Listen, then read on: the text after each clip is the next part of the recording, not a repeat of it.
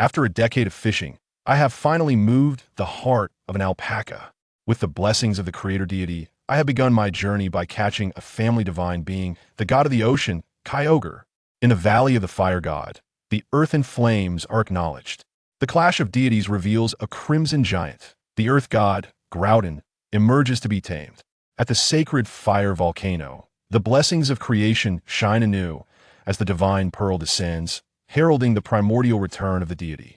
The pillar of the sky stands tall as two gods ascend to the pinnacle, and the celestial dragon, the Milky Way, appears. The three nature gods are subdued. Shui Wudong, the young master of the water fleet, takes the three gods with him to claim the championship and declare war on time and space. Chapter 1. I caught Kyogre with a fishing rod. The sea is calm and serene. Wutong stands by the shore, gripping the bent fishing rod tightly, his face alight with excitement.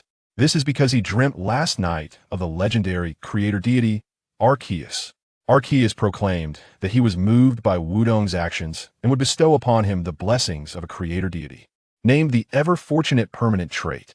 Though merely a dream, Wutong can now feel that what is tugging at the rod is a formidable creature. This is certainly not a Magikarp or a shiny tentacle. Finally, at long last, I can possess a powerful water-type Pokémon of my own. As the fishing rod is cast back, the ocean surges with colossal waves. Upon spotting the immense figure in deep blue, Wutong hesitates not for a moment. The red and white Pokeball in his hand is already thrown. Go! You must succeed. The Pokeball collides with the gigantic Pokémon, rebounding backward and landing on the beach, beginning to shake. Once, twice, thrice. Ding! I've caught it! As the Pokeball bursts forth with stars, Wutong eagerly rushes to retrieve it, pressing the central button and tossing it.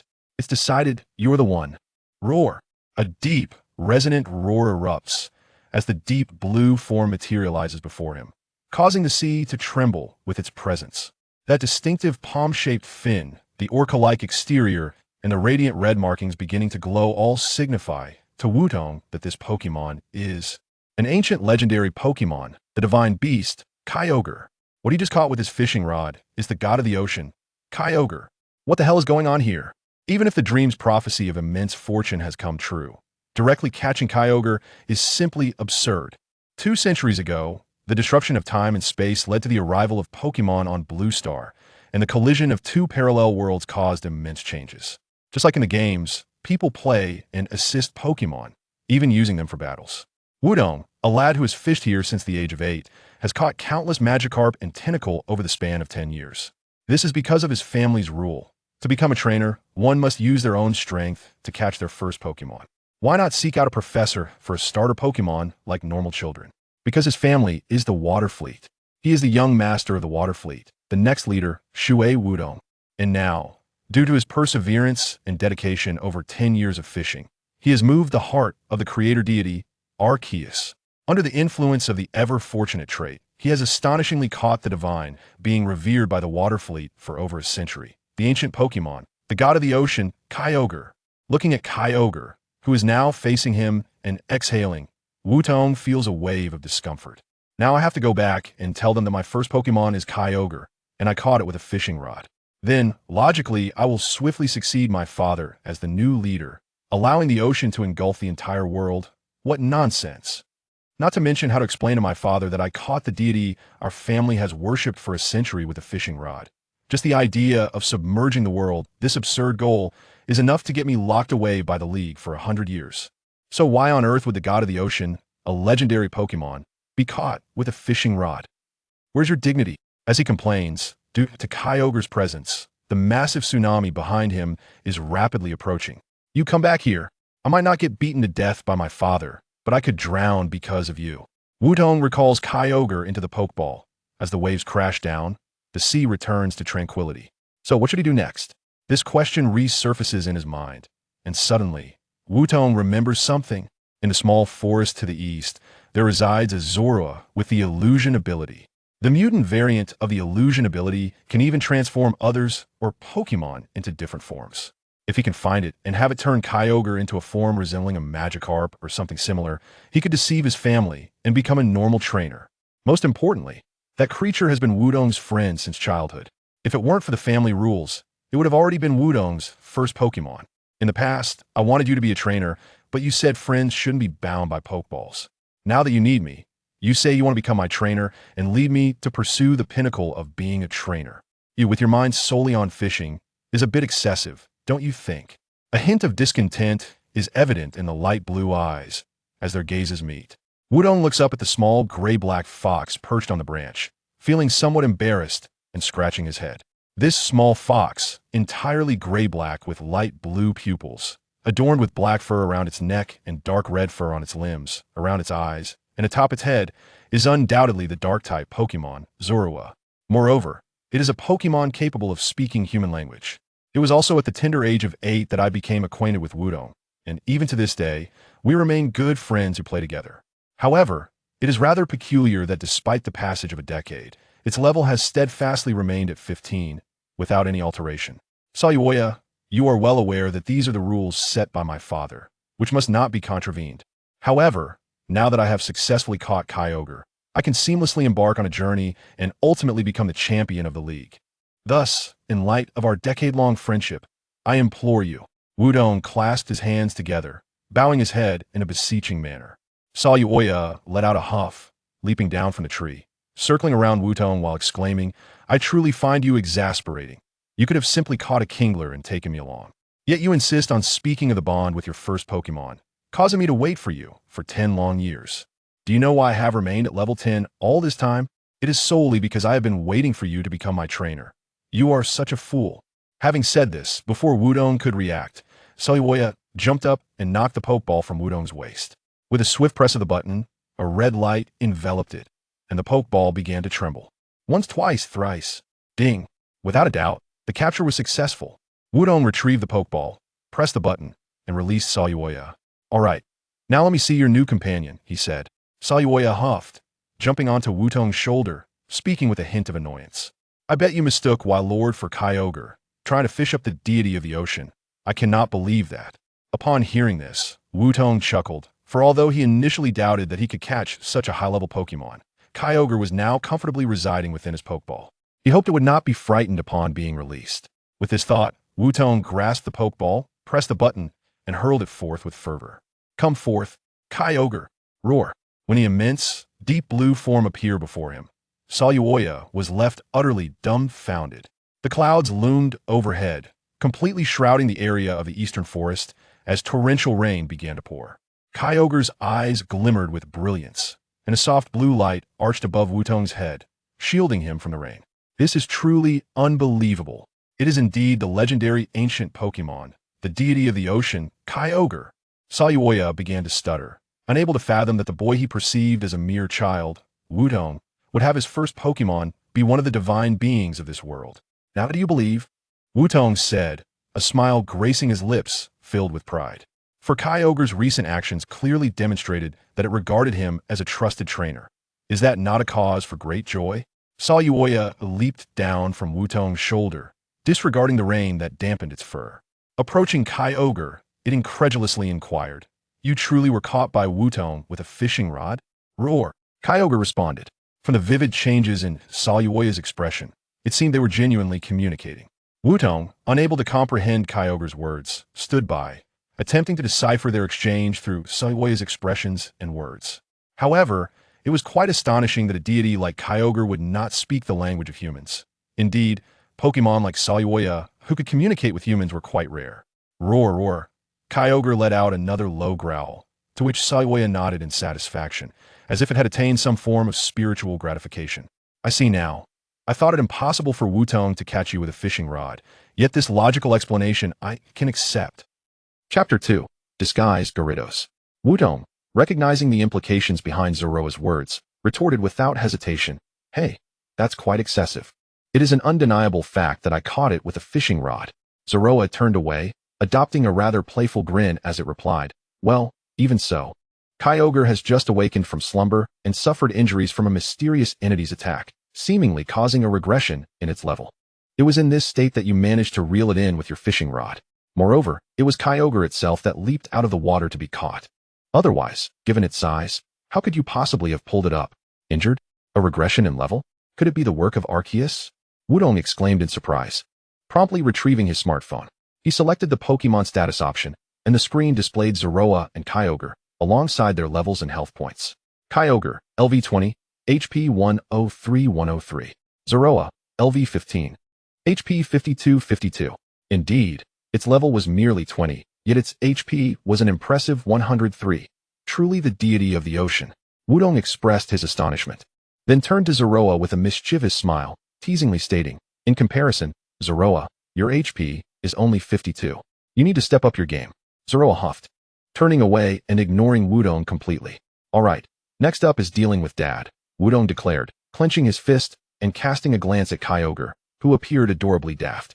In that case, Zoroa, transform Kyogre into a Sharpedo. Though his intentions carried a hint of mischief, Sharpedo was undoubtedly a superior choice. Magikarp was too weak, and Tentacool was nothing remarkable. Wailmer simply did not suit his identity as the young master of the water fleet.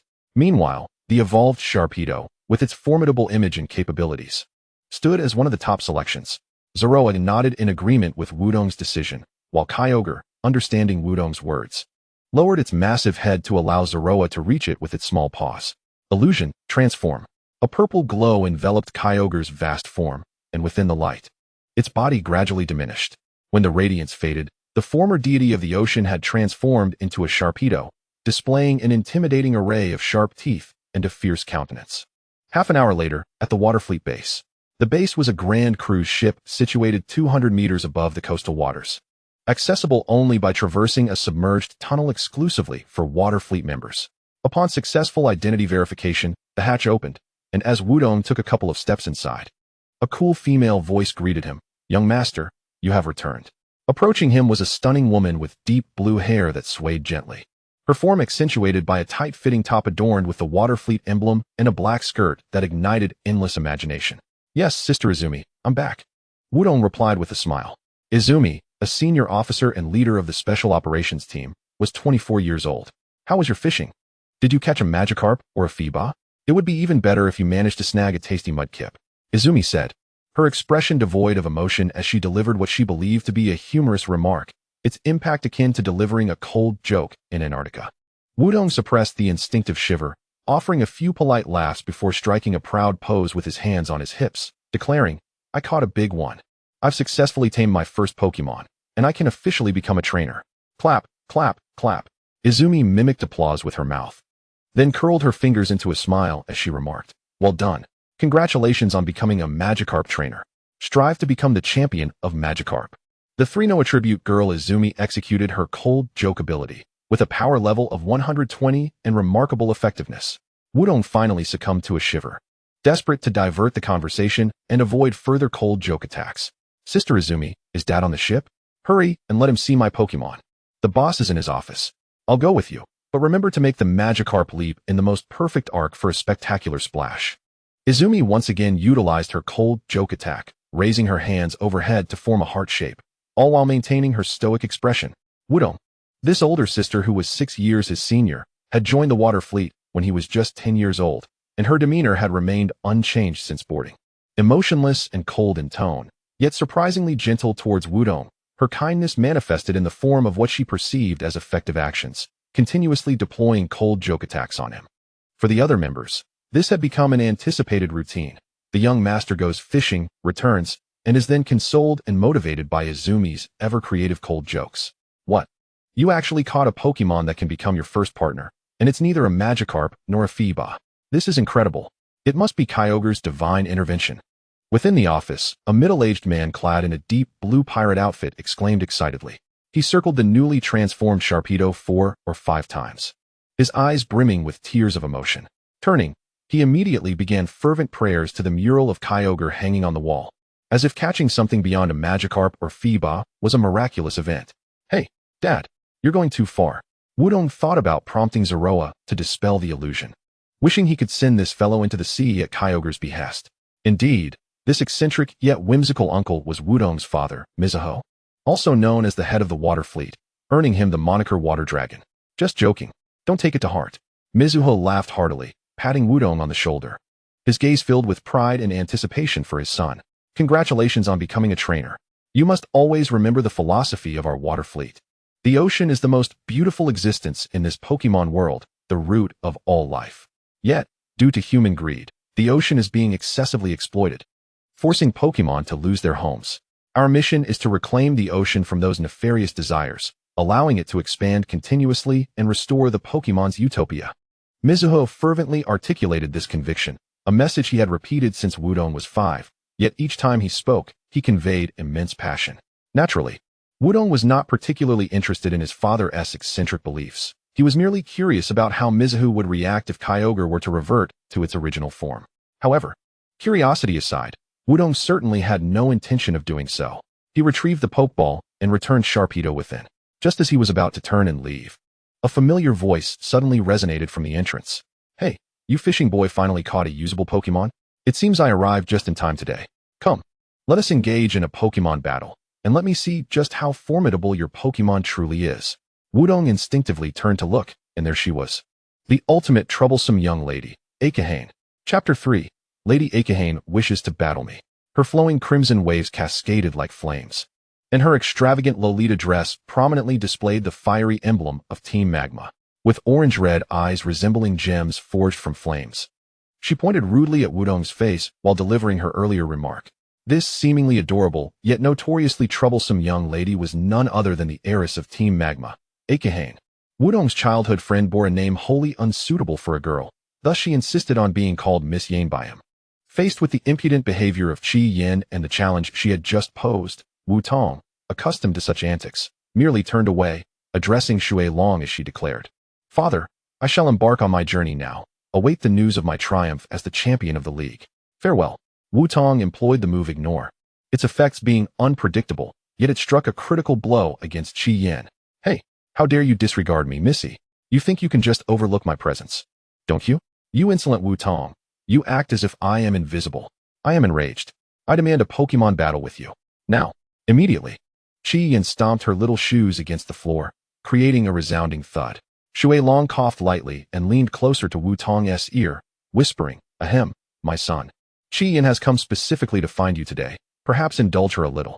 It would be a fine opportunity for your father to witness your Gyarados and see how that Zoroark fares." On the other side, Qi Yin had spread her arms wide, blocking the exit as if to prevent Wutong from leaving, while the Zoroark perched on her shoulder helplessly rested its tiny paw against its forehead.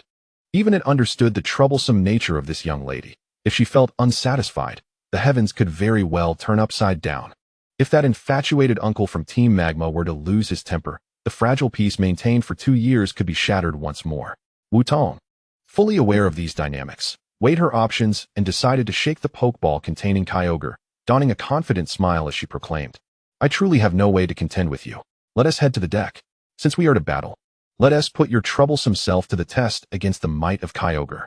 On the deck, amidst a circle formed by dozens of Team Aqua members, Wutong and Qi Yin stood opposed to one another, a distance of 5 meters separating them. One was a haughty, troublesome young lady, while the other was a young master who had finally become a trainer after 10 years of fishing. There was no reason to miss such a spectacle. "Let us go." Flareon. Qi Yin took the initiative, gripping one of the 3 Pokeballs at her waist and tossing it forth. Wutong glanced at the Zoroark on her shoulder, nodded in understanding, and released her Pokeball, activating Zoroark's ability. It's decided Gyarados. In a flash of light, Kyogre, transformed into the form of Gyarados, appeared alongside Flareon, resembling a large fox with an orange hue. Simultaneously, the previously clear skies turned ominous, as Kyogre's ability to summon rain was activated. A wave of excitement erupted among the Team Aqua members. What? Gyarados can actually induce rain. Its ability should be Rough Skin, right? Even if it were a hidden ability, it should be Swift Swim. Truly, this was the young master Gyarados. Victory was assured.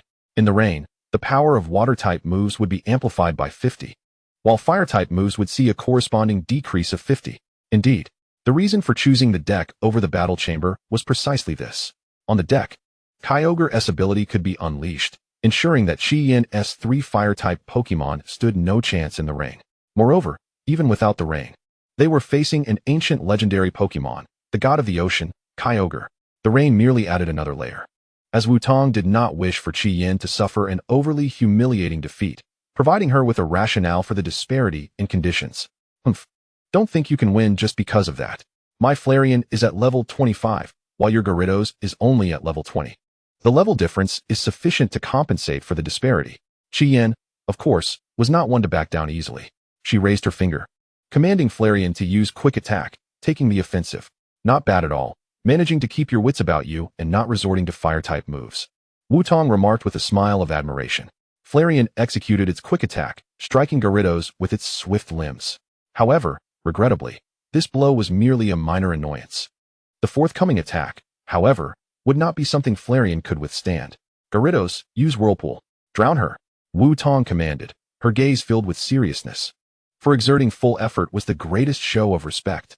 Thus, when Kyogre unleashed its whale-like roar, the ocean surged, transforming into the swirling waters of Whirlpool. The murky yellow waves soared above Wutong's head, hovering ominously over Chi Yin and Flareon, before cascading downward like a waterfall. Boom. Flareon collapsed, rendered unable to continue fighting. The effect was astounding. Oh, this is simply unbelievable. Is this really Gyarados? Whirlpool. And it's a whirlpool summoned with the power of the ocean, truly worthy of the Pokémon the young master has fished for a decade. Hey, you might want to drop the fished for a decade bit. You rascal. The members of Team Aqua erupted once more into cheers and discussions. Even Shui Long and Quan Mei were taken aback. Had Shui Long not been quite fond of Chi Yin, his potential future daughter-in-law, he might have joined the fray in jubilant celebration. What nonsense. I shall not be defeated. It's not over yet. Chi Yin retrieved Flareon, already tossing another Pokeball into the fray. Burning Caterpillar. Use Tackle. The Burning Caterpillar, a level 59 Pokémon capable of evolving into the powerful Fire Moth, was deemed a rare Pokémon birthed from the sun, found only within volcanoes. However, this one, emerging from its Pokeball, appeared as though ensconced in a brown cocoon. Its white head adorned with 5 crimson horns, was merely level 19 and far from evolving into Fire Moth. Moreover, Wutong had already begun issuing commands for an attack. It would not even get the chance to use its tackle. Gyarados, return. Zorua, go. Use Pursuit. Yes. Wutong recalled Kyogre and directed Zorua perched on her shoulder. Zorua transformed into a shadowy figure, rushing forth with incredible speed, its little paws enveloped in purple light as it landed a sharp strike on the Burning Caterpillar's chin. Pursuit, a dark-type move, deals double damage when the opponent switches Pokémon. The timing for its use was impeccable. The Burning Caterpillar's strength lay in its attack, yet its HP and defense were its weaknesses. Under the influence of the rain, this strike proved equally lethal. Zorua executed Pursuit, delivering a critical hit. The Burning Caterpillar was rendered unable to continue fighting. Excellent. Utilizing the right move at the perfect moment, not solely relying on a single Pokémon. The execution of your skills and timing was impeccable. You are indeed my Shui Long's son. Haha. Shui Long had completely forgotten to consider Chi Yin's feelings. Bursting into laughter, while Quan Mei raised her fist, unhesitatingly tapping Shui Long on the back of his head. Miss Chi Yin is still present. Boss, do mind your words. On the other side, Chi Yin, having recalled her Burning Caterpillar, was left in a daze. She had actually lost to Wutong, to the Wutong who merely fished. She had vowed to become a trainer to protect him, yet he had grown so formidable right after becoming a trainer. Ugh, this deceiver. However, he had truly looked impressive just now, especially when commanding his Pokémon, that earnest expression in his eyes. No, that detestable fishing boy, a great liar, unforgivable. Yet, he managed to catch such a powerful Gyarados. Oh, how wonderful. No, I will not pardon him. Chi Yan's inner turmoil began to spiral. Her face flushed as she dared not meet Wutong's gaze any longer. Suddenly, an idea struck her. She lifted her chin defiantly, gazing skyward. One hand on her hip, while the other pointed at Wutong. Humph. You arrogant Wutong, don't get too pleased with yourself. This was merely me being lenient. Next time, I shall defeat you in a splendid manner. Until then, I will not allow you to lose to anyone else. Therefore, I shall take my leave. Farewell. With a flourish, Chi Yin declared these words, then abruptly turned, her cheeks flushed as she scampered away in small, hurried steps under the watchful eyes of the other Team Aqua members. Chapter 4. Lady Chi Yin wants me to propose. To celebrate Wutong's triumphant first battle with the Gyarados he had fished for a decade and his imminent journey, Team Aqua organized a grand party. Wutong finally exchanged his ubiquitous fisherman-esque garb for the attire specially tailored for him by Quan Mei. The clash of deep blue and sky blue delineates the aquatic fleet's blue ideology, discarding the team emblem on the chest in favor of chic and stylish patterns. The imposing primitive form of Kyogre on the back may appear somewhat ostentatious and juvenile, yet Izumi asserts that it is the most befitting attire for Wutong's identity and age. Naturally, for Wudong, who has successfully caught a Kyogre, this is rather advantageous. Most notably, the belt designed specifically for Wutong to hang Pokeballs features an emblem at its center that seems to function as a button. Izumi, what is this? Wutong inquired, pointing at the emblem button while gazing at his reflection in the mirror. This button is the switch for the battle suit. When pressed, it activates the battle functions of the suit. By stimulating the body's acupoints and nervous system, it can significantly enhance the young master's physical strength. For instance, should the Alliance attempt to apprehend him, activating the battle function would enable a swifter escape. Upon finishing her explanation, Izumi appeared to reveal a hint of a mischievous smile. What do you mean by escape faster? I certainly won't be captured by the Alliance. Wutong retorted indignantly. Perhaps in 10 years, the young master might indeed catch Lord Kyogre on his path to becoming a champion, necessitating a means to evade the Alliance's pursuit when the time comes to submerge the world. Izumi's expression remained impassive as she uttered these rather ominous words. I will not. And why 10 years from now? Am I destined to struggle with fishing for a decade? Wutong vehemently dismissed, instinctively glancing at the Pokeball containing Kyogre in his hand. Submerging the world. Such an endeavor is as disturbingly extreme as Team Magma's desire to transform the entire world into land. Those who wield divine power for such purposes are surely to face divine retribution. However, on the subject of divinity, is my ability to catch Kyogre truly a blessing from Arceus, the creator god? Night fell, and in his dreams, Wutong once again encountered Arceus. The surroundings were as dark as the previous night, but this time, he was accompanied by the ever-growling Kyogre. Arceus stood with its back to him, and before it appeared 3 colossal figures, dark red, deep blue, and pale purple. A golden radiance erupted from Arceus, its ancient and majestic voice resonating in Wutong's ears. When you obtain the powers of fire and earth, you shall earn its recognition. In the tower of the sky, let the ocean and the earth elevate you to the pinnacle, bringing forth illumination. Only the world itself can defy time and space, and only your existence can forge the bonds of connection. This shall be our final conversation. My blessing shall accompany you for eternity. As the voice faded, before Wutong could pose a question, the roar of Kyogre jolted him awake from his dream. The last image he beheld was of a crimson behemoth bellowing upon the earth, alongside a towering structure linking to the cosmic stars. Hey, clarify your words, you foul alpaca. Wutong suddenly sprang up, only to realize he was merely seated on his bed. Sunlight streaming through the porthole, heralding the dawn. Reflecting on the dream's content, he seemed to recall something significant, leaping up without even attending to his morning routine. Rushing towards Qi Yan's room. After yesterday's party, Qi Yan had naturally stayed aboard the ship. Now, as he knocked on her door, Wutong sought to confirm something that could drive Team Magma into a frenzy. Knock, knock, knock. Who is it? This young lady just dreamt of exchanging vows with Wutong. Qi Yan, still rubbing her sleepy eyes, sat up with a silly grin, inadvertently revealing details from her dream. Knock, knock, knock. The sudden urgent knocking jolted Qi Yan awake, her face flushing bright red. No, no, no. This young lady did not dream of that foul fishing boy. It is impossible for me to dream of marrying him. The persistent knocking ignited a severe case of morning irritability in Miss Yan, as she muttered threats about incinerating whoever was on the other side.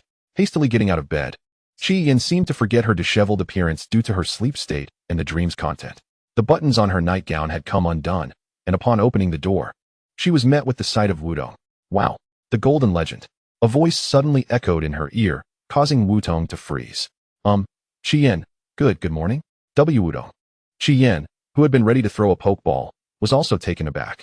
As Wutong covered his face and turned away, she seemed to realize something. Looking down, she gasped, bang.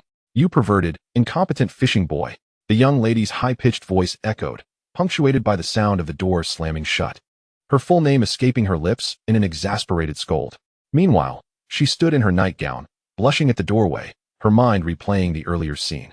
What a classic, cliched romantic scenario. Yet, one must admit, it was quite splendid. Inside, Qi Yan's cheeks burned as she leaned against the door, her mind filled with Wutong's earlier expression. That scoundrel fishing boy, not only did he triumph over me yesterday, but he also disrupted my dreams this morning. Most importantly, he looked quite dashing in his pajamas. Not only did he reveal his collarbone, but his dazed and sleepy demeanor was utterly adorable. No, that foul fishing boy ought to be kneeling in gratitude for the privilege of my presence. However, if I want him to kneel, I suppose I must present him with a ring, placing it upon my 4th finger. No. Why am I daydreaming again? Perhaps he truly feels remorse for yesterday, and has come to confess his feelings for me first thing in the morning. Miss Chi Yin had completely lost the plot, unaware that her thoughts had spiraled into a fantastical reverie. After changing her clothes, steadying her breath and emotions, and donning a composed expression, she resolved to agree to Wudong's proposal only after refusing him 3 times. With that in mind, she opened the door once more. Wudong, you should have photos of the mural depicting Groudon, right? No problem. I accept your proposal. A prolonged and awkward silence ensued. Huh. You come knocking on my door this early, interrupting our wedding, and then you asked me for a photo of the Groudon mural? Chi Yin rapidly fired off her thoughts in succession, while Wudong remained oblivious to the gravity of the situation. Is there a problem? I merely wanted a photo of the Groudon mural. If it's not feasible now, you can send it to me later? He inquired tentatively, tilting his head and blinking. Of course there's a problem, you dense fishing fool. You deserve to fish for a decade without catching a Pokémon. Take your photo and scram. Bang. The door slammed shut once more, and a notification chimed on Wudong's phone. Upon glancing at it, he found a photo of the mural sent by Chi Yin. It depicted the ancient legendary Pokémon, the god of the earth, Groudon. Thank you, Chi Yin. Wudong exclaimed excitedly, turning to dash back to his room.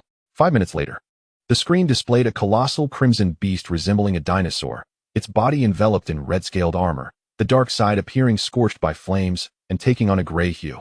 Large spikes protruded from its head, torso, and tail, with massive hands ending in 4 sharp claws, said to be capable of rending the earth, covered in bizarre patterns. It was said to emit a glow when gathering energy, much like Kyogre. This was the ancient legendary Pokémon, the god of the earth, Groudon. Chapter 5. The Legend of Shattering the Great Waves, the Sea Sovereign.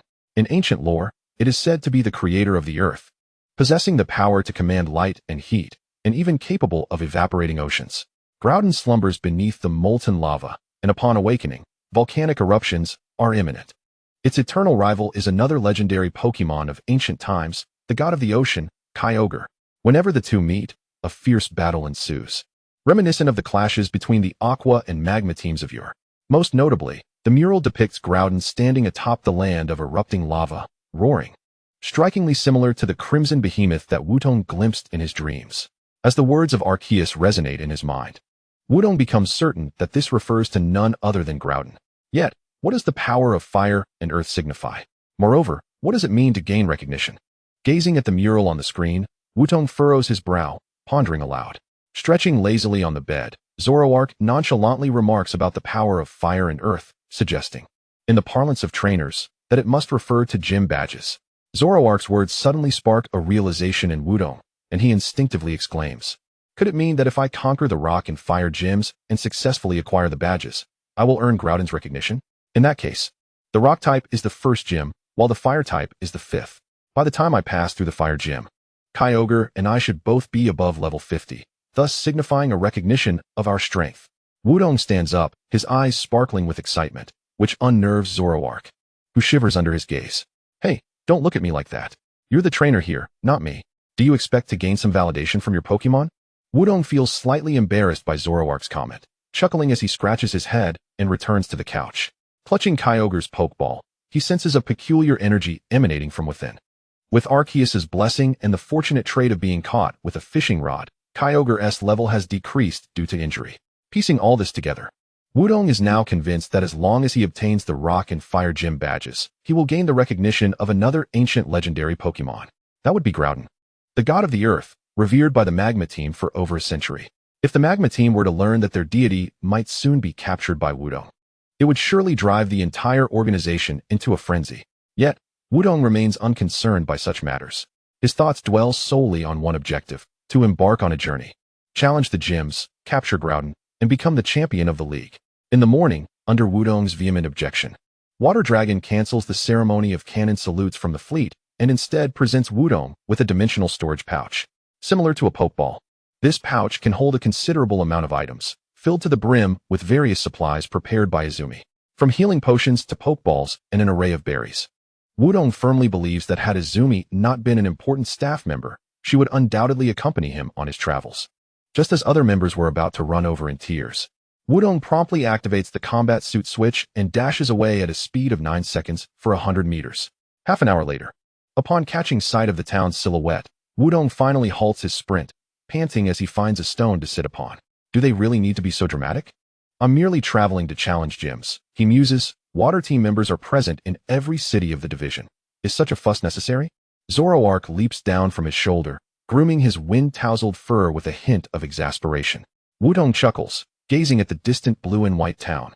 After all, I've never left their side since childhood. It's only natural to feel reluctant when they follow me everywhere. Replacing the water bottle in his backpack, Wudong rises, pointing towards the town ahead. Ah, there lies Heidu Town, a coastal settlement embodying the philosophy of battling against towering waves.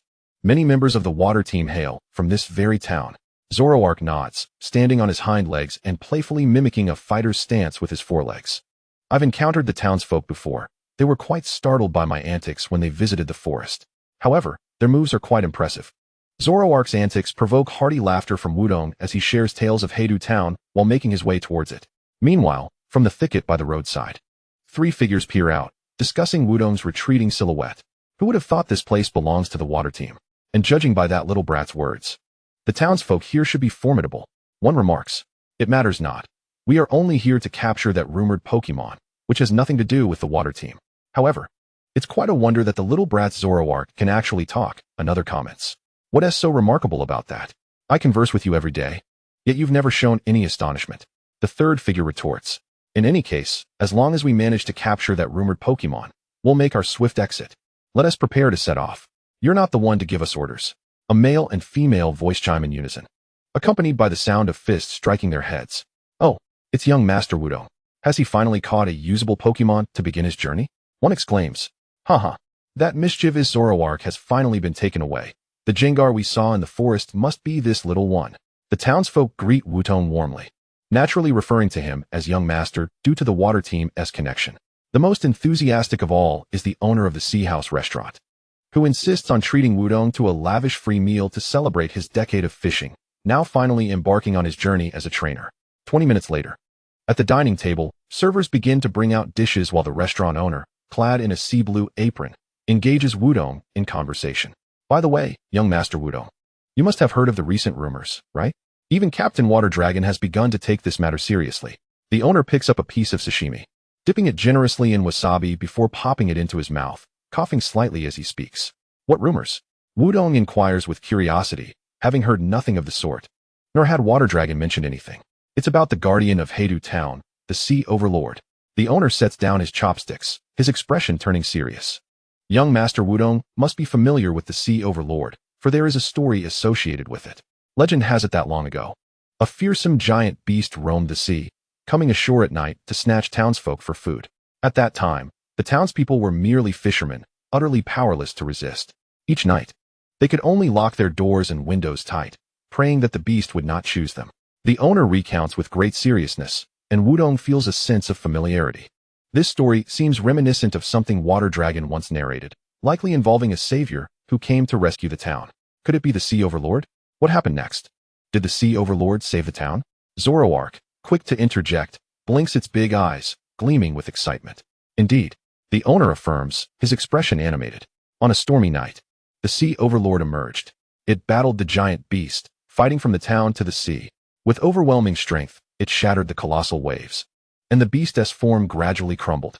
No one could clearly see the Sea Overlord's appearance, only glimpsing its fists in battle. After its victory, it vanished into the depths of the ocean. Following this, people named it the Sea Overlord, and to commemorate it, the town was renamed Heidu Town, adopting a motto of battling against mighty waves. After sharing this tale, the owner excitedly rises, striking various poses to showcase his muscles. Wudong nods thoughtfully before asking, so, what are the recent rumors? Has the Sea Overlord appeared once more? The proprietor revealed a triumphant smile, producing a photograph as he exclaimed, indeed. The Sea Overlord has not only made an appearance in the town, but is also seeking a formidable individual to serve as his trainer. Trainer? Wudong replied, somewhat taken aback. He accepted the photograph, which depicted a swirling mass of black mist, with a faint crimson hue discernible within. Could it be that the Sea Overlord is also a Pokémon? As Wudong pondered this aloud, the proprietor suddenly slammed his hand on the table and sprang to his feet. Since young Master Wudong is curious, then you shall participate in the Sea Fighting Town Martial Arts Tournament. Chapter 6. The Martial Arts Tournament, the Mysterious Trio. The Sea Fighting Town Martial Arts Tournament? What does that entail? Wudong inquired, his brow furrowed in confusion. The proprietor, now flexing various muscular poses, abruptly slapped his hand on the table. With an expression brimming with excitement, he leaned closer to Wu Tong and exclaimed, "So, young Master Wu Tong has decided to participate. The Sea Fighting Town Martial Arts Tournament will determine the qualifications for the Sea Overlord's trainer. Only the mightiest warriors can earn the right to train alongside the Sea Overlord and conquer the colossal waves, ascending to the pinnacle of glory." With that, the proprietor resumed, showcasing his muscles, lost in his own reverie. A Pokémon capable of vanquishing titanic beasts. This Sea Overlord sounds incredibly powerful, Zorua remarked, pointing to Kyogre's Pokeball with her tiny paw. With it and my skills, plus your battle attire, we might just emerge victorious. I reckon you simply wish to join the fun, Wu Tong teased, poking Zorua's forehead. Yet, observing the proprietor's exuberance and the photograph ignited a spark of interest and determination within him. Participating in the tournament could not only elevate Kyogre and Zorua's levels through battle, but might also lead to victory and the chance to capture the legendary Sea Overlord. A Pokémon capable of shattering immense waves is undoubtedly impressive. Though Kyogre is indeed formidable as a divine being, capturing more Pokémon is still quite essential. With this thought, Wu Tong rose decisively and proclaimed, "No problem. I shall participate in the Sea Fighting Town Martial Arts Tournament." In another corner of the establishment, 3 pairs of eyes shifted away from Wu Tong, lowering their voices to deliberate. The Sea Fighting Town Martial Arts Tournament? I never imagined they would choose this method to determine the trainer of that Pokémon. Let us join as well. When that Pokémon makes its appearance, we can create chaos with explosives, one of them suggested. In such a tumultuous scene, not only can we seize the Pokémon, but we can also whisk away that little rascal Zorua. Most importantly, Musashi's million-ton heavy fist and million-ton flying kick make winning the tournament a piece of cake. Indeed, Musashi, the powerhouse, is perfectly suited for such a martial arts tournament. A simultaneous thud echoed as fists collided with 2 heads. As Wu Tong instinctively turned to look, he found that the patrons in the corner had already departed. Was it just an illusion? 3 hours later, at the Sea Fighting Town Martial Arts Hall, the first floor of the venue was already packed with spectators, including not only townsfolk, but also some members of Team Aqua, who were animatedly conversing with Wu Tong. The annual Sea Fighting Town Martial Arts Tournament was about to commence. The host raised the microphone, scanning the crowd, and pointed to a location, announcing the first seed contestant. From the Sea Family Restaurant, the proprietor himself, the tournament's largest sponsor. Clap, clap, clap. The applause erupted as the proprietor eagerly stepped forward, snatching the microphone and striking a pose to showcase his muscles. "Ha! I never expected to be among this year's seed contestants. Truth be told, I am not that strong. I simply practice diligently at every moment. Thus, I am just a smidgen stronger than all of you." With that, the proprietor maintained his hearty laughter and struck various poses. The proprietor's words are quite provocative. Next up is the second contestant, a stunningly beautiful and undeniably captivating figure, the senior officer of Team Aqua, Miss Izumi. As the host reached the last 4 words, his voice crescendoed. When Izumi stepped onto the stage, the crowd erupted. All the men present, save for the utterly astonished Wu Tong and the gaping Zorua, including the proprietor lost in his muscular world, began chanting Izumi's name. What is happening? Sister Izumi is competing too? Wu Tong wondered aloud, just as Izumi turned her gaze toward him, with her left hand forming a heart shape, her right grasping the microphone, and one leg raised in an adorable pose. She maintained her stoic expression and stated, "Cheer up, young master. I will eliminate all obstacles in your path." Once more, Izumi uttered a chilling declaration with a blank expression. "I am willing. Miss Izumi, please come and defeat me." The proprietor had already rushed forward and knelt on one knee. Blocked from Wu Tong's view, Izumi unleashed a swift kick with her elevated leg. Izumi executed the million-ton heavy kick. Its effectiveness was remarkable.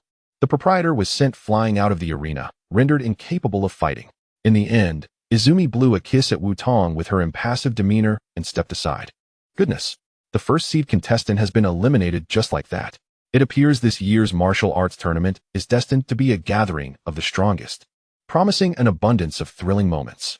The host, reclaiming the microphone, reignited the atmosphere with his words.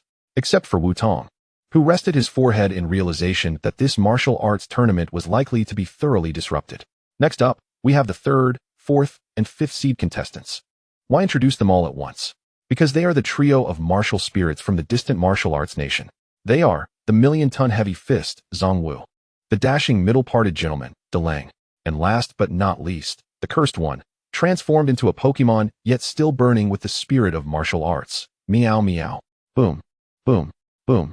As the host concluded, the venue's lights suddenly dimmed. 3 figures materialized next to the host, exchanging the microphone while delivering peculiar opening lines. Since you have sincerely asked, we shall generously reveal to you. To prevent the world from being destroyed. To protect the peace of the world. Upholding love and true justice. The adorable and charming martial artists. Zhongwu. Delang. We are the trio of martial spirits, burning with fervor. A bright tomorrow awaits us. With that boom, boom, boom.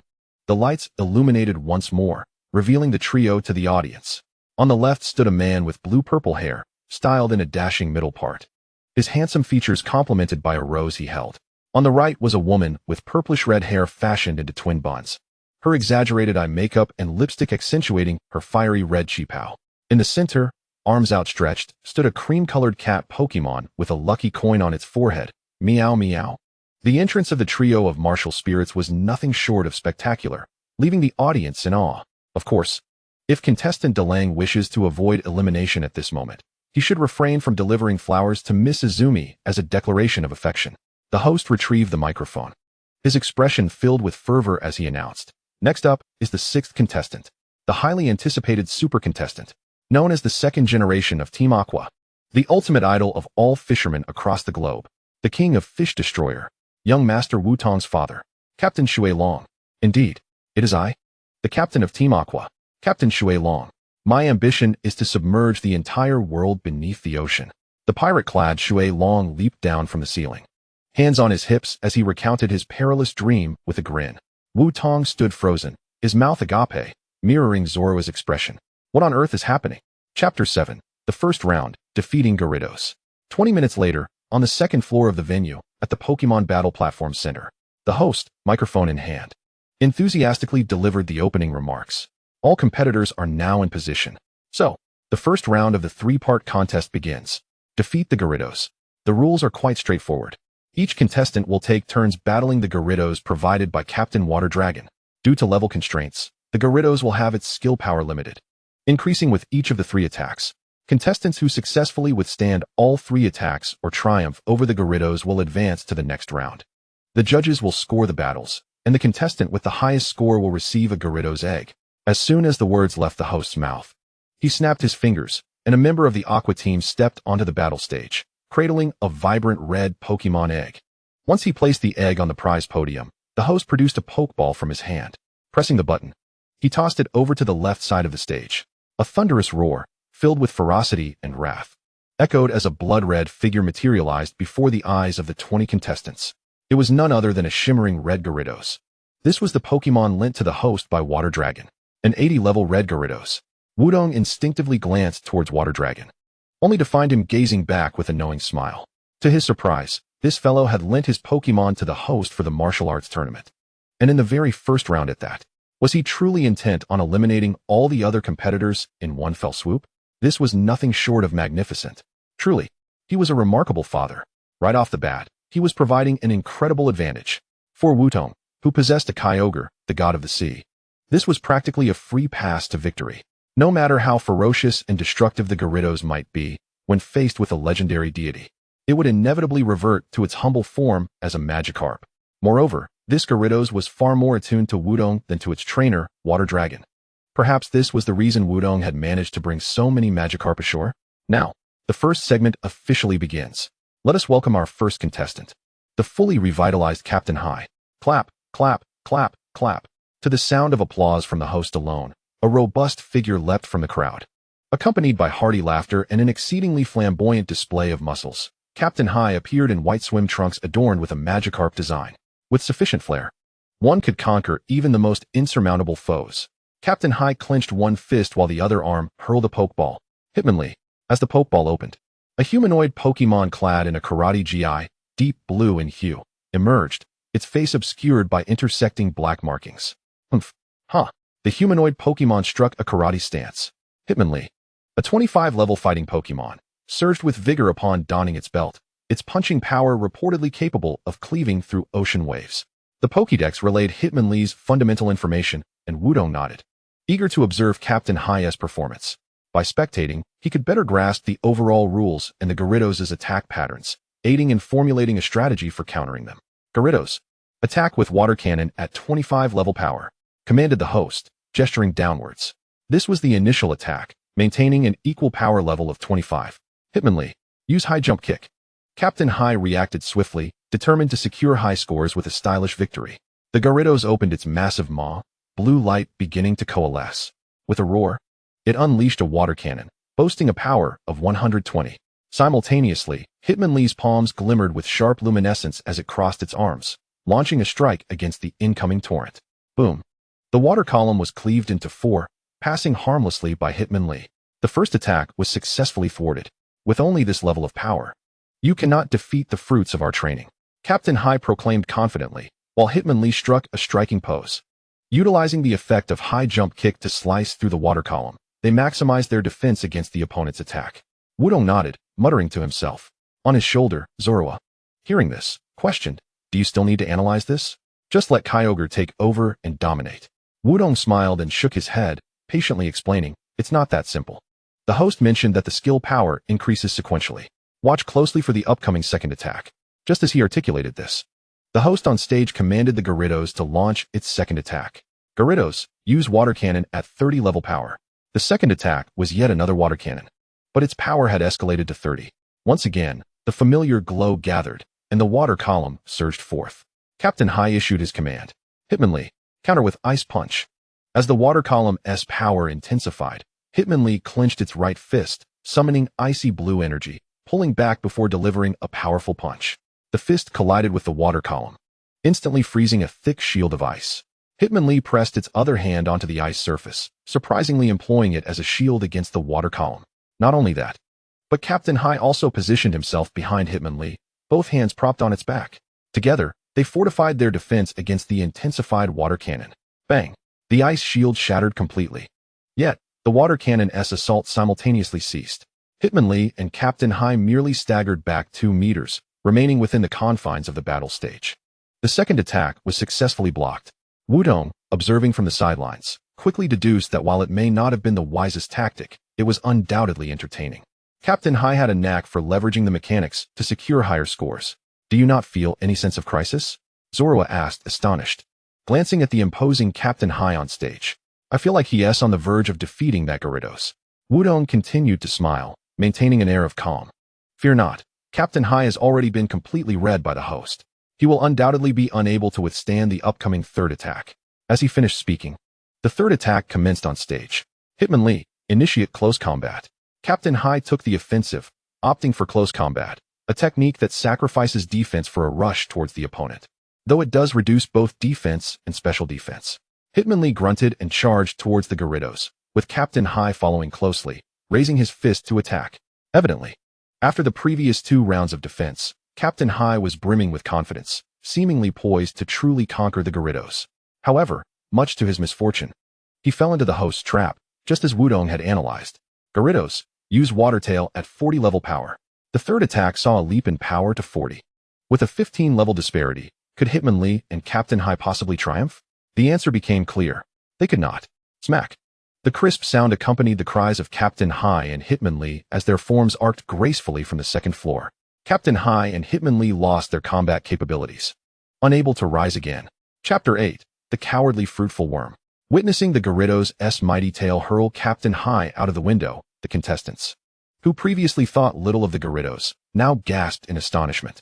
They were beginning to comprehend that the initial attacks from the Gyarados were merely at the same level, and it had hardly exerted its true strength. The host had simply commanded the Gyarados to use its skills. Moreover, the third attack had crossed a 15-level gap, a scenario nearly impossible to overcome in Pokémon battles. Undoubtedly, this also served to illustrate that the red Gyarados egg could hatch into such a formidable Pokémon. No matter what, they had to secure the first place and obtain the Gyarados egg. Such thoughts emerged in their minds, including the trio currently concealed in whispers above the ceiling. "Musashi, did you see that? The Gyarados is formidable. Once all the events conclude, do not forget to take it with us. It's truly unexpected to find such delightful surprises here.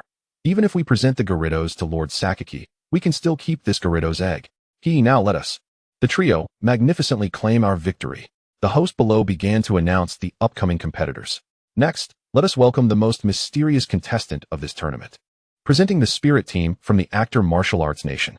Due to their inseparable bond, the tournament made an exception for them to appear simultaneously. Claps echoed, solely from the host's hands. Yet, this did not hinder their grand entrance. Boom, boom, boom. Suddenly, the lights on the second floor were extinguished, and three figures emerged amidst the flickering lights. They alternated positions, preparing to deliver yet another cringeworthy opening statement. To prevent the world from destruction, Spirit Team, be prepared. And do not waste time. Their opening was ruthlessly interrupted by the host, who firmly held onto the microphone. Ahem, then, let us begin. The girl with a bun, Zongwu, retrieved a pokeball, pressed the button, and threw it. Come forth. Gyurenren. A peculiar call rang out as a Pokémon. Resembling a blue weeble and standing nearly 1.5 meters tall, materialized. Gyurenren, level 20, the patience Pokémon. While it is a Pokémon that embodies endurance, it cannot tolerate attacks to its tail and will seek opportunities for mutual destruction. The Pokédex relayed Gyurenren's information, and Zoroya, nearly bursting with curiosity, inquired of Wudong. What do you think, can they win? The earlier analysis seemed almost prophetic, igniting Zoroya's curiosity about the impending battle. Observing the trio on stage, Wudong reflected and remarked, Gyurenren's stats lean towards defense, and it possesses skills to withstand both physical and special attacks. If my analysis is correct, the Spirit Team intends to endure 3 attacks. However, even Gyurenren may not withstand the third. No sooner had he spoken than the battle commenced. Gyarados, level 20, water cannon. Gyarados' first attack, a level 20 water cannon, served as a probing strike. A blue radiance began to coalesce as Musashi, unwavering, commanded, Gyurenren, use mirror coat. Gyurenren responded with its peculiar call and executed the strategy it devised by employing the mirror coat skill. A smooth mirror appeared before it, shimmering with an unusual glow. The water cannon struck the mirror as Gyurenren tightly shut its eyes, opened its mouth wide, and emitted a strange sound, its band-like hands bracing against the mirror. Just like the previous battle's ice punch against the ghost type, it successfully blocked the water cannon. The first attack was thwarted. Mirror Coat, a psychic-type skill, reflects special attacks, while Double Return, a fighting-type skill, returns physical attacks at double the damage. The Spirit Team misused a skill against the water cannon, a special attack. Yet, Gyurenren intelligently discerned the type of attack and utilized the appropriate skill. Truly a clever Pokémon.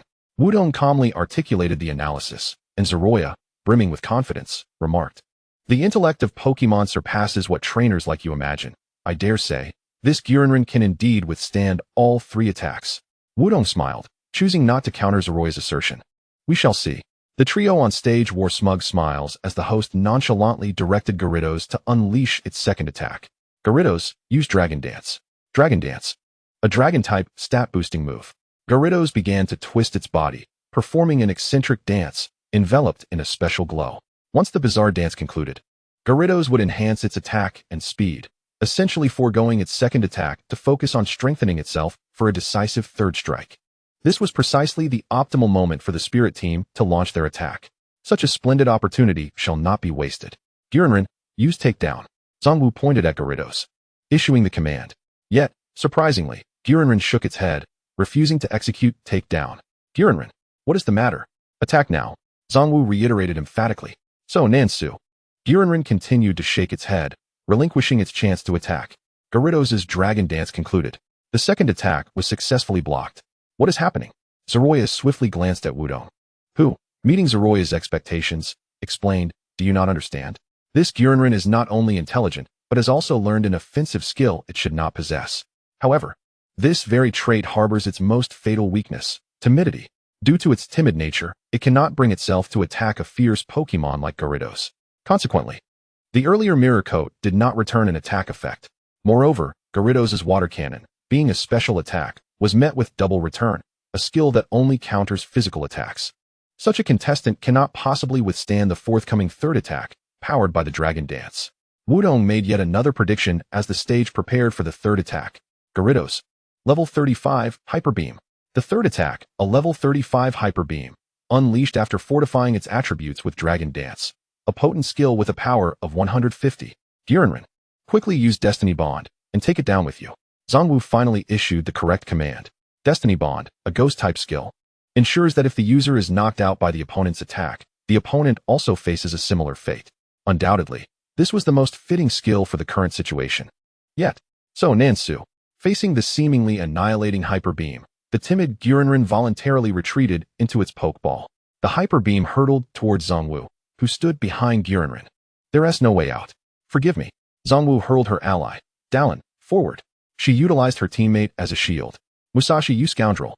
In the explosion of Hyper Beam, Dallin was unequivocally propelled away, even miscalling Zongwu's name. However, the light did not cease. Meow, now it's your turn to help. Zongwu frantically called out, instinctively grasping at nothing but air. Whipping around, she saw Meowth already at the edge of the stage, hurriedly tying something around its head. Bang! Meowth, you rascal!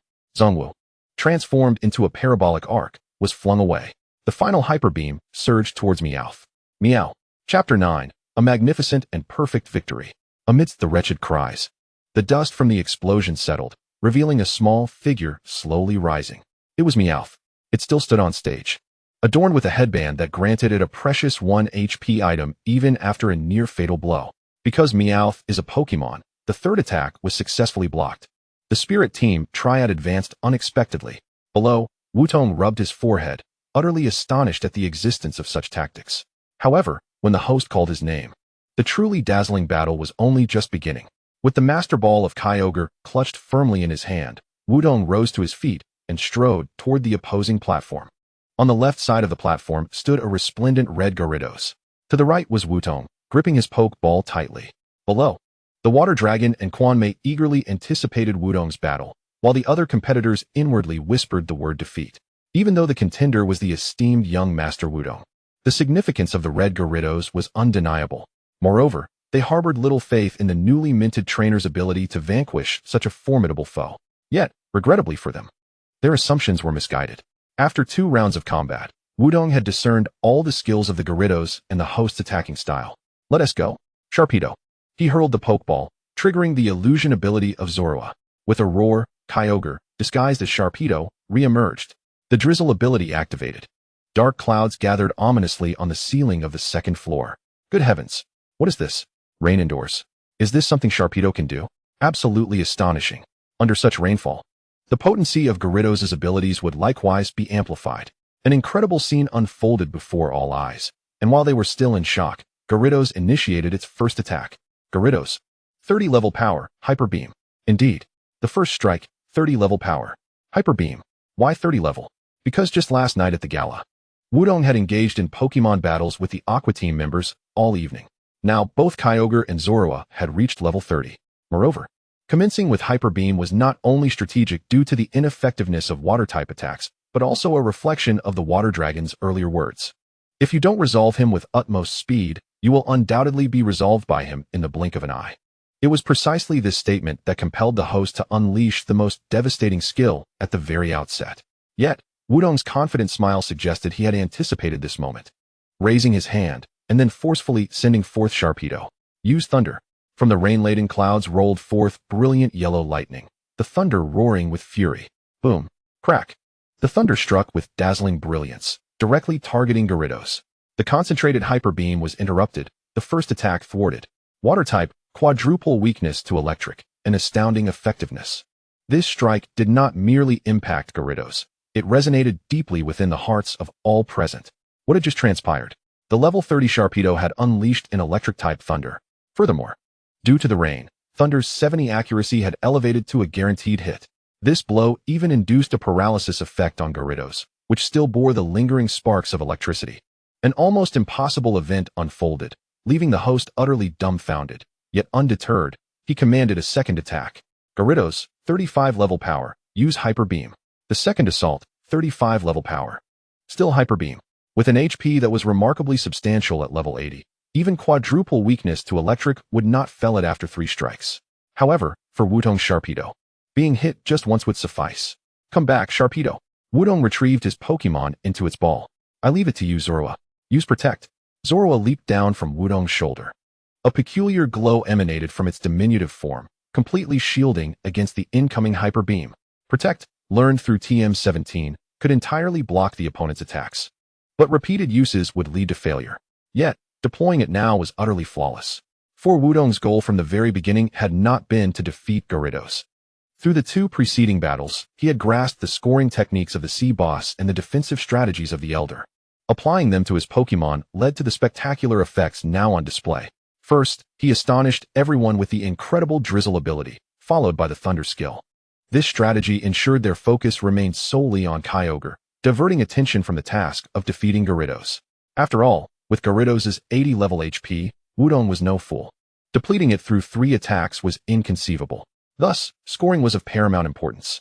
The subsequent Pokémon switch and the use of Protect were akin to a surprising performance art. With Gyarados' 2 failed Hyper Beams as a backdrop, this exhibition would surely yield remarkable results. The upcoming third attack was of utmost significance. Come back, Zorua. Sharpedo. Once more. No sooner had he spoken than the Master Ball of Kyogre was cast again. Sharpedo's form materialized, and Wudong's command followed in swift succession. Sharpedo. Use Ice Beam. Roaring. Kyogre unleashed a frosty blue beam, crystalline ice shards accompanying the attack toward Gyarados. Gyarados. The opportunity has arrived. 45 level power. Hyper Beam. The host reacted with equal swiftness, deliberately slowing down the command before executing it in an instant. The Ice Beam wielded a power of only 90. In this clash of skills, it would be dispersed by Hyper Beam.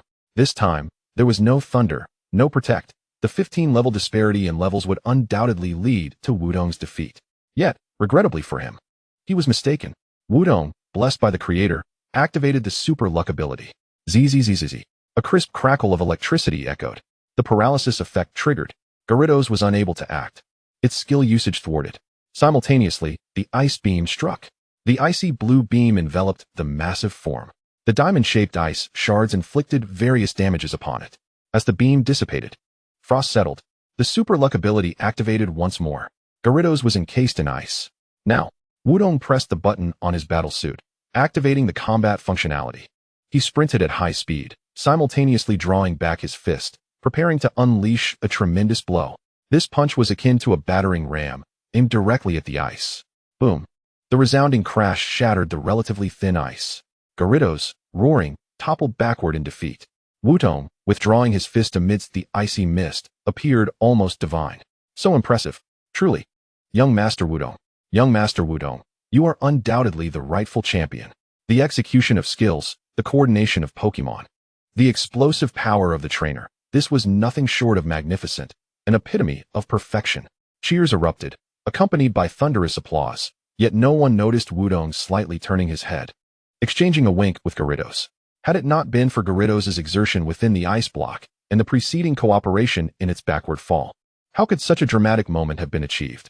The ultimate secret to victory lay in the bond between Pokémon and trainer. Chapter 10, Round 2. The prize is the legendary Holy Sword. An hour later, by the seaside, 5 Gyarados leaped and rolled in the sea, their movements causing the once tranquil waters to swell and crash upon the shore. On the surface of the water floated a blue platform, its size and shape mirroring that of the Pokémon battle platform. This was the battleground for the second round. The rules were simple. Competitors would engage in elimination battles on the unsteady floating platform, and falling into the water would result in disqualification. Furthermore, after defeating their opponent, they would face a combined assault from the 5 Gyarados. Thus, the conditions for victory required not only defeating the opponent, but also withstanding a round of Gyarados' onslaught. Of course, unlike the Water Dragon's level 80 Gyarados, these 5 were merely level 30 Gyarados belonging to the Aqua team members, making it relatively easy to block or evade their attacks. Spectators and contestants alike stood upon the sandy beach as the host announced the results of the previous round. Sea Boss, with a splendid parabolic performance, advanced with 3 points due to sponsorship. The Soul Team, with their touching bond, garnered 5 points. Water Dragon, for the sake of fairness, withdrew and advanced unusually. Kanzumi, likewise abstaining without reason, advances to the next round by special exemption. Wudong, with a splendid and flawless performance, achieves a perfect score and secures first place. Among the 20 competitors, only 10 advance, including them. The egg of the Gyarados is carefully stowed away in Wudong's dimensional bag, followed closely by the members of the water fleet from the previous round, each still clutching a finely crafted leather case. The host accepts the case, placing it on the prize podium. Upon opening it, a dazzling display of red, yellow, and blue light erupts. Inside the case lies a beautiful short sword, with a crimson blade, azure crossguard, and golden hilt. Each segment radiates a magnificent and sharp gleam, suffused with a sacred and majestic aura. Indeed, this is the champion's prize for the second round, provided by the Water Fleet, originating from the legendary Holy Sword. This is the Holy Sword discovered within the underwater cavern. Wudong's gaze is immediately drawn to it, instinctively exclaiming. The pokeball of Kyogre at his waist sways slightly, the blue light pulsating as if conveying some signal. The host nods and continues, confirming that, as Master Wudong has stated, this holy sword was unearthed by the Water Fleet in a marine cavern. The entrance bore formidable seals, and the walls of the cavern were scarred with countless sword marks. With this holy sword sealed upon a stone pedestal, most importantly, the mural depicted the silhouette of the legendary mythical Pokémon, the Holy Sword Master, Keldeo. In that instant, the crowd erupted in excitement. The host need not say more, for all present understood the significance of this holy sword. And when the host declared that this holy sword is the key to finding that mythical Pokémon, the fervor reached new heights. It is a mythical Pokémon. Though it may not be on par with deities like Kyogre, the legend of the Holy Sword Master Keldeo is equally illustrious, and its power is indisputable. It is said to traverse the surfaces of rivers, lakes, and seas, galloping across the world, appearing by beautiful waters. Thus, many have witnessed its presence and prowess. Even Wudong instinctively glanced at the water dragon, who had never shared much about the secrets of this sword with him, yet now presented it as a prize. Wait a moment. The Gyarados egg, the holy sword, and the water dragon, giving a thumbs up with a bright smile. Wudong suddenly realized. This is that old man's doing. Both the egg and the holy sword were prepared for him, merely presented in a rather unconventional manner. What is this, a test? Couldn't it have been handed over directly? This eccentric uncle. Nevertheless, despite the complaints, Wudong's every cell was aflame with excitement. If he wins the second round and obtains the holy sword, he would possess the key and opportunity to find Keldeo. With Kyogre's assistance, the success rate would be nearly 100%. The second round must be won. Of course, Wudong was not the only one exhilarated. The cheering competitors and the trio whispering in the corner were equally thrilled. Who would have thought such a small local tournament would hold so many surprises? A mysterious Pokémon, a talking Zoroark, and that outrageous Sharpedo belonging to the little rascal, not to mention the key to a mythical Pokémon. If we present these to Boss Sakaki, we might just ascend to the ranks of executives. The salary would allow me to live like a noble woman. This is the goal we should pursue. The Water Fleet truly has its merits. Compared to that Pikachu, it is evident that this little rascal has far more potential. The trio began their unrealistic fantasies. While on the other side, the competition was announced to commence. So, the second round, the first match, announcing the contenders, once again revitalized and determined to redeem himself. The karate master of the Ninth Dan, the event's largest sponsor, Boss High of the Sea House, and the cold, unyielding, expressionless masked figure, Miss Kanzumi, known as the Deep Blue Siren. Under the onslaught of Gyarados and Miss Kanzumi, can Boss High truly redeem himself? Let us await the outcome. As the host's voice echoed, two Gyarados escorted Kanzumi and Boss High to either side of the floating platform. On the left, Boss High produced a Pokeball and smilingly declared that upon winning this match, he would present the Holy Sword as a proposal ring to Miss Kanzumi. In a departure from his usual boisterous demeanor, Boss High launched a tender and heartfelt assault. Kanzumi remained impassive, merely releasing her own Pokeball. Amidst the unique cries and radiant light, a stunning figure materialized before the spectators. It was a Pokémon resembling a sea serpent, with a creamy body and ruby-like eyes. Its red fin-like appendages framed its head, while its beautiful tail was adorned with blue and pink scales, marked with black stripes, resembling an unfurled fan. Milotic, level 70. The gentle Pokémon, reputed to be the most beautiful Pokémon, its exquisite scales shimmering with a rainbow of colors that shift with the viewer's perspective. The Pokédex relayed the basic information, and the enchanting form captivated nearly all gazes.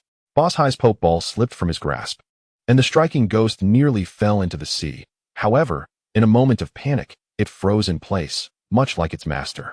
The ethereal beauty alongside the most beautiful Pokémon created a breathtaking tableau. Yet only Wudong, who was currently receiving heart-shaped kisses from Kanzumi, understood the dire fate that awaited Boss High. This Milotic was Kanzumi's ace Pokémon, and her deployment signified that she would be giving her all.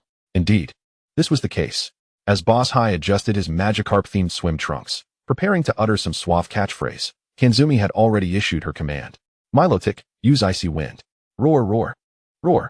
Amidst the continuous calls, Milotic's body swayed, unleashing a frigid blue gale from its mouth, catching both the striking ghost and Boss High completely off guard. Ice crystals enveloped every inch of the striking ghost's skin, and as Boss High prepared to take action, a second attack was already upon them. Milotic, use Hydro Pump. Indeed, it was Hydro Pump.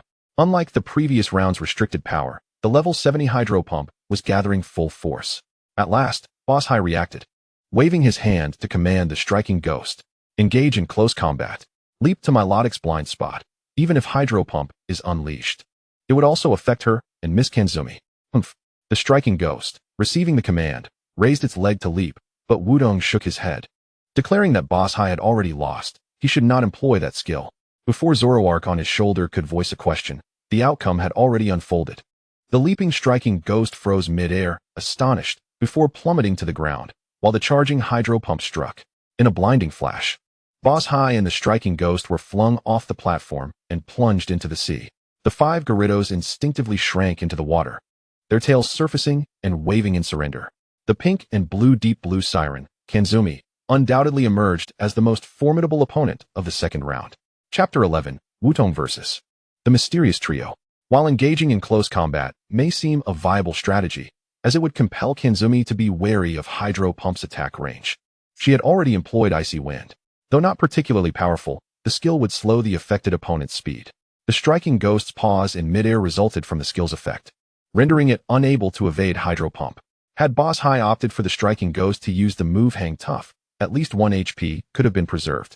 Moreover, after using Hydro Pump, Milotic would be unable to act in the subsequent round due to the skill's substantial energy cost. With his formidable martial arts prowess in vanquishing ghosts and a black belt in karate, Boss High could potentially launch a direct assault on Izumi, thereby enhancing his odds of victory. Wudong shook his head, leisurely responding, while the Solgaleo perched on his shoulder curiously inquired about attacking the trainer directly. Surely, this would contravene the rules of Pokémon battles, would it not? Indeed, it would not adhere to the standard rules of Pokémon combat, Wudong affirmatively acknowledged, yet quickly added that it aligned perfectly with the regulations of this martial arts tournament. Have you forgotten? The rules state that if a trainer falls into the water, they are deemed to have lost. Even without explicit mention, the nature of the floating platform combined with the onslaught of Gyarados suggests that competitors may attack one another, or rather, allow their Pokémon to strike at opposing trainers. Having said this, Wudong lowered his gaze to the switch of his combat attire, already strategizing his approach against Izumi or the water dragon in his mind. Concurrently, the second battle concluded, and the host announced the names of the competitors for the third match. Now, Round 2. Match 1. Introducing the competitors. First, the reigning champion, the powerful and flamboyant trainer, Master Wudong, accompanied by the indomitable Wuhuan team, known for their unbreakable bonds and unwavering resolve. Cheers erupted as Wudong stood atop Gyarados, clutching the Pokeball of Kyogre in his hand. He had already sensed something amiss about this trio claiming to hail from the martial arts nation. Although the specifics remained elusive, one thing was certain. They were certainly not representatives from the martial arts nation. There was no need for him to reveal the trump card he had just conceived. This was the ocean, and Wutong's Pokémon was Kyogre, the deity of the sea. In the face of him, the Wuhuan team stood no chance. Regrettably, they remained oblivious to this fact even as they ascended the floating platform. The previous round was merely a consequence of a vast level disparity, this time, facing a newly minted trainer. He was determined to avenge his prior humiliation in the most stylish manner. You little brat, we from the martial arts nation won't go easy on you like they did. Surrender now, and you might still have a chance. Exactly. Surrender now and hand over your Pokémon, Meow. Just then, 2 iron fists collided with Meowth's head, as Kojiro of the Wuhuan team hurled his Pokeball. Go. Octillery. The small blue and white squid sprang forth from the Pokeball, hovering in midair while emitting cheerful cries. Octillery, level 25, possessing additional psychic attributes, was an excellent choice for the floating platform environment. Wudong observed the Pokédex description and remarked, while Kojiro proudly puffed out his chest, commanding, Octillery, use Psybeam and confuse it. Psybeam, a psychic-type move, unleashed a magical beam that had a chance of inducing confusion in the opponent. So you're aiming to put me at a disadvantage right from the start. A commendable strategy. The luminous orb atop Octillery flickered with peculiar light, yet Wudong refrained from releasing Kyogre's Pokeball. Instead, he called out, come forth. Zorua, use Dark Pulse. The gray silhouette leaped from his shoulder, emanating an aura of unfathomable malice, coalescing into a beam that surged towards the airborne Octillery. Dark Pulse, a Dark-type move, not only inflicted damage, but also had a 20 chance of causing the target to flinch. Indeed, against this trio, Wudong deemed it unnecessary for Kyogre to engage in battle just yet, considering the Woohooin team had at least 3 Pokémon. Deploying Zorua to wear down 1 or 2 of them was the wisest choice. Now, with Wudong's extraordinary luck in play, that 20 chance approached nearly 100. Under the influence of the level disparity, Zorua's speed evidently surpassed that of Octillery. The moment Dark Pulse struck true, the Psybeam that was about to be unleashed dissipated as Octillery quivered, ensnared in a state of flinching. Zorua, press the advantage and use Fearsome Face. Wudong offered no opportunity for a counterattack. Upon receiving the command, Zorua let out a low growl, conjuring a terrifying spectral visage that materialized before the already flinching Octillery. Octillery, unable to withstand the onslaught, shrieked in terror, transforming from a jubilant squid into a frightened creature desperately seeking refuge in Kojiro's embrace. Octillery, what has come over you? Kojiro asked anxiously, while Musashi scolded him for his inadequacy. Wudong, however, smiled and explained that this reaction stemmed from Octillery's survival instincts. The luminous orb atop their heads was intended to influence the opponent's psyche, but when confronted with formidable foes or natural enemies, it would only employ this ability to facilitate an escape. Thus, when both the flinch and fearsome face effects activated simultaneously, the instinct for self-preservation compelled Octillery to flee. As Wudong spoke, Octillery trembled in fear, prompting Daryu to retract it into its Pokeball. Beside him, Zongwu brandished his Pokeball, gritting his teeth and asserting, "That was merely a stroke of luck. How arrogant of you. Allow me to thank you for your explanation by defeating you." With that, Zongwu was ready to throw his Pokeball, but Wudong suddenly raised his hand and called out, "Zorua, use surprise attack. Knock them off. Leave it to me." Zorua's voice resonated from behind Zongwu. "When did that happen?" As Zongwu turned sharply in response, he beheld Meowth, already sent flying, and Zorua barreling directly toward his face. Zongwu stumbled sideways, plunging into the sea with a splendid splash. Surprise attack, a Dark-type move, allows one to stealthily approach the opponent and deliver an unexpected blow, guaranteeing a hit. As for when it was executed, it was, of course, during Wudong's explanation. That was not the triumphant revelation Zongwu had assumed. It was merely a distraction to divert his attention, allowing Zorua to maneuver behind him for a successful strike. "Hey, are you jumping in yourself, or shall I assist you?" Zorua declared, a shadow coalescing atop its head, triumphantly addressing the stunned Daryu. "Curse you, little brat. Don't think this is the end." Daryu retorted fiercely, then leapt into the water. Woohooin team, trainer submerged, eliminated. Remarkable. Truly, Master Wudong. He has uncovered the subtle implications within the rules. Utilizing the instability of the floating platform alongside the Pokémon skill synergy, he successfully orchestrated the opponent trainer's plunge into the water. If Miss Izumi is the beautiful yet perilous siren of the sea, then Master Wudong epitomizes the omniscient deity. How will Master Wudong respond to the forthcoming onslaught of Gyarados? Chapter 12, The Finals. A Triad of Chaos. The host exclaimed with fervor, as the audience and fellow competitors marveled at Wudong's combat methodology. The audacity to directly assault the trainer was a revelation that Wudong had undoubtedly unveiled, presenting a novel approach to the second round. Furthermore, the strategic application of skills, the selection of Pokémon, and the exploitation of the opponent's vulnerabilities and traits did not appear to stem from the mind of a novice trainer. Just as 5 Gyarados erupted from the sea, unleashing water cannons from their mouths, Wudong recalled Zorua and finally released the Pokeball containing Kyogre. "Go, Sharpedo, Zorua. Activate its illusion ability. Kyogre, summon the rain." Dark clouds gathered as torrential rain poured down. What is the intent behind this? In such tempestuous conditions, the 5 Gyarados would receive a boost. Was Master Wudong attempting to withstand such an onslaught? Even employing thunder would prove ineffective, as the Gyarados' positions varied, making simultaneous attacks improbable. This would only result in a successful strike from the amplified water cannons. Gasps of astonishment filled the venue from both spectators and competitors alike. Yet Wudong raised his hand, commanding, "Sharpedo, use Blizzard." TM13, Blizzard. With a staggering power of 110, it unleashes a ferocious blizzard upon adversaries, boasting a 10 chance to encase them in a chilling frost. Amidst the roars of Kyogre, the rolling clouds stir forth a tempest of ice-blue snow. Countless ice crystals swirl and coalesce upon the bodies of 5 Gyarados. The ability of Super Luck activates.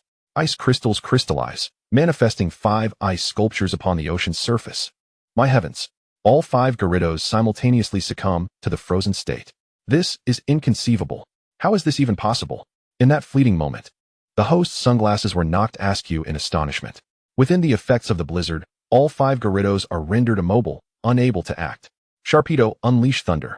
The thunderous skill materializes. Even though thunder cannot strike in 5 directions at once, the frozen Gyarados are incapacitated, requiring merely a few more strikes. Moreover, in rainy weather, thunder is guaranteed to hit, eliminating any concerns regarding accuracy. Boom, boom, boom. Amidst the deafening claps of thunder and flashes of lightning, the tumultuous sea reflects the majesty of Groudon. As if he were a deity of the ocean, all 5 Gyarados are rendered incapable of battle. Experience gained. Kyogre reaches level 32. On the shore, the trio, now adorned in fresh attire, gazes at Groudon, who has returned to the contestant's seat, their eyes ablaze with fervor. How infuriating! Who would have thought this little rascal could be so formidable, truly worthy of being the 3rd generation of Team Aqua? Let him revel in his glory for now. Even if he claims the championship this round, the final prize, be it the egg or the sacred sword, shall ultimately fall into our hands. The arena is rigged with my specially crafted bombs, and no matter how strong this brat may be, he cannot evade them. As the words left their lips, the trio erupted into a sinister laughter, vanishing from sight, once more as Groudon instinctively turned his gaze toward them. What is going on? Zoro queried, perplexed. Groudon rubbed his forehead, deep in thought. I sense something amiss with that trio. Their presence here surely harbors some ulterior motive. Ulterior motive? Zoro recalled the trio's various comical antics, dismissively suggesting, why not have your father deal with them? Groudon did not hastily respond, contemplating the fact that since the trio harbored intentions and participated in the tournament, they were likely targeting the Sea Sovereign.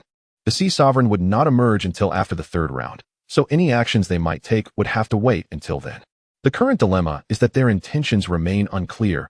Recklessly involving Team Aqua might provoke unnecessary trouble for Sea Duel Town. Hey, why the silence? Zoro's little paw gently patted Groudon's face, prompting him to glance at it. And suddenly, a brilliant idea struck Groudon. Since we are uncertain of their plans, why not masquerade as one of them? Utilizing Zoro's illusion ability, it would be entirely feasible to disguise as one of their ranks, with a bit of rhetoric and cunning. Extracting information would be effortless. Of course, the immediate priority remains to triumph in the 2nd round and claim the prize. 15 minutes later, the final contender, the Water Dragon, orchestrated an overwhelming victory without a hint of doubt, concluding the first phase of the 2nd round. 5 participants advance, and the draw for the 2nd phase commences. Groudon fortuitously draws a bye, while the other 2 trainers face significantly less favorable matchups. As if by design, they are pitted against the formidable bosses, Izumi and the Water Dragon, leading to their immediate elimination. The 2nd phase concludes swiftly, and now, the highly anticipated 3rd phase arrives. The advancing contestants are Groudon, Water Dragon, and Izumi. Due to the unique nature of their identities and numbers, the 3rd phase adopts a free-for-all format. Alliances are permitted, and tactics are unrestricted. The last trainer remaining on the platform claims victory. Water Dragon, Water Dragon, Water Dragon, Miss Izumi, Miss Izumi, Miss Izumi, Young Master Groudon, Young Master Groudon, Young Master Groudon. The supporters of all 3 parties cheer exuberantly, and upon the expansive platform, the 3 stand resolutely. Unlike the previous 2 phases, the number of Gyarados stirring the waters has doubled from 5 to 10. Even upon the grand platform, it now resembles a fragile piece of driftwood amidst a shipwreck. A moment's carelessness could lead to elimination by falling into the water. Come now, my son, among those you challenged last night, I was not included. Let us witness just how great your potential truly is. Defeat me, and you may earn the right to inherit Team Aqua and embark upon the grand quest for Kyogre. Water Dragon boldly gestured toward Groudon, though the platform's swaying nearly sent him tumbling more than once. Yet, this did not dampen his flamboyant bravado. Observing his erratic father, Groudon wished to unleash Kyogre without employing Zoro's illusion ability. However, he ultimately opted for an alternative strategy. Izumi, would you care to form an alliance? Should he utter a few more words, the truth of Water Dragon's foolishness would soon be revealed. Groudon chose to ally. He looked at Izumi, even with a calm tone. It felt as if 1,000 arrows pierced Water Dragon's heart. However, this did not deter Water Dragon's subsequent display of arrogance. My foolish son, do you truly believe Izumi would ally with you against the captain she has followed for so long? The bonds between people are immeasurable. He crossed his arms, the pirate garb billowing in the wind, a confident smirk gracing his lips. He gazed at Izumi, eagerly anticipating a rejection from his trusted subordinate. Naturally, I shall comply with any request from young Master Wudong. Izumi replied with a stoic expression, affirming her decision. She even tossed out a pokeball. Water Dragon felt a critical blow to his heart. Wudong, too, threw forth his pokeball. If that is the case, let us engage together. Go, Sharpedo. Battle mode activated. Chapter 13, Wudong, Victory. Kyogre's Rain ability activates. Torrential rain pours down. Sharpedo, use Thunder. Sister Izumi, unleash Hyper Beam. Wudong commanded Kyogre while addressing Izumi, who was preparing to act. No, after using Hyper Beam, the second attack will render you unable to act. Your Sharpedo alone cannot inflict significant damage. Izumi unexpectedly countered Wudong's suggestion, her demeanor starkly different from Water Dragon, who had not rushed to attack after throwing out his Pokeball. In battle, her expression was remarkably serious. Trust me, Sister Izumi, I will resolve the immobility from the second round.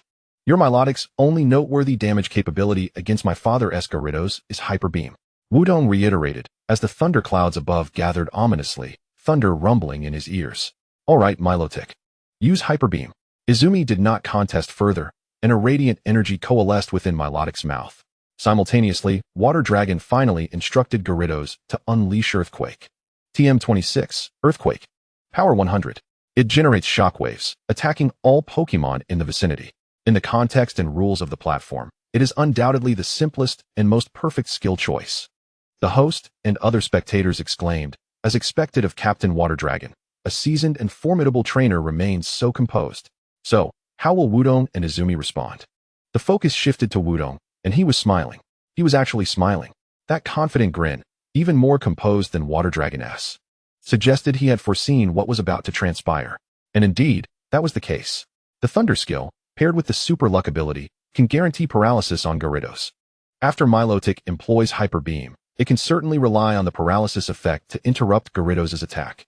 Even without interruption, Soroya could employ the Guard skill to withstand a round. As for the Earthquake skill, based on Wudong's understanding of the Water Dragon and the skill combination of the Gyarados, he could assert with absolute certainty that the first skill would be Earthquake. Sharpedo, dive! Wudong called out, as the thunder from the heavens struck down. And Kyogre leapt into the sea. Simultaneously, Milotic's Hyper Beam and Earthquake began to unfold. The Hyper Beam and Thunder struck Gyarados simultaneously, causing the platform to tremble violently. But in that instant, Wudong had already dashed to Chuanmei's side, lifting her in a princess carry and leaping into the air. The combat functions of the battle attire were designed for such moments. Given Milotic's level, it could endure the earthquake without suffering significant damage. Furthermore, even if a Pokémon were to enter the water, as long as the trainer did not fall into the sea, they would not be considered eliminated. Thus, when the Water Dragon and Wudong locked eyes in midair, it seemed as if the Water Dragon foresaw a certain tableau from Wudong's gaze and smile. As the earthquake subsided and the platform settled, Wudong unhesitatingly commanded Kyogre to launch a second assault. Sharpedo used Water Pulse. Although Gyarados had succumbed to paralysis, Milotic was unable to act this turn. The disparity between levels 70 and 80 was palpable, necessitating absolute control. The paralysis would have the Pokémon speed, and now using Water Pulse aimed to diminish Gyarados' accuracy. Moreover, within the ocean, the deity of the sea would amplify the potency of its attacks. Kyogre roared, and the entire ocean began to churn, a strange blue luminescence connecting Wudong and Chuanmei at the waist. A massive, mud-colored tsunami surged forth like a leviathan of the sea, opening its gaping maw to engulf Gyarados. Boom! With a thunderous crash, the tsunami submerged Gyarados and the Water Dragon, fracturing the platform in two. Had they won? Not yet. As the Water Dragon and Gyarados both leapt from the sea, the audience was awestruck by this astonishing battle. Gyarados' tail wrapped around the platform. The Water Dragon perched atop its head, as the platform steadied on the surface of the water. The Water Dragon leapt down, and Gyarados let out a furious roar. Regardless of its might, this was merely a water-type attack, and the level gap ensured that Wudong could not dispatch his opponent in a single blow. Nevertheless, this was truly remarkable. A level 32 Sharpedo achieving such a feat was nothing short of incredible. Alas, young Master Wudong was about to endure the wrath of the enraged Gyarados. Defeat was inevitable. Even if young Master Wudong lost, in my heart, he would forever be the true victor. Had their levels been equal, the champion would undoubtedly be young Master Wudong. As astonishment filled the air, the audience had already mentally conceded victory to Wudong. In their eyes, he was merely being outmaneuvered by his own assault. with the platform shattered. Any attack on the water dragon could only be executed via ranged skills, and evasion would prove exceedingly difficult. The water dragon recognized this as well, self-deprecatingly chuckling at the earlier thought of its impending failure, swiftly regaining its initial momentum. Gyarados, use Dragon Dance to boost your attack and speed. Son, the next move will seal your fate. In this brief interlude, contemplate your response. The water dragon resonated with Wudong, believing that despite any strength or inherited battle instincts, Wudong was merely a novice trainer. Overzealousness can lead to downfall. It would be better to deliver a crushing blow after enhancing its attack.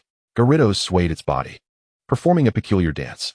Kwanmei glanced at Wudong, refraining from interrupting his thoughts, instead preparing to shield him from the next strike. Of course, she had absolute faith in the now-smiling Wudong's capabilities. Upon completing Dragon Dance, the water dragon gestured grandly at Gyarados, executing Waterfall to assault Milotic. HM05 Waterfall. This skill's effect is to surge towards the opponent with tremendous momentum, possessing a 20 chance to induce flinching in the adversary. Following the attack power augmentation from Dragon Dance, the water dragon was supremely confident it could send Milotic crashing into the sea, thereby successfully defeating the Sharpedo. Yet, alas, it had miscalculated. As Gyarados launched itself like an arrow, Wudong made a fist gesture. The ability, Super Luck, activated. ZZZZ. The sound of electricity accompanied the flash of yellow lightning. Gyarados' body froze midair. It plummeted into the sea. It was the effect of paralysis. Gyarados' actions had been interrupted. Could it be that all of this was within young Master Wudong's calculations? Astonishing. He had managed to factor such probabilities into the battle. Young Master Wudong. How formidable. The audience erupted into fervent discussion. Even the water dragon was taken aback, and Wudong awaited precisely this moment. Now Kwanmei. Hyper Beam. Attack Gyarados. Sharpedo. Once more. Use Water Pulse. Milotic concentrated radiant energy in its mouth, aiming at the Gyarados in the ocean. With Kyogre's roar, the tsunami surged once more. Hyper Beam struck Gyarados, while the Water Pulse, transformed into a tsunami, once again engulfed the water dragon. Yet, unlike the previous round, Gyarados was no longer positioned beside the water dragon. It found itself in the central area between the two broken platforms. Under the dual effects of paralysis and Hyper Beam, it could not lift the platform as before. Milotic utilized Hyper Beam, rendering Gyarados unable to act in the second round, exposing a fatal flaw. Shattering the platform granted the water dragon this opportunity for attack, while Gyarados suddenly did nothing at all. From the outset, all of this had been meticulously planned. The water dragon was progressively stepping into a trap. Gyarados lost its ability to act. The water dragon plunged into the sea. Kwanmei voluntarily leaped off the platform. Wudong victory. Chapter 14, The Indigo Pearl. A level 32 Kyogre triumphed over an 80-level Gyarados, and this was accomplished by a novice trainer. Even though Milotic's Hyper Beam had merely defeated Gyarados, Wudong's control, support, and timing and executing skills were all indispensable in the preceding battle. Most importantly, Kyogre's performance was utterly astonishing. The audience remained oblivious to its identity as the deity of the sea. They only recognized it as a level 32 Sharpedo, with the ability to induce rain. And capable of learning Thunder, Blizzard, and Ice Beam, the Sharpedo's performance was unfathomable. Such an awe-inspiring display. That Sharpedo must be captured. Meowth. You and I will set an ambush at the gym. James, you stay here and keep a close watch on the brat, reporting any developments immediately. In a nearby corner, Kogami instructed the nearby Daro and Meowth, his eyes ablaze with fervor as he glanced at Wudong. Upon receiving the sacred sword, Wudong could distinctly feel the pulsations of power within his palm, and in a fleeting moment of reverie, he even envisioned a Pokémon sprinting across the water's surface. Undoubtedly, it was Keldeo. Wudong could foresee the scene of capturing it, his excitement becoming uncontrollable. Young Master Wudong, it's time for the third round. The host gently interrupted Wudong's reverie, cryptically stating that due to the special nature of the third round, it would be conducted in secrecy, with the battle venue located in that direction. After gesturing, the host pointed, and Wudong followed the direction of his gaze. Good heavens, the water team base. At that moment, Wudong could unequivocally ascertain that this so-called martial arts conference was orchestrated by his father. The Gyarados egg, the sacred sword, all presented in various forms for his benefit. And it carried the essence of a test. As for what the third round would entail, before Wudong could inquire, the host leaned in, feigning mystery, and began to divulge. The rewards for the third round were exceedingly generous, not only connected to the ocean's sovereign, but also directly related to the legendary deity of the sea. directly related to Kyogre. At that moment, Wutong felt a sudden jolt of excitement. You're intrigued, aren't you? The host straightened up, assuming a dignified demeanor, and patted Wutong on the shoulder, saying, Do not rush, young Master Wutong. I shall escort you there forthwith. However, the third round will pose quite a challenge. So be prepared. In his eyes, although Wutong had indeed showcased impressive performances in the first 2 rounds, he was still merely a child, just overly thrilled at the mention of something related to Kyogre.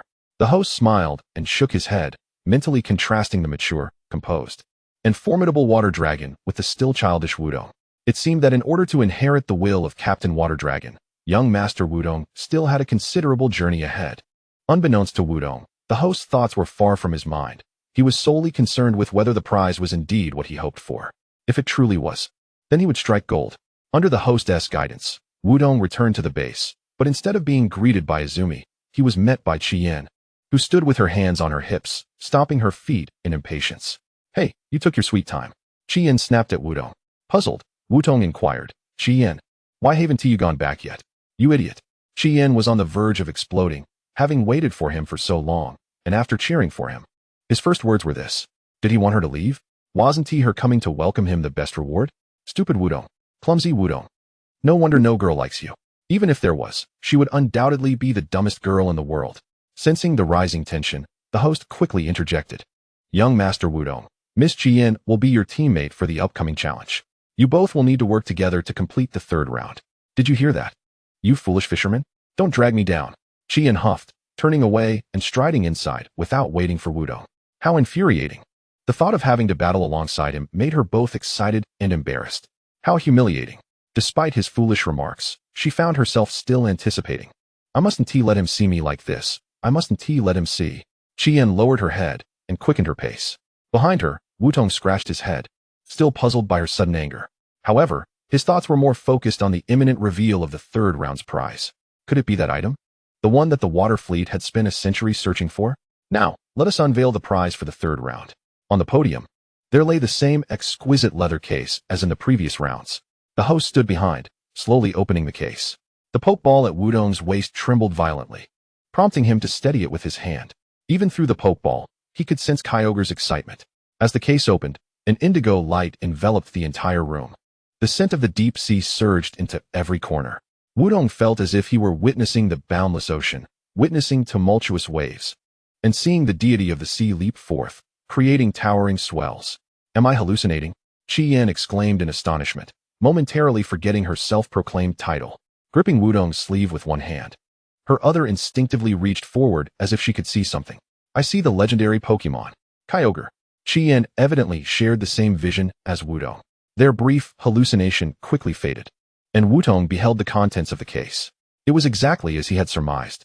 The blue orb, the emblem in the center. Indeed, it was the indigo orb. The legendary orb said to contain the essence of nature's power. Crafted by ancient humans to restrain Kyogre's might, it seals away a portion of Kyogre's power.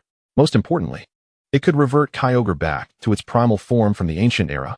Even though this was merely an unverified theory widely debated in Pokémon research, judging by Kyogre's reaction, it was undoubtedly true. Wutong himself felt his heart race. This was the indigo orb that the water fleet had sought for a century, intended by Water Dragon for capturing Kyogre. To think it was presented as the prize for the third round. In the office, Water Dragon observed the scene on the screen. He was not surprised by Wutong's reaction. Rather, it was somewhat expected. Truly my son. Even in the face of such a treasure, he remains calm and rational. He pondered whether it was too soon to hand the orb to young Master Wutong. A cool voice interjected, belonging to Izumi, who sat beside him. Even she believed that presenting the indigo orb to Wutong at this moment was ill-timed. Handing the indigo orb to Wutong would be tantamount to entrusting the water fleet to him. It would even be granting him the opportunity to capture Kyogre. However, they were unaware that at this very moment, Kyogre resided within the pokeball at Wutong's waist. Water Dragon did not respond immediately, instead gazing at Wutong on the screen. Smiling as he remarked, the future of the water fleet rests in his hands. All I can do is this. I sense a unique essence within that little rascal. Perhaps only he can unleash the orb's true brilliance. Chapter 15, the third round. Kyogre versus Kyogre. 15 minutes later, in the expansive battle chamber, Wutong and Chien stood on the left, each gripping their pokeballs. The ceiling and surrounding walls were dotted with countless small holes. Each hole housed a microprojector, capable of projecting opponents that closely resembled reality, provided the corresponding data was input into the system. This was the Water Fleet's specialized training room, serving as the venue for the third round. Unlike the ordinary Pokémon data typically entered, the current input was based on the Indigo Orb, utilizing data for Primal Kyogre. Defeating a level 40 Primal Kyogre while ensuring that Chian's Pokémon remains battle-capable would be the essence of this round. Combat and protection were the dual focal points of the challenge. Victory would grant them the Indigo Orb and the chance to capture the Ocean Overlord. Should they fail, they would still receive the opportunity to capture the Ocean Overlord, but the Indigo Orb would only be entrusted to Wudong upon his victory in the League Championship. The significance of the Indigo Orb could not be overstated, as Wudong tightly clutched the Pokeball containing Kyogre. He was determined to emerge victorious in this round. The host initiated the program, and a strange light enveloped the entire battle chamber, causing the environment to shift, as if space itself were distorting. In the blink of an eye, the surroundings transformed into an ocean. Wudong and Qian stood atop a rocky outcrop, the howls of the deep sea echoing amidst the rapidly swirling whirlpools. This was the battle chamber's environmental alteration function. Overcoming Primal Kyogre in the ocean would further elevate the challenge. Go Sharpedo! Go Electrike! They simultaneously threw their Pokeballs, and to Wudong's surprise, Qian had chosen an electric-type Electrike. It was a dog-like Pokémon, with golden fur extending from its head to its tail, a white underbelly, and a brown body. Its limbs bore faint yellow markings, with white claws on its forelegs and golden-orange on its hind legs. Electrike, level 30, the lightning Pokémon, generates electricity, channeling it to its feet as a boost while running, easily exceeding speeds of 90 km per hour. The Pokédex read out Electrike's data, and before Wudong could ask, Qian preemptively explained, to counter the Water Fleet, most members of our Magma team possess an electric-type Pokémon. Electrike is one I specifically selected from the Pokémon computer to battle you today. But first, let us defeat this big fellow. No sooner had Qian's words left her mouth than the deep blue behemoth erupted from the whirlpool. It was a colossal Pokémon, its entire being radiating energy that surged forth like seawater from its sapphire-textured exterior, transforming its form into a translucent spectacle, emanating a golden glow from within. Undoubtedly, it was the Primal Kyogre, returning in its majestic original form. The rain summoned by Kyogre's ability dissipated in an instant, replaced by a torrential downpour that seemed to inundate the very heavens. As the Primal Kyogre swayed, the ocean's surface rose at a visible pace. This was the characteristic of Primal Kyogre, the Sea of Origin. Roar! The Primal Kyogre let out a thunderous roar. Roar! Roar! The Kyogre, transformed into a Mega Sharpedo by the ability of Zoroark, also bellowed in fury, evidently incensed by the counterfeit data before it. Qian, relay the abilities of the electrode to me. Wudong fixated intently on the Primal Kyogre, acutely aware that, bound by the chasm of levels and regulations, he must secure victory in the most stable manner possible. The sudden query startled Qian, who hastily retrieved her phone and accessed the electrode's status bar. That. It has Thunder Fong, Thunder, Strange Wave, and Volt Tackle. As she rapidly concluded her enumeration, Qian did not forget to restore her poised demeanor, holding her head high as if to declare, "Behold, the impeccable synergy of my Pokémon's moves, and worship accordingly." However, rather than revering her, Wudong retorted, "This is not your Pokémon, is it?" Who said that? This is indeed my Pokémon. It's not because I lost to you yesterday and felt embarrassed. I specifically called my father this morning for it, and I certainly didn't choose level 30 to make it appear more authentic." The proud yet troublesome young lady momentarily revealed her true self. "I shall command it for you to see. Electrode, use Thunder, and let's strike this behemoth down to size." Qian gestured dramatically, her voice booming, as the electrode barked in response. It opened its wide maw, fangs and limbs crackling with yellow electricity. And under the influence of the electric current and high velocity, the electrode dashed across the ocean's surface. It then leaped, lunging at the Primal Kyogre. But it was not Thunder that was employed. Instead, it was another move, Thunder Fong. The electrode paid no heed to Qian's commands. Even with the strong jaw ability amplifying the bite move's power by 50, the opponent was a 40-level Primal Kyogre. To initiate a close-range assault in the first round was nothing short of reckless. The Primal Kyogre emitted a roar, and countless azure-white lights appeared behind it. Moving swifter than the electrode, a speed-oriented Pokémon, the disparity in levels and base stats was glaringly evident. Moreover, Wudong immediately recognized that this was a skill only a level 45 Kyogre could learn, Origin Pulse. With a power of 110, it unleashed a barrage of shimmering azure-white beams capable of striking all opponents. The Electrode, with its inadequate defenses, was virtually obliterated by this level gap. With no time to reproach Chien, Wudong unhesitatingly commanded his Kyogre to attack. Mega Sharpedo. Use Ice Beam. The icy blue light coalesced within its mouth as Kyogre launched its assault with unparalleled speed. Wudong's Super Luck ability activated. The attack hit. The Primal Kyogre was frozen solid. The skill was interrupted. Simultaneously, the Electrode's Thunder Fong found its mark. The effect was remarkable. Unfortunately, due to the level disparity, the damage inflicted was far from ideal. How did you manage that? How is your attack speed faster than its? Furthermore, using Ice Beam, that's a type mismatch. It won't deal much damage. Astonishment and queries surfaced simultaneously as Chien instinctively glanced at Wudong. Just in case, I had Mega Sharpedo equipped with a priority claw item, granting a 20 chance to attack first. And if you had used Thunder, the Electrode would have been caught in the crossfire.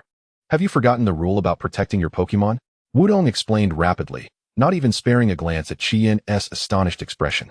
Even Shui Long and Quan Mei were continually exclaiming in admiration, as Wudong's probability attacks seemed to succeed almost 100 of the time. Such an overwhelming advantage was indeed extraordinary. It could be said that had luck not favored them in the previous round, the Electrode would have lost its fighting capability, leading to Wudong's elimination. Of course, this was aided by the Super Luck ability. The freeze would not last long against the Primal Kyogre. They must press the advantage and launch the next attack immediately. Simultaneously, they needed to address the issue of the Electrode refusing to heed Chien's commands. Most importantly, they could not allow the Primal Kyogre to unleash Origin Pulse, an absolute area of effect skill. Chapter 16, The Beautiful Canine Strategy. Chien, call back the Electrode right this instant. Wudong's tone was exceedingly serious, startling Chien. This was not merely due to his intensified focus during battle, but also because of the significance of the Indigo Orb. They absolutely could not afford to lose this round. Undoubtedly, the skill that would inflict the most damage and have the greatest effect on the Primal Kyogre was Thunder. Yet if the Electrode continued to run amok, it would only be harmed by its own skill and eliminated. They needed to call it back and have both Pokémon use Thunder simultaneously, relying on Wudong's Super Luck ability to gamble on a full paralysis. Chien was beginning to feel anxious, stamping her feet while calling for the Electrode, which was careening across the ocean's surface. However, her pleas fell on deaf ears. The Electrode seemed oblivious to her voice, even accelerating its pace. The most exasperating part was that it was running circles around the Primal Kyogre, granting Wudong no opportunity to attack. Wudong clenched his fists, observing the ice encasing the Primal Kyogre beginning to crack as the seawater rose to calf height. Time was of the essence. They needed to attack swiftly.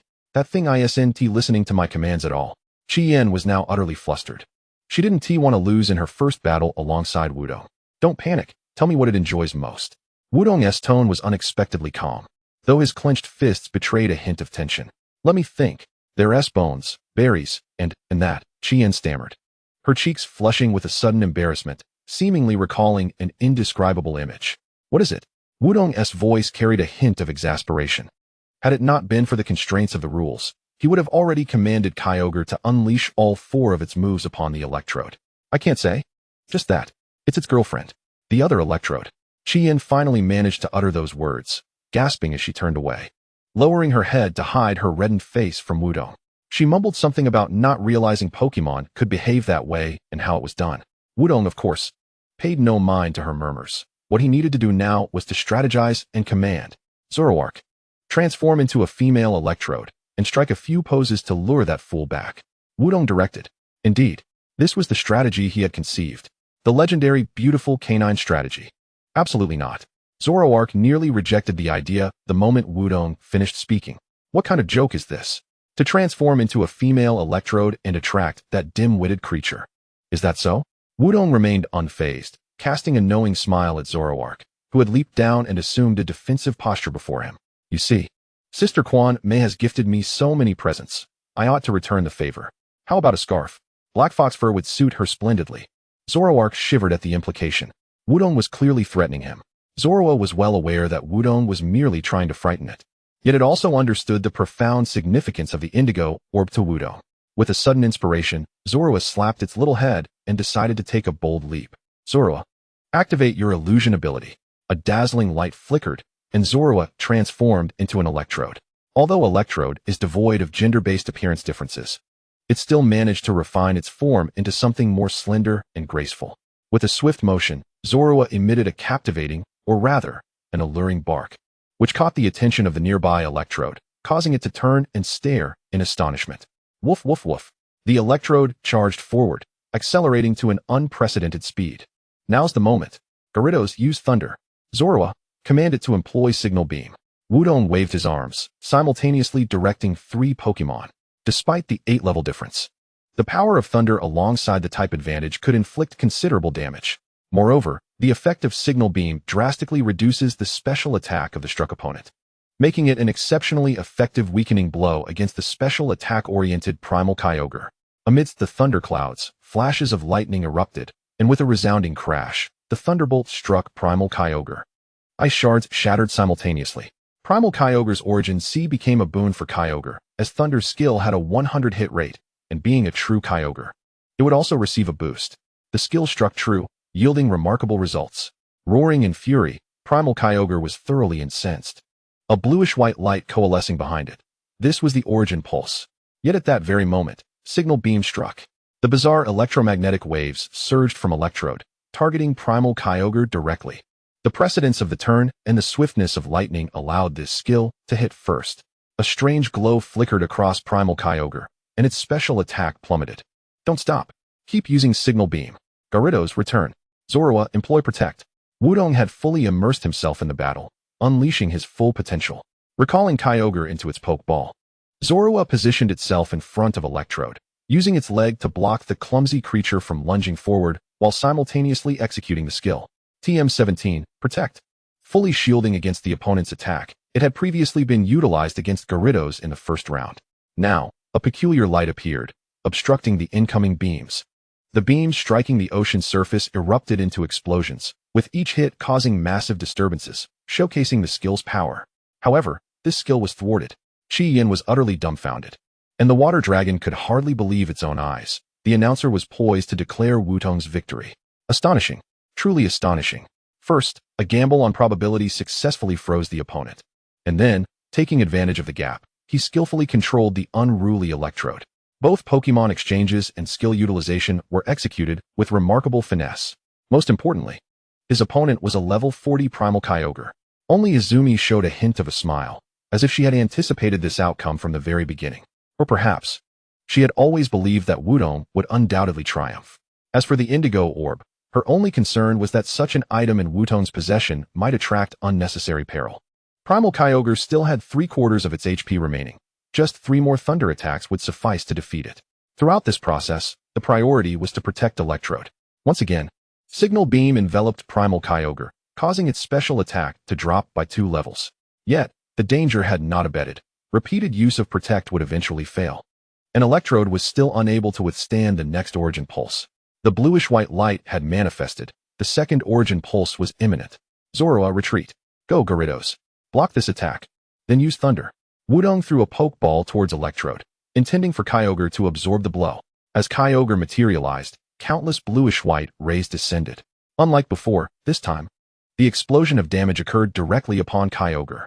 However, compared to the previous instance, this Origin Pulse's power visibly diminished. The effect of Signal Beam was at play. Despite the level difference, after 2 rounds of weakening and a relative type disadvantage, the damage from this attack was not severe. Kyogre only lost 1/3 of its HP. Now, it was Wudong's turn to attack. Chapter 17, Victory in the 3rd round. Zorua, have Electrode use Thunder. Gyarados, Thunder is your moment. Give it a 2-for-1 deal. Bizarre electromagnetic waves erupted once more from its body, and the thunderclouds above Primal Kyogre began to coalesce into lightning. Correspondingly, thunderclouds were also gathering above Kyogre. The opponent refrained from using Origin Pulse again, opting instead to employ the same Thunder skill. Lacking sufficient attack power, were they attempting to compensate through type advantage? A smile crept across Wutong's lips as he made a fist. The situation was not so simple. Groudon, Hyper Luck ability, activate. Priority Claw successfully triggers. Kyogre attacked first. Crack. Lightning struck down, and Primal Kyogre let out a pained roar. Yellow electromagnetic waves danced across its surface, The paralysis status was successfully applied. Simultaneously, the thunder above Kyogre was ready to strike. Hyper Luck ability, activate. ZZZZ. Primal Kyogre succumbed to paralysis. Its attack was interrupted. On the other side, Electrode's thunder had also arrived. Boom. The effect was remarkable. The final blow. Primal Kyogre lost its ability to battle. Wudong emerged victorious. We won. We actually won. Chi-Yin could scarcely believe the events unfolding before her. Primal Kyogre dissipated into a stream of data, and the environment began to shift back to the initial battle room. Zorua reverted to its original form, chasing after Electrode and giving it a good thrashing. Wudong, having recalled Kyogre into its Pokeball, let out a long sigh and finally collapsed onto the ground. The battle had been an immense strain on him, both in terms of pressure and energy expenditure. Facing Primal Kyogre, the prize was the coveted Indigo Orb, along with a canine ally. Any slight misstep could have meant losing the orb entirely. Thus, the moment he realized he had secured victory, the tension that had gripped Wudong finally eased. And he leaned back, looking at Chi-Yin with a smile. Thank you, Chi-Yin. If it weren't for Electrode's perfectly timed skill, I might have lost. Chi-Yin instinctively opened her mouth to respond, but no sound emerged. Then, as if recalling something, she reverted to her heiress demeanor. With her head held high, she turned away and huffed. Of course. Without this young lady's assistance, how could you possibly have defeated that behemoth so easily? After saying this, even Chi-Yin failed to notice the smile gracing her face. This fellow, despite relying entirely on his own strength, and with his own Electrode nearly dragging him down, he still uttered such words. Just like in the prior battle, even amidst the urgency and the tension, he maintained a facade of calm. Though he might be a tad foolish and a bit slow, it is precisely this quality that makes him the Wudong I adore. 10 minutes later, amidst the incredulous expression of the announcer and the pained reluctance on Water Dragon's face, Wudong snatched the Indigo Orb from Water Dragon with an air of triumphant arrogance. He then waved it back and forth in front of him, teasingly inching it forward, prompting Water Dragon to instinctively reach out for it, only for Wudong to toss it into his dimensional bag. What do you call this? Not needed, can return it to you, but I won T. Ah, just for fun. Ahem, congratulations to Wudong for winning the Martial Arts Tournament Championship. Now, please follow me back to the dojo to announce the results. The host cleared his throat and remarked, casting various glances at Wudong. If we provoke Shui Long any further, he might just be driven to the brink of exasperation. Wudong, of course, was merely jesting with his father. After all, why should this fellow withhold his treasures and instead subject others to the rigors of a martial arts tournament? If he didn't vent his frustration, he would only be aggravating himself. After pulling a face at Shui Long, Wudong followed the host towards the exit of the base, and together they made their way to the martial arts arena. Naturally, this journey would not be as straightforward as merely walking over. Wudong had been keenly observing the so-called Spirit Team trio. One of them had been monitoring his movements, and he was well aware of it. Since the martial arts tournament was drawing to a close, it was time to address them. Chi-Yin, come here for a moment. I need your assistance. Wudong beckoned to Chi-Yin, a mysterious smile gracing his features. 10 minutes later, by the seaside, behind a coconut tree. Why hasn't that little brat emerged yet? He has been in there for nearly half an hour. Could it be that the third round ended on that ship? Muttered DeLang to himself. If that's the case, then the bomb set up in the arena would be meaningless. Just as he was about to pick up his communicator to contact Song Wu inside the arena, a familiar figure appeared at the exit of the Shui fleet base. It was the little brat. He had finally come out. Upon spotting Wudong and the host, DeLang, who had been yawning incessantly, suddenly perked up. As long as I can get my hands on that little brat's spirit and those items, the prospects of a bright future are enough to make one smile, he thought, becoming completely engrossed in watching Wudong, oblivious to the shadow darting away behind him. This direction led to the martial arts arena. It seemed the little brat was indeed headed for the arena. The bombs would surely take effect. Nodding to himself, DeLang muttered again and prepared to contact Song Wu in the arena to inform him to get ready. Suddenly, a figure appeared behind him, a hand clapping on his shoulder. Ah! DeLang exclaimed in shock, whirling around to find it was Song Wu. Wuzong, you scared me to death, he exclaimed irritably, while Song Wu, momentarily taken aback, displayed a look of realization on his face. So what are you doing here? Song Wu's words were somewhat reversed. Instead of answering DeLang, he posed his own question. This only deepened DeLang's confusion. Why would this fellow scare him and then feign ignorance? Weren't you the one who told me to keep an eye on the little brat and report any developments? He retorted. What about you? Have the bombs in the arena been set up? Aren't you worried about leaving that meow meow behind? Bombs. Song Wu instinctively whispered, and before DeLang, who was already brimming with questions, could inquire further. He quickly added, "The bombs are off the table. Plans have changed. I just overheard that the little brat is not heading to the arena, but rather to a secret location in town. I came to inform you and to see what the little brat is up to." With that, Song-woo grabbed Delang and dashed in another direction, mentioning that the secret location was somehow connected to the town's legendary sea overlord. Upon hearing this, Delang, who had initially been puzzled, seemed to relax a bit, nodding as he followed Song-woo towards the so-called secret location. "Hey, Song-woo, what is this place? Is it a secret location? Does it have a hidden passage?"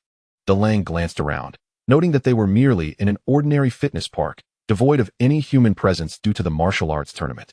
Just as he turned in confusion, he caught sight of Song-woo undergoing a transformation in the light, and beside him, a giant Sharpedo was gathering frost in its mouth. Giant Sharpedo, use Ice Beam. Chapter 18. The Rocket Team Trio, Rival Ash? Watching Delang encased in ice, Song-woo smiled, or rather, it was Wudong who revealed his signature confident grin. Zorua, perched on his shoulder, grinning mischievously, remarked, "I didn't expect it to be this easy." P.S. Quite the fool. Indeed, that Song-woo from earlier had been Wudong disguised under Zorua's ability, while the one accompanying the host to the martial arts arena was Chi Yin disguised as Wudong. "We must not let our guard down."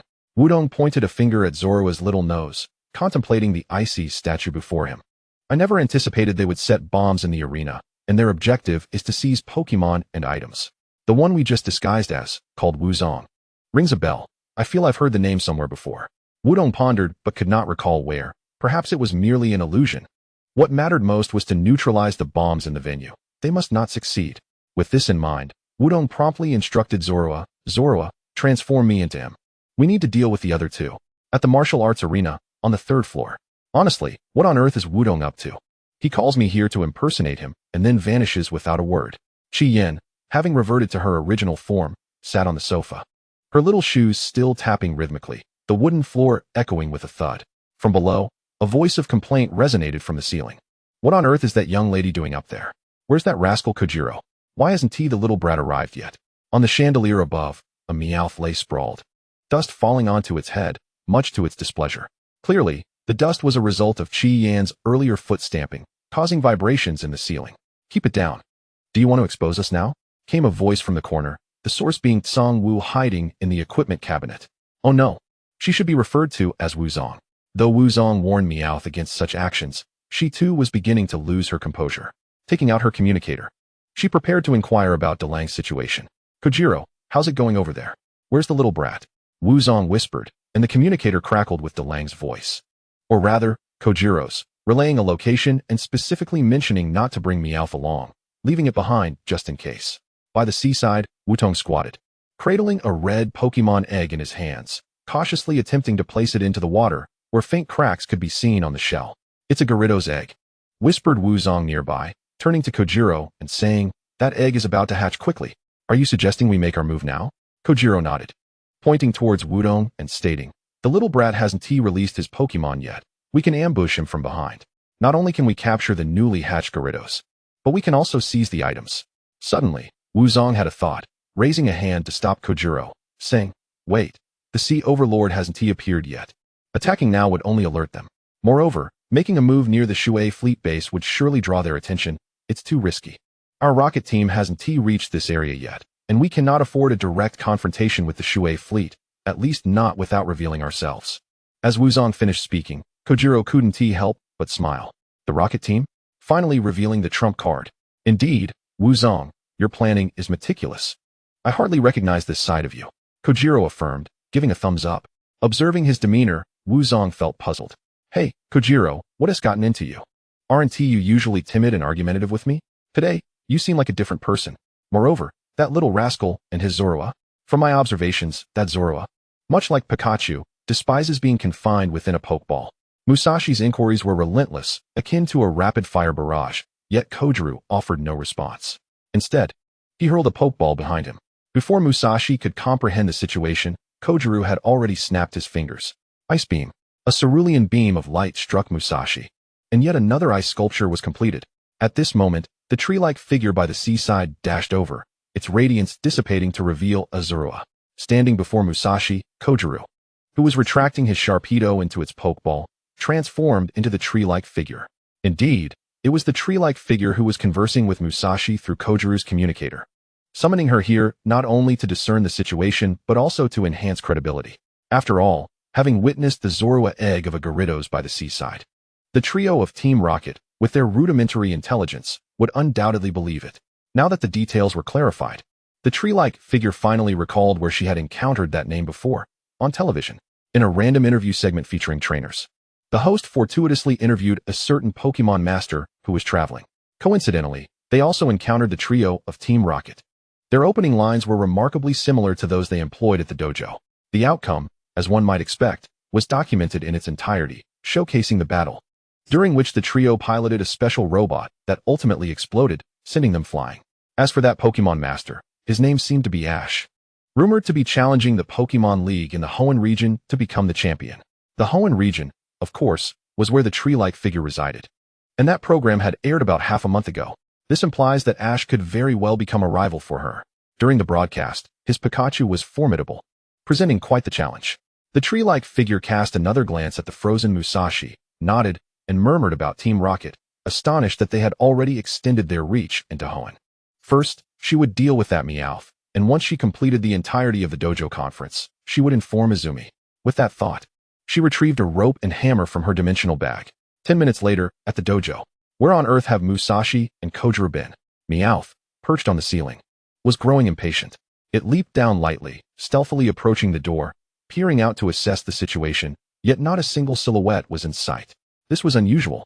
How could a dojo in a place like Edo Town be deserted? Could it be an ambush? Meowth abruptly turned around, leaning against the door, recalling the despicable demeanor of those two. Surely they wouldn't have sold Meowth out, would they? No, while those two were indeed unreliable, they wouldn't betray a teammate. The most plausible scenario was that those two dimwits had fallen into a trap. Now, only Meowth remained. Suddenly, Meowth realized, with the intelligence and abilities of those two, if it were to abandon them, they would undoubtedly fall victim to whatever scheme awaited. So, Meowth is definitely not fleeing. It's merely returning to seek reinforcements from Boss Sakaki. Musashi, Kojiru, you'll have to fend for yourselves. Meowth dashed toward the window, unhesitatingly abandoning its teammates. Chapter 19, The Savior Meowth. Bang, bang, meow. Two iron fists struck Meowth atop its head. Turning around, it was none other than Musashi and Kojiru. Musashi? Kojiru? Meowth was momentarily taken aback, instinctively asking, aren't you two supposed to be captured? Musashi and Kojiru exchanged glances, wordlessly communicating, then simultaneously raised their hands. Bang, bang. You treacherous creature, were you just about to flee? To leave us behind is unforgivable. You must be taught a lesson. Meow meow. 2 minutes later. So meow. The plan from that little rascal has changed. Now I must dismantle all the bombs. Meowth stared incredulously at Musashi and Kojiru, its wide eyes betraying disbelief. Naturally, it was puzzled as to why it had to disarm the bombs alone, especially considering there were at least 30 of them. If it made a mistake, the consequences could be catastrophic. Musashi snorted disdainfully, raising a fist and retorting, a traitor must be punished. Hurry up and dismantle them.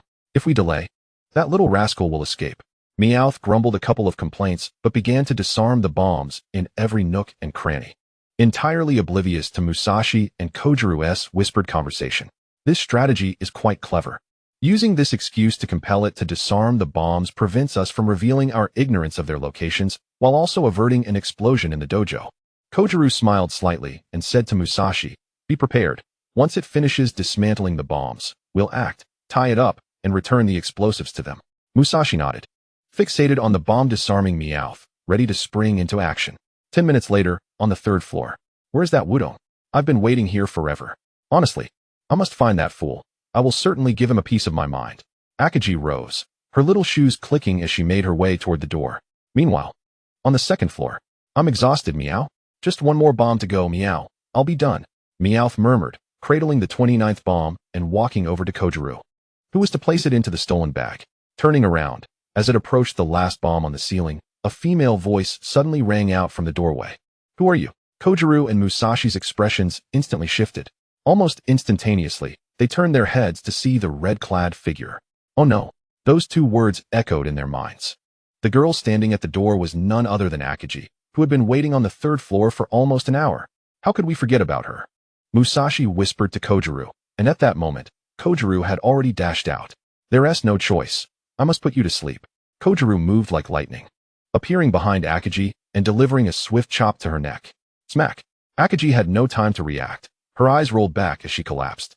Kojiru deftly caught her from behind, and Meowth, who had just climbed onto the windowsill, was astonished, exclaiming, "When did Kojiru become so powerful?" There's no time to explain. I'm taking her upstairs. See you at the rendezvous point, Kojiru declared, carrying Akagi as he dashed upstairs. Honestly, you troublesome lady. Couldn't you have just stayed upstairs a bit longer? Kojiru grumbled softly, placing Akagi on the sofa and jumping out the window.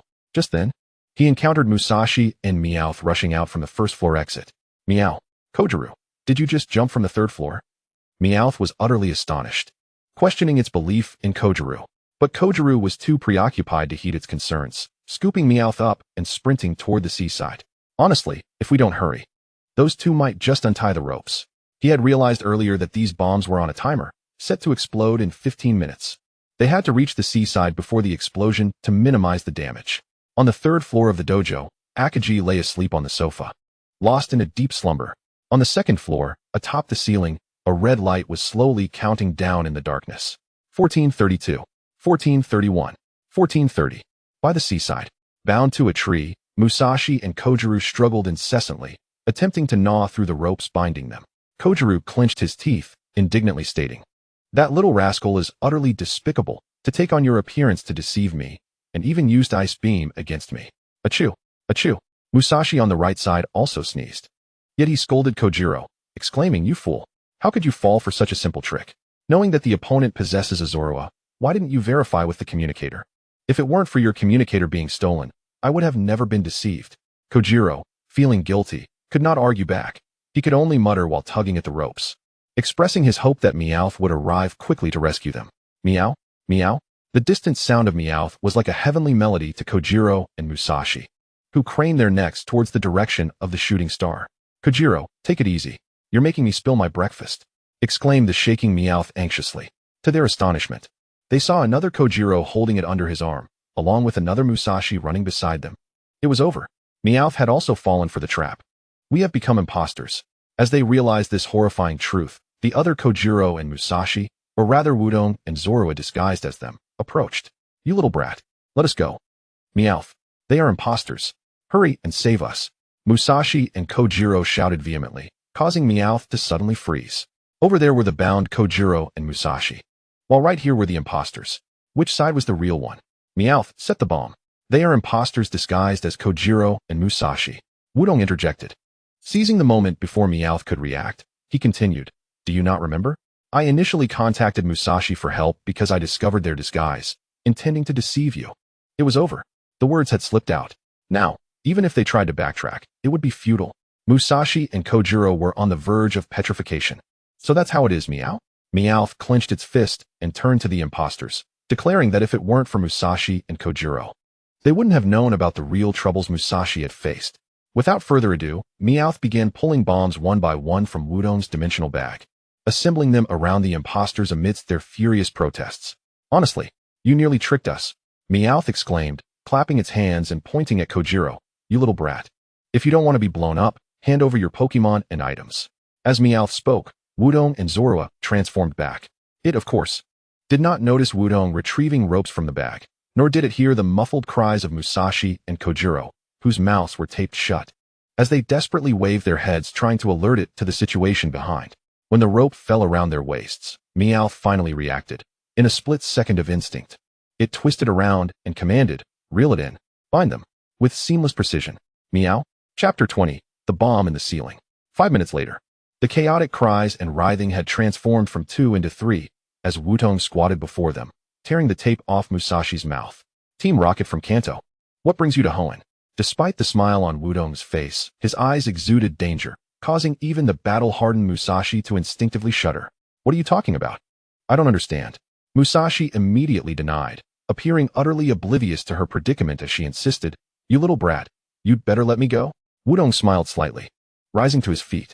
It seemed that these were merely ordinary members of Team Rocket sent as frontliners to perform menial tasks. Higher-ups would never engage in such trivialities, nor would they venture into Hoenn so early.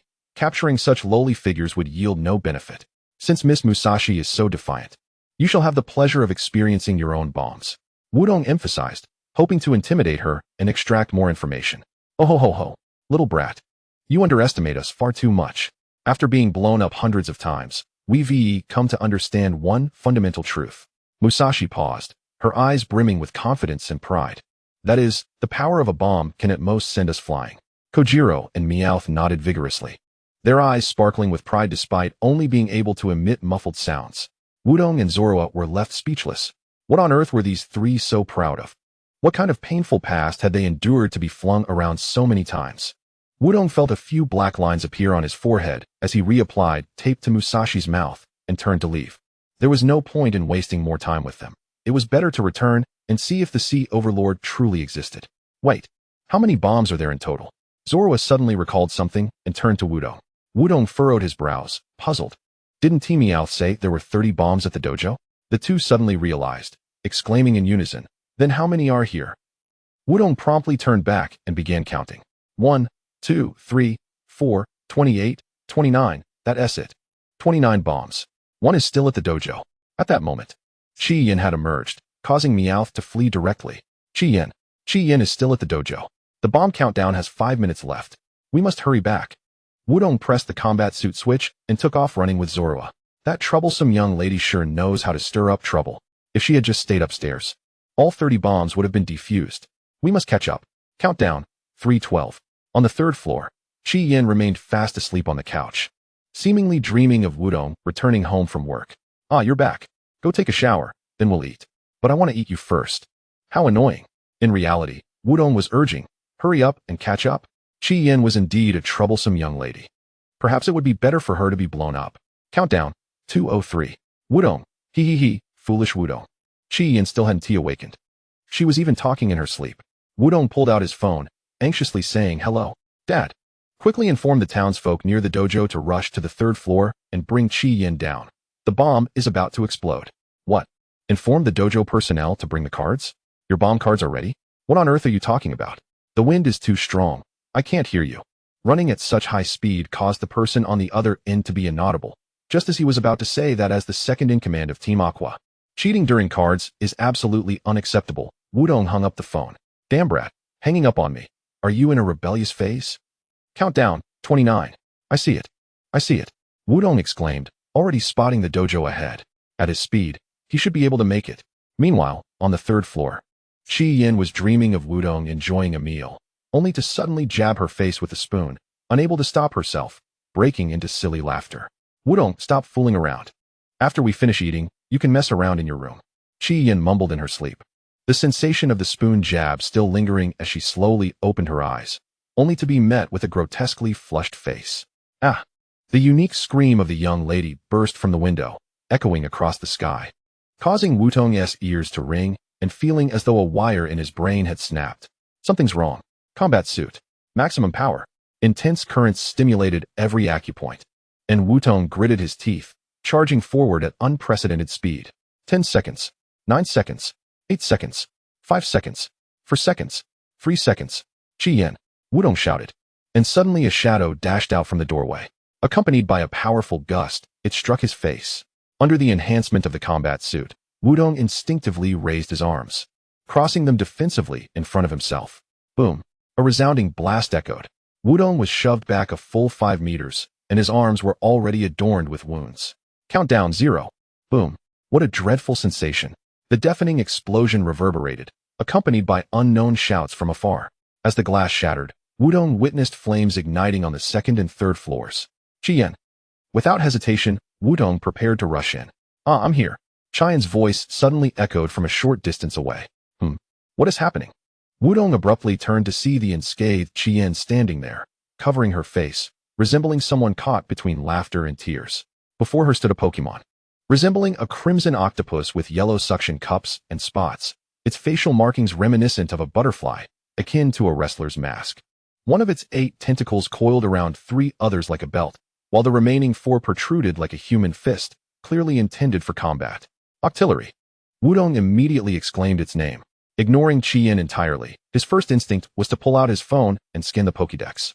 Octillery, level 35, the soft body Pokémon, entirely muscular, capable of executing grappling techniques with its tentacles, unparalleled in power.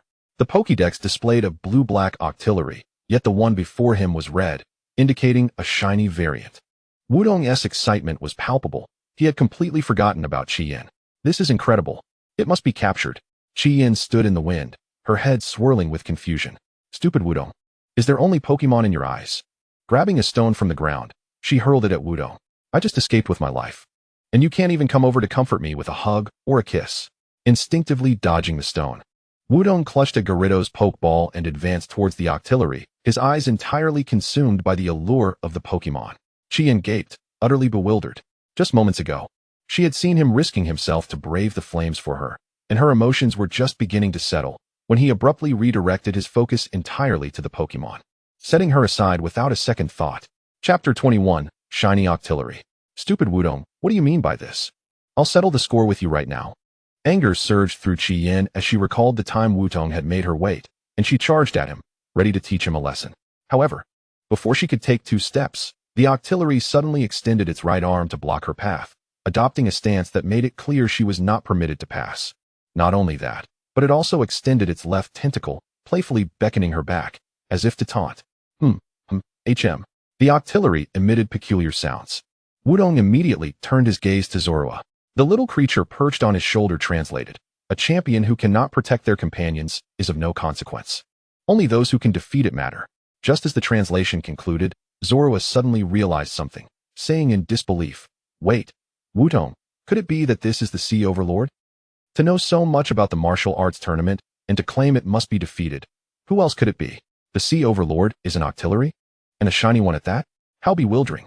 Wudong revealed his trademark smile, already tossing the Pokeball, unperturbed by its identity. Even if it's the Sea Overlord, I'll fight it. First, I'll win and then capture it. Go. Gyarados. Use Blizzard. A tempest of snow coalesced in Gyarados' maw and erupted forth. The octillery's ability, Soft Body, rendered it immune to paralysis, thus making thunder less effective, despite its high attack power. As for Ice Beam, Wudong instinctively dismissed it, sensing that this octillery would not be so easily struck. To play it safe, he opted for Blizzard, an area of effect strike that even a fighting-type Pokemon like Octillery would struggle to evade. Octillery. The creature suddenly let out an eerie cry, its keen eyes flashing with a strange light. In the next moment, its body moved with an ethereal grace, darting from side to side at an incomprehensible speed, twisting and spinning. Before Zorua and Chien could react, Wudong exclaimed, It's using Detect. It's evading the Blizzard. Yet, alas, Detect, like Protect, would fail if used consecutively. Gyarados. Continue using Blizzard. Let us see how many times it can evade. Wudong clenched his fist, preparing to activate his lucky ability. A fierce blizzard battered down upon the octillery, and this time it did not dodge. However, it showed no intention of evading. The octillery shimmered with a dazzling light, gathering energy at its chest to form a massive orb, then let out a grunt and launched it directly at Gyarados. TR-64, Spirit Bomb. Power 120. Its effect is to bolster momentum, unleashing its full strength, with a 10 chance to lower the opponent's special defense. As the attack struck, it simultaneously took advantage of the opponent's inability to evade during the activation of its skill, unleashing a more potent attack. Yet, this would also result in a situation where the user would be guaranteed to hit. Truly, this octillery's fighting style was feral, Wudong quickly remarked. While activating his lucky ability, the icy crystals coalesced, freezing the octillery in place. It lost a third of its HP. Simultaneously, the Spirit Bomb struck Gyarados, causing it to lose a quarter of its HP. No matter how wild your battle style, an octillery frozen in place must endure the onslaught. Gyarados. Use Thunder consecutively. Let us finish it. Wudong commanded, and Gyarados roared as storm clouds began to gather. But in that very moment, the frozen octillery moved. Indeed, the frozen octillery was stirring. The ice began to crack, the sound of shattering echoed, and Wudong saw a blue glow, instantly realizing something was amiss. It was using Waterfall. It was attacking its opponent with the power of water to break free from the ice. Moreover, it aimed to draw the lightning towards it with the effect of Waterfall. Gyarados. Quickly dodge. Wudong miscalculated. He anticipated that this octillery would be so exceptional. Not only could it easily break free from Gyarados' control, but it could also engage in a strategic battle of skills with a trainer like Wudong, truly maximizing its fighting prowess. In the next moment, Wudong not only witnessed its strength, but also its astonishing speed. Boom. Thunder successfully activated. Lightning struck the octillery enveloped in water. The electricity danced upon its watery surface. Its attack was not interrupted but rather accelerated, and in the blink of an eye, it was already intercepting Gyarados' evasion. During this encounter, Wudong clearly observed on his phone's scanning results that the octillery's HP was plummeting at a visible rate. This creature was tanking the damage to strike back, utilizing Gyarados' lightning to transform the waterfall attack into an electric-type move, counterattacking alongside Gyarados. To achieve this, reflexes, strength, and speed were all essential. And this octillery had accomplished it. At the moment of impact, it unleashed its third round of skills. Hell Roll, for tentacles wrapped around Gyarados' waist. The octillery violently twisted its body, causing both Pokémon to roll tumultuously on the ground. Hell Roll, Power 80. Its effect is to slam the opponent along with itself to the ground for a rolling attack, resulting in a quarter of self-damage. The current crackled and danced between it and Kyogre, the HP of both Pokémon visibly dwindling. The octillery was already bleeding, and Kyogre's condition was far from favorable. In that fleeting moment, Wudong felt a fire ignite within his heart. This was the most formidable opponent he had encountered since becoming a trainer. As a Pokémon, it had managed to thrust Wudong into such peril. It was also the only adversary thus far capable of turning the tide against Kyogre. This Pokémon, whether it truly was the ocean's sovereign or not, must be captured. And now, it was time for Wudong to make his move. First, he swiftly assessed the battlefield. Kyogre's strengths lay in its formidable control and offensive capabilities, while this octillery undoubtedly sacrificed defense for peak offensive power and speed. Thus, its HP and defenses were quite meager. Yet due to its fighting style, it had already shed blood after 3 rounds. However, it was precisely such a Pokémon that posed the greatest threat to a powerful artillery-type attacker like Kyogre. If calculations held true, it would undoubtedly alter its strategy next, maximizing its unique attributes. By utilizing absolute speed to unleash devastating attacks while evading Kyogre's moves, victory would be within reach. Hence, the primary distinction between trainers and wild Pokémon lies in the former's ability to switch Pokémon. They could even throw a Pokeball and resort to trickery. Thank you for your hard work, Sharpedo. It's your time to shine. Zorua, use Shadow Ball. Chapter 22, Long Time No See Ash. Bound by constraints. Kyogre transformed into a streak of red light and returned to its Pokeball. Zorua leaped down from Wudong's shoulder, and the Shadow Ball it had conjured was already launched. Now's the moment. As the Shadow Ball struck, Wudong observed the octillery's HP plummeting at an alarming rate. He wasted no time tossing the empty Pokeball with fervor. Just a sliver of health left. The octillery was captured within the Pokeball. This was precisely what Wudong sought, an opportunity to severely weaken his opponent while employing this cunning tactic to capture the octillery. Foolish wild Pokémon. This is the chasm that separates you from trainers. Mwahaha! An ominous laughter echoed in Wudong's heart. Thud! Thud! The Pokeball fell to the ground, beginning to tremble. Once. Twice. Thrice. Ding! The octillery was successfully captured. Hooray! Wudong leaped with joy, the Pokeball returning to his hand to be attached to his belt. With the octillery no longer obstructing him, Chien was furious and rushed over, ready to confront Wudong. I'm coming to settle the score with you, Wudong. Zorua, let us go to the Pokémon Center for some healing. Wudong disregarded Chien yet again, dashing towards the Pokémon Center with Zorua. After all, as long as the troublesome young lady was unharmed, the most crucial priority for a competent trainer was, of course, the Pokémon. Wudong, now clad in his battle gear, was beyond Chien's grasp. Once again, she found herself a bit amused by the sight of Wudong's retreating figure, her frustration mixing with laughter. A fool, solely consumed by thoughts of Pokémon. To conquer him, one could only resort to battling with Pokémon. I've made up my mind. I shall return to train my Pokémon and become an even stronger trainer than that insufferable Wudong. Defeat him, and then make him kneel and propose to me. Apologize. 2 hours later, at the Sea House, in a private room on the 2nd floor, Wudong picked up a Pokeball, gazing at the Sea Boss and the host across from him, chewing on some meat as he asked, "So, this octillery is the legendary Ocean Sovereign? It has been waiting in the dojo, which is why it saved Chien at that time." The Sea Boss shook his head, grabbing a spicy octopus and tossing it into his mouth, grimacing from the heat. To be precise, it is a descendant of the Ocean Sovereign. Descendant? Wudong inquired, perplexed, while the host nodded in affirmation, adding, "The Ocean Sovereign is merely a higher-level octillery, and it certainly hasn't lived for over 200 years. Much of the legend is true, Albeit embellished with exaggerated tales, the so-called sea monster was simply a swarm of wishiwashi. They banded together to fend off fishermen, ultimately becoming quite a menace until they were defeated by the ocean sovereign. Wudong nodded. Wishiwashi was a notably weak Pokémon, even inferior to Magikarp in terms of individual strength. Yet, in critical moments or when gathered in swarms, they would activate their swarm ability, organizing into formations and transforming into their formidable school form. In this state, aside from HP and speed, all other stats would undergo a substantial enhancement, indeed making them a fearsome opponent. Wudong picked up a slice of sashimi, dipped it in soy sauce and wasabi, and inquired, "So, the truth behind this legend is known only to my father, Sister Kwanmei, and you too?" The sea boss nodded, taking a small sip of sake, his complexion flushing slightly as he expressed his belief that the truth of the legend was not as important as the fact that the ocean sovereign had empowered the townsfolk of Heidu to become strong individuals. Wudong smiled slightly, wholeheartedly agreeing with this sentiment. The true form of the ocean sovereign was inconsequential. What truly mattered was the spirit and belief it instilled, which was inherently positive.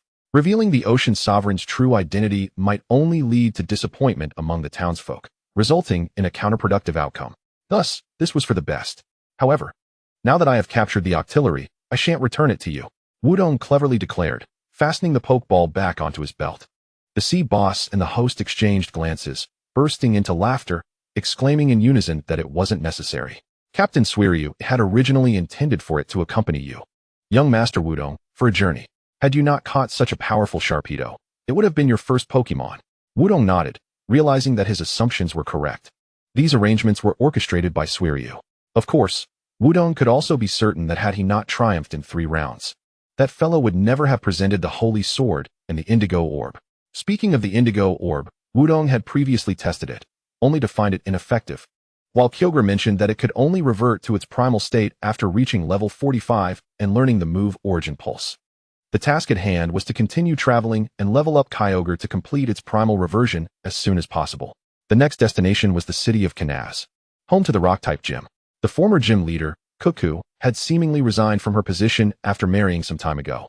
Wudong was uncertain who the new leader appointed by the Alliance might be. Wudong scratched his head, pondering that if it were Cuckoo, he could gather plenty of intelligence and easily secure victory, as knowing both oneself and the opponent ensures success in every battle. The new gym leader appeared to be from another region, with the only known information being that they were a formidable rock-type trainer, which felt quite daunting. Regardless, rock-types are 4 times weak to water and twice weak to fighting. With Kyogre and Octillery on his side, victory should not prove too difficult. After finishing his meal and packing his belongings, Wudong bid farewell to the sea boss, mounted his folding bicycle, and departed Heidu Town, Kanaz City, at a hotel, in a room on the 3rd floor. "Oh, you encountered Team Rocket again?" A man lounging on the sofa queried the boy sitting on the bed, a curious smile playing on his lips. "I had no idea they had come to Hoenn, specifically following you?" The boy shook his head, removing his cap and tidying his hair as he replied, "I don't think so. They seemed quite surprised to see me. Perhaps Team Rocket is planning something in Hoenn. I will inform the league." The man chuckled, shifting the topic. "And you? Traveling to Hoenn. Is your goal still to become the champion?" The boy grinned, standing up and lightly tapping the man on the shoulder. "Of course. I'm about to challenge the Rock-type gym. Are your badges ready?" The man laughed in return, picking up a Pokeball and declaring, "I'm stronger now. Obtaining a badge won't be that easy." "Is that so?" The youth feigned skepticism as he turned to the Pikachu lying behind him, inquiring, "Pikachu, are you prepared?" "Pika Pika." Pikachu rolled over and leaped up, emitting a joyful and endearing cry, seemingly affirming the young man's statement with an enthusiastic, "Of course." The boy donned a cap adorned with a Pokeball motif and extended his hand to the man, exclaiming, "Brock, long time no see." The man retracted his previous smile, his demeanor turning earnest, a glimmer of determination shining in his eyes as he firmly grasped the young man's hand, replying, "Indeed. It has been a while, Ash." Chapter 23, Anomaly and Flame Energy. The bicycle sped through the forest, crunching over pebbles and branches, with Pokemon darting about. Everything felt so novel. This was Wudong's first solo journey, free from the presence of Team Aqua. The Zorua, which had originally nestled within Wudong's clothing, peeked out and surveyed their surroundings, stating, "According to the map and our route, we can camp outside tonight and reach our first destination, Bugnet Town, by tomorrow morning, just in time for lunch." Upon hearing this, Yutong appeared puzzled and queried, "Isn't the first destination Kana City?" "Certainly not. Zorua playfully tapped Wudong on the collarbone, adding, "You're riding a bicycle, not a rocket. There are 2 towns to traverse before reaching Kanas City." Wudong chuckled sheepishly, suddenly recalling something. "I've read about Bugnet Town. The residents revere the power of bug-type Pokémon. They believe the entire world is upheld by tiny insects, so most of them are bug-type trainers." Zorua grinned mischievously and half-jokingly remarked, "So, does that mean this town is filled with bug-catching youths?" "Ha ha." The pair erupted into laughter. "Hey, you two. Your voices are too loud." A youthful voice suddenly interrupted Wudong and Zorua. Wudong halted his bicycle as rustling sounds emerged from the grass, and a shadow sprang forth, landing in front of the bicycle. With a distinctive straw hat, a breezy tank top, and shorts, he was none other than the legendary aspiring pirate. That is, the bug-catching boy Zorua had just mentioned. This was evident from the long-handled net he wielded for catching bugs. "Your noise is scaring away the bug Pokemon." The bug-catching boy pointed at Wudong, who seemed to be merely 10 years old, having to look up to meet Wudong's gaze. The sight of a child of similar height to the bicycle boldly pointing a finger at a member of Team Aqua was nothing short of a masterpiece. Though amusing, Wudong merely smiled at the child and said, "My apologies, we'll leave right away." "Not so fast." The bug-catching boy spread his arms to block Wudong's path, exclaiming, "You scared away the Pokemon I was about to catch. As compensation, you must help me catch them. TSK, this child is being quite unreasonable." Zorua was on the verge of speaking up, but the bug-catching boy suddenly declared, "This month, the town has been hit by frequent typhoons, and many volcanic Pokemon have been blown here. We must capture them all and return them to the volcano. Otherwise, the bug Pokemon will have nowhere to live." Typhoons carrying volcanic Pokemon here? Clearly, something was amiss. Wudong realized this and raised his hand to signal Zorua to remain silent. He folded the bicycle and stowed it in his dimensional bag, crouching down with a smile to ask the young boy, "Are you a resident of Bugnet Town? Could you tell me more about the typhoons?" The bug-catching boy glanced at Wudong's belt and tentatively asked, "Are you a trainer? A really strong one?" Wudong picked up a pokeball and confidently replied, "Absolutely," even though he didn't yet consider himself exceptionally strong. A little deception to gather information from a child wouldn't bring upon divine retribution. "Really? I don't believe you." The bug-catching boy retorted with a cheeky tone, then huffed, boasting in the unique pride of childhood, "What's the highest level of your Pokemon? Our town leader's Pokemon is level 30. He can't even handle these volcanic intruders. Where do you get your courage? Talking big will earn you a smack from your mom." His response was both amusing and exasperating. Wudong feigned astonishment, asking, "Is your town leader truly that impressive? What if I prove to be even stronger than him?" The bug-catching boy laughed heartily, pointing at Wutong and declaring, "If you're stronger than the town leader, I'll give you a little Torchic." Afterward, the bug-catching boy pulled out his phone, displaying a photo in front of Wudong. The image depicted a rather large moth-like Pokemon, with blue eyes and red antennae encircling its cheeks. Its body was plump, adorned with a ring of white fluff on its upper half, and it had 4 tiny legs.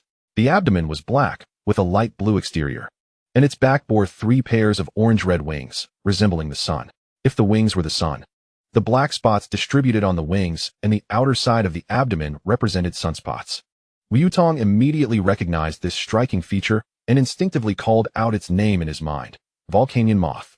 Indeed, Volcanion Moth, a formidable fire-type Pokemon, evolves from a burning bug only at level 59. This child possesses such an exceedingly rare Pokemon. Could it too have been blown here by the typhoon? Wudong, already intrigued by the nature of these so-called typhoons, found his interest peak to the maximum level upon hearing the boy's promise of a battle against the town leader for the Volcanion Moth. The little Torchic was also swept here by the typhoon, but it poses no danger and is injured, since the town prohibits the presence of volcanic Pokemon. "I have had to hide it at home," the bug-catching boy explained, turning the phone back to himself and gazing at the photo. Wutong, eager to battle the town leader, quickly assured him, "Don't worry, as long as you uphold your end of the bargain. I will win the battle against the leader and take it to the Pokemon Center for treatment. However, you must first tell me about the typhoons." At the Fiery Rock team base, a man clad in a bright red coat pushed open the office door, announcing, "Lord Akiyako, we have detected an abnormal surge in flame energy in Bugnet Town, even leading to climatic changes, which raises suspicions of a possible appearance of Groudon." The man reporting was the scientific monitor of the Fiery Rock team, identifiable by the volcano-like insignia on his right chest. The man receiving the report, seated behind the office desk, was naturally the leader of the Fiery Rock team, Akihiko's father, Akihiko. The man was tasked with monitoring the flame energy indices and weather changes across various cities and towns daily. Currently, Bugnet Town was exhibiting alarmingly high levels of flame energy, and the weather had undergone dramatic shifts, likely indicating the presence of the long-sought Groudon. Bugnet Town? Akihiko mused, speaking slowly and deliberately. That falls within Team Aqua's domain. We mustn't act too overtly. Dispatch a nearby investigation team to gather information, prioritizing investigation over strength. It's best to avoid direct conflict with the townsfolk or Team Aqua. The monitor nodded in agreement and turned to leave. Akihiko gazed at the photograph on the corner of his desk, which featured himself alongside the water dragon and a young Groudon and Akihiko. With such an unusual occurrence, there is an 80% chance it is Groudon, Akihiko murmured, picking up the frame and addressing the water dragon on the left. It seems you will be losing to me after all. Chapter 24, The Fallen Second Son? That evening, in the forest, within the tent, Groudon munched on the rations from his bag, reflecting on the bug-catching boy's words from earlier that day. Approximately a month ago, a bizarrely intense, hot wind swept in from the northwestern direction of the town. This hot wind brought countless fire-type Pokémon, and the resulting sparks nearly ignited a forest fire. Moreover, on that very day, numerous townsfolk bore witness to a most extraordinary phenomenon, a second sun. Indeed, the villagers beheld a second sun ascending into the sky at a visibly rapid pace. This celestial body, smaller than the original sun, emitted less light and warmth, and lingered in the heavens for less than 10 seconds before it abruptly plummeted back to the earth. Yes, the second sun rose from the horizon only to descend once more. Each day, the townspeople dispatched individuals to search for the fallen sun, yet each endeavor proved fruitless. Strangely, since that day, a scorching wind would arrive punctually at noon, bringing with it fire-type Pokémon that disrupted the habitats of the local bug-type Pokémon. To safeguard the environment of the bug Pokémon, even the young bug catcher, who was fast asleep in the adjacent tent, was called upon to capture the fire-type Pokémon. These captured creatures were then handed over to the League's special envoy for safe relocation. Naturally, the town's expectation of him was no more than what other children were doing at the town's entrance, merely a form of play. However, who could have anticipated that he would be unsatisfied with simply swinging his net at the town gate? Thus, he ventured a considerable distance to lie in wait for his quarry. Unfortunately, not a single fire-type Pokémon was ensnared. Instead, he collided with a tree. As for the fire moth he dubbed Little Fire, it had also been swept in by the hot wind. When it arrived, it was merely a level 30 burning caterpillar.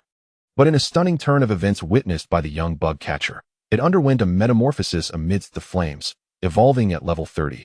A truly remarkable occurrence. This was certainly a feat to rival that of Groudon, whose speed and attack were maximized, yet whose health and defense were utterly lacking. The basic information and details were already known. The current mystery lay in the origin of this scorching wind. Why did it bring forth so many fire-type Pokémon? And what precisely was the second sun? Enough pondering. These answers would only become clearer upon arriving in the town tomorrow. For now, it was time for rest. After a day of battles, Groudon felt utterly exhausted, and within 5 minutes of lying down, he drifted into slumber. In his dreams, he returned to that pitch-black place. Though the alpaca and his 3 companions were absent, while Kyogre remained by his side. Suddenly, a flicker of fire illuminated the darkness, and Kyogre emitted a low growl, its massive pectoral fins shielding Groudon as it gazed intently at the flame. A piercing bird call resonated from the fire, and Groudon vaguely perceived a large bird. Could it be that one? A vague answer began to form in Groudon's mind as the fire surged skyward, descending in a torrential rain of flames. Roar! Kyogre's roar dispersed the fiery downpour, jolting Groudon awake. Just as he was about to glimpse its true form, he awoke. The tent was bathed in dappled sunlight as Groudon unzipped the flap and stepped outside, stretching his limbs. Although the dream was brief, he had slept soundly until dawn. What exactly was that vision? Was it the second sun seen by the townsfolk? With a long yawn, the young bug catcher also unzipped his tent and emerged, stretching like Groudon. Awake now, Shally? Groudon asked with a smile. Shally was the name of the bug catcher, and perhaps due to their growing familiarity, his demeanor was markedly improved compared to the previous day. Groudon retrieved his folding bicycle, patting the back seat, signaling it was time to set off to challenge the town mayor. Shally hopped onto the back seat, tilting his head, and, with a feigned bravado, declared, "Though I now consider you a friend, I still don't believe you can win against the mayor. Whether I can win or not, we shall see once the battle concludes." Groudon pedaled rapidly towards the town, activating the battle function on his bicycle. Behind a distant tree, 3 figures crouched, intently observing a smartphone screen displaying a video call. The person on the other end was a man, shrouded in darkness, illuminated only by a faint light that revealed he sat with his back turned. The man, adorned with various gemstone rings, caressed a nearby Meowth while instructing, "Did you remember everything I just said? Bring back all those fire-type Pokémon. You've already failed once. This time, do not engage the Aqua team openly." "Yes, Boss Sakaki." The trio responded in unison, their voices imbued with fervor. Clearly, they were the infamous trio from Team Rocket. The mastermind on the other end was none other than their leader, Giovanni. As for his plan, it was straightforward. The influx of fire-type Pokémon swept in by the wind was too abundant. The townsfolk of Bunnet Town would capture them and hand them over to the League's special envoy, who would then relocate them to suitable habitats. Team Rocket's objective was to masquerade as this envoy and abscond with all the fire-type Pokémon they captured, returning them to their base. Once Giovanni ended the call, the trio exhaled a collective sigh of relief. Thank goodness he only mentioned the Sea Overlord. If he had learned about the existence of the Holy Sword and the Gyarados egg, we would have likely been tasked with cleaning the base's toilets. A nervous Kojiro remarked. Musashi tucked the phone away, adding, "Indeed, it was fortunate that we did not encounter that little brat. We should avoid direct conflict with Team Aqua, and our disguise should remain unassailable. But what if that little brat happened to pass by while we were talking to Giovanni? Or worse, what if he had already arrived in Bunnet Town yesterday?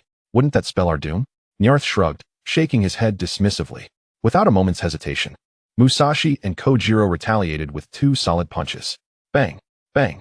"Don't say such ominous things," they exclaimed in unison. They were utterly oblivious to the fact that Wudong had indeed followed Nyarth's suggestion and was already en route to Bunnet Town as they spoke.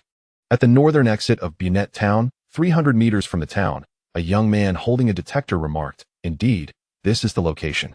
The flame energy is exceedingly anomalous." His attire, emblazoned with the insignia of Team Magma, clearly indicated his allegiance. Not only is the energy irregular, but the weather is also problematic. A mildly exasperated female voice chimed in as she turned to reveal a girl extracting sunscreen from her bag, dressed in identical attire. It was evident that she was the young man's teammate. Undoubtedly, they were dispatched by Team Magma for reconnaissance, aiming to ascertain the situation and gather precise intelligence. Most importantly, they were tasked with a special mission from Akainu, to intercept the wanderlust-driven Akai and ensure her safety before escorting her back to the Team Magma base. Chapter 25, The Iron Fist of the Bug Catcher. An hour later, in Bunnet Town, the forested village gradually came into view, its verdant 2-story duplex buildings offering a refreshing glimpse of nature. Flanking the town entrance were statues of humanoid ladybug Pokémon, resembling fairies and exuding cuteness. Wudong immediately recognized these as the evolved form of Beedrill, known as Ampilla. Shally explained, Ampilla is a Pokémon that battles with 4 fists. While its punches may lack power, it often prevails through sheer quantity. This implied that even seemingly weak bug Pokémon possessed their own iron fists. However, Shally disclosed that the original statue depicted a caterpie. A few years prior, during a martial arts tournament held in partnership with Heido Town, the townsfolk were utterly bested by their combat Pokémon. In frustration, the mayor transformed the statue into Ampilla as a retort to Heido Town's erstwhile pride and mockery. Thus, the saying emerged, even bug Pokémon possess their own iron fists. At the town entrance, several figures were already gathered. As Wudong came to a halt with his bicycle, a man and a woman rushed towards him. As soon as Xiao Liang leapt down, he inquired, "Oh, Dad, Mom, what are you doing here?" Indeed, the couple before him were none other than Xiao Liang's parents. Had it not been for Wu Tong's timely phone call yesterday afternoon, using Xiao Liang's mobile to clarify the situation, they would have been frantic with worry over their missing son. Xiao Liang's mother embraced him tightly, repeatedly expressing her gratitude to Wu Tong, her eyes brimming with tears, which made Wu Tong feel somewhat bashful. Zhuoya, peering out cautiously, quickly retreated, patting Wu Tong on the chest, wishing him good luck. Just as Wu Tong stowed his bicycle back into his satchel, the other 2 individuals waiting alongside him approached. Standing slightly ahead was an elderly gentleman, appearing to be in his 50s or 60s, with graying hair and a large straw hat. His familiar attire of a sleeveless shirt and shorts, complete with a long net pattern on his tank top, unmistakably identified him as an elderly bug catcher. Behind him stood a man clad in a shirt and shorts, who cleared his throat and raised his hand to introduce himself, saying, "You must be Wu Tong. This is Mr. Bu, the mayor of our Bugnet town. And I am his assistant, you may call me a fan." Mr. Bu smiled warmly, grasping Wu Tong's hand and giving it a gentle shake, cheerfully exclaiming, So you are the second heir of the water fleet, Wu Tong. You remember me, don't you? I saw you a few years ago. A fan nodded in agreement, adding, yes, at the United Martial Arts Conference, Master Wu Tong witnessed that duel from the judges' table. Suddenly, Mr. Bu coughed, casting a sharp glance at a fan, clearly displeased that the duel was being mentioned. Nonetheless, a fan's words jogged Wu Tong's memory of the joint martial arts competition 3 years prior, where Mr. Bu's Alitos had been swiftly defeated by the opponent's Infernape in just 2 moves, utterly humiliating. Subsequently, that young mayor from Heidu Town had gone on to become a traveling trainer. Mr. Bu had returned to town, harboring resentment over this incident for 3 years, which demonstrated just how petty he was. Suppressing a smile at these thoughts, Wu Tong raised his other hand to pat the back of Mr. Bu's hand, shaking it in return, and remarked, Mayor Bu, your prowess is well known. My father has often spoken highly of you. How could I possibly forget? Even bug Pokémon possess their own iron fists. This is one of my mottos. Wu Tong's enthusiasm surpassed that of Mr. Bu, prompting the latter to chuckle heartily. Patting Wu Tong's shoulder, he turned to a fan and said, this kid knows how to charm, truly deserving of the water fleet's future second heir, and proclaimed that he would take Wu Tong home for a meal. Meanwhile, Xiao Liang's parents joined in the conversation. Just a few steps into the town, Xiao Liang suddenly pointed at the mayor and interrupted, Grandpa Mayor, who is stronger, you or Wu Tong? Mr. Bu fell silent, the innocence of Xiao Liang's words having a profound effect. Of course, the mayor is stronger. I am merely a novice trainer. Wu Tong humbly responded on the surface, though internally he was cheering. Humility? Not at all. Winning against the mayor would grant him a fire god moth. An opportunity he would not let slip by. Had he not recalled Mr. Bu's pettiness and his established connection with the water dragon, he might have issued a challenge right at the town gate. Initially, Mr. Bu had experienced a sudden shift in emotion upon hearing Xiao Liang's words. But Wu Tong's remark immediately brightened his mood, causing him to beam with joy. What is this? The second heir of the water fleet acknowledges his own strength. How impressive that sounds. However, Wu Tong had just won the championship at the Heidu Town Martial Arts Conference yesterday. Mayor, haven't you always believed that the martial arts competition was unfair? Why not have a duel with Wu Tong? Xiao Liang launched into the second round of his challenge, not relenting, but instead escalating his attack. Cough, cough. Mr. Bu suddenly coughed again, casting a sidelong glance at Xiao Liang's parents. A fan was barely able to suppress his laughter, and Xiao Liang's parents struggled to contain their amusement, yet maintained a facade of mild annoyance, admonishing Xiao Liang not to speak out of turn. I am not speaking out of turn, Xiao Liang exclaimed, pointing at the pokeball at Mr. Bu's waist and declaring, the mayor is the strongest trainer in our town. Shouldn't he gladly accept the challenge? Is he afraid? Is he afraid? Is he afraid? Is he afraid? This refrain echoed in Mr. Bu's mind like the beating of a war drum. Enough, even if it means losing face before the young heir of the water fleet. I must take up the challenge. As the mayor of Bugnet Town, he could not allow a child to look down upon him. At this moment, Mr. Bu felt a surge of pride, as if he towered over Xiao Liang in stature and strength. In contrast, Wu Tong, while eloquent and the second heir of the water fleet, was still a novice trainer in need of refinement. As for the individuals from Heidu Town, it was evident they had shown leniency due to the water dragon's influence, enabling Wu Tong to seize the championship. As a powerful trainer often mentioned by the water dragon, Mr. Bu felt compelled to help refine the future successor. With this in mind, the shorter Mr. Bu suddenly straightened his back and adjusted his waistband.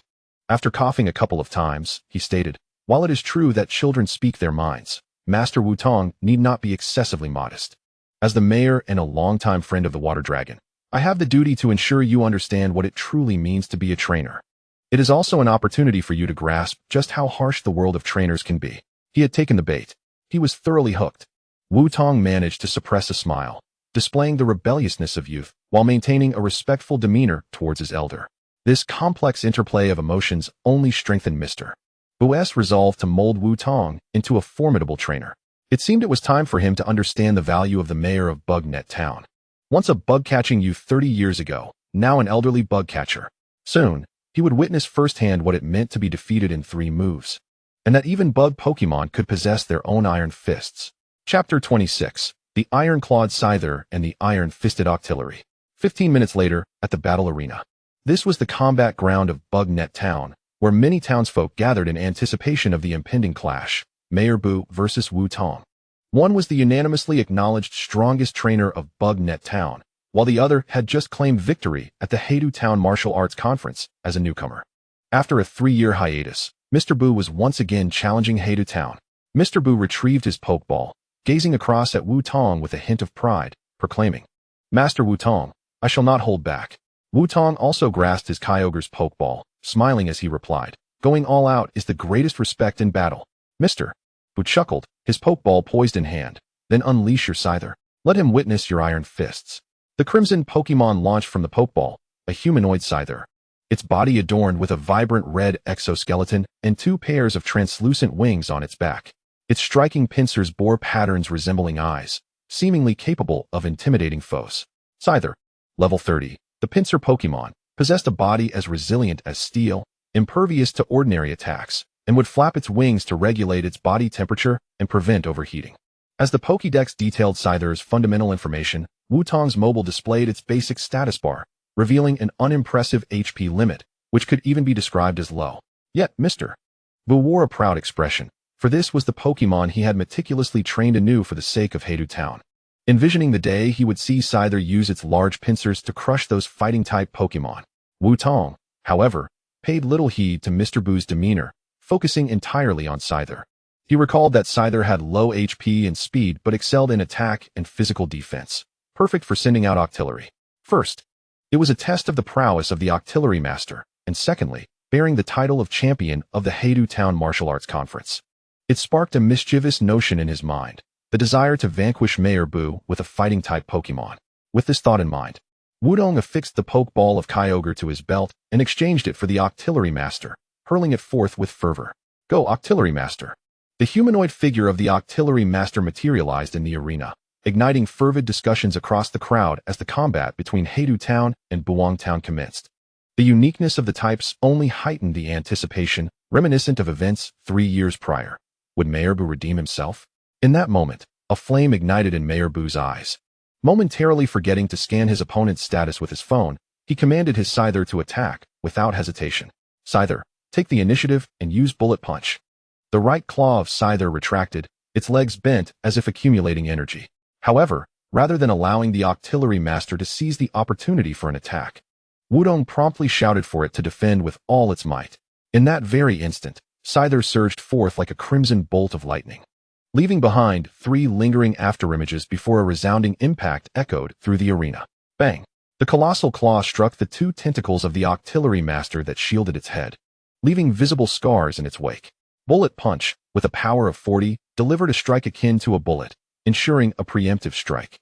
Despite its modest power, when combined with Scyther's technical prowess, the effectiveness of skills rated 60 or lower is amplified by 50. For the Octillery Master, characterized by relatively low HP and defense, this was already significant damage. Yet, regrettably, the Octillery Master's attack power and speed were truly formidable. Wudong swung his arm, calling out, "Now counterattack. Use superpower. Octillery." The Octillery Master exclaimed, curling its free tentacles into fists, aiming a fierce blow at Scyther's exposed torso. The speed was so astonishing that neither Mayor Boo nor Scyther could react in time. Bang! The sheer force sent Scyther hurtling backward, skidding 5 meters before crashing to the ground. It even lost control, rolling twice before finally halting. A critical hit. Scyther's HP plummeted. Superpower, with a power of 120, unleashed an incredible force upon the opponent, albeit at the cost of reducing its own attack and defense. However, for the Octillery Master, a decrease in attack was not particularly concerning, and a drop in defense was of little consequence. After all, the opponent would have no further opportunities to retaliate. As Mayor Boo urged Scyther to rise quickly, Wudong raised his hand once more, commanding the Octillery Master to use Hydro Pump, denying it any chance to regain its footing. The Octillery Master was enveloped in a brilliant blue energy, executing a combat style that aligned with its innate tendencies. First, it absorbed the opponent's strike, then utilized superpower to bring it down, leveraging speed and power to chain into Hydro Pump, ensuring no opportunity was granted. Meanwhile, Scyther began to struggle, instincts warning it that failure to rise would lead to utter defeat. Yet, alas, as a trainer, one must honor their word. A promise of no chances meant none would be given. Even disregarding the 5-level disparity, how could Scyther's speed possibly compare to that of the Octillery Master? Octillery. The Octillery Master collided with Scyther's form just as it attempted to rise halfway. Bang! Scyther lost all balance, tumbling backward once more. Octillery Master, engage in close combat. Deliver a full-body massage with your fists. The four tentacles coiled into fists, raining down like a tempest upon every inch of Scyther's body. If Scyther's form was akin to steel, then the Octillery Master was the finest blacksmith. Wudong's unrelenting commands demonstrated complete mastery of the battle. The notion of rounds was rendered moot, for Scyther, having only landed a single blow at the start, could no longer even rise. Mayor Boo, utterly stunned. And the townsfolk were likewise bewildered. What was happening? Was history repeating itself from 3 years ago? Wasn't the mayor the strongest trainer in town? Scyther was level 30. They hastily retrieved their phones to scan, including Mayor Boo. Octillery Master, level 35. Hiss. Mayor Boo gasped in disbelief, realizing it was 5 levels above his Scyther. He had profoundly underestimated Wudong. Regret began to wash over him, the words he had spoken echoing back in his face. At this rate, he would lose all dignity. As Scyther's HP dwindled to critical levels, Mayor Boo prepared to unleash his signature coughing technique. However, in the next moment, just as the Octillery Master completed its flurry of strikes, and Scyther was left with but a sliver of health, Wudong refrained from commanding another attack.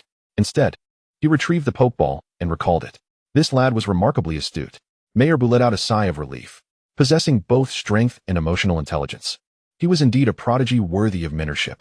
He resolved to treat him to lunch that very afternoon. Just as Mayor Boo coughed twice and prepared to address the crowd, Wudong suddenly brandished the Pokeball of Kyogre and tossed it forth. Zorua, activate your ability. It's decided, Gigantamax Gyarados. Use thunder. Dark clouds gathered ominously, torrential rain poured down, and a blinding bolt of yellow lightning struck Scyther with finality. Scyther succumbed, unable to continue battling, and Wudong emerged victorious. Chapter 27. May I join you? Heavens! The mayor actually lost. His specially trained Scyther was defeated by that fighting-type Octillery Master. Yet, the significance extended beyond merely the Octillery Master. It was the Gigantamax Gyarados. Possessing the Rain Dish ability and Thunder attack, it was overwhelmingly powerful, a one-sided domination and instant annihilation. Did the mayor truly grasp the value of the Heidu Town Martial Arts Conference champion? The townsfolk buzzed with chatter as Mayor Boo, having recalled his Pokémon, wished he could vanish into the earth. It was utterly humiliating. Initially, he had extended an olive branch, intending to teach Wudong the harsh realities of being a trainer. Yet here he was, witnessing firsthand the iron fist of his opponent's Pokémon and understanding the true weight of the Heidu Town Champion's title. Moreover, being subjected to relentless and unilateral thrashings left him no room to launch his own speech. Ahem, everyone, please quiet down and lend me your ears. Wudong raised his hand, and the crowd fell silent. He turned to Mayor Boo, winking with a trustworthy smile. In truth, today's battle doesn't reflect much. Mayor Boo's Scyther demonstrated its prowess from the outset. I merely seized an opportunity for a surprise attack with my Octillery Master. As they say, youth possesses strength. The mayor simply did not react swiftly enough for me to exploit that moment. Such a victory achieved through cunning does not hold substantial merit. Moreover, if the mayor had truly gone all out, I likely wouldn't have had the chance to employ any tricks, would I, Mayor? Wudong intentionally elongated his final words, and Mayor Boo promptly nodded in agreement, recalling Scyther into its Pokeball. He naturally approached Wudong, placing his hand on his shoulder as he led him away, muttering something about young people lacking martial ethics and deceiving him with a sneak attack, thus glossing over the outcome of the battle. The townsfolk, well aware of the mayor's character, understood the dynamics at play between Wudong and himself, sharing knowing smiles before dispersing. However, this did not include the 5 spectators lingering in the crowd. Among them, 2 men on the left exchanged incredulous glances, one questioning, is that Wudong? Are you sure he is just a newly minted trainer? He is clearly more skilled than us. The young woman nodded, her tone resonating with empathy as she remarked on the sudden decision of the young lady to embark on a journey. Given her disposition and the straightforward nature of Master Wudong, it seemed that only a victory in a Pokémon battle against him could justify such a choice. Meanwhile, the trio, obscured by wide-brimmed hats, were even more astonished. Musashi clenched her fists and muttered angrily, "Damn it, why is that brat here? And why is he fighting with the town's mayor?" To her right, Kojiro shook his head, his eyes filled with confusion. What just happened? They inexplicably started battling, and then just as inexplicably stopped. What on earth is going on? In the middle, Meowth tilted his head with a smirk, nudging his hat's brim with a paw, and chuckled. It's like they started fighting, but not really, Meow. Shut it. Thud. Thud. 2 fists landed on Meowth's head. What do you mean they started fighting, but not really? Are we playing with relativity here? Musashi shot Meowth an irritated glance. This guy was utterly unfazed and still had the audacity to joke. Kojiro, being more rational, analyzed the situation, stating that the most pressing matter was the arrival of the brat, which could lead to unforeseen complications. They needed a plan. Meowth, having just been hit, grinned again, dismissively saying that it was simple, disguise would suffice. After all, they had always used disguises against that ash fellow before. Even if the brat recognized them, they could simply don a makeup that he wouldn't recognize, couldn't they? In any case, this time they only needed to take the fire-type Pokémon without having to confront the brat.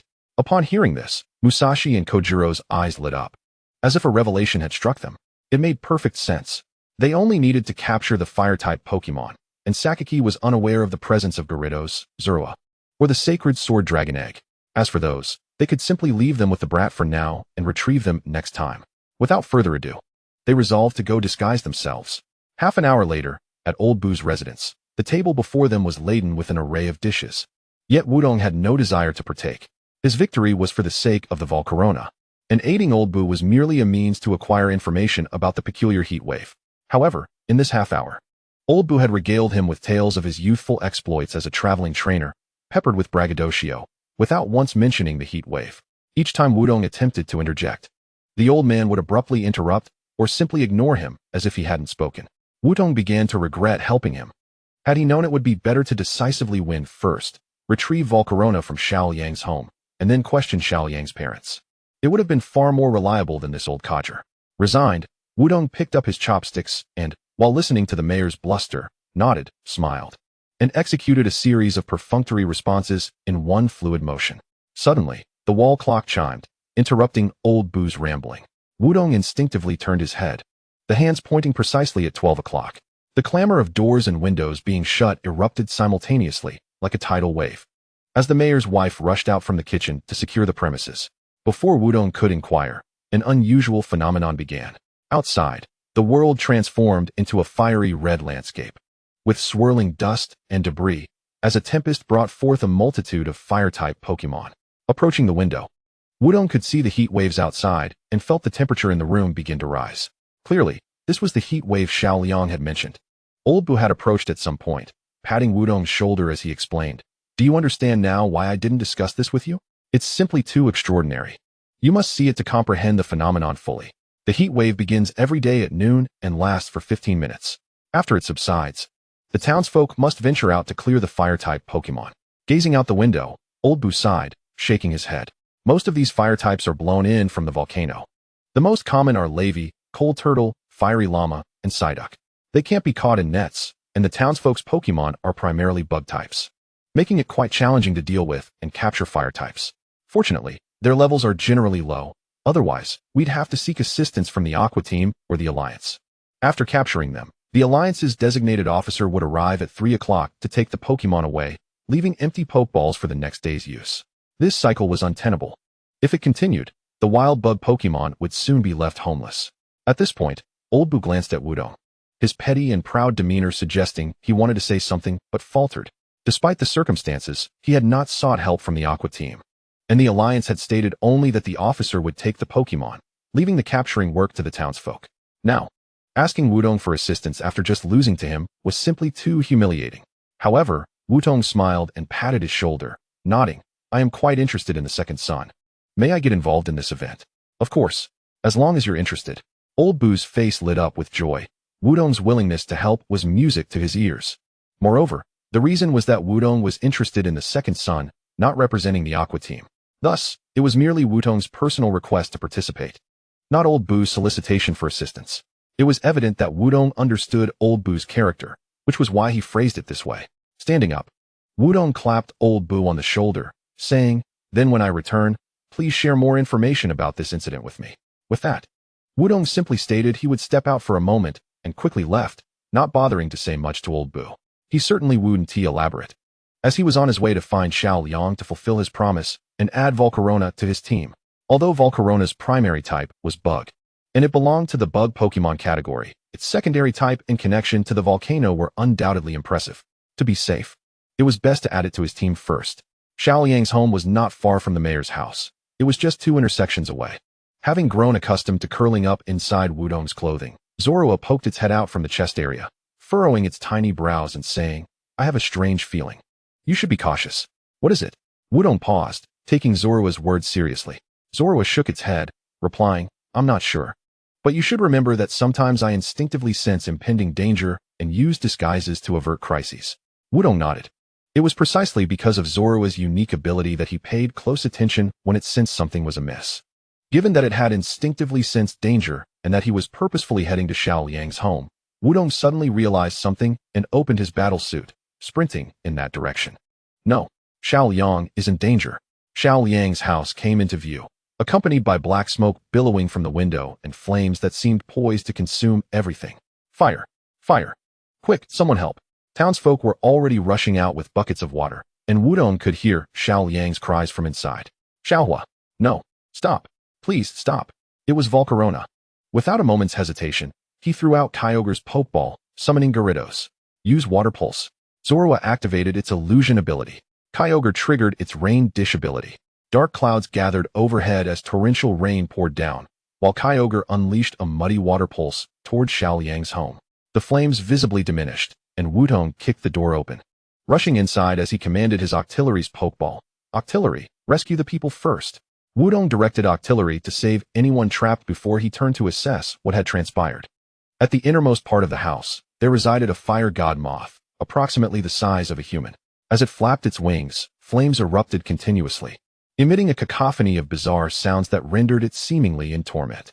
Not far in front of it stood a visibly anxious Xiaoyang, accompanied by 3 other familiar figures. Team Rocket, once again it is you. Wudong suddenly recognized their identities and, as he shouted, dashed forward. Upon hearing the commotion, Team Rocket swiftly turned around. The previously obstructive Kojiro, who was preventing Xiaoyang from approaching the fire god moth, unceremoniously tossed him over to Wudong. Get that kid out of here quickly. That fire god moth has gone mad. The trio from Team Rocket turned and fled, paying no heed to Wudong's recognition of them. Catching Xiaoyang, Wudong was momentarily taken aback. As he turned to flee with him, Team Rocket had already vanished without a trace. Hurry, help Xiaohua. When that hot wind came, a red light suddenly burst in. And then Xiaohua lost control. Xiaoyang was so anxious he sprang up. Wudong patted his head and handed him over to his parents. Casting a glance at the nearby Sharpedo and Octillery. Go inside and cool it down.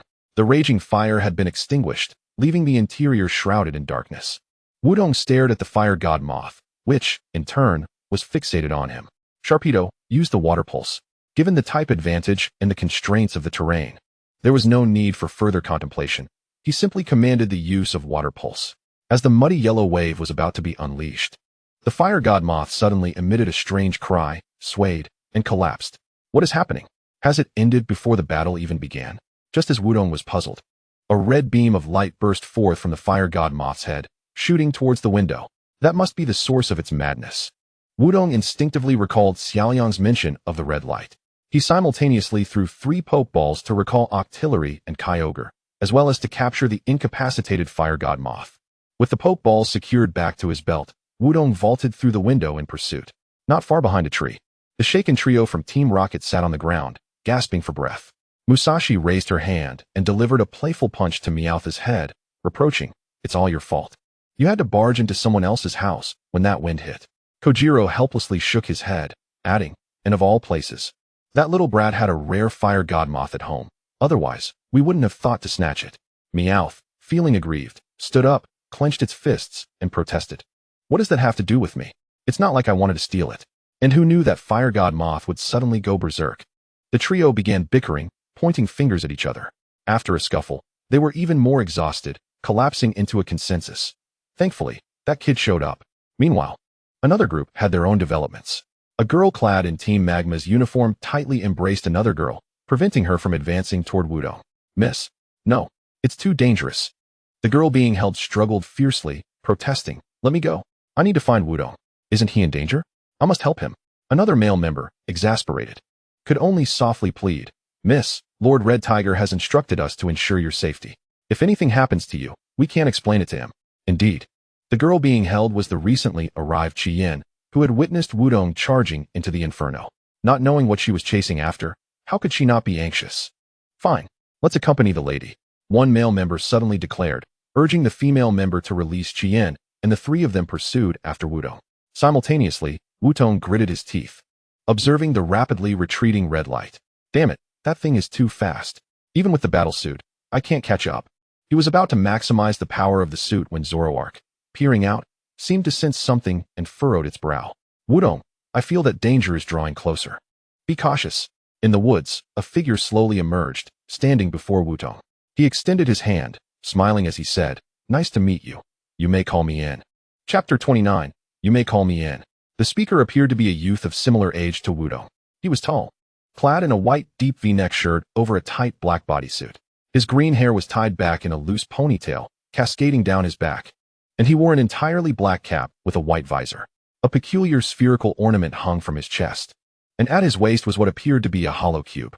Identifying himself as In, he stood there with a slight lean, left leg forward, right leg back, arms outstretched, his eyes half closed, a gentle smile that was quite infectious. Zoroark bared its fangs, emitting a low growl. Wudong, be careful. The danger I sense emanates from this individual. Wudong too felt an unusual aura from In and instinctively took 2 steps back, adopting a defensive stance while reaching for the pokeballs at his waist. Zoroark, how intriguing.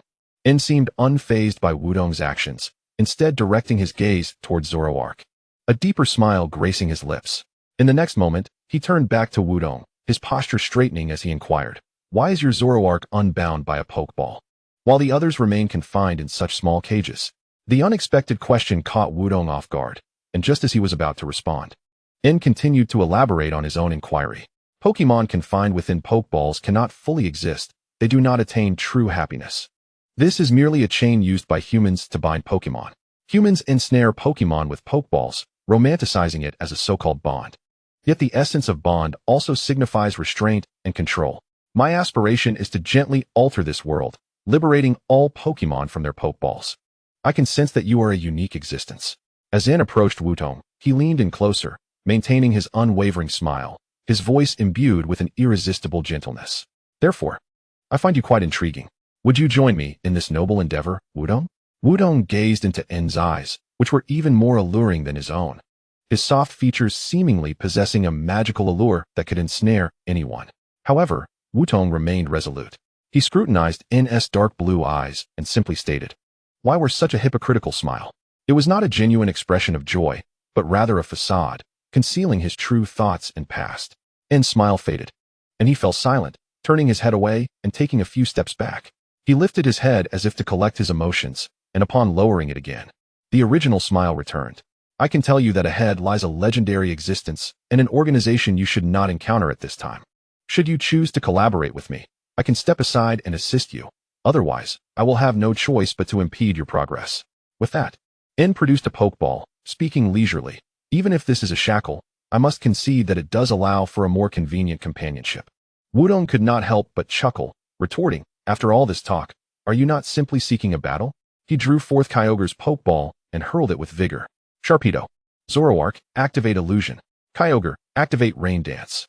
Dark clouds gathered, and torrential rain began to pour, yet In's smile only widened. One could not deny that he was the sole individual Wudong had encountered thus far who remained unfazed. A Sharpedo with rain dance? Truly fascinating. I hope you can bring me more surprises. In's tone was tinged with excitement as he deftly hurled the pokeball, calling upon the ancestral bird. A peculiar bird call echoed, and before him appeared a vividly colored bird, standing half a meter tall, adorned in a triad of red, yellow, and blue hues. Its large red beak bore strange textures resembling rock, and sharp teeth protruded ominously from both its upper and lower jaws. The ancestral bird, a level 31 ancient avian Pokémon, resurrected from ancient fossils, is seemingly the progenitor of all bird Pokémon.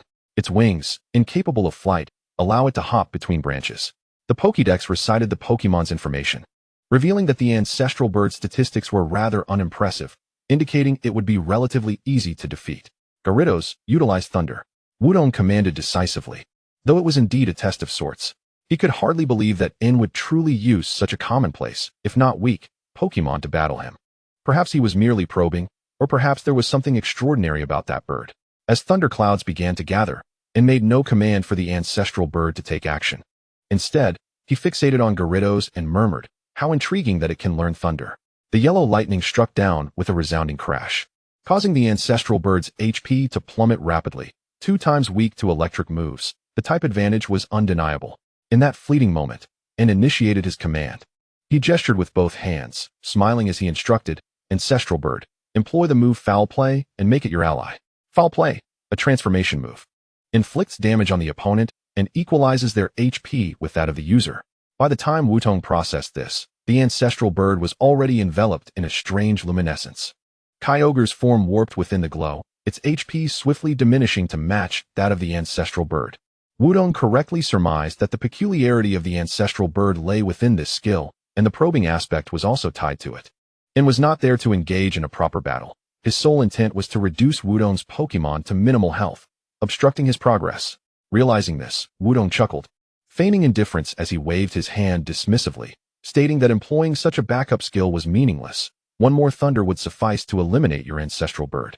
This was undoubtedly true, and offered no rebuttal, instead acknowledging with a smile. However, from the outset, my intention was never to engage in a standard battle with you. If all my Pokémon were Ancestral Birds, each utilizing Foul Play, your Pokémon's HP would surely suffer, wouldn't it? In spoke candidly, causing Wutong to burst into laughter. Indeed, he had not come to battle.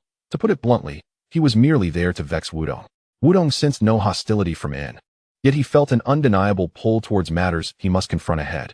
With this thought, Wutong retrieved the Aqua Team communicator, smilingly stating, I believe you are aware of my identity. I am quite curious. If I were to summon them, how many Pokémon could you command to use their skills simultaneously?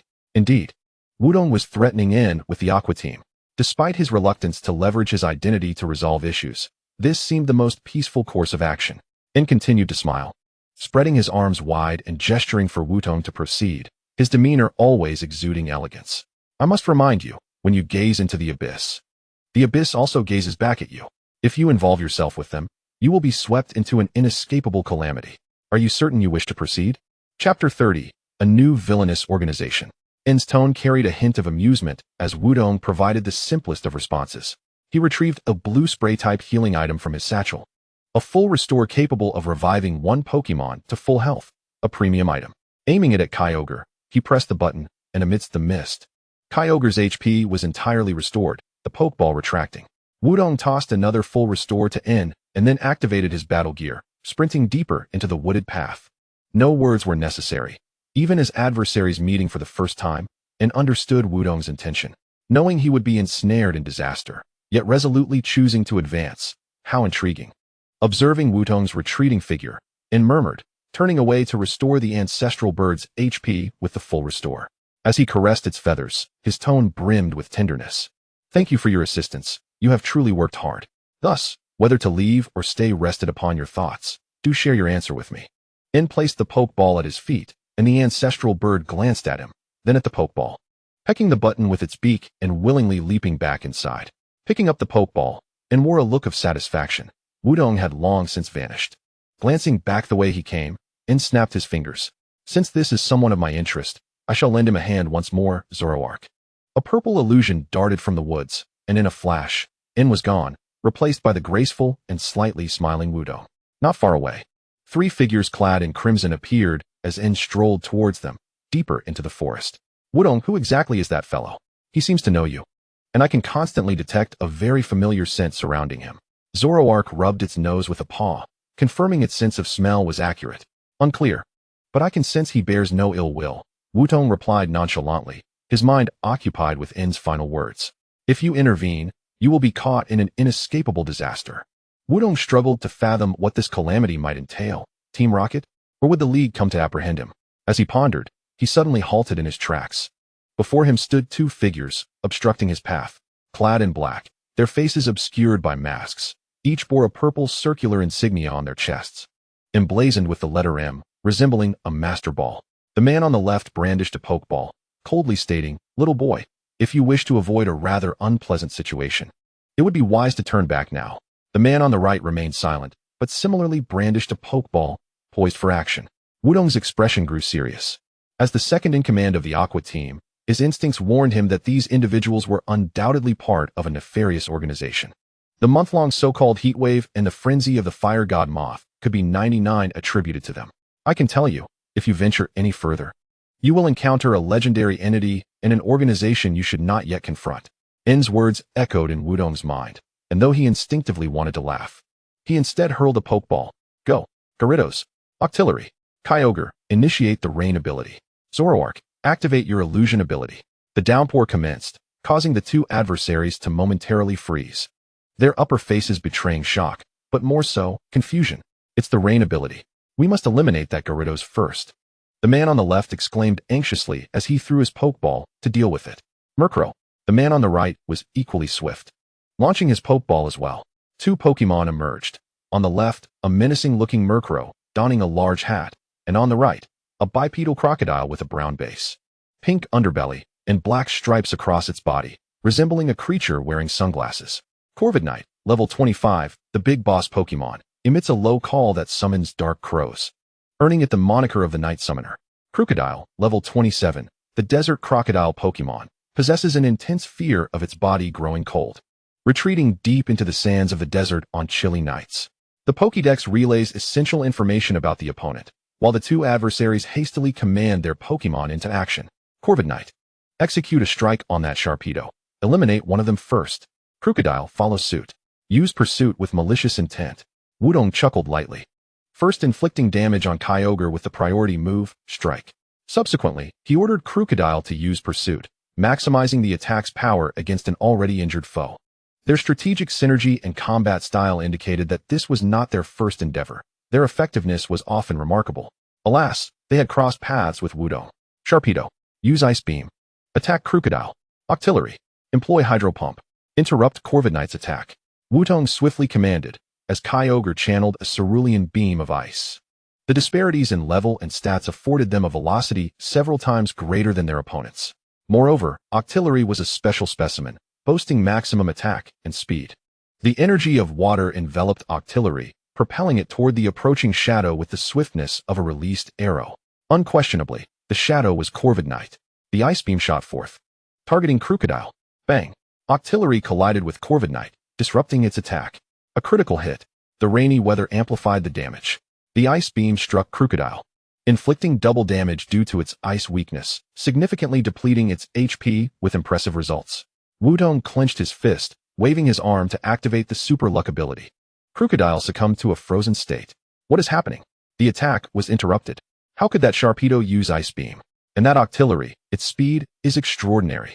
The two opponents were utterly astonished, as Wudong pressed the advantage, leaving them no opportunity to recover. Sharpedo, use Thunderbolt. Attack Corviknight. Octillery, employ Drain Punch. Shift your targets. Corviknight is doubly weak to electric, while Crocodile is doubly weak to fighting. Thunderbolt has a power of 110, and Drain Punch boasts a power of 120. Wudong aimed for a decisive blow. The storm clouds gathered, and before they could further ponder how Sharpedo could still use Thunderbolt, the brilliant yellow lightning struck down. Corviknight was rendered incapable of battle, achieving exceptional results. Kyogre successfully leveled up to 33. Meanwhile, Octillery beheld several afterimages lingering in place, maintaining the stance of a raised fist. Crocodile, with eyes accustomed to the dark of night, had now lost its visual advantage, and being frozen rendered it completely immobile. Sparks ignited from Octillery's fist through the friction of air, indicating the immense power behind this punch. The frozen Crocodile's face was etched with terror as it struggled desperately, yet Kyogre's ice was not so easily broken. Bang! The shattered ice scattered, and Crocodile was propelled away like a cannonball. Both Pokemon were recalled into their trainers' Pokeballs, while Wudong's Pokemon had not even lost a single point of HP. Chapter 31, The Firebird. What is happening? What transpired? What to do? We cannot stop them. The two trainers exchanged glances, and Wudong leisurely recalled Kyogre. He called back Octillery, positioning it before him, its fist raised. In this moment, action spoke louder than words. Leave it to others, retreat. The adversaries reached a consensus, revealing a purple sphere, which they hurled to the ground. With a loud bang, the purple sphere exploded into a cloud of smoke. Undoubtedly, they were making their escape. The smoke ball, when carried, guarantees a successful escape from battles with wild Pokemon. Wudong recognized the item they had used and couldn't help but chuckle lightly in resignation. He produced a Pokeball, recalling Octillery, then addressed the Zorua perched on his shoulder, instructing it to transform him into one of their own, and then they would proceed. Remember to don the mask. This way, even if we encounter them, we won't be easily recognized. Zorua, activating its illusion ability. On the other side of the forest. Wudong, you stop right there. Qian had caught sight of the familiar silhouette, pointing toward Wudong and calling out. Wudong, or rather N, who was disguised as Wudong, stood elegantly, waiting for Chien to approach. Chien rushed over, raising her foot to kick at N's calf, exclaiming how worried she had been. N deftly sidestepped Chien's kick, calmly apologizing for causing her concern, explaining that he had seen something and chased it here only to realize he was mistaken. It was time to return. N skillfully diverted the topic of the red light, seemingly intent on escorting Chien back to Net Town, clearly wishing to prevent her from disturbing the real Wudong. Chien nodded, albeit puzzled as to why Wudong had suddenly become so composed. As long as he was unharmed, it was fine. They should head back. Chien walked ahead, with Wudong following leisurely, even somewhat leisurely, which left the two Team Magma members feeling perplexed. Do you think young Master Wudong is acting strangely? A bit. He is completely different from earlier when he rushed out. And during battle, I heard that in Heidu Town, there are Pokémon that can transform into humans to play pranks. Since Net Town is not far from Heidu Town, do you think? Are you suggesting that this young Master Wudong might actually be a Pokémon in disguise? The two members whispered, their faces paling at the last sentence, a chill running up their spines. I also heard that such Pokémon wait until someone turns around to suddenly revert to their original form to frighten them, so we mustn't look back. The female member's voice trembled, while the male member swallowed hard, bravely proclaiming he would take a quick look back. Little did they know, the prankster Pokémon was currently perched on Wudong's shoulder. The male member, trembling, slowly turned his head, muttering to himself, "Don't scare me, don't scare me, don't scare me. Is everything all right?" And smiled, unaware of when he had stealthily positioned himself behind the male member. The male member was about to scream when N swiftly covered his mouth, placing a finger to his lips in a shushing gesture. "I need to investigate the cause of the Fire God Moth's rampage. You should escort Chien back first. This matter pertains to the Water Fleet's adversarial organization and has no connection to Team Magma. I hope for your understanding." With that, without waiting for the two Team Magma members to respond, N vanished from their sight in a few swift movements. The only one who piqued N's interest was Wudong. As for Chien and Team Magma, merely a spoiled young lady and an extremist organization intent on utilizing Pokémon to fulfill their mad ambitions. "Wudong, the sense of danger is intensifying," Zorua whispered, its little head scanning the surroundings for the source of the unknown peril. Wudong responded lightly. He had already disguised himself as a member of the evil organization. Upon his arrival, he had spotted several members on alert in other directions. Wudong sensed he was drawing closer to the truth behind the Fire God Moth's frenzy. In the depths of the forest, in an underground cavern, two men stood before a row of intricate instruments, gazing at the data displayed on the screens. "How is the control progress?" 65, gradually slowing. "Too slow. The Alliance is already making moves, and other organizations have caught on. We must accelerate the pace. It is challenging. If the Alliance acts too quickly, we will have to relocate it. What if we harness the power of another? Is it possible to establish a balance of power? No. That would only ignite an uncontrollable explosion, unless a higher existence can be found to impose restraint." I understand your meaning, yet that is still premature. You know who possesses it.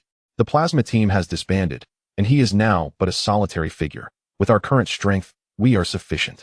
There exists the Dark Trinity, along with that which he holds. Do you truly believe we are capable of opposing him with our present capabilities? The man clad in a white lab coat fell silent, adjusting his glasses as he pressed a button before him, causing the screen to retract. Before them appeared a large window, behind which was a flame Pokémon bound by chains. It was a towering, 2-meter-tall avian Pokémon, with a streamlined crown and a tail that billowed like flames, both entirely composed of fire. The fiery plumage blazed with a fierce intensity, and its resonant call conveyed its fury. This was the legendary Pokémon, Master of Flames, whose wings sparkled with embers. It possessed a beauty that stirred the souls of all who beheld it. It was none other than the fabled Moltres. "Halt! This is a cave base. No approaching allowed." A man adorned with purple-patterned attire obstructed Wudong's path, a heavy mechanical door looming behind him. To be precise, it was a mechanical door camouflaged to resemble the mountainside. Were it not for witnessing him emerge from the elevator, Wudong would never have believed that a temporary base could exist within the very mountain before him. Judging by the uniform, it was evident that he was a member of a higher rank. Wudong's disguise as a mere ordinary member lacked the clearance to enter. However, this posed no issue for Wudong. Stepping forward with a serious demeanor, he declared, "I have urgent matters to report within. Kindly step aside." The man furrowed his brow, already harboring some displeasure towards Wudong, and coldly replied, "Whatever it is can be relayed to me. I shall inform you." Wudong let out a derisive laugh, taking another step forward until their faces nearly touched. His eyes brimmed with intensity as he emphasized, "It pertains to the Alliance. I can only report to the higher-ups. Unless you provide compelling evidence to assure me that you are not an undercover agent of the Alliance." Chapter 32, The Mountain Base. The man was momentarily speechless. If it concerned the Alliance, he indeed could not afford to be negligent. Yet, he could not guarantee whether this ordinary member was speaking the truth. He was aware of some details inside. Should the Alliance truly be making a move, the blame would fall squarely on him, a burden he could not bear. Just as he was mired in indecision, two more ordinary members rushed over. "Report. An unknown trainer has appeared and defeated us both. His strength is formidable. He may be an agent sent by the Alliance," they exclaimed anxiously, recounting how they had encountered Groudon while retreating to restore their Pokémon. Or rather, they had encountered N disguised as Groudon. Moreover, N had summoned a level 50 Gastrodon. Had they not fled swiftly, they would have been crushed by that powerful Pokémon. They had initially intended to hand him over to the other members stationed behind, but realizing that those members wouldn't stand a chance, they hurried back to report. The expression of the man guarding the base grew grim.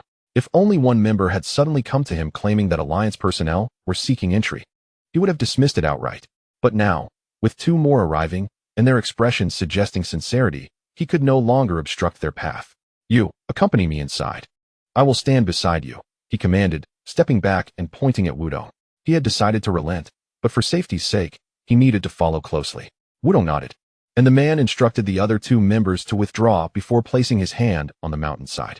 "Identity verification successful. Please enter."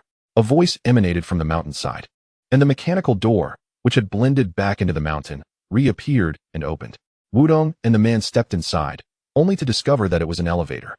The man pressed the button for the third floor, and as the elevator doors closed, it began to descend slowly. Meanwhile, Groudon raised his hand in a swift motion, aiming for the man's neck. Bang! Enhanced by his battle suit, Groudon struck true, rendering the man unconscious. "Transform my uniform to resemble his," Groudon instructed Zoroark, draping the man's arm over his shoulder. As the elevator doors opened, Groudon quickly informed the two guards at the entrance. "He has succumbed to heat stroke. I need to take him to rest. I have matters to report to the higher-ups." After handing him over to the guards, Groudon strode forward. Although the guards were somewhat perplexed, they said nothing further, escorting the man into the elevator and pressing the button for the upper level, preparing to take him to rest. "Is it really this easy to get in?" Zoroark exclaimed in disbelief. From Groudon's altercation with the initial two members to now directly entering the base, no more than 20 minutes had passed. Was there truly no distinction from his previous infiltrations into the Aqua Team's base? Because this is merely a temporary base constructed in less than a month, with likely only one or two higher-ups present, Groudon replied, unhurriedly glancing up at the intricate iron bridges and smiling slightly. As for the others, they are evidently not core members, easily deceived. Both the timing of the heat wave and the internal conditions of this base suggested that it was merely a temporary setup for a specific purpose. They had hollowed out part of the mountain and developed subterranean spaces, with the entire passage system consisting of the iron bridges upon which Groudon now tread. As for the various devices and circuits adorning the mountainside, Groudon was uncertain of their principles or effects, but it was clear that they were designed to conceal whatever resided within that conspicuous turtle shell-like white structure. That building, standing at an estimated 3 meters tall, was situated at the base of this facility, connected to it by a square room, with 6 guards stationed at the entrance. Moreover, those 6 individuals wore uniforms with even more striking patterns, clearly indicating their higher rank. "It seems that gaining entry will not be easy," Groudon remarked. Zoroark nodded in agreement. It was evident that mere disguise would not suffice to breach that entrance. And once inside, one could be certain that higher-ups would be present. There would be little to accomplish. Gazing at the white structure, Groudon pondered how to ascertain what lay within. "You need not concern yourself with that. Simply follow my instructions," came a sudden voice from behind. Groudon spun around to see a familiar figure. "N," he instinctively called out, watching as the elevator doors slowly closed, and softly inquired, "How did you get in?" "That is of little importance," N replied with a smile, gesturing toward the white building. "What you truly wish to know is what lies within." Groudon hesitated but ultimately nodded. He could not afford to linger in such a place, and he sensed that N undoubtedly held some crucial information. N chuckled softly, raising his hands in a gesture of surrender. "As you have surmised, I am aware of what dwells inside. Initially, I intended to remain a spectator, but since you wish to intervene, I must lend my assistance." As he spoke, he gracefully maneuvered past Groudon, his demeanor exuding a nonchalance that suggested he was unfazed by the fact that he was in someone else's base. What I can tell you is that within resides a legendary Pokémon. Both the Heat Wave and your rampaging Volcarona were instigated by it. Of course, its actions are driven by necessity. It seeks help. Thus, what you must do shortly is ignite a great fire at the designated location, fueling its fiery energy to aid its liberation from confinement, and instructed, unhurriedly, as Wudong followed closely behind, ever vigilant of their surroundings. In the event of an emergency, Wudong would promptly throw out the Pokeball in hand. Suddenly, In halted his steps, pointing toward the cave, and declared, "What you must do shortly is to ignite a great fire within there. Let the flames unleash the fiery energy within it, aiding its liberation." Upon finishing his words, In turned to face Wudong, striking the same pose he had adopted when they first encountered in the forest, arms outstretched, body leaning back, and added, "As for any other impediments, leave them to me." He had already produced 3 Pokeballs, and before Wudong could utter a word, In vaulted over the railing and leaped down. Honestly, that self-absorbed fellow. Zoroark grumbled in exasperation. Activating the combat suit, Wudong dashed toward the cave, exclaiming, "Let us not dwell on the details. Let us proceed," as he suggested. "Prepare for battle." As Wudong surged forward, a cacophony of sounds erupted behind him. Boisterous clashes of Pokemon battles mingled with shouts of anger, alongside N's perplexing philosophical musings. Something's amiss. Over by the laboratory, 2 men burst forth from the cave, each clutching a Pokeball, intent on rushing toward the white structure. Suddenly, a figure appeared, blocking their path. "Go, Garchomp!" Octillery. The 2 Pokeballs were hurled into the air, and before they could react, Wudong had already commanded his Pokemon to attack Garchomp. Ice Beam. Octillery. Engage in close combat. Chapter 33. I shall capture it. The Ice Beam swept across, freezing the 2 members solid before they could even release their Pokeballs. Simultaneously, Octillery's fists were already upon them. Unleash a flurry of blows. The ice shattered, leading to an instant defeat. An enemy invasion. Their target is the energy reservoir. Attack. Roars of fury echoed from the corridor. With the earlier examples in mind, they hastily released their Pokeballs. "Go, Ghastly! Eliminate them!" Murkrow. The 2 Pokemon stood in their path, and Wudong swiftly scanned them with his phone. Ghastly at level 30, Murkrow at level 32. Return, Garchomp. Octillery. Wudong recalled his 2 Pokemon and, without hesitation, tossed out the Pokeball for his Volcarona. Simultaneously, he called for Zoroark to use Shadow Ball against Ghastly. Volcarona. Unleash Fiery Dance against Murkrow. Ghastly, a Ghost type, is doubly weak to Dark-type moves. Murkrow, a Dark Flying type, is doubly weak to Fire-type attacks. Although Murkrow has a 4-fold weakness to Fighting type, it remained uncertain how many more enemies would appear, thus Wudong could not afford to exhaust a single Pokemon too much. Moreover, relying solely on one Pokemon while neglecting others does not constitute a competent trainer. A surge of malevolent energy erupted from Zoroark, directed toward Ghastly. Simultaneously, Volcarona expelled a massive flame toward Murkrow. The flame struck Murkrow like a brand, revealing a large character and resulting in a violent explosion. Boom. Ghastly's HP plummeted significantly. The effectiveness was remarkable. Murkrow was rendered unable to battle. The results were exceptional. Damn it. This guy's Pokemon are formidable. That's a Fire-type Volcarona. It must not be allowed to approach. Ghastly. Use Destiny Bond on Volcarona. Drag it down with you. Upon seeing Volcarona, the adversary's demeanor shifted to one of utmost seriousness. Exclaiming in alarm, Destiny Bond ensures that if the user faints, the opponent will also meet the same fate. Clearly, he was willing to do anything to drag Volcarona down, preventing Wudong from advancing with it. From this, it was evident that In had not deceived Wudong. The energy reservoir beyond the corridor was indeed of great significance. However, let us not forget which move Wudong had instructed Zoroark to use. Dark Pulse, emanating a terrifying aura filled with malice, possesses a 20 chance to instill fear in the opponent. If he wishes to use Destiny Bond, he must first overcome the fear. Wudong clenched his fist with one hand, swinging his arm to activate his ability, Super Luck. Ghastly succumbed to fear, frozen in place. The move failed. Now is the time. Zoroark, use Shadow Ball, Wudong commanded. And Zoroark responded with a howl, conjuring a Shadow Ball and launching it fiercely. Shadow Ball, a Ghost-type move, is also doubly effective against Ghastly. The attack was successful, yielding exceptional results. Ghastly was rendered unable to battle. It was a complete domination. Wudong's Pokemon had not lost a single HP, while the opposing team had already suffered 4 defeats. Zoroark, Return. Wudong called back Zoroark and turned to the four trembling adversaries, coldly instructing, if you don't want to be scorched, step aside. Volcarona. Erupt in flames. Volcarona flapped its wings, concentrating fiery energy before unleashing a fierce torrent of flames. The four men turned and fled, while Volcarona ceased its attack and followed Wudong toward the glowing point at the cave's end. Meanwhile, within the white structure, alarms echoed throughout the premises. The mechanical door was met with a barrage of pounding. Bang, bang, bang, bang, bang, bang, bang, bang. The deformation and cracking of the mechanical door vividly illustrated the strength of the assailants. Boom. The mechanical door shot forth like a cannonball. The two men instinctively dodged, and as the door struck the control panel behind them, the crackling of electricity and the furious screeches of a Moltres filled the air, yet they paid it no heed. In Harmonia, the men spotted in at the entrance, his elegant posture starkly contrasting with the roaring blue turtle beside him. Undoubtedly, the turtle, standing like a creature clad in heavy armor, was one of N's Pokémon, level 50, Torterra. N gracefully spread his arms, smiling at the man. Harlan. You may call me N. He then turned his gaze to the man in the white lab coat. Long time no see, Colress. Harlan. One of the 7 executives of the legendary Beast Alliance, ranked 5th. Colress, the chief scientist of the Alliance. It was evident that N was familiar with both of them.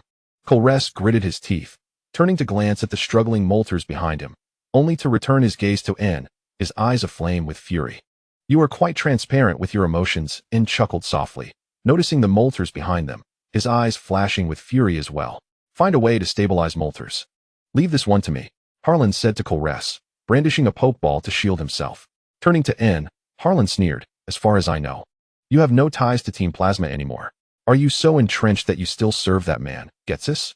N smiled, shaking his head, and said leisurely, neither Team Plasma nor that man concerns me. I am merely realizing my own ideals. Do you truly comprehend the implications of your actions? Harlan bellowed, casting a sidelong glance at Colress, who was beginning to take action.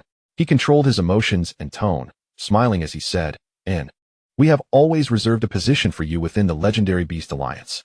Think it over carefully. Do not act foolishly. N closed his eyes, nodding slightly as if in contemplation, then said, the goal of the legendary Beast Alliance is to control all legendary Pokémon, utilizing their powers to alter this world, which aligns closely with my own ideals.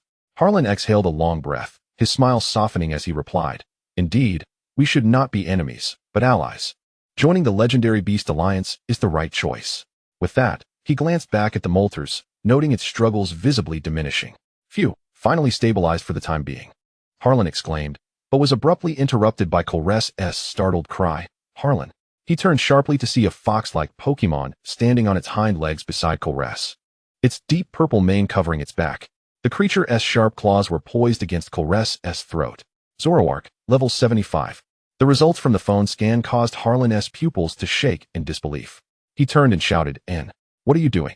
N, unfazed, simply shrugged and replied, of course, I'm here to stop you. I never claimed I wished to befriend you, he remarked. As for my companion, he should have arrived by now. Please, enjoy the forthcoming fireworks. With that, N snapped his fingers, prompting the Zoroark to flash a mischievous smile as it seized the tablet from Colress's grasp. Crack! The device shattered into 2 fragments as Zoroark and N turned to depart, leaving Harlan clutching his Pokeball, devoid of the courage to launch it. What a jest! Level 75, and this Zoroark belonging to N. His strongest Pokémon barely reached level 56. Was he to send it forth to its demise? The control device lay irrevocably destroyed. The Moltres was beyond his command, and it was merely a matter of time before it broke free from its restraints. Infuriating, Colress called out to Harlan, whose impotent rage compelled him to pound the control panel with his fists. 3 chains had already snapped for Moltres, and Harlan's gaze remained fixated on it. Haunted by his earlier cowardice, he gripped his Pokeball, madness dancing in his eyes. No, he still had one final gambit.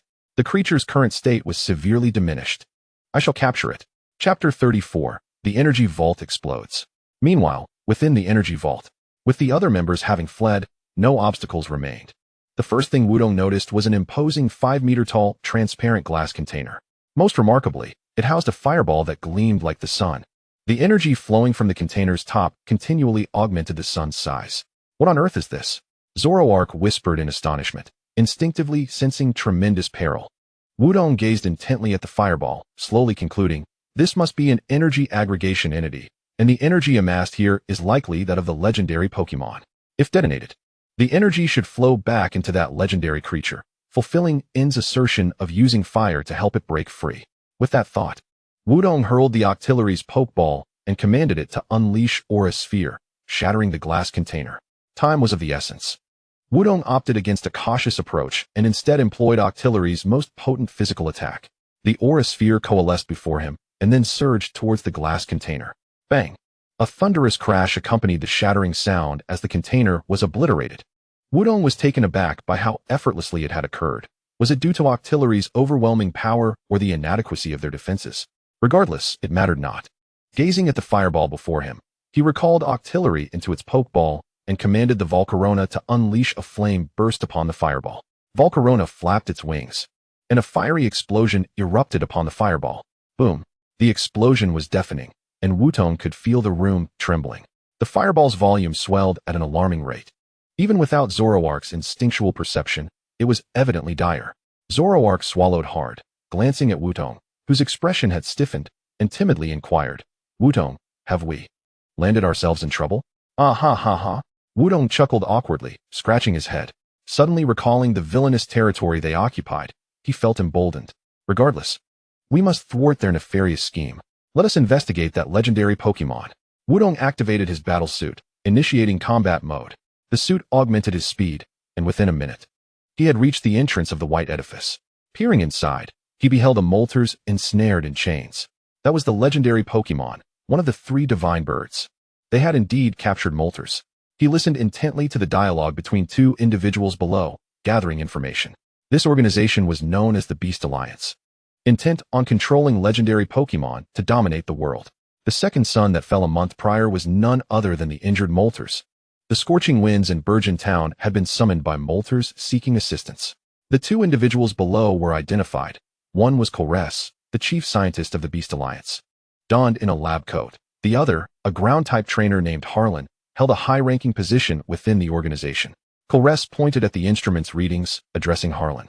"As long as the energy vault remains intact, I can utilize the energy extracted from Moltres.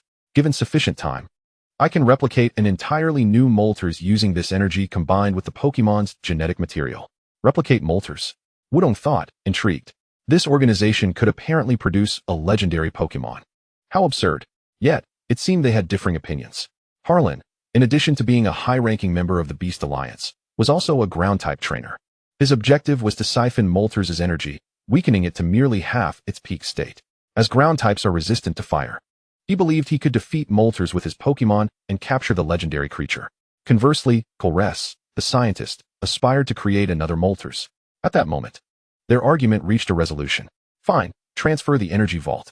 Harlan gritted through clenched teeth, slamming his fist onto the control panel. He had acquiesced to the madman's scheme. Kyogre adjusted his glasses confidently, stating, "Before Moltres fully breaks free, we must increase the power and drain all the energy. Naturally, the drained creature will merely be an empty shell. As a deity of the old world, offering its life to become a creator in the new world is its most perfect destiny." As Kyogre spoke, his voice trembled with excitement. He cackled madly, ready to commence his operation, completely enveloped in insanity. Little did he know, outside the door, Wudong was barely able to suppress a laugh. To drain Moltres' energy? How utterly ludicrous. They were blissfully unaware that the energy sphere had already ignited, poised to explode at any moment. Not to mention, the energy vault had been obliterated. He could extract no energy. Once the energy flowed back, Moltres would undoubtedly break free. To attempt such a despicable method to replicate Moltres and become a creator? Dream on. The necessary actions had been executed. It was time to retreat. Just as Wudong turned to leave, an ethereal voice resonated within his mind. "Trainer, I require your assistance." "Who?" Wudong whirled around. His gaze instinctively fell upon Moltres. "It is I. I need your aid." The voice of Moltres sounded faint, clearly in a dire state. "I can sense the returning energy, but during this process, I must not be interrupted by their attacks. I need your help. Please delay that ground-type trainer for just a brief moment." Before Wudong could respond, the voice abruptly ceased. A colossal explosion then erupted. Boom. The deafening roar echoed in his ears, shaking the very mountain. Moltres screeched with exhilaration. Harlan and Kyogre watched as countless streams of fire surged into its body. Not good. The energy vault has exploded. Kyogre shouted, urgently commanding Harlan. Harlan, attack it. While the energy has not fully returned. Upon hearing this, Wudong suddenly comprehended why molters sought his help. The most terrifying aspect of a madman lies in their ability to make swift decisions. Molters had indicated that it would successfully return to full vigor in a brief moment. If that were the case, then let us engage in battle. Wudong, what are you doing? Zoroark exclaimed upon witnessing Wudong charge into the building. Molters needs help. We must intercept that officer during the energy return. We cannot allow him to disrupt Molters. Wudong aimed at Harlan's nape, hurling a rock he had just picked up from the ground. Bang! Yet, Harlan sensed the projectile and swiftly evaded it. Chapter 35, The Assistance of the Flame Bird. Hey, it was I who detonated the energy reservoir.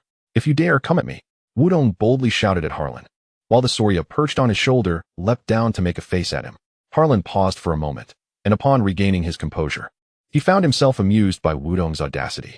Tilting his head, he chuckled, thinking that it was indeed rare to encounter such a brash little rascal who dared to provoke him after setting off the energy reservoir.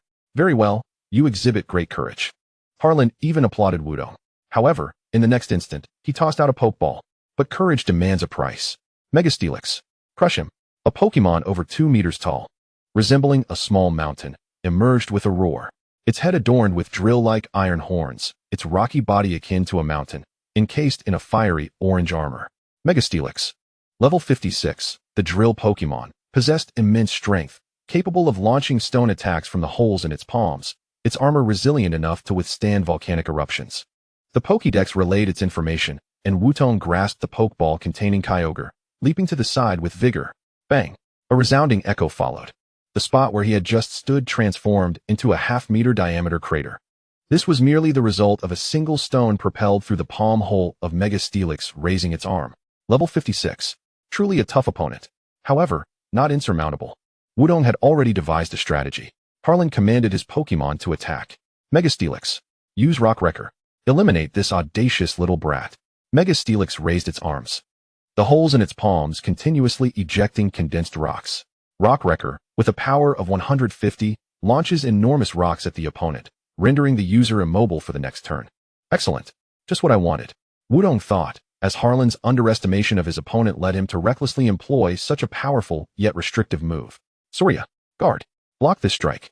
Wudong called out, simultaneously tossing out the Pokeball containing Garchomp. Use Ice Beam. If Soria could withstand the Rock Wrecker, Megastelix would be immobilized for a turn due to the move's effect.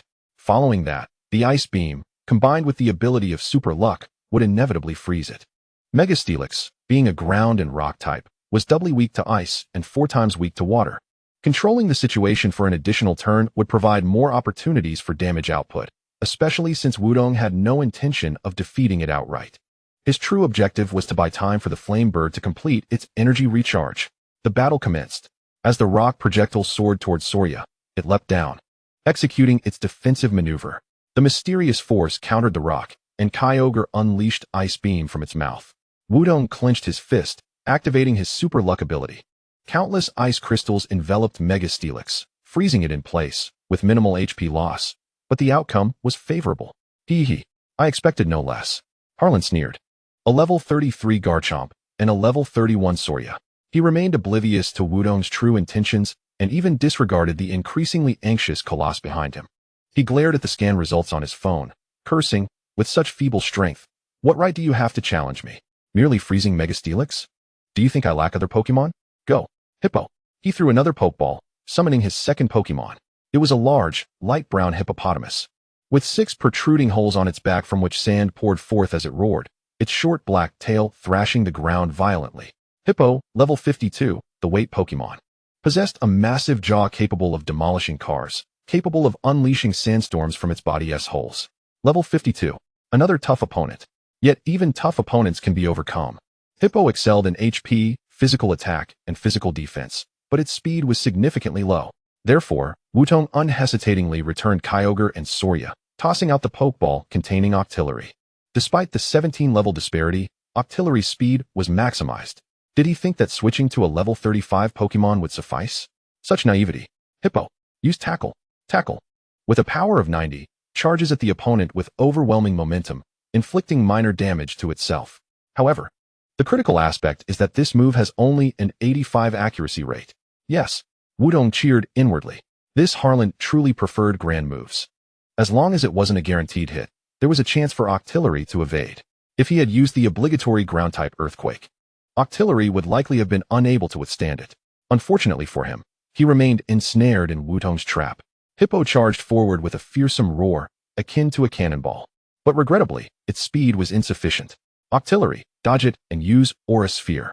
Upon receiving the command, Octillery leapt aside, simultaneously gathering energy for the Aura Sphere. Before Hippo's attack could conclude, Harlan had yet to react when the Aura Sphere struck. Bang! Hippo was sent flying sideways mid-charge, as if one cannonball had collided with another. How is this possible? Harlan shouted in disbelief. However, as a seasoned combatant, he quickly recognized something was amiss with Octillery. Almost instantaneously, he reacted, Hippo, don't compete in speed. Use Earthquake. Harlan bellowed, waving his arm, and Hippo roared in response, raising its forelegs and stomping down to initiate an earthquake. Too late. Wudong had already recalled Octillery with his Pokeball, while another Pokeball revealed the Fire Moth. Fire Moth. Use Inferno. Wudong commanded while clenching his fist. Activating his Super Luck ability. The earthquake was unleashed simultaneously, but Fire Moth soared high above, rendering the earthquake ineffective. Little brat, I must admit, you are cunning. But using Fire-type moves against a Ground-type Pokemon is utterly foolish. The reason you find yourself in such a predicament ultimately boils down to your inadequacy. Harlan disdainfully remarked to Wudong, yet a hint of appreciation had begun to blossom within him. It was precisely this flicker of admiration that led him not to command Hippo to act, allowing Fire Moth's Inferno to strike. He intended to demonstrate to Wudong the stark disparity in strength. Even allowing him to attack posed no threat. Yet in the next instant, Wudong's words and actions left Harlan astounded. Who told you I intended to use Fire-type moves against your Pokemon? The shattering sound of glass resonated, sharp and clear. Flames erupted from the shattered screen. Like the sun, fierce flames surged forth. Screech! An ominous bird call followed immediately. The flames engulfed Wudong in an instant. The mountains appeared ready to collapse at any moment. Flamebird. Chapter 36. The Acknowledgement of the Flamebird. Harlan called out the name of the fiery Pokemon. His features contorted, veins bulging on his forehead, revealing the extent of his fury. All energy had returned, and the Flamebird's size began to visibly increase. Harlan finally comprehended that Wudong was not battling him at all. He was merely stalling for time. The previous Inferno was merely to replenish the Flamebird's final energy, igniting its flames. Meanwhile, Wudong sat atop the Flamebird, his heart racing, yet still struggling to catch his breath. Beside him stood the god of the ocean. Beneath him lay one of the three divine birds, the fiery phoenix. How could he not be exhilarated? Infuriating. Infuriating. Infuriating. Harlan was consumed by extreme rage. After 5 months of relentless effort, he declared, no matter what divine beast you are, I must subdue you today. With a furious shout, he commanded, Hippowdon, use Body Slam. Agron, continue with Rock Wrecker. Yes, he intended to assault the phoenix. His aim was to capture this legendary Pokemon, which had already returned to level 70. Through the method of taming wild Pokemon, Hippowdon roared as it leaped into action, while the Agron, having freed itself from its frozen state, once again summoned rocks in its hands. Just as they were about to strike, the phoenix erupted in flames, igniting to a cataclysmic degree.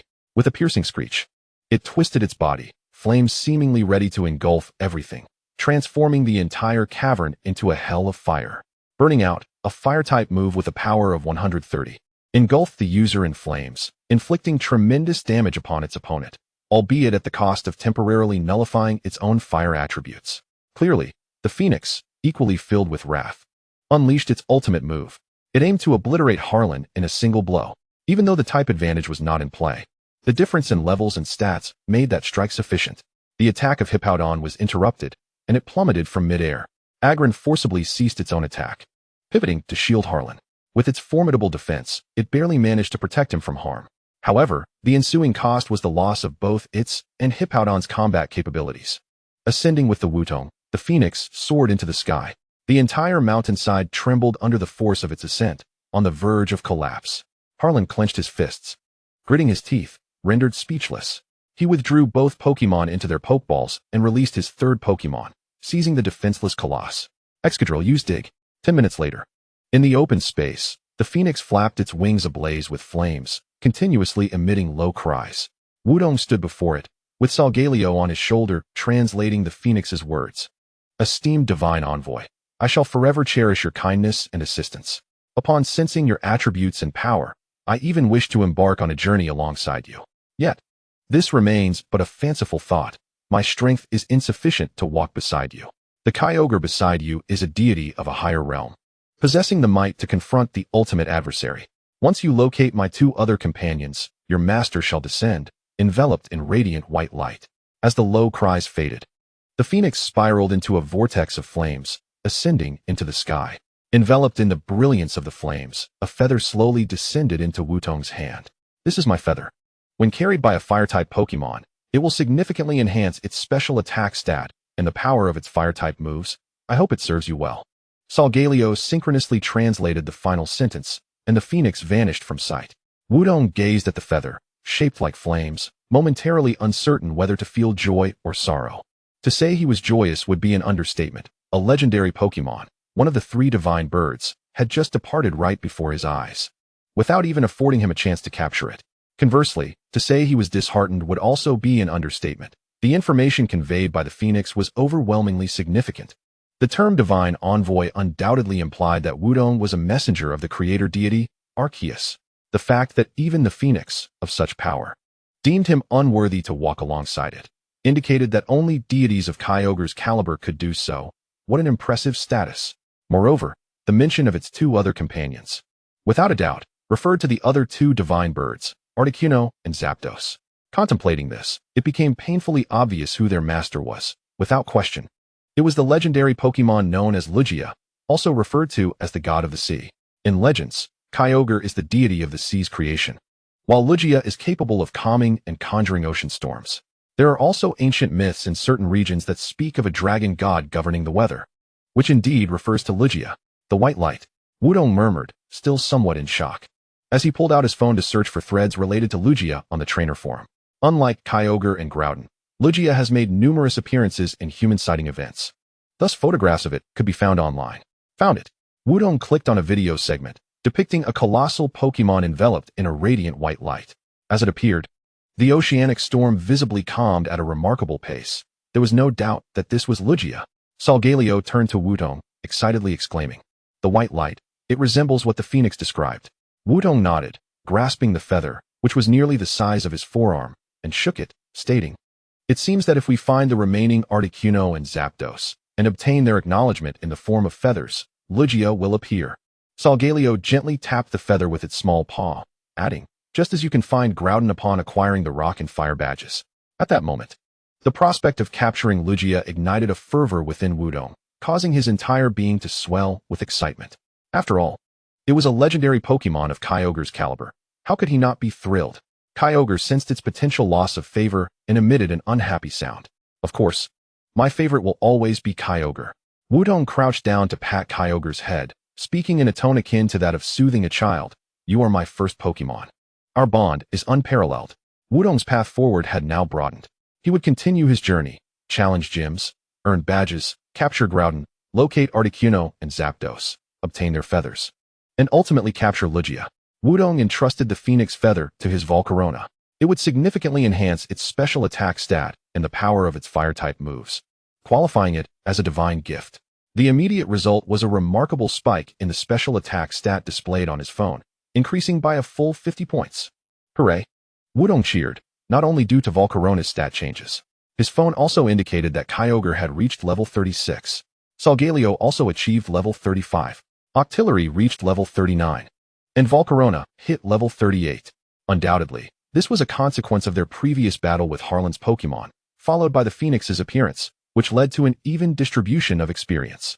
Those experience points were trivial for the Phoenix, but constituted a generous gift for the comparatively lower-level Pokémon. Not only had he acquired Volcarona along with such a splendid item, but all his Pokémon had also surpassed an average level of 35. This journey to Buwang Town had indeed been fruitful. Chapter 37. The Battle Power of Chiyu. Within Buwang Town. "Commissioner, shouldn't we investigate the explosion and the mountain collapse?" Old Bu inquired of the two individuals clad in Alliance uniforms before him, simultaneously handing over a box filled with Pokeballs. The heavily made-up female officer snatched the box, rolling her eyes as she retorted, "You need not concern yourself with such matters. We will report this to the Alliance, and dedicated personnel will come to investigate." Old Boo awkwardly nodded, feeling it inappropriate to say more on the surface, yet internally grumbling that these two officers were entirely different from the previous two, who had been gentle and amiable. Hey, can't you two be a bit more courteous? What's there to be proud of working for the Alliance? Suddenly, a delicate voice rang out from a short distance away, prompting the Alliance officers to turn. There stood a beautiful girl in a fiery red dress, accompanied by two members of Team Magma. The male officer recognized her immediately as Chiyu and, in a flurry, whispered to the female officer, "Oh no, Musashi, look. It is that young lady from Team Magma." The female officer scoffed disdainfully as she stowed a crate of Pokeballs into the vehicle, shutting the door behind her. The Pokemon were already in her grasp. It was time to retreat. In the passenger seat, the Meowth, similarly clad in uniform, poked its head out of the window, making faces at the onlookers. Haha, you've been tricked. We've taken the Pokemon. With a twist of the key, James pressed the accelerator, and the van sped away. The townsfolk, still processing the scene, stood frozen for a full 3 seconds before Old Bud was the first to exclaim, "They deceived us. They're imposters. They came to steal our Pokemon." James let out a boisterous laugh, taunting, "Old man. It's too late to realize now. Thank you for your Pokemon. What a treasure." Before he could finish his victorious proclamation, a sudden flash of lightning startled him. More precisely, it was a vividly yellow dog, its limbs crackling with electricity. In the distance, Chica smiled and waved, having summoned the Electrike to unleash a thunderbolt upon their engine. This level 30 Electrike was one she had obtained from Team Magma. The Electrike's greatest asset was its speed. With the amplification of lightning and its innate abilities, it could effortlessly reach speeds of 90 kilometers per hour. Catching up to a van that had just started moving was a trivial task. Lightning erupted from the Electrike, striking the engine hood with ferocity. In an instant, a resounding bang echoed from within the engine. Boom. The van's circuitry short-circuited and exploded. "It's all your fault, you two overconfident fools. Would this have happened if you had just retreated properly?" Musashi's furious voice rang from the back of the vehicle, as townspeople and Chica rushed towards them. The trio flung open the doors, seemingly ready for a confrontation. Musashi produced a button from her pocket, grinning as she declared, "Fortunately, I anticipated that you two dimwits would hold us back, so I prepared a secret weapon in advance. Meowth. James, if you're ready with the secret weapon, why not deploy it now? Driving this van is just redundant." With a press of a button, a thunderous roar echoed from above. A dark shape plummeted from the sky. Bang! The shadow landed with a thud, revealing a 5-meter-tall robot. Its left arm bore a laser cannon, the right arm held a capture device, and its legs were equipped with jet propulsion. This was Team Rocket's latest Pokemon capture mech, a gift from Giovanni, designed as a surefire weapon against pesky trainers. Musashi boasted, pressing the button twice more, causing the robot to squat down, its chest opening to reveal a 3-person cockpit within. Musashi climbed into the cockpit, exasperatedly calling out to the now dumbfounded James and Meowth, "What are you still doing? Get up here. Let us test our strength against these fools." "Oh right." James and Meowth quickly responded, leaping into the cockpit, with James controlling the left arm and Meowth the right, as they prepared for action. Did they think they could triumph over me with a mere robot? How naive. Chica scoffed, instructing her two comrades, "Go. Destroy their robot. And as for the Electrike, unleash a thunderbolt. Any mech will fear electricity." Upon hearing Chica's command, Musashi chuckled maliciously, activating the capture device to ensnare the naive young lady's Electrike. "No problem, Meowth. Capture device, maximum power." Meowth pressed the activation button. A strange blue light burst forth from the semicircular crystal at the end of the right arm. Just as the Electrike was about to use its move, the blue light enveloped it, disrupting its ability. The robot raised its arm, lifting the Electrike into the air. "Awoo! Awoo!" The Electrike cried out in distress, thrashing its limbs, unable to summon a thunderbolt. "What? How is this possible?" Chica gasped in disbelief, as her two teammates stood frozen in shock.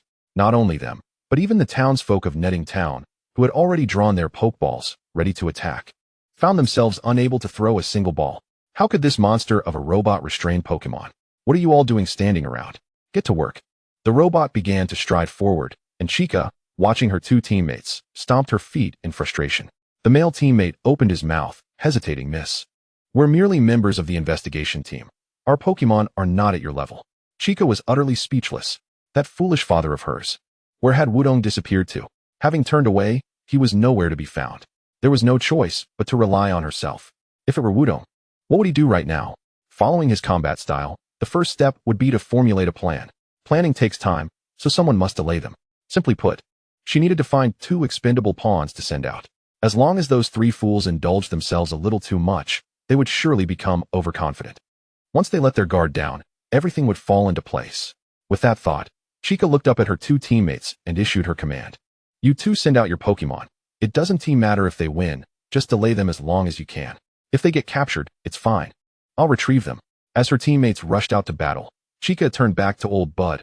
Hey, you're the town mayor, right? He had been among those too timid to engage earlier. Ah, yes, old Bud nodded, cautiously asking, is there anything I can assist you with? Of course. Chica pointed at the approaching robot. That robot has the ability to restrain Pokémon. I need your cooperation. Before old Bud could decline, Chica continued. That robot is likely a lightweight model. Its defenses won't be exceptional. Your Pokémon, the Scyther, is agile and powerful, so I need you to ambush the robot. I'll have my Flareon create a distraction for you.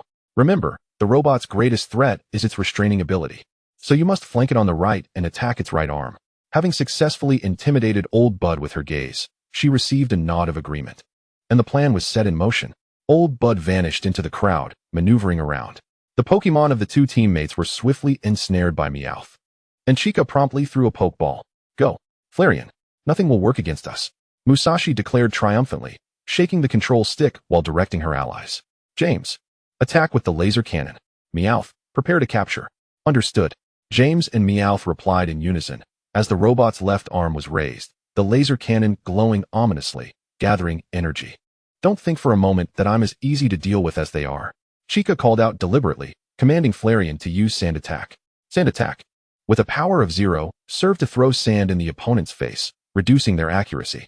Just as expected, Chica aimed to obstruct the robot's cockpit view, creating an opportunity for old Bud. If fortune favored her, perhaps Meowth would inadvertently wipe that robot's right arm clean. At that moment, they could strike at the vulnerable joint of the right arm and unseat the Pokémon with ease.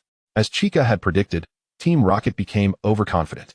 Musashi in the cockpit nearly burst into laughter upon hearing Sand Attack, mockingly taunting.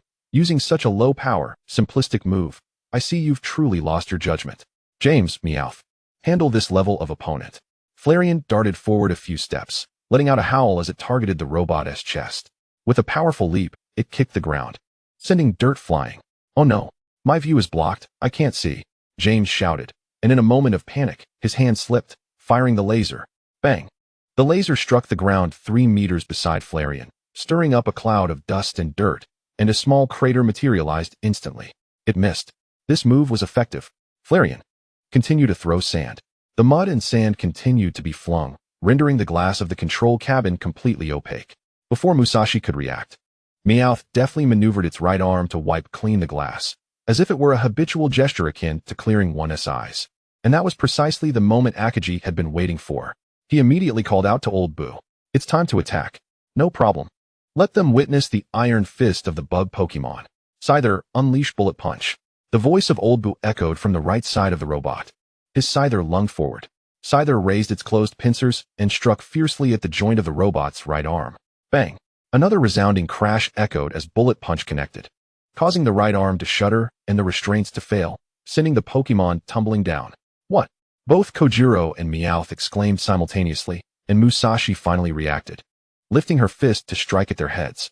Do not overlook my combat prowess simply because of Wudong's excellence. I am formidable in my own right. Chapter 38, Gene Sect. Fool. Fool. Don't you know I can clear the view? Musashi pressed the cleaning button, and a device reminiscent of a windshield wiper promptly cleared the glass. Damn it. These 2 fools are such a hindrance. They get overly smug with just a little success. If this continues, should that little brat or Team Aqua arrive, the plan will be utterly thwarted. Realizing this, Musashi muttered a few harsh words and prepared to retreat. Fine. I'll let you off the hook today. Meowth, grab the Pokeballs. Prepare for withdrawal. Yes, Meow. As Meowth acknowledged the command and was about to retrieve the box of Pokeballs, Akaji suddenly called out from behind the robot. Wudong, that robot belongs to Team Rocket. They aim to steal the Fire-type Pokémon. Quickly thwart them, you foolish fishing man. What is going on? The newly arrived Wudong was taken aback. Team Rocket was equally stunned. The robot instinctively turned around to see Wudong. Wudong caught sight of the trio in the cockpit, and in an instant, he threw out his Pokeballs. The situation was quite clear. These 3 rascals intended to abscond with those Fire-type Pokémon. and this robot was their means of operation. Judging by its appearance, it was merely a lightweight robot, not particularly impressive in functionality, capable of launching simultaneous electric and fire attacks for detonation. Moreover, Wutong possessed the super luck ability. Thus, he had just sent out Volcarona. As for Kyogre, its ability would weaken fire-type moves.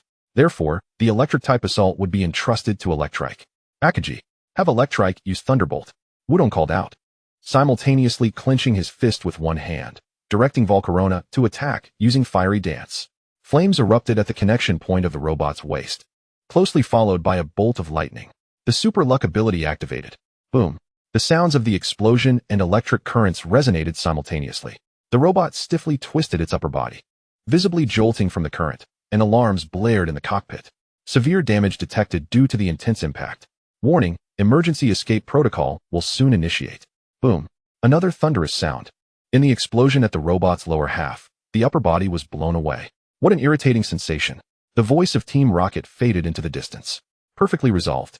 Wutong recalled Volcarona, releasing a sigh of relief. The Firebird was successfully rescued, and Team Rocket had been vanquished. Henceforth, there would be no more volcanic Pokémon swept away. The town of Buwang could finally enjoy some peace. However, Akaji was far from tranquil. You insufferable Wutong, explain yourself. Why did you suddenly vanish earlier? Akaji marched over in her little shoes, exuding irritation. This guy darted off out of nowhere. After finally locating him, he spun around and disappeared again. Although Wutong's timely arrival was undeniably impressive, and he used Fire-type Pokémon, it was simply too captivating. Yet, that did not change the fact that he had suddenly gone missing. It had made her so worried, and she was determined to teach him a lesson. She could conveniently use the excuse of it being too dangerous for one person to travel alone and accompany him on his journey. The young master and lady of rival organizations, developing feelings for each other along the way, pledging their lives to one another. Ultimately, rebelling against their families for love, a plot that was simply too romantic. After taking only a few steps, Akaji halted, lost in her imaginative reverie. While Wutong was also curious about her thoughts, he instinctively felt that the most prudent course of action was to flee. Mayor, I've resolved the situation. There will no longer be hot winds blowing in. The day's league official was approaching, so just hand over the Pokémon to them. Wutong waved at old Boo. Quickly summarizing the basic details, pressed the combat suit switch, and turned to flee. If Akaji latched onto him, it would not be easy to escape with mere words. Ahem. Wutong, this lady has made her decision. Meanwhile, Akaji had just concluded her daydreaming, blushing as she prepared to express her desire to travel together. But you foolish Wutong. Why are you running? As Akaji lifted her head, she saw Wutong dash away in a blur. He even waved, promising to see her next time, seemingly oblivious to her words. You big fool, Wutong. I will definitely catch up to you. Yet even the way he fled was so charming. Truly, he is the man I admire. Akaji nodded, affirming in her heart. 3 hours later, in the forest, Harlan was bowing his head, being reprimanded by a man in a suit. Ceres, one of the 3 leaders of the legendary Beast Alliance. The energy reservoir exploded, allowing the Firebird to escape. Harlan nodded slowly, too intimidated to raise his head to face Ceres. Ceres, however, pulled out his phone, inquiring if this was related to him. At the moment he glanced at the screen, Harlan's pupils trembled slightly. The display featured a photograph. Wutong's photo. No, it has nothing to do with him. It was In who did it. He detonated the energy reservoir, allowing the Firebird to escape. Harlan bowed his head, vehemently denying it, shifting all blame onto In. He refused to admit that he had been outperformed by Wutong, a 30-level little brat. This was a humiliation, an immense disgrace. He would seek to redeem himself with his own strength. Ceres pondered for a few seconds. Since it is related to In, you shall continue to pursue him, while I will handle the matter of the Firebird. After saying this, he walked past Harlan, tossing out a Pokeball. With a peculiar cry, a massive bug Pokemon, enveloped in purple armor, emerged. This is... Harlan's pupils practically quaked. Genesect, the Pokemon that existed 300 million years ago as the mightiest predator. It is said that Team Plasma once revived one and modified it, also inventing a series of attribute cartridges. The cartridges enabled Genesect to transform its exclusive skill, Technoblast, into the corresponding attribute simply by equipping the cartridge. Ceres raised his hand to stop the excited Harlan, casually stating that he should retrieve the relevant research data in those cartridges. Compared to the one modified by Team Plasma, this one is still far from sufficient. I need you to find Team Plasma's research information and then implement modifications on it. Ceres recalled it with the Pokeball. and a trace of a smile finally appeared on his otherwise emotionless face. Equally reprimanded were the 3 members of Team Rocket at sea. Kojiro sneezed, mumbling into the communicator. Lord Sakaki, according to the report just now, this operation has failed again. No need to say more. Sakaki raised his hand to silence Kojiro, taking a deep breath. And after calming down, he stated, I have understood. With your combined abilities, it is quite challenging to defeat that little brat. Where are you now, on a fishing boat?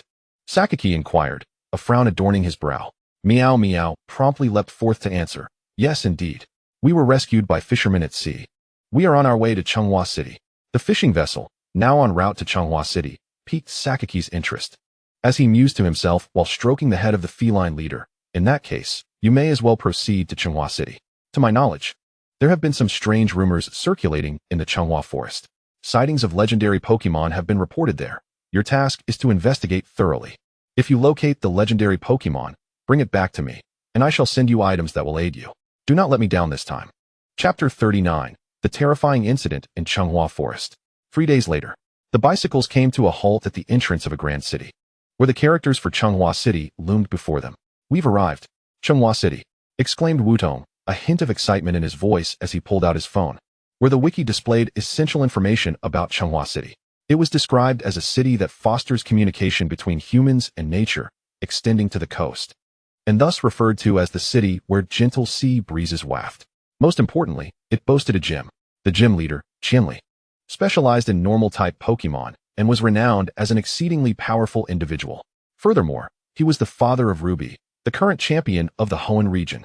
Wudong grasped a Pokeball, declaring, unfortunately, one must obtain 4 gym badges before challenging the Changhua gym. Otherwise, I would have loved to test my skills against him. Zorua climbed onto Wudong's shoulder, teasingly retorting, come on, do you really think we stand a chance against him right now? We need to focus on leveling up. Wudong nodded in agreement and began scrolling through the screen when suddenly, he stumbled upon a startling piece of information. Changhua Forest. Shocking supernatural incidents. 30 individuals reported missing. A terrifying Western-style mansion appears and disappears. Wudong, look at this. Zorua exclaimed, clearly having spotted the same information, pointing at the screen. Wudong responded with an acknowledgement and clicked on the link, revealing a post with over 100,000 views. The content detailed the horrifying supernatural occurrences that had begun in Changhua Forest just half an hour prior to Wudong and Zorua's passage through it. 2 weeks ago, ghost-type Pokémon began manifesting in Changhua Forest, and some claimed to have seen a peculiar mansion. Initially, disbelief prevailed until the number of witnesses grew, and reports of missing persons emerged, prompting serious attention to the matter. Currently, gym leader Qianli had intervened in the investigation, urging the public to avoid entering Changhua Forest. Before the post could be fully read, Zorua couldn't help but interject. Wudong, doesn't this incident seem a bit familiar? Wudong nodded, promptly stating that it bore a striking resemblance to the Moltres incident in Buwang Town, with the only difference being the Pokémon type involved. If indeed caused by a legendary Pokémon, it was likely of the ghost type. Yes, just like the Moltres incident in Buwang Town. These ghost-type Pokémon are akin to the fire-type Pokémon that were swept in by the winds. There is likely a legendary Pokémon behind this incident as well. Zorua scratched his head, expressing a hint of disappointment, but we just left Changhua Forest. We haven't encountered any ghost Pokémon, nor have we seen the mansion. Who knows if we can even find this legendary Pokémon? Wudong nodded, yet remained silent, stroking his chin in contemplation. At present, he had only gleaned the contents of the post and was unaware of the specific details, nor could he ascertain the existence of the legendary Pokémon. However, the post mentioned that gym leader Qianli had already engaged in the investigation, which could serve as a starting point. Indeed, that is precisely it. Wudong and Zorua exchanged thoughts, reaching a consensus to first visit the gym and consult Qianli. 10 minutes later, the gym was located in the heart of Changhua City and was easily identifiable. The streets were nearly deserted, with all households remaining shuttered, and the bicycles arrived in a mere 10 minutes. The gym's architectural style was distinctive, resembling a training dojo. Wudong approached the entrance and gently knocked twice, asking, is anyone there? No sooner had he spoken than the door swung open, revealing not Qianli but a staff member of the gym.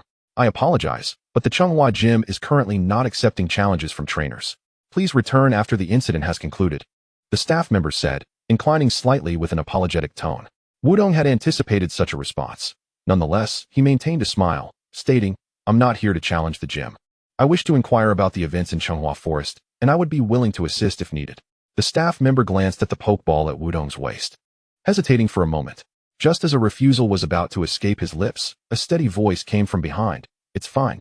Let him in. We do indeed need the assistance of other trainers at this time.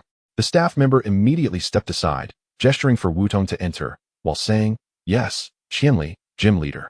Undoubtedly. It was Qianli's voice that had just spoken. As Wudong stepped inside, the man who had been seated approached him. His short, deep blue hair appeared quite spirited, adorned in a dark red jacket and athletic pants, with wooden clogs that produced a crisp sound with each step. His features were defined and exuded a sense of toughness, aligning perfectly with the rumors of his pursuit of strength. It was said that he had originally aspired to become a member of the Elite Four, but chose instead to serve as the gym leader in Changhua City, testing trainers halfway through their journey to the championship. Qianli extended his hand, speaking in a calm tone. Hello, I am Qianli, the gym leader of Changhua. Wudong smiled and shook his hand, replying simply, Hello, I am Wudong, a trainer. Releasing the handshake, Qianli gestured for Wudong to take a seat, then sat across from him, his gaze quickly falling upon Zorua. Are you a trainer of Dark-type Pokémon? Or do you possess knowledge regarding Dark-type Pokémon? Though Qianli's inquiry was tentative, Wudong could detect the urgency in his tone. Without a doubt, Qianli had allowed Wudong entry because he had noticed Zorua and assumed Wudong to be a specialist in dark types. This easily led to the conclusion that the events in Changhua Forest were related to Dark-type Pokémon. Or perhaps, the Pokémon there possessed illusionary abilities akin to Zorua's, capable of creating phantoms. With this in mind, Qianli would likely involve Wudong in the investigation, which would inevitably lead to battles. In such cases, the Pokémon would reveal their types, making it unnecessary to conceal matters concerning dark types. However, to earn his complete trust and secure a place in the investigation, Wudong needed to create a compelling narrative. He could leverage the Moltres incident as a hook, demonstrating that he had previously engaged with legendary Pokémon events. Regarding the Moltres incident, Qianli would undoubtedly have received some information within the league.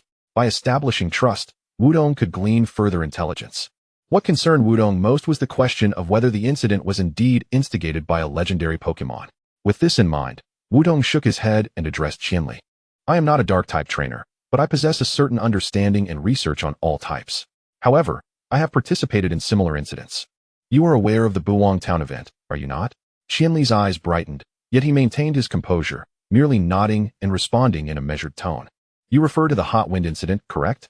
The sudden appearance of a fire-type Pokémon bears some resemblance to the ghost-type Pokémon manifesting in Changhua Forest. Wudong smiled subtly. Qianli had taken the bait.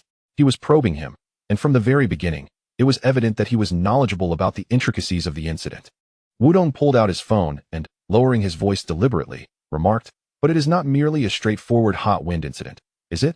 With that, he turned the screen towards Qianli, displaying an image of Moltres. Surely, Gym Leader Qianli, you are aware of what is known as the second sun appearing in the sky. With the swiftness of a lightning strike, he seized Wudong's wrist, his expression grave and his tone imbued with an undeniable tension. How much do you know? He inquired.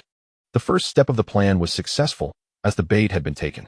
Now, all that remained was to introduce a hint of the Divine Beast Alliance into the conversation. Wudong shook her head, adopting a similarly serious demeanor as she replied, Not much. Just that I happened to engage in battle with someone from that organization. However, I suspect the incident in Changhua Forest is also related to them. Chapter 40, The Nightmare God, Darkrai. Qianli withdrew his hand, lost in contemplation. Wudong perceived that he was hesitating over whether to place his trust in her.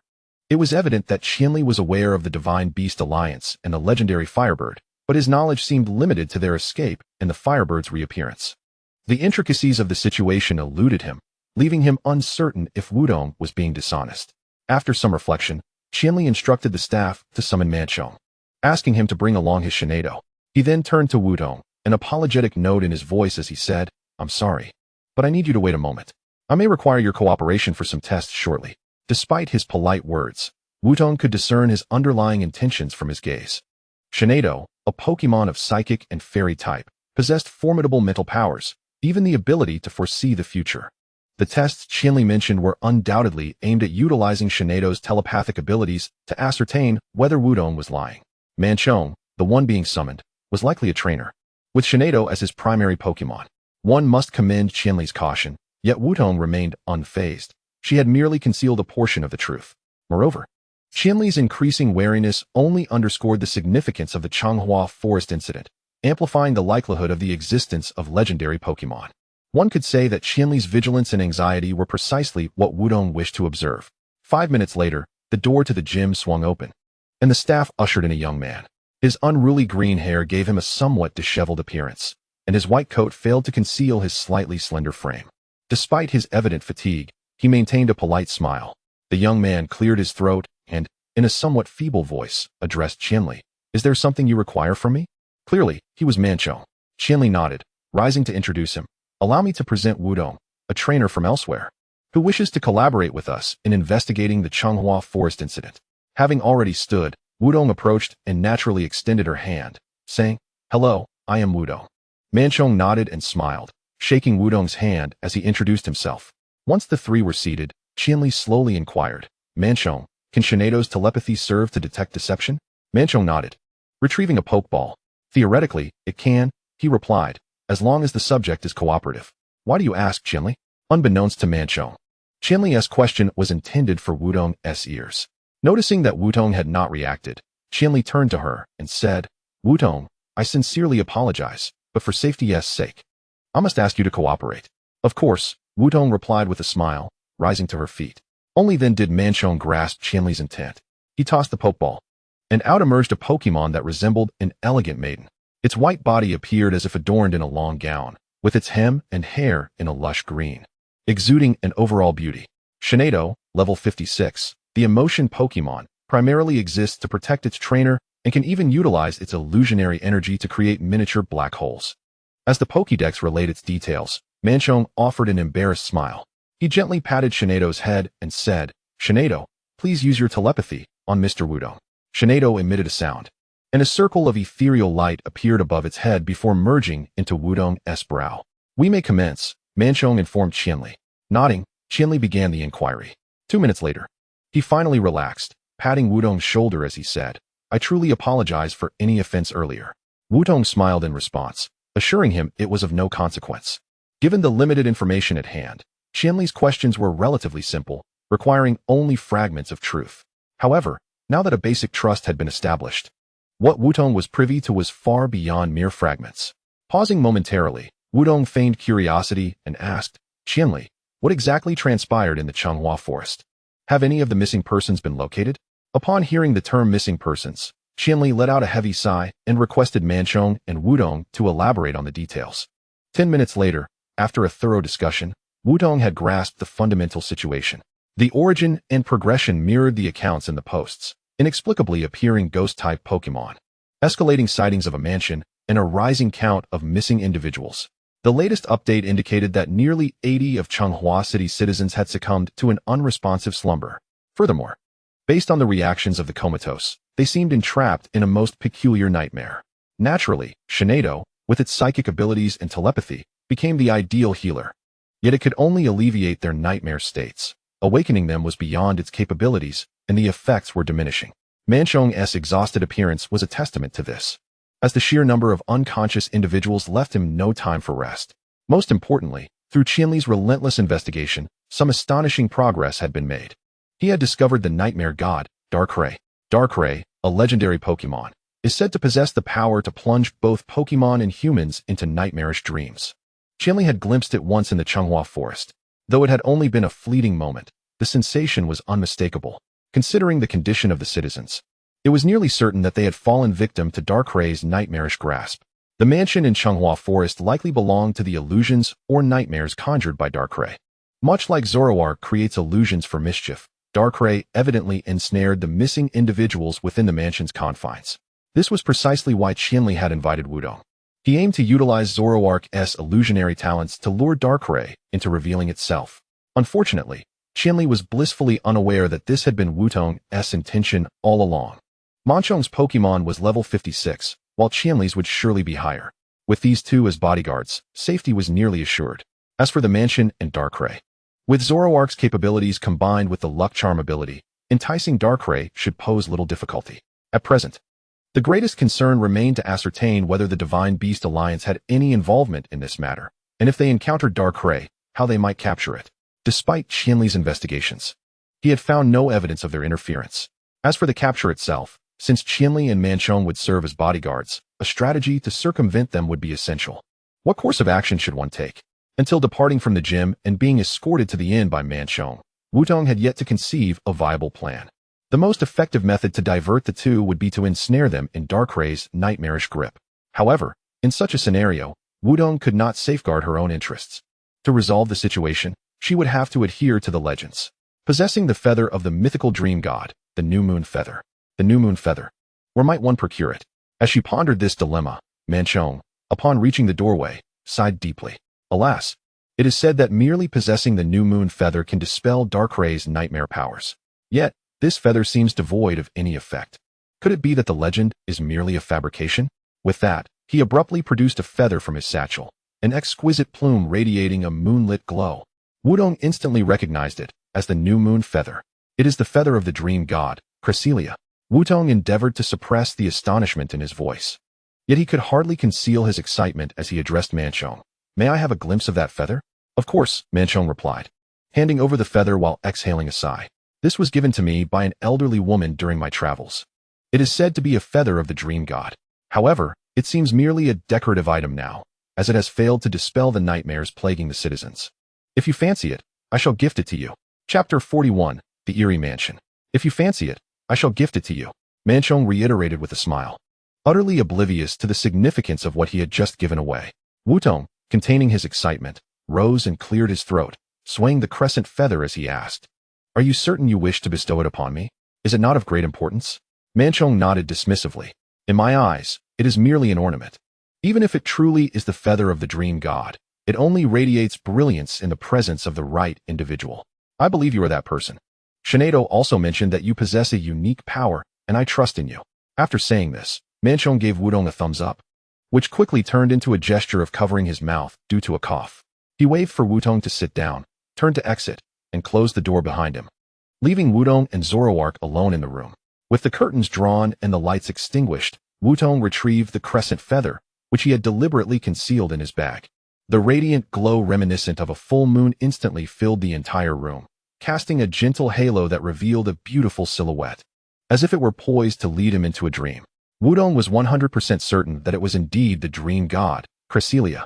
10 seconds elapsed, and once he confirmed that Manchong had departed, Wudong and Zoroark could no longer restrain their exhilaration. Woohoo! Liftoff!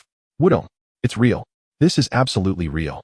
Zoroark exclaimed, animatedly slapping Wudong's face. Do you know? According to the legends of our clan, the crescent feather not only wards off the nightmares of the nightmare god, but it is also the key to finding the dream god. Wudong nodded, acknowledging that he had heard this legend as well. For Zoroark's clan, the nightmare god, Darkrai, was their deity. It was said that their ability to create illusions stemmed from the nightmare abilities of the nightmare god. Now, not only did they possess an advantageous item against the nightmare god, but they also had the key to locate the dream god. Legends state that by discovering the fabled Crescent Island, one could gain the dream god South recognition through the crescent feather. This involved 2 legendary Pokémon. How could Wudong possibly contain his excitement? Including Keldeo, Lugia, and Groudon, he had already identified 5 legendary Pokémon with a clear direction. Let us rest well today. Tomorrow we officially embark on our journey to Orange Forest. That evening, in Orange Forest. Wuzong, what exactly is here? We've been wandering for 2 days. Meow? I've finished the bento I bought, and my stomach is growling, meow. Let us head back for dinner and return tomorrow, meow. In the woods, Kojiro and Nyasu ambled along, while Wuzong trailed behind, grinding his teeth as he lifted his iron fist. Thud, thud. You 2 useless fools.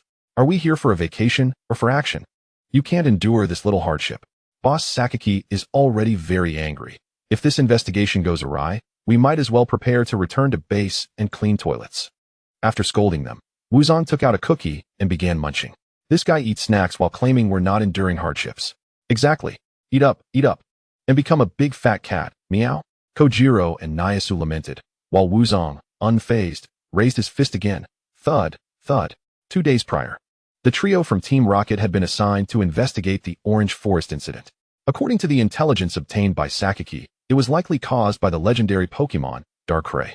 Disguised as lost citizens, the trio had been wandering through Orange Forest for 2 days. Though they hadn't encountered Darkrai, they had come across a multitude of ghost-type Pokémon. Kojiro and Nyasu, both exhausted and hungry, suddenly experienced delusions and spotted a mansion not far away. Wait. Wuzong abruptly halted, pointing towards the mansion in the distance. What is that? A mansion exists in this forest? Kojiro, taken aback, pointed to his chin and asked, a mansion? But that was clearly an illusion I saw. How could you see it too? Nyasu nodded in agreement. Exactly, meow. Wasn't he that just an illusion from our exhaustion and hunger? How could you also be experiencing the same illusion, meow? Wuzong was left speechless and snapped, you two fools. Just because illusions occur simultaneously doesn't mean they can be identical. That is true. Kojiro and Nyasu simultaneously displayed expressions of sudden realization, and before Wuzong could continue, they dashed towards the mansion. That looks like a wealthy person's villa. There must be delicious food inside. Exactly, meow. Wealthy people love this kind of serene ambience, meow. As the door swung open, the first sight that greeted them was a long dining table adorned with candlelight, red wine, roasted lamb, and a smorgasbord of delicacies spread across the table. Starving and foolish, the two immediately lunged forward, completely oblivious to the peculiarities of the mansion. Wuzong, who had hurried after them to scold them, was suddenly captivated by the jewelry cabinet in the corner. A variety of gemstones lay quietly within, radiating a dazzling brilliance, as if an invisible hand was beckoning her to approach. Delicious, delicious. This is simply exquisite, meow. Only such gems are worthy of my nobility. The trio became entrapped in their respective worlds, utterly unaware that the mansion was undergoing a transformation. The warm-toned lighting abruptly shifted to an eerie purple glow, and will-o'-the-wisps flickered about, illuminating their faces. The candles on the dining table began to writhe, their yellow eyes fixed intently on Kojiro, with blue irises emerging from the shadows. Wuzong remained oblivious to the presence behind her, the nightmare god she sought, Darkrai. A pitch-black claw plunged into Wuzong's nape, enveloping Kojiro and Nyasu in dark smoke. As Darkrai vanished, the trio succumbed to slumber. The following morning, at the entrance of Orange Forest, "Brr, it's so cold," Zoroark sniffled, despite it being the sweltering summer. The temperature in Orange Forest felt unusually low, sending chills down one's spine. Beside him, Manchong shook his head, producing a thermometer. Actually, the temperature is perfectly normal. Our brain's sensory perception has simply been affected. Wudong, glancing at the thermometer displaying normal readings, instinctively touched the crescent feather in his pocket. A warm sensation radiated from his palm, swiftly permeating his body, dispelling the previous chill in an instant. The answer was clear. Darkrai's nightmare abilities had expanded their reach. I apologize, but we require your abilities. Please bear with us, Qianli said, attempting to soften his tone as he addressed Zoroark. Once we enter Orange Forest, we will need you to utilize your powers to the fullest. Ideally, we want Darkrai to sense the presence of other Pokémon encroaching upon its territory, enticing it to reveal itself. Zoroark nodded, leaping from Wudong and darting into the forest. The trio exchanged nods of understanding and followed closely behind. According to legend, Darkrai activates its nightmare abilities when its territory is infringed upon by humans or Pokémon. It serves as a protective measure. Although the reason for its indiscriminate use of abilities remains unclear, it is a detail they could exploit. Thus, Zoroark employed his powers to alter the scenery around him, in hopes of capturing Darkrai's attention. Whether due to overwhelming effectiveness or a lack of necessity, less than 10 seconds after they had dashed out, a mansion materialized within sight. Chapter 42, The Illusion, The Enslaved Team Rocket. This is, with a start, Manchong exclaimed in shock, while Wutong remained silent, merely gesturing for Zoroya to return, his left hand instinctively reaching for a pokeball. The pokeball containing Kyogre emitted a faint tremor, seemingly alerting Wutong. Wutong sensed it too. Darkrai had deliberately conjured the mansion, almost inviting the three of them inside. Qianli gazed intently at the mansion, also retrieving a pokeball, stating that this must be the so-called mansion. Wutong, Manchong, prepare for battle.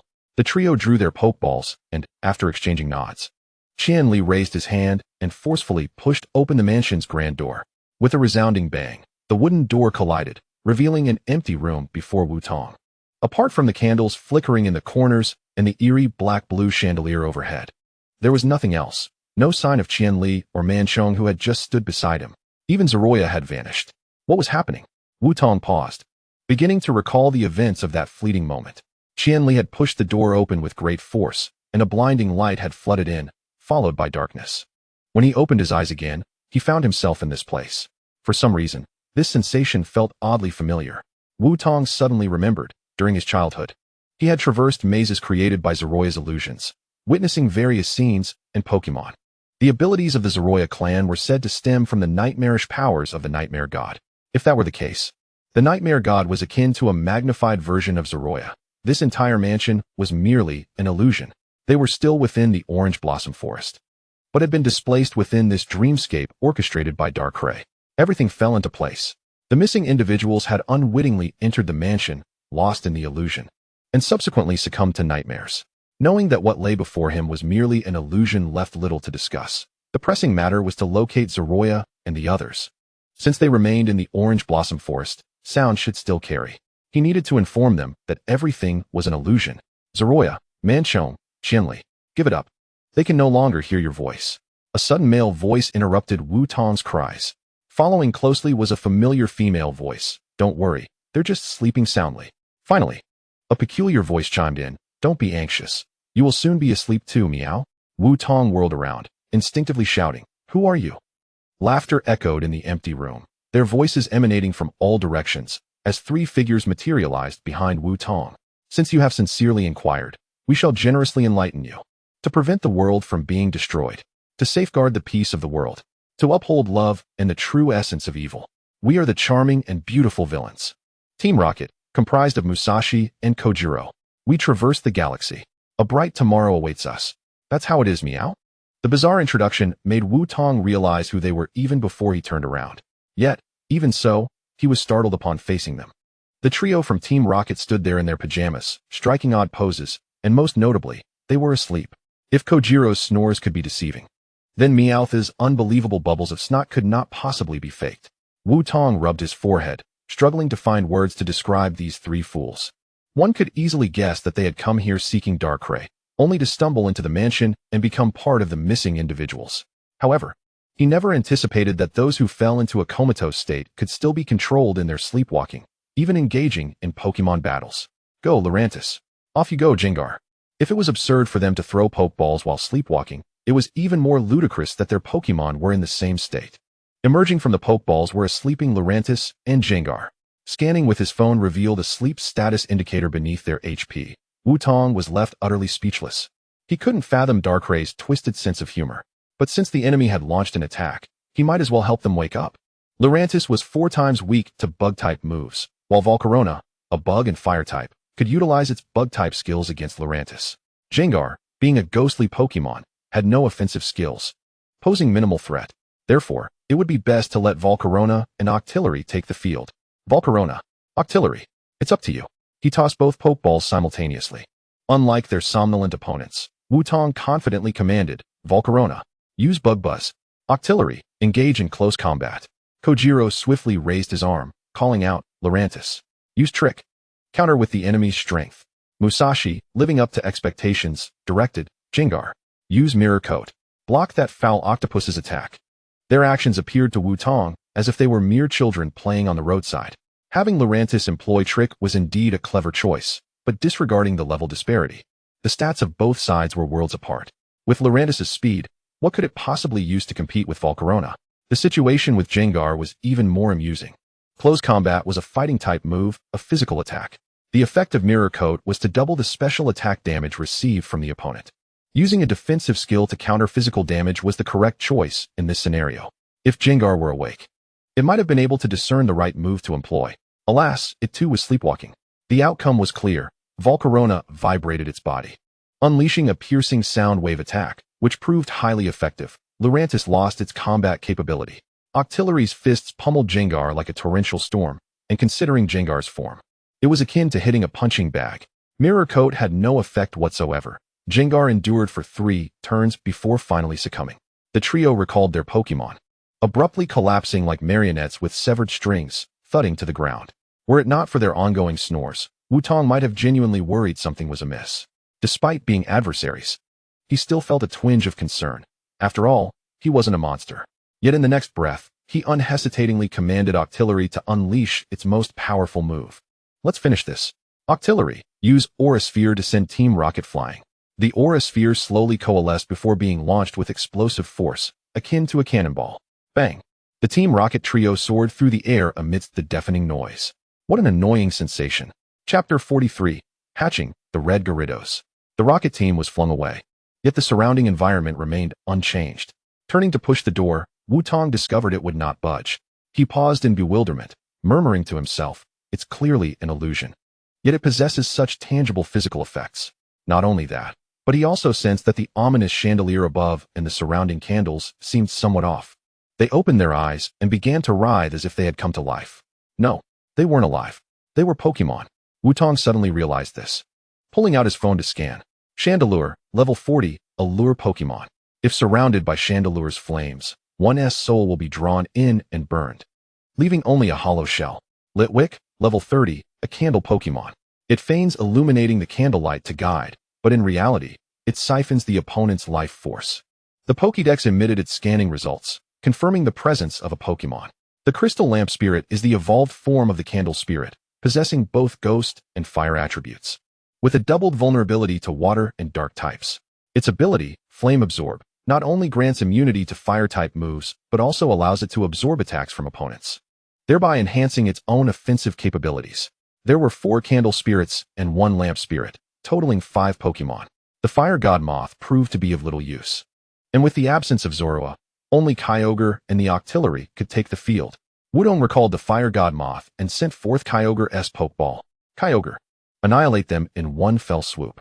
The exuberant roar of Kyogre echoed as, free from Zorua's ability to disguise, it reveled in its true form. Torrential rain began to pour, threatening to extinguish the ghostly flames hovering above them.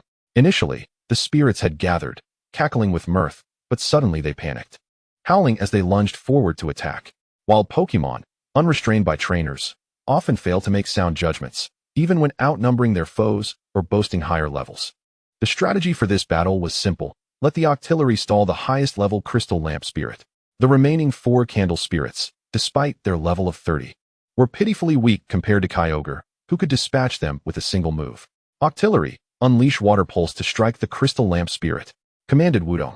Kyogre, employ Muddy Water for a wide area attack on those 4 Candle Spirits. With great speed, the Octillery executed the command, launching a powerful stream of water that collided forcefully with the advancing Crystal Lamp Spirit. As the distance increased, Kyogre unleashed a torrent of muddy water, striking the 2 foremost Candle Spirits with devastating effect. The ensuing sequence was straightforward. The Octillery continued to use its skills to keep the opponent at bay, while Kyogre swiftly eliminated the remaining 2, culminating with a final Muddy Water to finish off the Crystal Lamp Spirit. The battle concluded, resulting in level increases for the Fire God Moth, Kyogre, and the Octillery. The Fire God Moth reached level 39, Kyogre attained level 40, and the Octillery also reached level 40. The changes in level were displayed on Wudong's phone, prompting an exuberant cheer from him. With Team Rocket and 5 Pokémon, this was an immense trove of experience. If only there were more opportunities like this. Suddenly, a thought struck Wudong. If the missing individuals had become lost and were now under the control of Darkrai, then by continuously entering rooms to battle, he could consistently gain experience. Although the door had been locked moments ago, having defeated these 5 ghostly Pokémon, the situation should now be different. Most importantly, since this was Darkray's mansion, the new moon feather he had received should indeed prove useful. With this in mind, Wudong promptly retrieved the new moon feather from his satchel. The luminous light of the new moon enveloped him as he turned to open the door. This time, the doorknob turned freely, swinging open. It was indeed effective. Suppressing his excitement, Wudong meticulously surveyed his surroundings. Stepping through the door, he found himself in a corridor lined with tightly shut doors, reminiscent of a hotel. It was almost certain that these rooms housed the missing individuals, and entering them would likely lead to battles. Moreover, since Manchong and Qianli were without the new moon feather, they too had likely succumbed to control, and it was possible he might encounter them during his journey. With Manchong's level 50 Shinado and Qianli's formidable Pokémon, facing them would certainly pose a challenge. However, for someone as extraordinarily fortunate as Wudong, such matters were hardly daunting. Clenching his fist and raising his hand, he activated his super luck ability before forcefully pushing open a door, tossing out a Pokeball. 2 minutes later, Wudong emerged from the room, clapping his hands in disappointment. He had anticipated encountering experience-rich opponents akin to Team Rocket, only to find ordinary citizens inside, with their Pokémon being a mere level 10 Rockruff. For Wudong, this was hardly more than insignificant. Of course, he failed to recognize that he was still a novice trainer. A newcomer without a single gym badge had managed to elevate his Pokémon's average level to 40. Would anyone believe such a claim? To put it succinctly, it was not that the citizens were inept, but rather that Wutong was exceedingly extraordinary. With over 30 rooms still remaining, if each contained Pokémon at levels 5 or 10, they would offer little utility and could even deplete his stamina. Wutong stroked his chin, contemplating the remaining rooms when he suddenly sensed a disturbance within his satchel. Upon opening it, he discovered that while the items floated quietly in the dimensional space, one particular object was shaking violently. It was a red Pokémon egg. The egg of a red Gyarados, a prize won at the martial arts tournament in Heidu Town. Pokémon eggs can hatch in two ways, either by being incubated by another Pokémon or through the trainer's travels, hatching naturally over time. Once hatched, the Pokémon would automatically recognize its owner and could be captured directly. Now, the red Gyarados was on the verge of hatching. Wutong immediately placed the egg on the ground. Cracks had begun to form across the shell, and it quaked even more vigorously. The enraged roar of Gyarados echoed forth as the shell shattered, revealing its massive crimson form amidst a radiant glow. It was truly astonishing that an egg barely half a person's height could hatch into a Gyarados measuring nearly 6 meters long. Such is the marvel of Pokémon. Wutong retrieved his phone, scanning the newly hatched Gyarados, and the basic information materialized on the screen. Gyarados, level 10, possessed moves such as Bite and Thrash, with the ability Intimidate, which increased its physical attack by 1 stage for each Pokémon it defeats. In terms of stats, its physical attack was notably high, while special attack was average, but both special defense and speed were commendable, marking it as a physical attacker. Most importantly, this freshly hatched Gyarados was only level 10, which was equivalent to the level of the ordinary citizens in the 30-plus rooms. He chuckled with delight. Wutong produced a Pokeball and a TM, along with a disc containing the skill. He would capture it, then release it to learn skills and equip items. Since he intended to engage in thorough battles, it was only prudent to prepare adequately. Therefore, though he felt a tinge of regret, he would kindly request that these citizens contribute all their experience to his newly hatched Gyarados. Half an hour later, Wutong exited the room, a broad smile illuminating his face. This was the 32nd room, the final one, where he encountered a Pokémon breeder. With 6 Pokémon, all averaging around level 20, he swiftly defeated them. Watching his experience soar at a visible rate was simply delightful. Furthermore, he had not encountered Qianli or Manchong at all, facing minimal hindrances. Wutong opened his phone to check Gyarados' status. Gyarados, level 35. Moves, Thrash, Waterfall, Dragon Dance, Earthquake. Held item, Metronome, which increases the power of consecutive moves of the same type. Repeating once increases the power by 20, twice by 40, and a maximum of 200. This was intended to complement the Thrash move. Thrash, with a base power of 120, creates a chaotic assault over 2 to 3 turns, forcing repeated use and resulting in confusion afterward. A classic case of a double-edged sword. However, with the Metronome, the power could increase by 60 by the 3rd turn, meaning the opponent would likely be incapacitated by then. Even should Gyarados succumb to confusion, Wutong's super luck ability would protect it from self-inflicted harm. Coupled with the Intimidate ability, its attack power would increase by another 10, making for a perfectly synergistic strategy. As for Waterfall, Earthquake, and Dragon Dance, these 3 can be considered the quintessential skills of Gyarados, requiring no further elaboration. However, moves like Hyper Beam, which force a halt in action for a turn, do not pique Wutong's interest in having Gyarados learn them. Wutong's combat style is characterized by its fluidity and adaptability, excelling in analyzing the weaknesses of opponents and the dynamics of the battlefield, synthesizing these elements to derive the optimal strategy.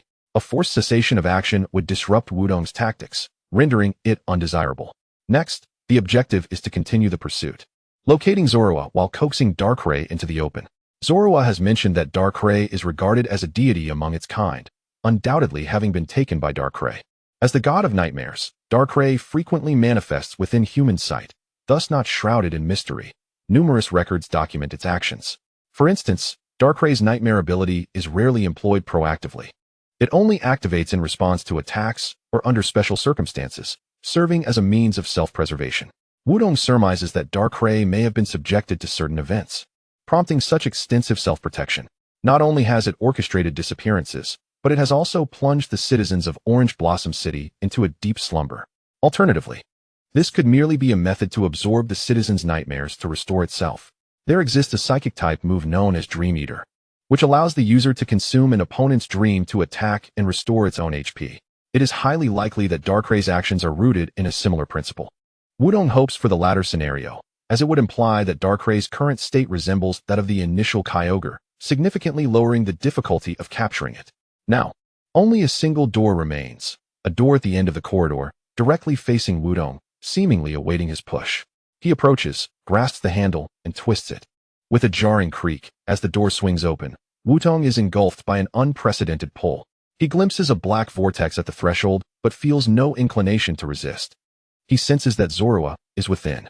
Wudong plunges into the vortex, his form consumed by shadows, as everything behind him, the corridor, the room, fades into darkness. Upon opening his eyes, he finds himself not gazing at eerie walls, chandeliers, or candles, but rather at trees, grass, and a crescent moon in the night sky. Suddenly, it dawns on him. He has returned to Orange Blossom Forest. That corridor must have been the focal point of the mansion. After confronting all the missing persons, he has returned to the forest. Moreover, it is already nighttime, despite only half an hour having passed in the mansion. Clearly, this is the influence of the Moon Wing. Darkrai cannot control Wudong, and those under control cannot defeat him. In a moment of helplessness, it had no choice but to release Wudong. However, Wudong is unwilling to let it go so easily. Not only has he yet to capture it, but Zorua is still missing. To leave like this? Absolutely out of the question. Just as Wudong contemplates how to re-enter the mansion, a familiar voice calls out from behind. "Hey, you little brat. You're here too." Turning, he confirms his suspicion. It is Jessie from Team Rocket. Wudong promptly raises a Pokeball, prepared for battle. But Jessie suddenly panics, waving her hands and exclaiming, "Whoa, whoa, whoa. Hold on. I'm not here to fight you. I lost James and Meowth and got lost myself. Can you help me find them?" Her words leave Wudong momentarily dumbfounded. Not only is she asking him not to attack, but she is also requesting his assistance in finding her companions. What happened to her villainous demeanor? And does she not realize that it was he who sent them flying?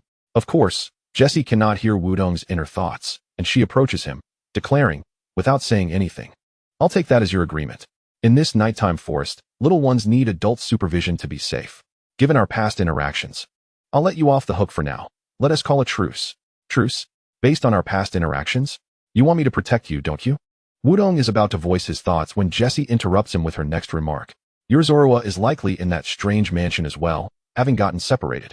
I possess a special device that can locate the mansion's position. I'll help you find Zorua, and you'll ensure my safety in return. Let us cooperate temporarily." Without allowing Wudong a chance to refuse, Jessie assumes they have forged a partnership and squats down, rummaging through her backpack. Naturally, Wudong sees no reason to reject her. After all, she just mentioned having a device that could locate the mansion. With such a tool at their disposal, this is far more effective than flailing about like headless chickens. Furthermore, Team Rocket must have received intel about Darkrai to send these three fools to investigate.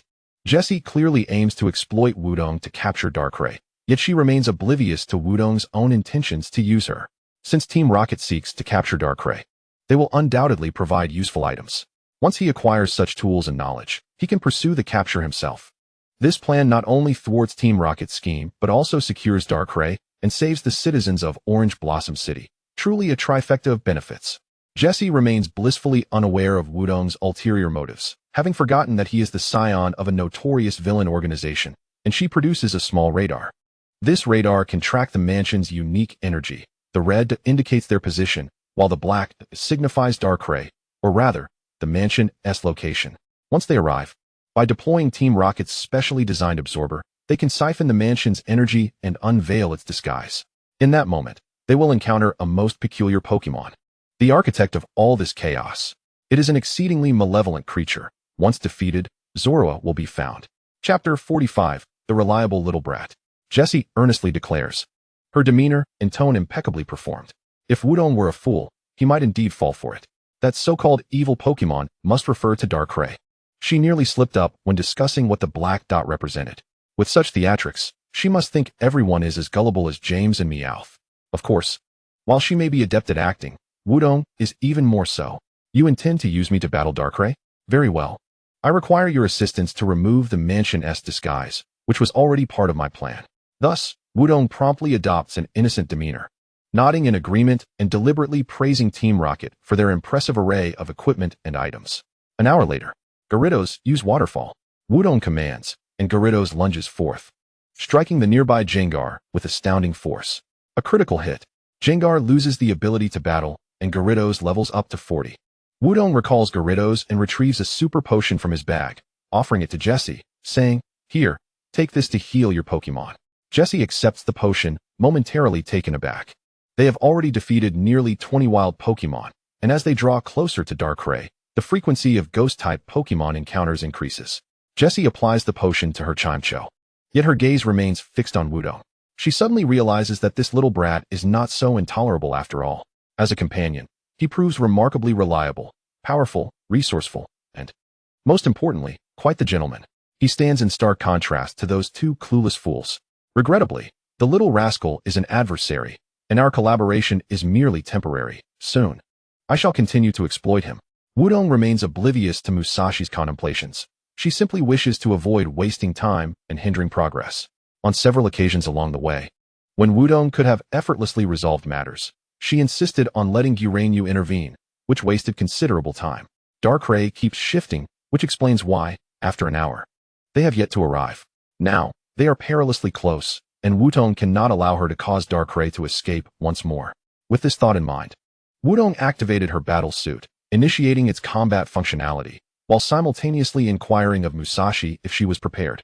Musashi, having just recalled Gyurainu, was momentarily taken aback and asked, "Prepared for what? What are you planning?" Wudong had no time for lengthy explanations. She rushed over, hoisted Musashi onto her back, and urged, "Keep an eye on the Mansion-S direction. Time is of the essence.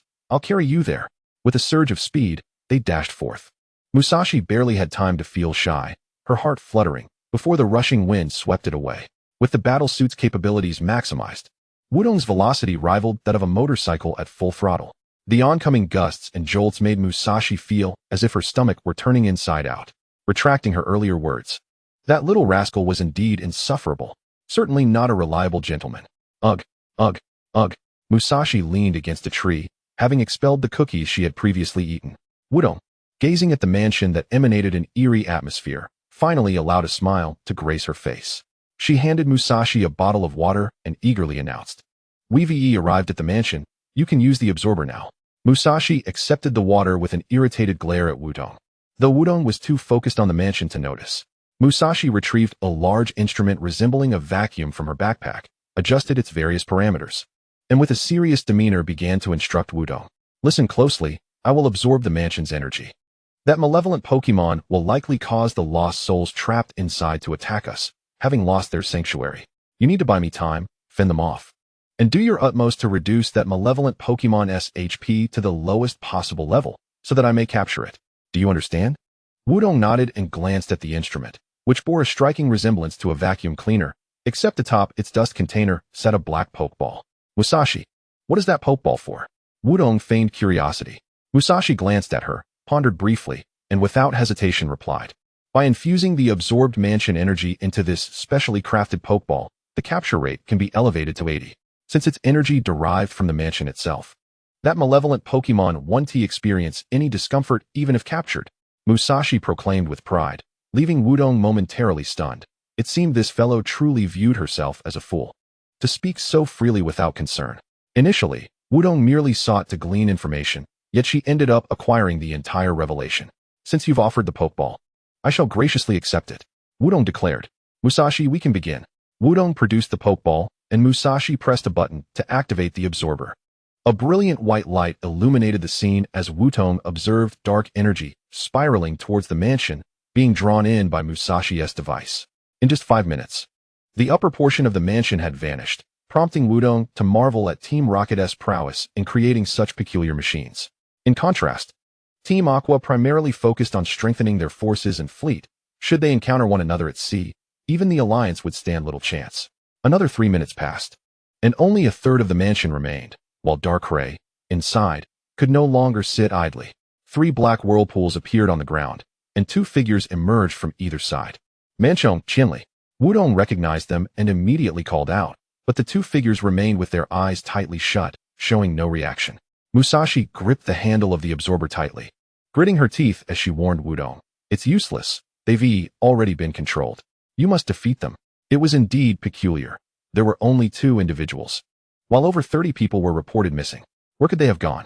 Musashi mused, struggling, while Wudong knew all too well that the 30-plus missing persons had already been dealt with inside the mansion. However, she was unaware that even this pair was formidable enough. Wudong clutched the pokeball, remaining still as she focused intently on the central whirlpool. A swirling white mist emerged, revealing the shadowy form of a Pokémon. More accurately, the white mist resembled its hair, obscuring most of its face save for a singular, luminous blue eye. Its tattered cloak seemed to pulse with dark energy, and its claw-like arms appeared capable of rending the night itself. Yet now they cradled a Zorua. That's it. The little rascal. I need 5 more minutes. Hold on. Musashi exclaimed, her eyes gleaming upon seeing the Pokémon. Wudong remained silent, tightening her grip on the Pokeball, while also securing 2 more in her left hand. He had recognized it. It was the legendary Pokémon, Darkrai, the Lord of Nightmares. Chapter 46, Battle. Wudong vs. Qianli and Manchong. The Lord of Nightmares, Darkrai. Wudong's objective was now merely 10 meters away, cradling Zorua in its grasp. Darkrai rested its claw upon Zorua's head, making the slightest movement. Suddenly Zorua, who had been in slumber, opened its eyes and even spoke. Humans, you have trespassed upon my territory. Leave now, and I may grant you mercy. It emitted a voice that was devoid of emotion, echoing with an otherworldly resonance. Clearly, this was Darkrai speaking, manipulating Zorua as its mouthpiece. Wudong steeled himself. Taking a step forward to respond, return Zorua to me. Darkrai shook its head, replying, Human, do not test my patience. It spoke grandiose words, yet viewed Pokémon merely as tools for combat, willing to taint the realm of nightmares for its wicked aims. It commanded Zorua to roar, leaving Musashi feeling somewhat embarrassed. Yet Wudong remained unfazed, stepping forward once more. Return Zorua to me, he reiterated, fury igniting in his eyes. To Wudong, Zorua was an invaluable partner, not merely a tool. The bond they shared was something an unfamiliar being like Darkrai could never comprehend. Wudong was acutely aware that Darkrai was stalling for time, posturing. Its condition was exceedingly frail. Should it continue to provoke him, it would summon Qianli and Manchong into battle.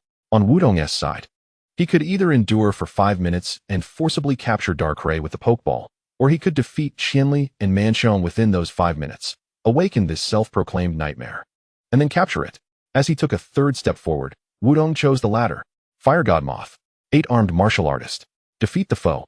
Bring our partner back. In the instant Wudong threw the Pokeball, Darkrai swung its arm. Manchong and Qianli simultaneously opened their eyes, each retrieving a Pokeball to throw. To the left, a Shinado emerged without any hesitation. It was undoubtedly Manchong's strongest Pokémon. To the right, a Pokémon resembling a gorilla lay lazily on the ground, propping its head with one hand while scratching itself with the other, even yawning. This was the Slacker King, level 45, a Pokémon that, despite its lethargy, could unleash astonishing power by expending accumulated energy.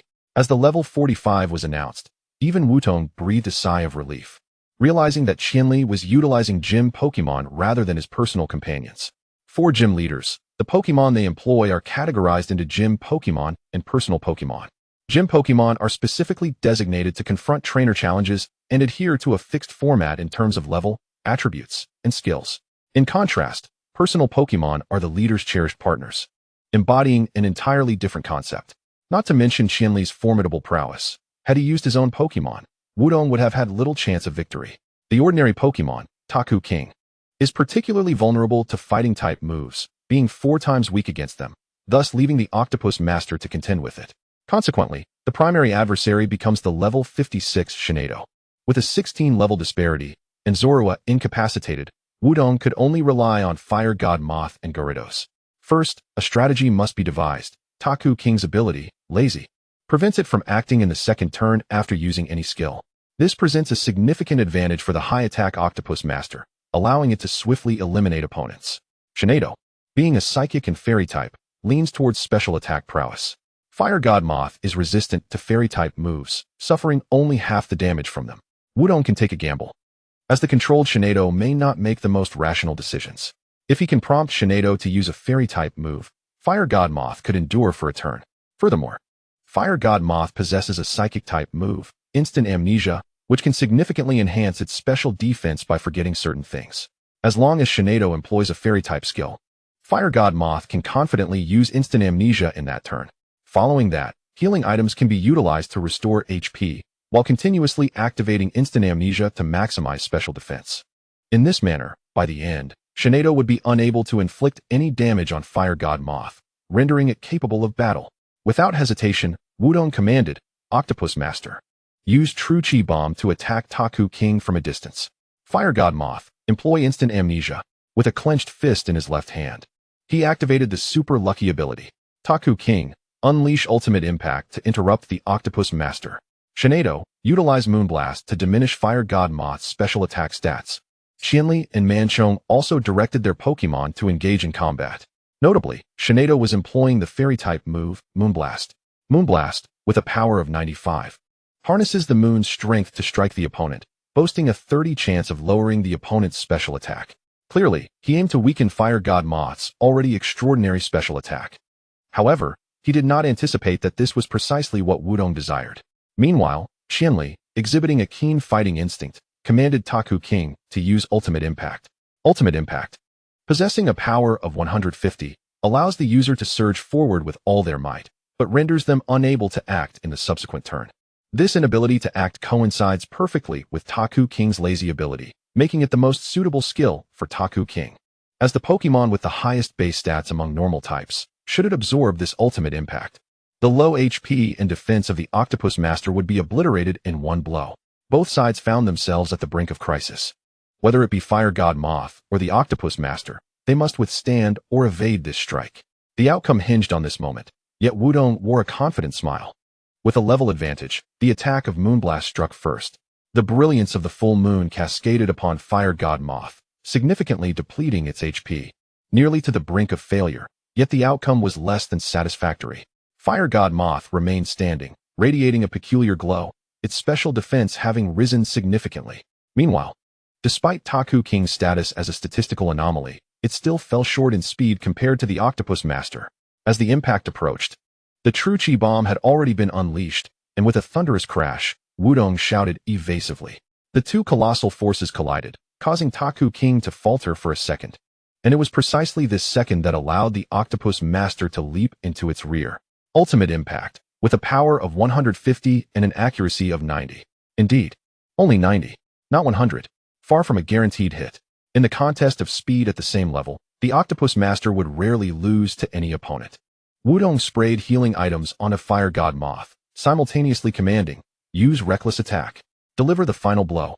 The Octopus Master raised its fist, light coalescing around it as all its strength gathered. Taku King, caught in a state of inaction, could only allow the Octopus Master to unleash this strike. The prior True Chi Bomb had already depleted more than half of its HP. This blow would be enough to finish it. Reckless Attack struck, its effectiveness overwhelming, and Taku King was rendered unable to continue fighting. Chapter 47. Capture. Darkrai. Fire God Moth. Continue using instant amnesia. Shinado, employ Psychic. This command had been reiterated for 3 turns, and Qianli's second Pokémon had already been defeated. By the 7th round, Fire God Moth's special defense was maximized, while Shinado's Psychic could only inflict minimal damage. Qianli's final Pokémon also succumbed to the might of the Octopus Master. Now it was time to counterattack. Wudong, observing the HP fluctuations of Fire God Moth on his smartphone, waved his hand, commanding, Fire God Moth, unleash Inferno Blast. Octopus Master, engage in close combat. As flames erupted, the Octopus Master had already maneuvered to its rear, raining down a flurry of punches. After 3 rounds, Shinado was recalled by Manchong. He had brought only this one Pokémon, thus now, like Qianli, he was entirely devoid of combat capacity. Musashi, witnessing the scene, was filled with astonishment. Internally grateful for his decision to collaborate with Wudong. Glancing at the device, only 2 minutes remained. Soon, Darkrai would be within reach. Just hold on a bit longer. 2 minutes more. Musashi's words could scarcely conceal his excitement. Wudong merely gave a thumbs up and then addressed Darkrai. Do you see? This is the power of bonds. They are companions, not mere tools. It is precisely because of this bond that they trust my commands unconditionally, and I in turn trust their abilities. Darkrai remained silent. Yet Zorua and Wudong's arms began to struggle. Zorua lifted its front paw, struggling to vocalize. Wudong. Zorua. Wudong abruptly turned, calling out to Musashi, are you not ready yet? Musashi had already begun adjusting the device, fully inputting the data into the Pokeball, anxiously exclaiming, just 1 more minute. Hold on. Zorua continued to struggle against the control. A flicker of something passed through Darkrai's gaze as it released Zorua, lifting the control over Manchong to speak. Humans, you are impressive. Allow me to witness what you term as bonds. Darkrai emitted an indescribable roar, its arms outstretched, black energy bursting forth from its palms. In a flash, it materialized 5 meters before Wudong. It was prepared to battle Wudong.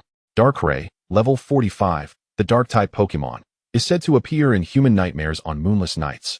Feeding on energy, the Pokédex confirmed Wudong's suspicions. Darkrai was indeed in a weakened state, just like Kyogre had been back then. Simultaneously, Zorua had returned, standing beside Wudong and nodding in agreement. The bond of understanding between partners required no excessive words. Zorua's meaning was clear. The ability could now be utilized. Return, Octopus Master. Fire God Moth. Wudong withdrew them into their Pokeballs, then grasped Kyogre's Pokeball. If it is a deity, then let the power of divinity be the means to conquer you. The deity representing nightmares, the nightmarish god, and the god of the oceans, presiding over the seas. This is a battle between divine beings. Go forth, Gyarados. Let it witness the bond that unites us. Wudong tossed the Pokeball, and Kyogre unleashed a thunderous roar, expressing its fury towards Darkrai. In that fleeting moment of seeing Kyogre, even with Zoroark's disguise, Darkrai discerned the truth. Shock filled its azure eyes as it began to confront Wudong, recognizing this incredible adversary. Even Musashi, standing nearby, completely forgot that the Pokeball had been calibrated. She too was eager to see whether Wudong could triumph over the god before them. Wudong gazed at Darkrai, and in that brief instant, he calculated the disparity in their strengths and devised a strategy for the ensuing battle. As a legendary Pokémon, records of Darkrai's battles were exceedingly rare. The most valuable intelligence indicated that Darkrai would initiate with its exclusive move, Dark Void, forcing its opponent into a slumber. It would then utilize the move trick to significantly enhance its special attack before launching an assault. Given its immense power, scarcely any trainer had succeeded in challenging this sequence of skillful maneuvers. However, Darkrai now faced Wudong. The accuracy of Dark Void was only 80.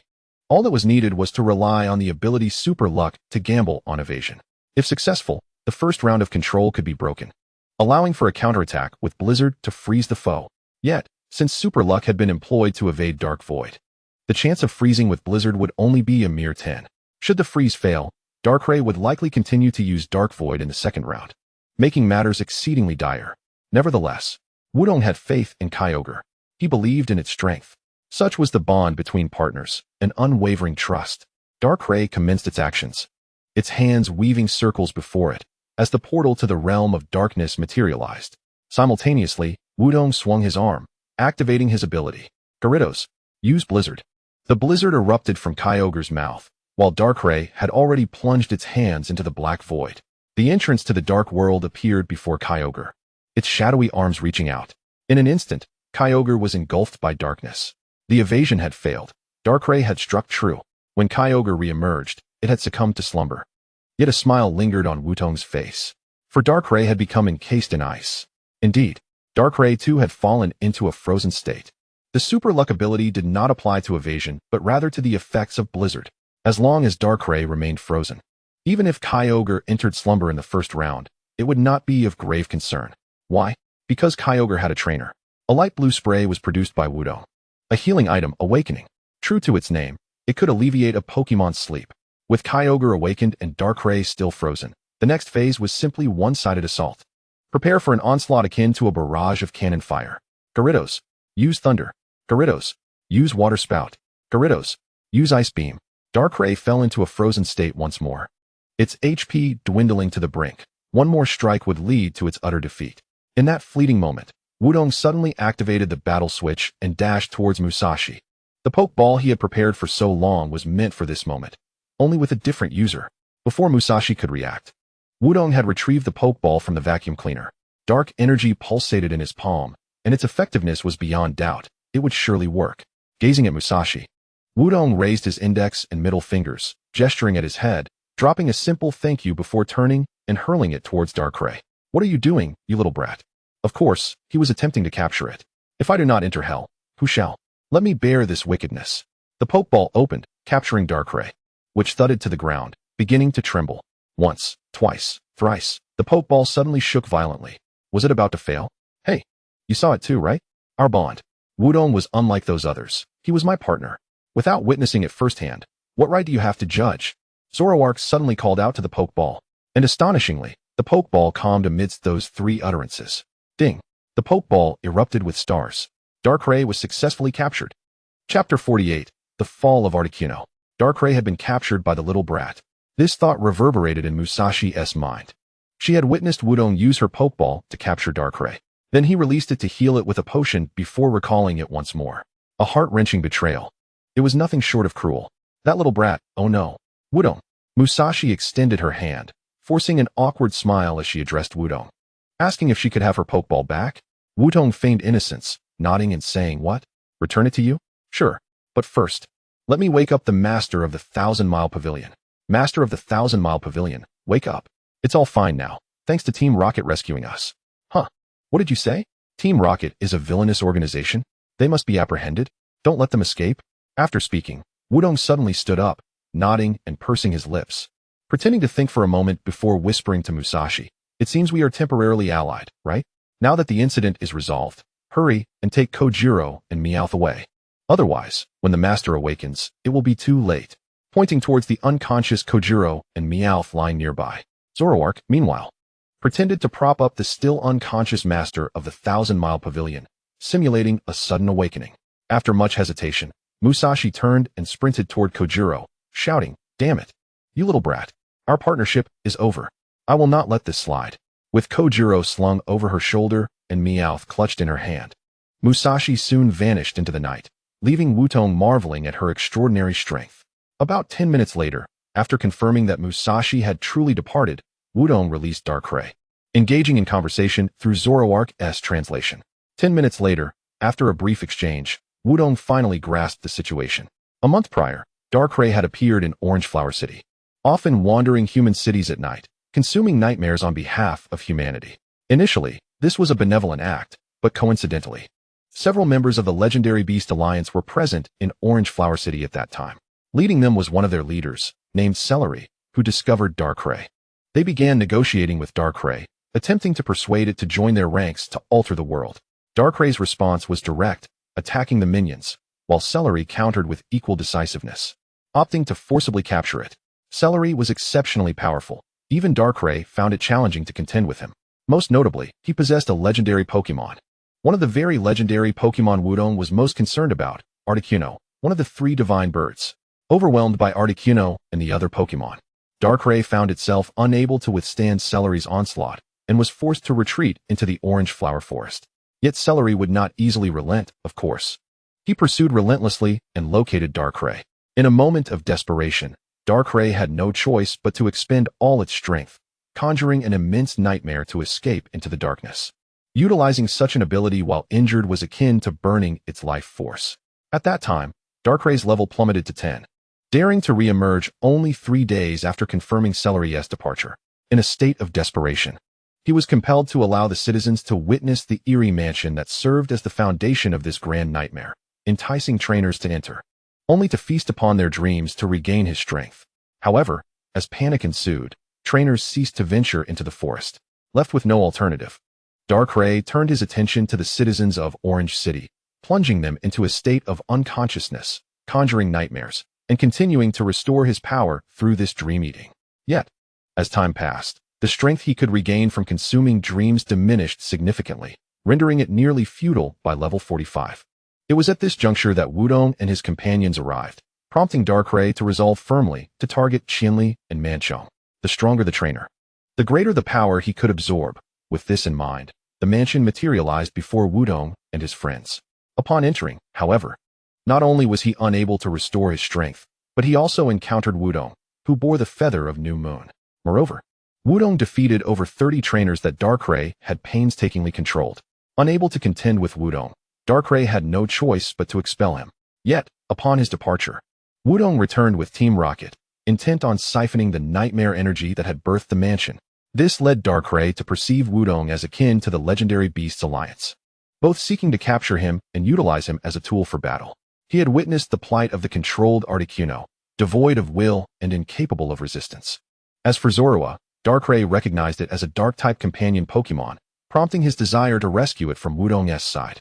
Ultimately, the bond between Wudong and his allies shattered Darkrai's preconceived biases, igniting his curiosity about this so-called bond. Thus, in the end, he willingly submitted to Wudong's capture. Wudong, Having synthesized the information, inquired of Darkrai, "So, Articuno is in the hands of the legendary Beast Alliance, controlled by their leader?" Darkrai nodded in affirmation, leaving Wudong with a sense of headache. To meet Lugia, he needed the recognition of the 3 legendary birds, their feathers as proof. He already possessed the Molter's feather. But Zapdos was missing, and now Articuno was under control, and worse still, under the leader's command. Furthermore, Darkrai revealed that the leader's Pokémon were all above level 80, presenting a formidable challenge. At Wudong's current level, he would surely be no match for him. Additionally, Wudong had to maintain a low profile. Just as Kyogre could not be seen by ordinary folk, so too must Darkrai remain concealed, as the god of nightmares. If he were to appear casually as Wudong's Pokémon, not only would the Alliance come, but the legendary Beasts Alliance and various evil organizations would too. Thus, he needed to disguise himself, much like Kyogre. As for the nature of this disguise, Wudong had already conceived the perfect answer. He picked up his phone, revealing a photograph of a Pokémon that bore a striking resemblance to Darkrai, its form predominantly gray, with patterns on its torso that resembled a haunting human face. It possessed 2 arms and, like Darkrai, lacked a lower half, embodying the ghost type, an ideal fit. Haha, night shadows. Truly, Wudong, how clever of you to think of this.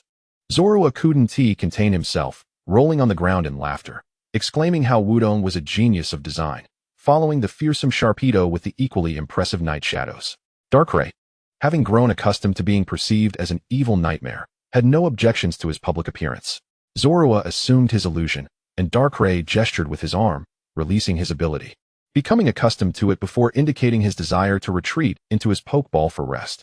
Wudong recalled him, gazing at the citizens sprawled on the ground, stifling a yawn before lying down beside Qianli. "Zorua, remember to wake up the gym leader in the morning so he can rouse me. We must not let them know that Darkrai has been captured by me, understand? Leave it to me, just sleep." Chapter 49, Hero Wudong. The following day, at 10 in the morning in Orange City, a crowd had gathered in front of the gym, clamoring to have the doors opened. Were they here to disrupt? No. To challenge Qianli? Only a fool would do so. They were here to express gratitude to their hero. Gratitude for the hero, Water Wudong. Last night, every citizen of Orange City, including the missing persons, shared a dream. They dreamt of a young boy battling Darkrai, rescuing them from the clutches of the god of nightmares, and dispelling the terror. This morning, the missing individuals were awakened by Qianli, and upon seeing the sleeping Wudong, they realized the dream was indeed real. A boy had confronted the god of nightmares alone in the forest, bringing them back to safety. Most importantly, even Qianli and Manchong were affected. These two were recognized as the strongest in Orange City. Wudong was hailed as a hero, and the citizens resolved to celebrate his achievements, organizing a gathering, which was still quite reasonable at this point. Then, someone suggested erecting a statue to immortalize the hero's story, allowing his spirit to symbolize Orange City. From this moment, their ideas began to spiral further and further from the original thought, from celebrations to statues. Now, they even desired Wudong to remain in Orange City permanently, urging Qianli to train him as the next gym leader. Wudong found himself followed everywhere, ultimately retreating to the gym as the outside erupted with noise. If it weren't for Qianli's enduring prestige, managing to quell the crowd, Wudong would have been whisked away by them long ago. How terrifying. I finally understand why you insisted on keeping a low profile. It turns out that being ostentatious and drawing attention is such a frightful affair, Zorua expressed, recalling how just half an hour earlier, the crowd seemed eager to tear Wudong apart, each wanting a piece to take home. Wudong was equally exasperated, for he had just defeated their Pokémon thoroughly. When they saw their Pokémon rendered incapable of battle, one after another, they shifted the blame onto Darkrai, claiming it was the work of the god of nightmares, insisting that without Hero Wudong, their Pokémon would not have received timely treatment. The title of Hero Wudong spread rapidly, reaching as far as Karnas City within mere hours. Now even the television crews had arrived, waiting outside to interview Wudong. Manchong approached with a smile, offering a cup of water to Wudong, remarking, "This is what being a hero is like, under the spotlight. Rest assured, they will calm down shortly." When Ruby became champion and returned to Orange City, they acted similarly. After the initial excitement, everyone would settle down. Wudong nodded, agreeing, acknowledging that most would behave in such a manner. Once their novelty wore off, things would return to normal. Indeed, by the afternoon, the crowd had begun to dwindle. Everyone returned to their lives, and with Qianli's persuasion, most had already calmed down. The missing individuals reunited joyfully with their families. Those who had come to spectate left in disappointment after failing to see the hero. The television crews, left with no choice, could only interview Qianli briefly, never catching a glimpse of Wudong. By the following morning, the gym reverted to its usual quietness, with only a few gym trainers engaging in their daily training. This was to be expected. The Orange Gym was the 5th gym, requiring challengers to defeat the previous 4 before facing Qianli. Moreover, it was rare for trainers to approach him. As Wudong was bidding farewell to Qianli, he suddenly called out to him, producing a Pokeball with a smile. Regardless of everything, you are a hero of Orange City. I have nothing of great value to offer, but take this Pokemon with you. I believe it will aid you on your journey. Wudong grasped the Pokeball and pressed the button, releasing a remarkably dashing Pokemon. Its form resembled that of a dog, adorned with deep blue fur and streaks of black embellishing its body. It stood on its hind legs, with steel spikes protruding from the backs of its hands and its chest. This was Lucario, a level 40 Aura Pokemon, capable of emitting a wondrous energy wave known as Aura, potent enough to shatter colossal boulders. Indeed, this magnificent creature was Lucario, a rare fighting and steel-type Pokemon, renowned not only for its formidable strength, but also for its unwavering loyalty to its trainer. Even with the presence of the octopus-like Machamp in the fighting-type category, acquiring another Lucario posed no dilemma. Compared to the extreme capabilities of Machamp, Lucario offered a more balanced prowess. Moreover, unlike typical Lucarios, this particular specimen exhibited no weaknesses related to low defensive values. Rather, all its stats reached an impressive equilibrium. Wudong instinctively glanced at Qianli, who was smiling back at him. I told you, he would surely be of assistance.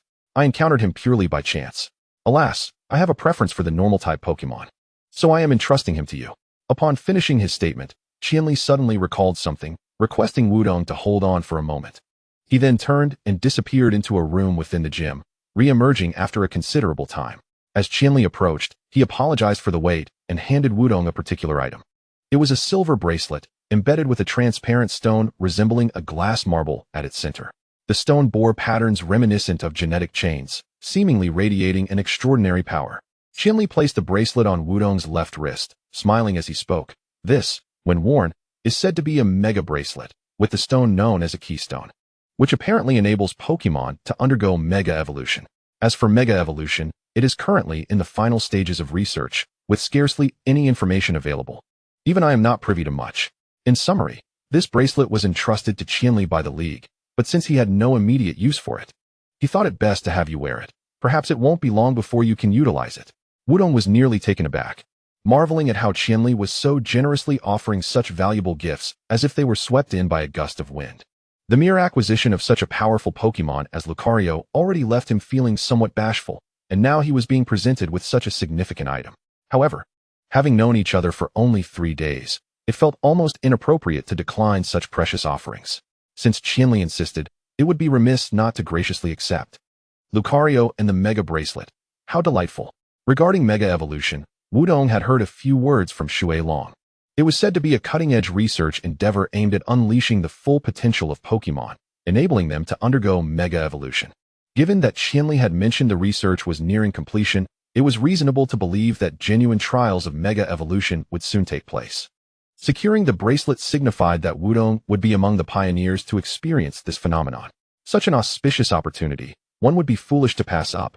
After expressing his gratitude, Wudong affixed the Pokeball to his belt and officially set off. His next destination, Kanaz City, Rock Gym, and the Rock Badge. Chapter 50, Trainer School.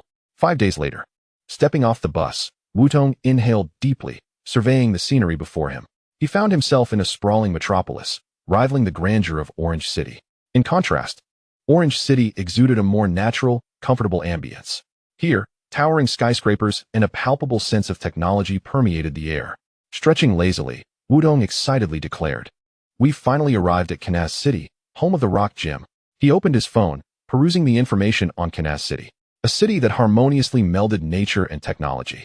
Centered around the Dev Corp, which oversees a substantial portion of the Hoenn region's industries. After reading the details, Wudong's sole impression was that, unlike Orange City and Buwang Town, there were no unusual incidents to report, which was rather disappointing. "Hey, your thoughts are becoming a tad extreme," Zoroark interjected, unable to stifle a chuckle. Wudong offered an awkward laugh, scratching his head. For as long as there were unusual occurrences, it was conceivable that they could be linked to legendary Pokemon. Suddenly finding himself in an unremarkable city devoid of events felt jarring. This psychological disparity was only natural, wasn't it? Since there appeared to be no unusual incidents. He resolved to challenge the gym and swiftly proceed to the next city. Wudong clenched his fist, opened his map app, and selected the gym as his destination. Filled with determination, just a few steps into his journey, an unexpectedly slender, pale arm reached toward him from behind. Who goes there? Instinctively, Wudong reacted, sensing danger, and spun around, leaping back while his left hand instinctively grasped the pokeball at his waist. However, it turned out to be merely a girl holding flyers. Her expression one of surprise at Wudong's reaction. Seemingly startled, she paused for several seconds before awkwardly inquiring, are you a trainer? I'm Wenai, a student at the trainer school. Would you be interested in learning more? As she spoke, Wenai cautiously presented the flyer to the apologetic Wudong. How amusing. You were startled by a girl handing out flyers. It seems you're still haunted by that dark ray incident, Zoroark teased mercilessly, eliciting a light smack on its head from Wudong, who took the flyer and began to read. The flyer proclaimed, Trainer School, a place for novice trainers to acquire knowledge about Pokémon. If you aspire to become a powerful trainer, enroll with us. Wenai eagerly added, we are the largest trainer school in Hoenn, and our former gym leader, Cuckoo, is an alumnus here. Not only that, but the current gym leader is also one of our instructors. The mention of the current gym leader piqued Wudong's interest, prompting him to lift his gaze and ask Wenai, did you just say the current gym leader is one of your teachers? Sensing an opportunity, Wenai nodded vigorously, her excitement palpable as she leaned closer. Yes. Moreover, if you enroll now, you can participate in our internal tournament. The winner receives an ancient Pokémon fossil as a prize. The allure of such benefits made Wudong's interest waver. He instructed Wenai to wait a moment and stepped aside to confer quietly with Zoroark. Pointing at the flyer, he whispered, let us set aside the fossil for now. The current gym leader being a teacher here is a golden opportunity. By enrolling, I can gain early access to them and gather intelligence to secure an easy victory. Zoroark listened attentively to Wudong's analysis, nodding in agreement before unrelentingly exposing his ulterior motive. You just want the fossil, don't you? Don't pretend this is about gathering information. It's merely a convenient excuse. Wudong cleared his throat awkwardly, acknowledging Zoroark's astute observation. He was indeed fixated on the fossil. Earlier, while reviewing the information, he had noted that DevCorp had recently developed a machine capable of reviving fossils, potentially bringing ancient Pokémon back to life. Securing a fossil could very well yield a powerful Pokémon, making it an opportunity too good to pass up. Although Wudong already possessed 7 Pokémon, and the official regulations stipulated that trainers could only carry 6 Pokémon into battle, having one more was always preferable to none. Such a fortuitous offer was not something one could simply ignore. It was settled. He would enroll. Wudong turned back to Wenai, calling out to her, signing the enrollment form, and then following her toward the school. 20 minutes later, several question marks appeared above Wudong's head. He was not feeling particularly well at the moment. Meanwhile, Zoroark was rolling on the ground in laughter, reveling in a state of bliss. The building before them, rather than resembling a school, bore a closer resemblance to a dilapidated structure from a century past. Its antiquated architectural style starkly contrasted with the modern city, with peeling walls, a playground overrun by weeds, and classroom doors that appeared as though they would shatter with the slightest tug. Altogether, these features painted a picture far removed from the opulence promised by the promotional flyer depicting the trainer school. Wudong picked up the flyer, which boasted the phrase, life after graduation will be exceedingly bright. He couldn't help but smirk at the irony of it. Life after graduation, he thought, would likely plunge one into an abyss of darkness. He felt that with such credentials, he might as well end up as a beggar. Perhaps this was what they referred to as a deceptive advertisement. Zoroark was nearly gasping for breath from laughter. The thought of Wudong attempting to take advantage of the situation sent it into fits of hilarity. Taking a deep breath, Wudong forced a polite smile and quietly inquired of Wenai, are you certain this is the trainer school depicted in the flyer? Wenai nodded, blinking her large eyes twice as she replied, yes. The flyer shows what our trainer school looked like 15 years ago. Wudong's head was suddenly filled with even more question marks. Why was the flyer showcasing a photo from 15 years ago? What had transpired in those intervening years? Before Wudong could voice his rejection, Wenai enthusiastically called out, Dad, I've recruited a new student. Oh, is that so? Well done. Let me see where the new student is. A booming voice resonated from within the classroom, and out stepped a middle-aged man clad in a floral shirt and beach shorts. The man approached, sizing up Wudong with a hearty laugh. Hello, I am Wen Xiong, the current principal of the trainer school. As he spoke, Wen Xiong grasped Wudong's hands firmly, not allowing for any chance of refusal. Come, I'll show you around the classroom. Lessons can commence shortly. At this point, Wudong could no longer uphold any semblance of politeness and directly replied, I'm sorry, but after careful consideration, I've decided against enrolling. I truly appreciate your kindness. But farewell. With that, he turned on his heel and walked away. Judging by his earlier behavior, it was evident that this man had the audacity of a supreme opportunist. Lingering any longer might lead to unforeseen complications. Just 3 steps away, a long sigh echoed from behind him. Alas, it's happening again. I'm sorry, Shaoli. I am still too weak. I cannot fulfill your wish. I can only come to see you. When Xiong continued, Xiao Wenai, take care of yourself. I must take my leave. Chapter 51, Hypnotic Powers. What on earth is happening? Wudong instinctively turned around to see Wen Xiong gently patting Wenai's head. Then, he smiled faintly at the photograph in his hand, tears glistening in his eyes, as though he were on the verge of a desperate act. Zoroark poked Wudong's face. Panic evident in its voice. Hey, this is just like those scenes on television. You need to intervene. All right, I'll enroll. Wudong hurriedly waved his hands as he approached. After all, it was merely an enrollment. He was not committing to attending classes yet. He needed to keep this uncle calm and prevent him from doing anything foolish. The rest could be addressed later. Yay, that is fantastic. Wenai exclaimed, leaping in celebration as she pulled out her phone. I'll call Mom right now to tell her the school has finally recruited a student. Wait, you're calling your mother? Wudong was momentarily stunned, glancing at the photograph in Wen Xiong's hand. Your mother? Wenai tilted her head, looking puzzled. Mom works at the Duan Company. She said if Dada's school couldn't recruit any students, he'd have to let Uncle arrange a proper job for him and abandon the school. Oh, and Uncle is the president of Duan Company. Everyone calls him President Zivki. Wudong's mind blared with 3 words. I've been duped. He shot a glare at Wen Xiong, who had turned away, whistling nonchalantly, feigning ignorance. That cunning middle-aged man was merely playing the part to exploit Wudong's compassion. Wudong was ready to leave. He would not be deceived a second time. However, just as he turned, the man suddenly threw himself at Wudong's right leg. Don't go, young man. You are the only hope of defeating the New Star School. If you leave, the school will truly vanish. 10 minutes later, after their earlier discussion, Wudong finally grasped the basic situation. This school had once been the most renowned trainer school in the Hoenn region, having nurtured many exceptional trainers, including the former gym leader, Cuckoo.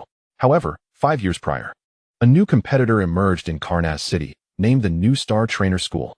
Initially, Wen Xiong had dismissed them entirely, but as time passed, not only did a flood of new trainers enroll there, but even students from this school began to transfer, leaving for the rival institution.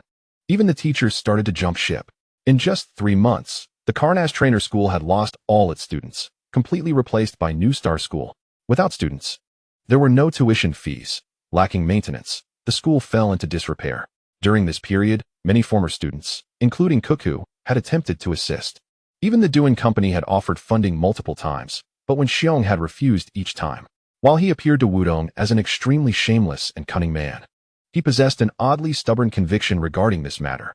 He insisted that winning against his opponents without utilizing his own strength would be utterly meaningless. Thus, the previous week, Wen Xiong had issued a challenge for a school-wide competition. Students would engage in Pokémon battles, and the loser would have to shut down their school and leave Karnaz City. Yet now, with only 2 days remaining before the competition, Wen Xiong had not recruited a single student. As New Star stood poised to claim victory without a fight, Wudong's appearance had provided a glimmer of hope for Wen Xiong, prompting him to exhaust every effort to keep Wudong on board. However, upon reflecting on the overall situation, Wudong succinctly summarized it in 2 statements. So, you were simply defeated in a fair competition by your rival. And if you wish for me to compete, you must rely on my strength, not your own. Ugh. Wen Xiong felt as though Wudong's words had plunged a knife into his heart. Yet, in the next moment, he became serious, his tone grave as he stated, if it were merely a matter of losing in a fair competition, I would never react this way. The issue lies in the fact that the New Star School employed underhanded tactics to secure their victory. As he spoke, Wen Xiong produced his phone and played a brief video. The clip lasted only 10 seconds and was quite straightforward. Beneath the glow of night, a figure clad in a robe extended their arms, emitting strange humming sounds, and suddenly unleashed waves of purple energy. These energy waves split apart, seeping through windows into neighboring homes. In the final 2 seconds of the video, the figure shimmered with light before vanishing into thin air. Before Wudong could utter a word, Wen Xiong had already provided an explanation. This is their method. using psychic powers to brainwash and control the thoughts of others. Psychic brainwashing. Wudong suddenly recalled that during his time at the Changhua gym, Shinado could utilize telepathy to detect lies. It seemed, then, that psychic brainwashing was not entirely implausible. And that final act of vanishing, if he were not mistaken, should be the skill known as teleportation. Teleportation, a skill of the psychic type, possesses a power level of 0. When employed during combat, it allows for an immediate escape. However, its effect outside of battle mirrors that depicted in the video. The ability of psychic manipulation and instant transfer is undoubtedly the realm of psychic-type Pokémon. While Wudong is still piecing together the clues, the impatient Zorua directly inquires. Since you have evidence, why not report them? Before Wenxiong could respond, Wudong elaborated that with merely a 10-second video, no one would believe him. Especially when it comes to reporting a competitor. Upon finishing his explanation, he turned to Wenxiong and, with a smile, asked, if I am not mistaken. You possess only this solitary piece of video evidence, correct? Wenxiong nodded. A hint of reluctance in his tone as he expressed that their acceptance of his challenge was merely a means to witness his folly. In their eyes, victory was beyond his reach. Observing Wenxiong's demeanor, Wudong felt a stir of empathy. To secure his place, he shamelessly resorted to cunning tactics, even utilizing a 15-year-old photograph on his flyers. Yet, he harbored an unwavering determination regarding the trainer school. Wudong believed that had the challenge been issued in his own name, the opponent would have declined. Only by suggesting a student battle would they accept, eager to watch him fail. Compared to the psychic manipulation and deceit, this seemed trivial. If they relished the role of villains, then let the true antagonists teach them a lesson. Wudong exchanged a glance with Zorua, both nodding in tacit understanding, no words necessary. If I am not mistaken, when I mentioned that the Pokémon fossil is a prize for defeating the rival school, correct? Let me clarify. I will aid you in winning this match, but the Pokémon fossil must be mine. Wudong extended his hand, a signature smile gracing his lips. Wenxiong gazed at the youth before him, as if perceiving a radiant glow emanating from Wudong's being. Of course, as long as we can secure victory, I would gladly offer not just the fossil, but even consider you as a potential son-in-law. Chapter 52, Controlling Wudong. That evening, at the New Star Trainer School. In the office, the impeccably dressed principal adjusted his glasses and inquired of the teacher before him. Are you saying that the Karnas school has enrolled new students? The teacher nodded, placing his phone on the desk, revealing a photo of Wudong, taken from a distance. The principal pondered briefly, cautiously stating, if he were an ordinary trainer, he would surely be deterred by the school's reputation. This child is likely connected to the enforcement agencies. We must investigate his background. The teacher chuckled lightly, a hint of disdain in his voice as he replied, do not worry. I have already conducted my investigation. This child is a traveling trainer. He recently appeared in Changhua City, locating several missing persons, and has been dubbed a hero by the locals. A traveling trainer? And referred to as a hero by the people of Changhua City? The principal stroked his chin, sensing a measure of intrigue, yet his instincts warned against confronting Wudong directly. Clearing his throat, he instructed the teacher, since he wishes to participate in the competition, let us engage him in a match. The battle will consist of 6 rounds. And with just one of him, we shall not falter. Therefore, remember, do not engage him directly. Remain discreet for the next few days, understood? The teacher waved his hand dismissively, impatiently stating, yes, I understand. We seek profit, not trouble. Being too bold will only bring calamity. I shall take my leave and rest. The principal had more to say, but the teacher had already exited the office, leaving him to sigh in resignation. His name was Yuechu, and the teacher was his younger brother. You sure? They were known in the Unova region as the Twin Thieves. Indeed, they hailed from a life of thievery, having evaded the highest level bounties in Unova 5 years prior when they fled to Hoenn. To this day, international law enforcement continued their pursuit. Had they not undergone plastic surgery and maintained a low profile, they would have long been captured. Yuechu was cautious and reserved, while Yushur was impulsive and quick to anger, yet highly effective in action. Thus, upon seeing Wudong that afternoon, he immediately set about investigating, even informing Yuechu of Wenxiong's challenge only after unilaterally deciding on the matter. As a thief, Yuechu's instincts warned him that Wudong was exceedingly dangerous. Even conceding the match to him, he could not afford to provoke a conflict. However, Yushur viewed his brother's cautions as unnecessary chatter. In his eyes, Wudong was likely just an ordinary rookie trainer, not worth fearing. Yet, despite his thoughts, Yuechu maintained faith in his younger brother. Yushur was discerning when it came to significant matters. But how could he know that after 5 years of restraint, Yushur's frustration had reached a boiling point, ready to erupt due to his earlier remarks? Honestly, he is just an ordinary kid. What is there to fear? My brother is always so timid. It has been 5 years, and he still shows no sign of leaving. Does he truly believe himself to be some sort of principal? In his room, Yusher grumbled in annoyance. During their days as the twin thieves, they had infiltrated museums, cracked bank vaults, and even stolen from the mayor's ashtray. Yet now, they could only sneak out under the cover of night, using Pokémon abilities to brainwash others into attending school and paying tuition. Furthermore, they had to be careful not to exert too much pressure, limiting their control to mere psychological suggestions, lest they attract the attention of the so-called law enforcers. Indeed, this was for safety's sake, remaining within tolerable boundaries.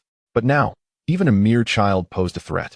Yusher abruptly sat up in bed, having never felt so stifled. The more he thought about it, the angrier he became, until a bold idea suddenly emerged in his mind. If he could control Wudong with psychic abilities, then he could have Wudong defeat Wenxiong. If I cannot confront him directly, I shall orchestrate a confrontation with others. After all, I am not violating your command. Yusher muttered to himself, stealthily exiting the room, circumventing Yuechu's office, and heading toward the room where they kept their Pokeballs. Inside, 2 display racks held 6 Pokeballs each, Yuechu's on the left and Yusher's on the right. He took the first ball from the left and replaced it with one from the right. Subsequently, he pressed a button, releasing Yuechu's Pokemon. Using teleportation, their destination was the Karnaz Grand Hotel. Within the hotel, Wutong yawned, extinguishing the lights as he prepared for sleep. Zorua was rolling around on the bed when it suddenly sensed something, halting its movements and, in a serious tone, warned, "Wutong, I sense danger. Be cautious." Zorua possessed an instinct for danger, having saved them multiple times during the events in Buwang Town. Thus, when Zorua declared a threat, it was likely that something significant was about to transpire. Wudong refrained from turning on the lights, instead illuminating the room with his phone as he retrieved his belt from the bed, which held his Pokeballs. He selected the black Pokeball containing the legendary Pokemon, Darkrai. In this dark environment, Darkrai was the most suitable Pokemon. Pressing the button, a single bright blue eye appeared in the darkness as Wudong pointed toward the door. Darkrai nodded in understanding and vanished into the shadows. In the elevator, Yusher glanced at his companion, a humanoid Pokemon clad in a dark cloak, its hood obscuring its features. I have determined the child's residence. He is in room 809. Ensure your control is absolute this time. Do not exert the same force as before. Understand? Yusher instructed his Pokemon, the last phrase echoing his brother's tone. The Pokemon nodded in agreement, producing 2 silver spoons from within its cloak. The purple ripples glimmered, and under the influence of supernatural powers, the spoon began to gradually bend. It was only during moments of intense concentration or when exerting full effort that he would resort to using the spoon as an auxiliary tool. In the eyes of Suki-Ju, Wutong would soon transform into his own marionette. He even began to envision the expression on Suki's face upon witnessing this. Immersed in his fantasy, he was completely oblivious to the ominous figure cloaked in darkness, lurking at the elevator entrance on the 8th floor. Ding ding ding. The elevator arrived at the 8th floor, emitting a chime, and at the instant the doors opened, Suki-Ju snapped his fingers, signaling his Pokemon to take action. The purple ripples surged forth, and in an instant, the spoon bent. Yet in the next moment, its supernatural powers, along with it, were dragged into a black void by a pair of shadowy claws. Suki-Ju caught sight of a single blue eye before losing consciousness, similarly ensnared by the darkness. The exclusive skill of Darkrai, Dark Void. When they re-emerged, Suki-Ju and his Pokemon were unceremoniously cast onto the floor of a room by Darkrai. Enveloped in a state of slumber, they had no inkling that their target was right before them, even watching them. Wutong was the first to notice the Pokemon over there, garbed in a black cloak, identical to the one in Wenxiong's video. He removed the hood of the figure, revealing a yellow face with pointed ears and long whiskers, resembling a fox. Taking out his phone, he scanned it, and the results were precisely as Wutong had initially surmised. Hypno, level 40, the psychic Pokemon, possessed a super brain with an IQ exceeding 5,000, capable of wielding all forms of psychic powers. Chapter 53, Wutong's Performance. Hypno, with an IQ surpassing 5,000, could harness all psychic abilities. The smoother the forehead, the more potent the psychic abilities. An older Hypno often exhibited this trait. The one before him had a forehead that was beginning to glimmer, almost reflective enough to serve as a mirror. This indicated that, aside from being of a lower level, its psychic capabilities were indeed formidable. Brainwashing others should pose little challenge. Moreover, their nighttime intrusion here left no doubt that they intended to control Wutong. Zoroark kicked Suki-Ju's face a few times, expressing annoyance at the audacity of this fellow wanting to control them, suggesting they tie him up and hand him over to the Alliance. However, Wu Tong shook his head in disagreement, continuing to explain that, setting aside the lack of substantial evidence, even if they were to hand them over to the Alliance, it would not aid Uncle S. school. Zoroark tilted his head, puzzled, and inquired why. The uncle was unable to recruit students precisely because of them. If their school were to close, wouldn't the students return? Wu Tong chuckled softly, carrying Zoroark back to the bed, preparing to explain patiently. The matter was, in fact, quite simple. Firstly, it was essential to understand why Uncle's school had come to this state. The fundamental cause was undoubtedly the brainwashing tactics of Nova School. But the crux lay in the content of their brainwashing. They had Hypno employ its powers to instill the notion that Uncle S. school could not compete with Nova. Thus, they achieved the effect of students and teachers voluntarily leaving, creating a facade of fair competition. Therefore, even if Nova were to shut down due to being apprehended, Uncle S. school would remain as it was, and others would still not return. Hoenn was not limited to a single training school for trainers. Even without Nova, there were Old Star and Future Star. What truly needed to be done was to make everyone realize that Uncle S. school possessed strength and excellence. Hence, Wu Tong's objective was to triumphantly win in a fair competition and dismantle their brainwashing over others. As for what followed, since they wished to control Wu Tong, let them do so. Wu Tong smiled lightly, gazing at Darkrai, instructing it to first allow the intruder to dream of successfully controlling him before awakening him. Zoroark immediately grasped Wu Tong's intent. He planned to feign being controlled, then follow the trail to uncover the details of the opposing school. How cunning! Darkrai nodded. Extending its hand towards Hypno and Sukiju's heads, dark energy continuously surging forth. As the god of nightmares, inducing a dream was effortless for it. Whether it succeeded depended on their intellect and Wu Tong's performance. 10 minutes later. How did I fall asleep? Sukiju opened his eyes, slowly rising to his feet. Rubbing his eyes, instinctively turning his head, he suddenly beheld a figure standing before him. Who are you? Sukiju reflexively leaped back, his mind buzzing. He was ambushed by the enforcers. That was the only thought racing through his mind. However, when Wu Tong turned on the light, Sukiju was rendered speechless. Wu Tong stood there, one hand resting on his shoulder, bowing slightly, before speaking in a neutral tone. What can I do for you, master? The rapid turn of events left Sukiju stunned, prompting him to blurt out, What did you just call me? Wu Tong suppressed a smile, maintaining his previous demeanor. Respected master. Had the control succeeded? Sukiju instinctively glanced at Hypno, only to find it equally bewildered, even glancing at its own spoon, appearing utterly perplexed. He began to recall what had transpired. It seemed that just as the elevator doors had opened, he had collided with Wu Tong, and in his panic, he had instructed Hypno to attack using its psychic abilities. Something had occurred afterward. The sequence was quite chaotic, in any case. He remembered being assisted back to his room by Wu Tong, since it was the first time Hypno had fully controlled a human. Sukiju speculated that the urgency of the situation, coupled with the confined space, had led Hypno to exert its powers too forcefully, resulting in even him being affected. Yet, in that fleeting moment, it had successfully controlled Wu Tong. Otherwise, he wouldn't have been brought back to rest. So it truly had succeeded. Observing Wu Tong's vacant gaze and expressionless face, Sukiju, with his intelligence, could hardly fathom that this was an act. All he remembered was a dream. Meanwhile, the so-called Pokémon with an IQ exceeding 5,000 had yet to recover from Darkrai's ability, and was equally unaware of the situation. Sukiju approached, patting Wu Tong's shoulder, sneering, Humph. The little brat deemed a threat by my elder brother now calls me master. I wish that coward could see this scene. Tomorrow, I want to see you personally defeat the principal of Canaz School, leaving him utterly humiliated. Do you understand? Sukiju's distorted expression and features clearly indicated his true nature. Wu Tong had already discerned that he was, at best, a mindless brute. And the real masterminds lay elsewhere. Given this, there was no need to follow this fool's orders. With that thought, Wu Tong first bowed slightly, then feigned a suggestion.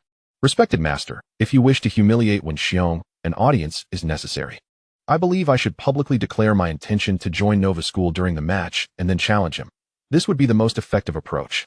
Upon hearing Wu Tong's words, Sukiju's eyes sparkled with realization. That makes sense. If it were merely a matter of defeating Wen Xiong and recording a video to show to Suki, that would only provide slight relief. But to defeat him in front of all the citizens of Canaz City, and by the very brat that my elder brother fears, this would not only earn him his elder brother's respect, but also ensure that Wen Xiong could no longer survive in Canaz City. It was a twofold victory, and immensely satisfying. With that thought, Suki-ju burst into laughter, patting Wu Tong's shoulder, praising, "Not bad, not bad. This little head is quite clever. I'll follow your lead from now on. But remember not to expose yourself these next few days. Tomorrow morning, come to Nova School. I'll introduce you to my elder brother." With that, Suki-ju waved his hand, leading Hypno to the door, declaring, "Teleport." And, just like in the video, they vanished from sight. After they departed, Wutong twisted his neck, a slight smile curving his lips. He had just mentioned that he would visit Xinqing School tomorrow to meet his older brother, which was indeed an unexpected gain. Clearly, the brother that Yushur referred to was the mastermind behind the scenes, and this reckless fool must be desperately seeking validation, which led him to take such actions. Yet, it must be said that this fellow's initiative is remarkably high, and he possesses quite a few ideas, even considering the complete control of humans through Hudi. If it weren't for Wudong, anyone else might have truly fallen under his sway. Of course, even if someone else were controlled, such ostentatious actions would inevitably draw the attention of the Alliance and enforcers, ultimately leading to self-destruction akin to a bomb-laden truck. Thus, a reckless person is just that. Their utility is limited. As for that older brother, tomorrow will be an opportunity to meet him. Chapter 54, an investment from the Johto region. What did you say? They actually started to take action against you. They even want to completely control you. This is outrageous. I must speak with the curator. This cannot be left unresolved. On the phone, Wen Xiong nearly roared, astonished that Xinqing School had descended to such depths. They intended to take action against Wudong, and rather than mere psychological manipulation, they aimed for total control. Wudong was equally surprised by Wen Xiong's intense reaction and quickly reassured him, "Don't worry, uncle, I certainly won't be controlled. You mustn't alert them." He continued, "I plan to investigate their background tomorrow, so I wanted to inquire about their basic situation." Wen Xiong exhaled deeply, taking a moment to regain his composure before relaying some fundamental details about Xinqing. The school was founded by the brothers Yuchu and Yushur, and the teachers there are all exceptional trainers. Recently, they received a rather peculiar investment. The source is known only to be from the Johto region, with no specific company information available. Additionally, the collaboration project involves sending outstanding graduates to work at a subsidiary in Hoenn. Once the upcoming competition concludes, a batch of students will graduate. On the surface, this appears to be a benevolent initiative, but given their modus operandi, it is highly likely that this is a human trafficking scheme. Kanaz City holds the majority of Hoenn's industries, so its residents are predominantly affluent merchants. If any unfortunate incidents were to occur during their travels, extorting ransom would be alarmingly easy. After hanging up, Wudong felt a clearer sense of direction, but was also confronted with more uncertainties. If it were merely the brothers Yuchu and Yushur, that would be manageable now. However, a mysterious company had entered the fray. Most notably, this company hailed from the Johto region and eluded identification. Wudong rubbed his temples and remarked to his companion, "Solaya?" Uncle's concerns about ransom extortion appear to hold weight. As long as they can mimic reality convincingly, combined with Hudi's brainwashing abilities, Xinqing School could effectively evade responsibility. Solaya, with a hint of concern, asked Wudong what his plans were, suggesting that this issue surpassed his ability to handle it, and that he should contact the Alliance or enforcers. Wudong shook his head, asserting that it was premature to contact the enforcers. After all, this was merely a hypothesis, and substantial evidence was necessary. However, Wen Xiong had mentioned that after the competition, a group of students would graduate, and the representatives from that mysterious company would undoubtedly appear in the coming days. If luck was on his side, following Yushur to meet his older brother tomorrow might just provide an opportunity to unravel the mystery. Thus, he concluded that the most pressing matter at hand was to get some rest. The following day, at 9 in the morning, the space before him shimmered slightly, radiating light. It was Hudi and Yushur. Utilizing their teleportation skill, they could now directly enter the room. Wudong was nearly instantaneously in the moment, bowing as he saw Yushur and greeting him, "Good morning, esteemed master." This address left Yushur feeling elated. In his brother's eyes, he had always been seen as a thoughtless brute, often lamenting that were it not for him, he would have achieved so much more, never receiving acknowledgement or encouragement for his actions. Yet now, it was different. This little imp was entirely under his control, even referring to him as master. And the sensation of being respected was undeniably gratifying. Were it not for certain limitations on teleportation outside of battle, he would have eagerly returned to showcase his achievements to Yuchu. Suddenly, Yushur recalled something, slapping his forehead and bursting into laughter as he pointed at Wudong, exclaiming, "Right. The company consultant from the Johto region is coming soon. I'll introduce you to them. Just behave well and don't embarrass me, understand? This opportunity not only promised to impress his brother, but also to showcase his abilities to the consultant from that mysterious company. Even if Yuchu hadn't divulged the details, he was well aware that this was no ordinary investment firm, but rather a significant villainous organization.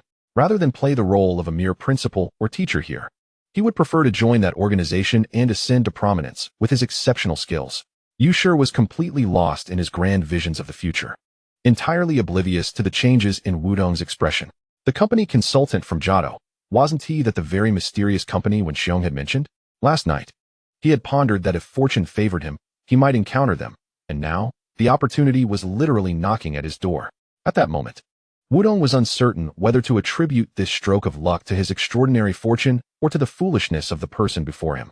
He could clearly see that this fool was merely seeking to flaunt his achievements, yet involving an outsider in such a critical affair was truly a stroke of genius.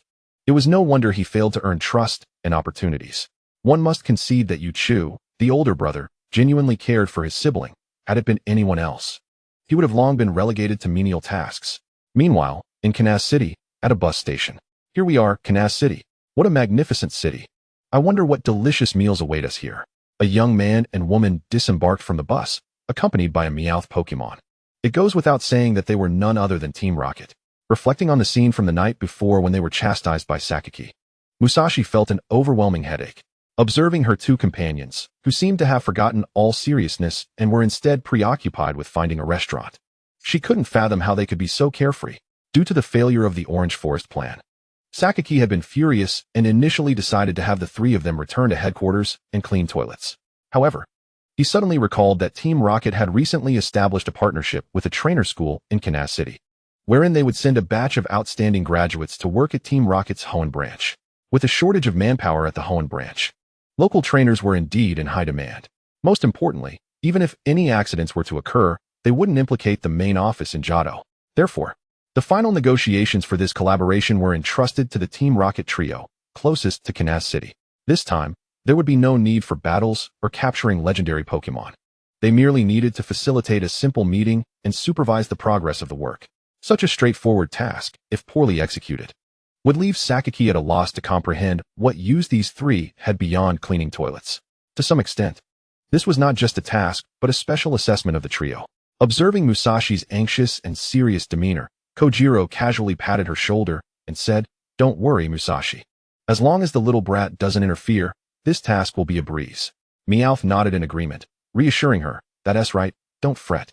The little brat is just a traveling trainer. Even if he's in Kanas City, he'll just battle at the gym and then leave. He won't get involved with the trainer school at all. His abilities don't necessitate attending any school." Upon hearing their words, Musashi felt a semblance of truth in their assertions. Given Wudong's profound understanding of Pokémon, how could he possibly seek out a trainer school? It seemed he was indeed suffering from the psychological repercussions of his earlier encounter. 20 minutes later, in the principal's office of the new Star Trainer School, the moment that familiar figure appeared before them, the trio was rendered utterly petrified. Chapter 55, Preparing to Flee. "Little brat, what are you doing here?" the trio exclaimed in unison. Why, you may ask. Because they spotted Wudong standing right there.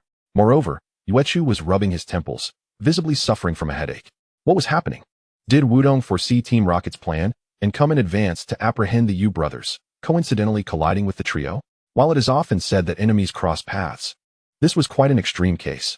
However, even Wudong was taken aback. He never anticipated that the company from the Johto region would be Team Rocket. Even more astonishing was the revelation that the so-called consultant would turn out to be this foolish trio. The intricacies of fate are indeed marvelous. Yuechu, initially startled by Wudong's arrival, was now nearly struck down by a heart attack upon hearing Team Rocket's name. 5 minutes later, after Yuechu's explanation, the Team Rocket trio grasped the situation. More accurately, it was Wudong who elucidated it for them. They only understood that Yueji had controlled Wudong and brought him over to showcase his dominance over Yuechu, coincidentally running into the Team Rocket trio at the point of their exchange. One must admit, Wudong's acting prowess was of an Oscar-winning caliber, as he displayed no surprise upon encountering Team Rocket, all the while ensuring that these three fools harbored not a shred of suspicion. Of course, this was greatly attributed to their inherent foolishness. Nonetheless, for Team Rocket, the crux of the matter lay elsewhere. The fact that Wudong had been controlled was the primary concern. That ultimate nuisance of a little brat had fallen so low as to serve tea and water for someone else. Such a delightful turn of events. What could possibly bring greater joy than this? Another 5 minutes elapsed. Yueji, embellishing the tale of his dream, recounted to Team Rocket how he had managed to control Wudong. Yuechu listened intently, his expression growing increasingly grave. The more they laughed, the more his heart sank. From Team Rocket's reaction, it was clear that Wudong was a formidable and troublesome opponent, one who could even contend with legendary Pokémon. Could such a being truly be easily subdued by Hudi? Even if he questioned Hudi, he would only receive vague responses, leaving the truth uncertain. Yuechu understood that his recent high profile had attracted the attention of international law enforcement, especially after he had alerted the gym leader. Were it not for Team Rocket's exorbitant offer, he would never have considered cooperation. In this precarious moment, controlling Wudong was far from a wise decision. Yet, the deed had been done, and to release him now would only draw more attention. Ultimately, due to Yueji's reckless impulsiveness the previous night, they found themselves in this predicament. If all else fails, fleeing was the only option left. Hand over the graduates to Team Rocket and escape. If that were the case, there was no need to hold the competition at all. Weighing the pros and cons, Yuechu made his decision. He could only hope that his younger brother would refrain from any more reckless actions that might sever their last avenue of escape. With this thought in mind, and to be on the safe side, Yuechu approached to interrupt their conversation. First, he would send Yueji outside, then discuss the escape plan with Team Rocket after handing over the graduates. Yueji, accompanied by Wudong, arrived at the corridor, but the principal's door was locked. The soundproofing was excellent, and he could not hear what was being said inside. Gritting his teeth, Yueji grew increasingly frustrated. The more he thought about it, the more it gnawed at him, leading him to punch the wall in anger. Once again, he was being excluded from important matters. Cancel the competition, hand over the graduates to Team Rocket, and escape. Did they truly believe he was unaware of their intentions? Cancel the competition and flee? Yueji's furious outburst caught Wudong's attention. Initially pondering how to eavesdrop on the conversation inside, he was taken aback when Yueji inadvertently revealed everything. This was undoubtedly invaluable intelligence. Judging by Yueji's understanding of his elder brother, those two senses were unlikely to be erroneous. Wudong realized that Yuechu was exceedingly cautious, a being who would never take unnecessary risks, and thus, such an action was entirely plausible. Given this, it was imperative to intervene. He absolutely could not allow them to hand over the students to Team Rocket. In moments like this, the utility of a reckless individual was once again highlighted. Wudong smirked inwardly, maintaining his facade while adopting the tone from the previous night to address his esteemed master. Even if he decided to flee, it did not signify that one could humiliate Wenxiao. What did you say? Yueji spun around, gripping Wudong's shoulders, his eyes brimming with anticipation, demanding to know how he could thoroughly humiliate him before fleeing. Wudong could hardly suppress his laughter. It was far too easy to bait him. Just how much did this fellow despise Wenxiao? Narrowing his eyes in a devious manner, Wudong replied, "It's quite simple. Just gather all the students now and directly challenge Wenxiao. If we can ensure he faces utter defeat before everyone, even if you leave, he will remain a loser." This was not about Wenxiao winning. It was about the fact that Master no longer wished to play with him. Yueji repeated this mantra, and after several iterations, stars began to twinkle in his eyes. This sentiment was remarkably appealing. It was precisely the effect he desired. It was settled. He would now rally the students and Hudi for a direct challenge against Wenxiao. He would make it abundantly clear that even in his absence, Wenxiao would forever be a complete failure. Seeing Yueji turn to summon the students, Wudong clicked his tongue and shook his head in disbelief. I initially thought Team Rocket was foolish enough, but it seems he surpasses them. Afterward, Wudong retrieved his phone and dialed Wenxiao. Uncle, contact the gym leader and ensure he arrives at the school in 40 minutes. Indeed, Yuechu was preparing to escape. He needed to transfer the students to a safe location and prepare for action according to plan. After hanging up, Wudong revealed his signature smile. Yueji would never guess that Wudong had already devised a plan with Wenxiao, and the counterstrike initially meant for the competition was now being expedited. When they arrived at the Kanaz gym, it would be Yueji, humiliated and defeated. Meanwhile, at the Kanaz gym, "Yes, I understand. Thank you very much. Rest assured, as long as there is evidence, the enforcement agency and the league will never allow such evil entities to go unpunished." The gym leader spoke earnestly into the phone. After hanging up, he turned to face the international law enforcer before him. "You guessed correctly. The Yu brothers, Yuechu and Yueji, are likely the infamous twin thieves. Furthermore, the investment from Jado may very well be linked to Team Rocket. I never imagined they would extend their influence to Canas City so swiftly. They truly are incorrigible. The enforcer stood, adjusting his trench coat, and clenched his fist, declaring, "The twin thieves. I've finally located them. Rest assured, this time I will ensure they do not escape." With that proclamation, before the gym leader could utter a word, he dashed out, eager to apprehend the criminals. Chapter 56, The Frantic Yueji. 20 minutes later. At the Canas Trainer School, over 30 students, led by Yueji, stormed into the playground, their demeanor suggesting they were ready to wreak havoc. Wen Xiong emerged from the classroom, instantly spotting Wudong, and understood the implications. According to Wudong's plan, the next step is to exploit Yushi's weaknesses. Yushi craves face-saving, so the goal is to provoke his emotions to a fever pitch. Wudong surmises that Yushi will initiate with a provocation. After 3 provocations, Wen Xiong must feign exasperation and rise to the challenge. Then, at the height of Yushi's arrogance, Wudong will deliver a stunning blow. The plan commences. Yushi steps forward, his tone brimming with arrogance as he calls out to Principal Wen Xiong, declaring, "I have come with my students to challenge you." The first provocation unfolds, precisely as Wudong had anticipated. Upon catching Wudong's eye signals, Wen Xiong's expression begins to shift, revealing a blend of shock, anger, and a hint of reluctance. His tone exudes a facade of bravado as he retorts, "What do you mean by coming here 2 days before the competition?" Yushi shrugs with a smug smile, reveling in his triumph. "It's nothing much. Principal Wen can't even recruit students. I am merely here to announce your impending defeat." Wudong winks, signaling for the second provocation, and Yushi, already intoxicated with pride, presses on. "What did you say?" Wen Xiong bellows, pointing a finger at Yushi. "Even if I can't recruit students, I will never concede to you. Yushi, I challenge you." As soon as he finishes, Yushi bursts into laughter, as if he has finally achieved his objective. Wudong nods, recognizing that the elder's performance is somewhat overzealous. Yet, despite this, Yushi is easily lured in, revealing just how foolish he truly is. "You think you can challenge me? You aren't worthy. Let my newly recruited student take the stage. I'm sure you will find him quite familiar." Yushi adopts a mocking demeanor, turning to Wudong and saying, "It's your turn to battle Principal Wen. Give it your all, and don't embarrass me." The students, following Yushi's orders, encircle Wudong and Wen Xiong, chanting "New Star will prevail," as they eagerly await the ensuing spectacle. Wudong approaches Wen Xiong with a faint smile, shedding his previously impassive facade. The plan has reached this stage. There is no need for further pretense. Standing opposite Yushi, he chuckles softly, producing a pokeball and declaring, "Let us begin. I challenge you in the name of Karnaz Academy." What is happening? Wudong's words strike like a thunderbolt, causing the students to halt and simultaneously direct their gazes toward Yushi. Yushi, momentarily taken aback, experiences a whirlwind of emotions. Unable to discern whether to laugh or fume, he instinctively shouts in frustration, "Hey, are you out of your mind? What did you just say?" "I command you to attack him now." "I said, I challenge you in the name of Karnaz Trainer School. The match is starting early. Are you afraid?"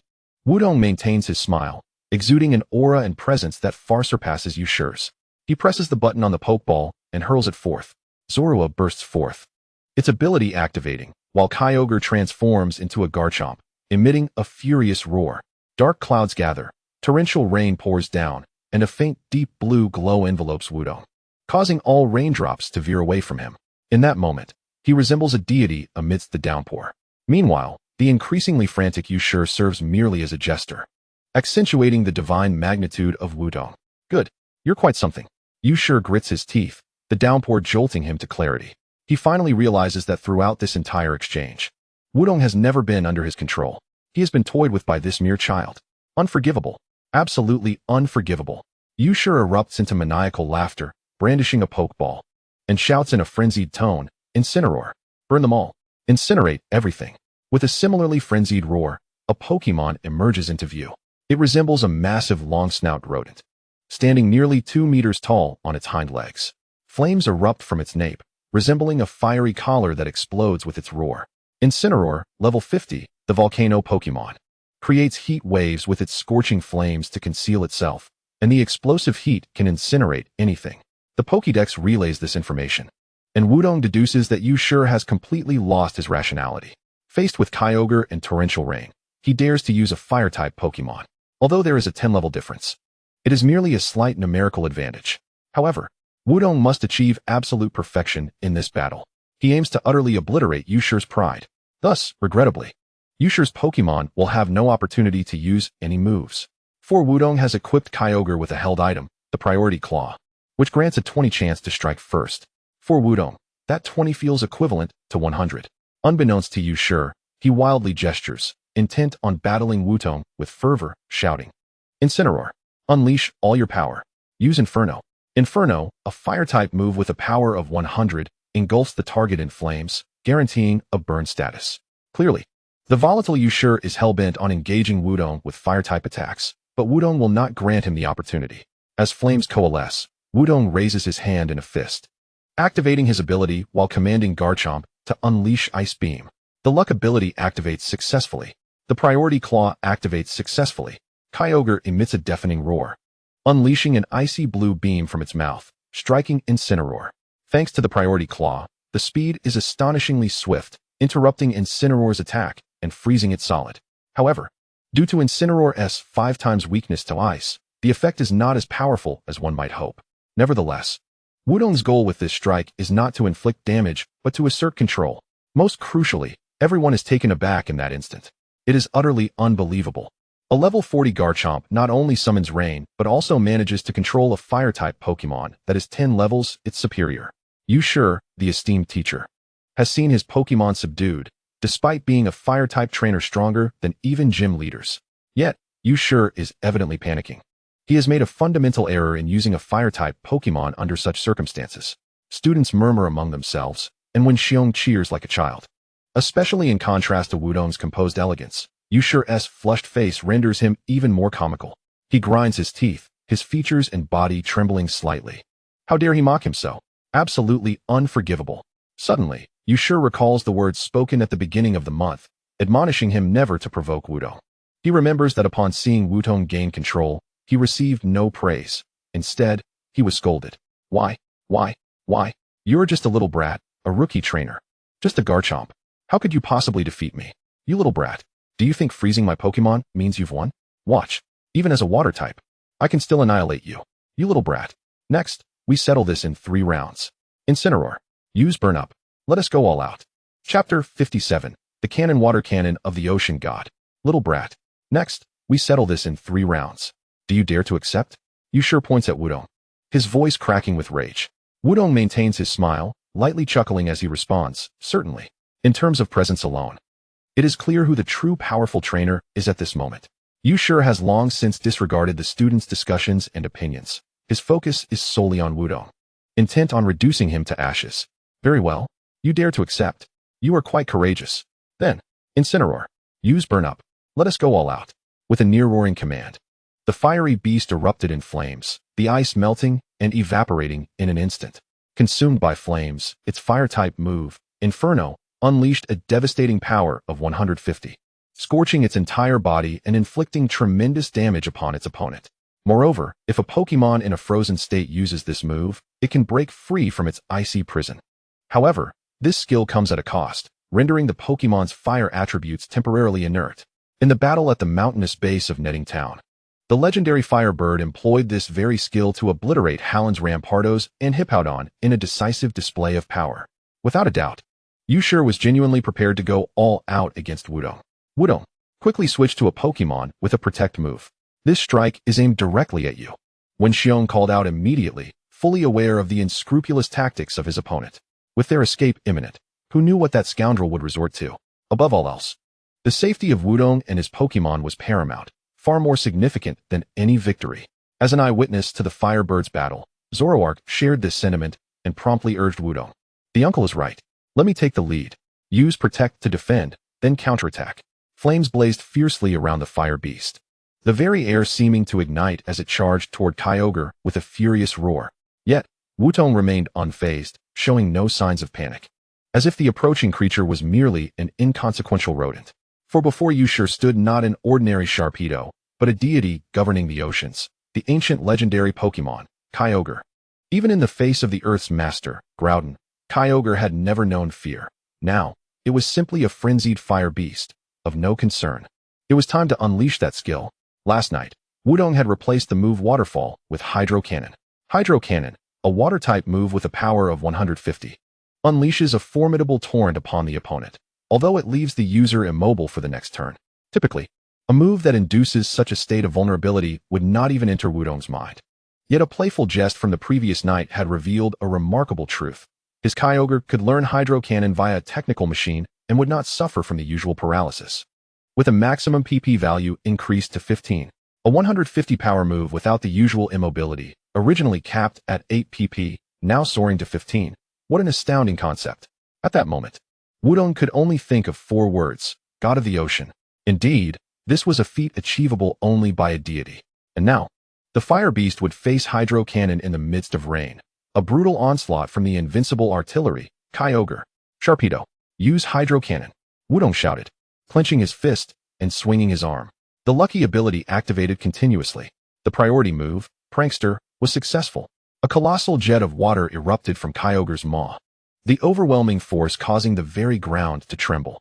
The spiraling torrent struck the fire beast atop its head, 2 forces colliding. With equal power of 150 and a 10-level disparity, Yushir believed he could not lose. But Wudong also had unwavering faith in his partner.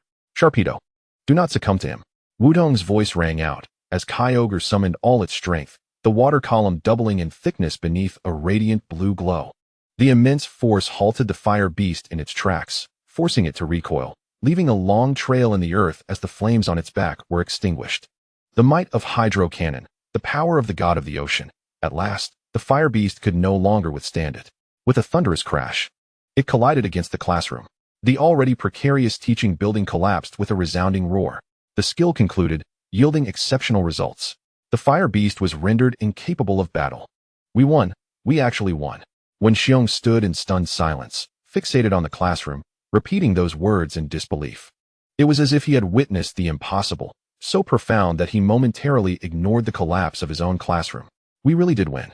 When Xiong could no longer contain his exuberance, rushing over to embrace Wudong and spinning joyfully around, he kept shouting about the decisive victory in one turn. To achieve such a feat against a foe 10 levels higher, marvelous. Absolutely marvelous. What an extraordinary trainer. I must have you as my son-in-law. The pent-up emotions of 5 years erupted in that moment, and when Xiong felt happier than he had ever been, the students of the New Star Academy were utterly dumbfounded. Prior to this, Yushir had instructed them to prepare for a dazzling performance, to revel in mocking the eventual loser. Yet now, the anticipated spectacle had indeed unfolded. Wudong Sharpedo had triumphed over the level 50 fire beast in just 2 turns. But the loser was none other than their own teacher. Yushir, was it appropriate to mock him? The students found themselves at a loss, their minds clouded by the insidious influence of indoctrination, awaiting their teacher's command. The moment they looked to Yushir for guidance, it became the final straw that broke the camel's back. He had assumed control over Wudong, even envisioning a triumphant outcome, only to be outsmarted. He had approached the organization he so admired, only to be cast aside, denied even the chance to speak. And now, he had proposed a 3-turn conclusion, only to be obliterated in a single turn. That was merely a level 40 Sharpedo. Even if it could summon rain and unleash ice beam along with that preposterous Hydro Cannon, it was still just a Sharpedo. Impossible, it could not be. I am the Gemini thief. How could I possibly lose? I have always been the one to toy with others. No one has dared to toy with me. Yushir roared, clutching his head in frustration as he seized a second Pokeball. Inside was Alakazam. He had completely lost his grip on reality, desperate to reverse his failure. As long as no one remembered, as long as no one witnessed, I have never known defeat. Ha, ha. Yushir cackled madly as he hurled Alakazam's Pokeball. But Wudong had anticipated this move, simultaneously releasing 3 Pokeballs he had prepared earlier. Darkrai, Lucario, and Octillery. Among them, Darkrai, disguised as the Night Spirit, unleashed Dark Void. Targeting Alakazam, Lucario and Octillery seized Yushir, ensuring he could not escape. As the Gemini thief, he undoubtedly had his own means of escape, and they had to be contained. Chapter 58, The Enforcer Handsome Guy. Night Spirit. Use Dark Void. Do not allow Alakazam to use any moves. Octillery. Lucario. Restrain Yushir. He must not escape. Wudong commanded, activating his battle suit's function and charging forward. In an instant, Alakazam was dragged into the realm of darkness. While Octillery's 4 arms locked around Yushir, and Lucario did not hesitate to deliver a punch to his abdomen. G.U.H. Yushir's legs buckled, and he collapsed to his knees, momentarily incapacitated. You have lost, Yushir. Wudong stood before him, his tone calm, yet assertive, radiating an aura of strength. Yushir hung his head, unable to respond, emitting only low growls from his throat, akin to a defeated, drenched dog. It was not merely a battle. Wudong had thoroughly outclassed him in every aspect. The students were now in shock, realizing that in Wudong's eyes, Yushur was not even worthy of being considered a rival. "Thank you, young trainer. I will take it from here." A sound, seemingly emanating from nowhere, pierced through the air, leaving everyone in a state of perplexity. Suddenly, a figure emerged from the collapsed teaching building. It was a man clad in a brown trench coat, his short hair neatly trimmed, and his rugged features exuded an air of defeat. As he brushed off the dust, he muttered something about how painful it was. Initially intending to make a dashing entrance from the building, he was taken aback by its unexpected collapse. Approaching Wudong, he first offered a respectful salute, then produced his identification and, with a tone brimming with gratitude, declared, "Hello, I am an international law enforcer, Handsome. I am immensely grateful for your assistance in apprehending this troublesome individual."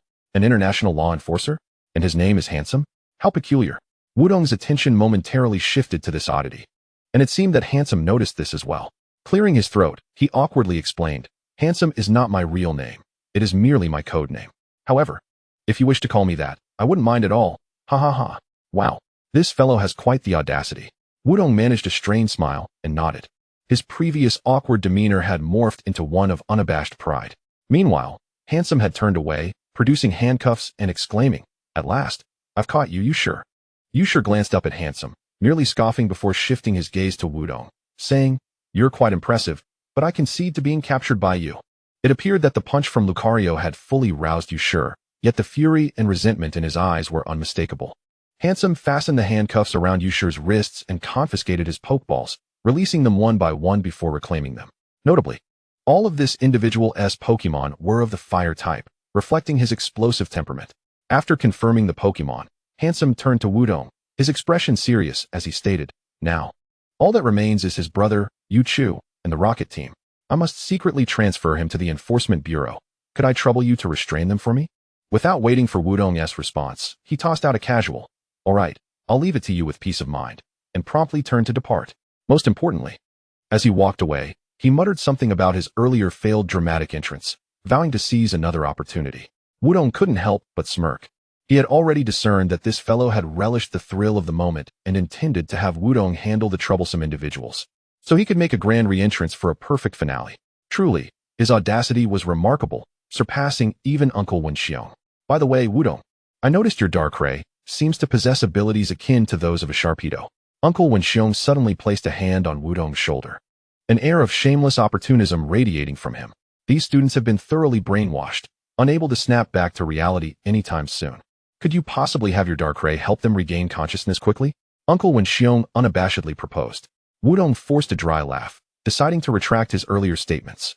Both Handsome and Uncle Wenxiong were utterly similar in their demeanor. "Rest assured, your rewards will not be lacking. I have prepared a fossil for you. I remembered last night that this wager was a condition I added. Thus, the fossil has been in my possession all along. Ha ha ha." Uncle Wenxiong patted Wudong on the shoulder, producing a fossil roughly the size of a fist, seemingly a jawbone. Wudong chuckled awkwardly, accepting the fossil and glancing at the more than 30 students nearby, rubbing his forehead. Half an hour later, near the entrance of the new Star Trainer School, Wudong took out his phone to check on his Pokemon's condition. Not only were their statuses fully restored, but Kyogre had also leveled up to 42. Confirming everything was in order, he proceeded inside. The subsequent plan was straightforward. He merely needed to lure them to Uncle Wenxiong's school. Handsome was already lying in wait there, and with the school building having collapsed, any ensuing battles would not result in significant damage, making it the ideal ambush point. The only complication was Yuchu. Unlike Yushur, he possessed a cautious and cunning nature, serving as the brains of the twin thieves, and he must not be allowed to become suspicious. Thus, Wudong could exploit the Rocket Team. Their emotions were remarkably easy to manipulate.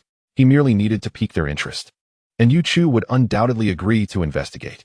Of course, throughout this process, he would need to incite a few words of provocation, ensuring Yushur appeared to be in danger. As a protective older brother, he would never idly stand by. Any fluctuation in emotions would surely cloud rational judgment, leading to miscalculations. With the plan firmly established, Wudong commenced his actions. Upon stepping inside, four figures emerged from the teaching building's entrance, without a doubt. It was Yuchu and the trio from the Rocket Team. Upon seeing Wudong, Yuchu quickened his pace, urgently inquiring, "Why are you alone? Where is Yushur?" Wudong feigned his earlier demeanor, maintaining a blank expression. He first bowed slightly before casually stating, "The master took the Pokémon and students to challenge the Canalave gym." What? Has he lost his mind? Bringing students to challenge when Xiong? Yu Chu exclaimed in disbelief, suddenly realizing something. He instinctively reached for his waist. Missing. One Pokeball is gone. Yu Sure must have taken it with him.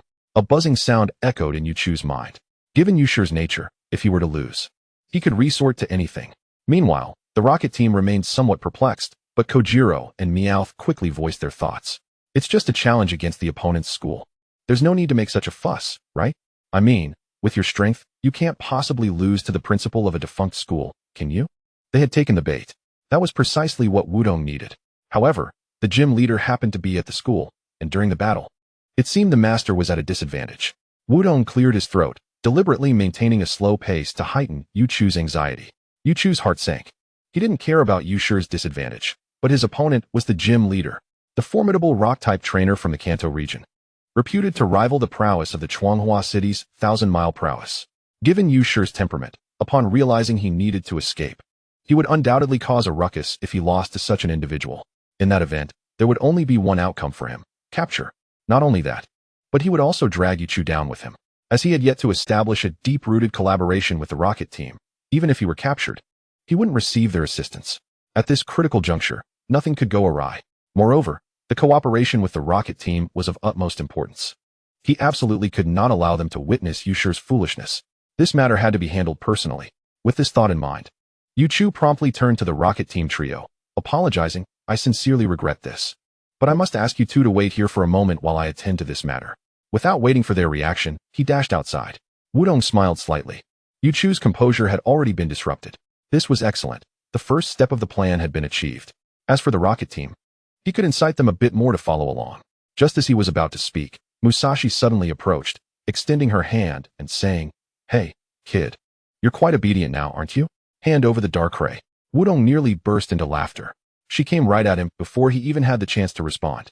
Moreover, taking advantage of Wudong's moment of vulnerability, Musashi aimed to retrieve Darkrai. One must admit, Musashi indeed possesses a keen sense of timing, exhibiting a slight edge over her two companions, who remained oblivious to the unfolding situation, yet she too remained a fool. "Musashi, what on earth is happening with Darkrai? Did you not claim it had fled?" Upon hearing her words, it appeared that Darkrai had been captured by that little rascal. No wonder the Pokeball bestowed by Lord Sakaki had gone missing. Before Wudong could respond, Kojiro and Meowth encircled Musashi, demanding an explanation. Musashi smiled faintly, raising her colossal iron fist. "Bang bang. You two fools. If we had simply informed Sakaki Dano, the three of us wouldn't be here on this mission. And we would have even lacked a proper restroom." Musashi scolded with irritation, proving that reason pales in comparison to brute force. Wudong cleared her throat, interrupting Musashi to inform her that Darkrai had already been entrusted to the gym leader of Kanaz, who was preparing to release it to the league. "What did you say?" Musashi's shrill exclamation nearly shattered the eardrums of Kojiro and Meowth, and even Wudong struggled to maintain her footing. Before anyone could react, Musashi had already seized Wudong and dashed outside. "You two fools, hurry up. We must quickly get that little rascal to retrieve Darkrai." 15 minutes later, at the Kanaz Trainer School, upon witnessing the ruins of the teaching building, a single thought echoed in the mind of Tsukuha. It's over. The burn marks left by the raging fire were unmistakably the work of Tsukido. He had undoubtedly employed the move Burnout, targeting more than just Pokémon. Not a single soul was in sight. No gym leader, no Wenyong, no students. Yet Tsukuha surmised that, given Tsukido's nature, something must be buried beneath those ruins. That fool. He has truly lost his mind. After cursing inwardly, Tsukuha resolved to locate his brother first, no matter what. He charged toward the wreckage. Beset by various pressures that eroded his basic rationality, he instinctively believed that Tsukido was buried beneath, convinced that this fool would resort to such self-destructive actions. In the partially collapsed classroom, 3 pairs of eyes were fixated on Tsukuha. Wenyong glanced at the handsome enforcer beside him, along with the formidable gym leader. Feeling a sense of security, all set, the gym leader, having been intimidated by the handsome fellow in a previous encounter, hurriedly whispered a warning not to raise alarm, suggesting they wait for Wudong to bring the Rocket team before taking action. The handsome enforcer nodded in agreement, but upon spotting the approaching figures of the Rocket team, he swiftly drew out handcuffs and dashed forward without hesitation. "Halt! International enforcer here. Tsukuha, you are under arrest." That impulsive fool, the gym leader instinctively exclaimed. This guy was moving too quickly. Sukuna turned sharply and caught sight of him. There was no choice but to engage. Though he couldn't properly greet an old friend, the rocket team would be left to Groudon. Two figures rushed forth, and Sukuna immediately recognized them as the Enforcer and the gym leader, silently cursing, "We're ambushed. Enforcer, use your Pokémon. Don't let Sukuna escape." The gym leader urged loudly, simultaneously hurling a Pokeball, proclaiming, "Steelix, this is your moment." "Understood. Capture him, Meowth." The Enforcer, responding to the call, also threw forth a Pokeball. Though somewhat impulsive, he remained a serious man during critical moments. With a thunderous roar, two Pokémon emerged. To the left was a massive gray serpent-like Pokémon, unmistakably the gym leader's Steelix. Nearly 9 meters long, its body appeared as if forged from interlocking steel and rock. Its enormous head radiating an intimidating presence. Beside it stood a diminutive bipedal Pokémon, undoubtedly the Enforcer's Meowth. Despite its name, it resembled a honey badger more than anything else. With predominantly brown fur and striking yellow fur on its neck and head, which extended all the way to its tail. The stark height disparity was somewhat comical, while Sukuna, at that moment, threw forth his own Pokeball. Double Ice Cream, Ice Guardian, blocked them. Two Pokeballs were cast, and Sukuna's Pokemon appeared. Unlike the height difference on the other side, this encounter showcased a contrast between ferocity and cuteness. To the left, Double Ice Cream resembled ice cream. Its body of ice adorned with a blanket of snow, sporting two faces akin to Weezing. Its lower half featured 3 downward-pointing ice pillars, with the middle pillar being more prominent, resembling the handle of an ice cream cone. Truly adorable. On the right, Ice Guardian took the form of a round Pokémon composed of a black stone core. Its head bore 2 large black conical horns, its body encased in ice, reminiscent of a hockey goalie mask, revealing the black stone beneath. With icy blue eyes and large flat teeth, it appeared menacing, emitting low growls that starkly contrasted with the cuteness of Double Ice Cream. Chapter 60, Absolute Zero. Steelix, level 65, Iron Snake Pokémon, forged from underground high pressure and heat, is tougher than any metal. Meowth, level 40, Stakeout Pokémon, prides itself on its patience, remaining vigilant once it detects the scent of prey. Double Ice Cream, level 45, Blizzard Pokémon, unleashes a fierce blizzard from its horns when both heads become enraged. Ice Guardian, level 43, Face Pokémon, possesses the ability to manipulate ice freely, rendering its prey immobile in an instant before savoring the moment. The Pokédex read out the information of the 4 Pokémon in succession, momentarily stunning the rocket team. The voice emanated from behind them, and they turned to see Groudon standing at a distance, with his left hand holding a phone and nodding slightly. His right hand simultaneously grasped 2 Pokeballs. After numerous battles, the rocket team had developed a fair understanding of Groudon. Upon witnessing his iconic smile, they were certain that Groudon was far from being under control. If that little rascal was not subdued, then what was his intention? They ought to bring forth the prepared tools. One by one, from Kojiro to Musashi, the trio recited their lines, promptly producing 3 bombs. With a press of the button, they detonated. Boom. How annoying.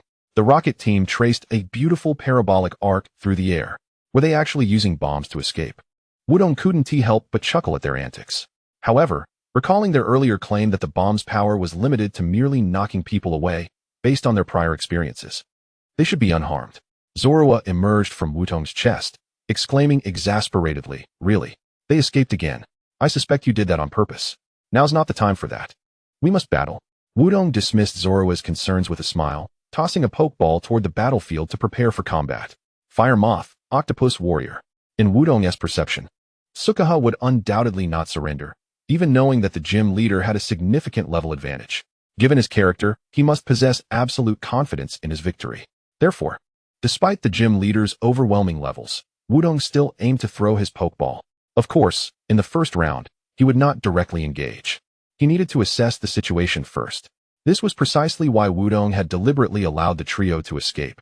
He did not wish to waste time on meaningless battles. Even if the trio were apprehended, Team Rocket would certainly not remain idle. At that moment, they might intervene and potentially rescue the Moonlit brothers.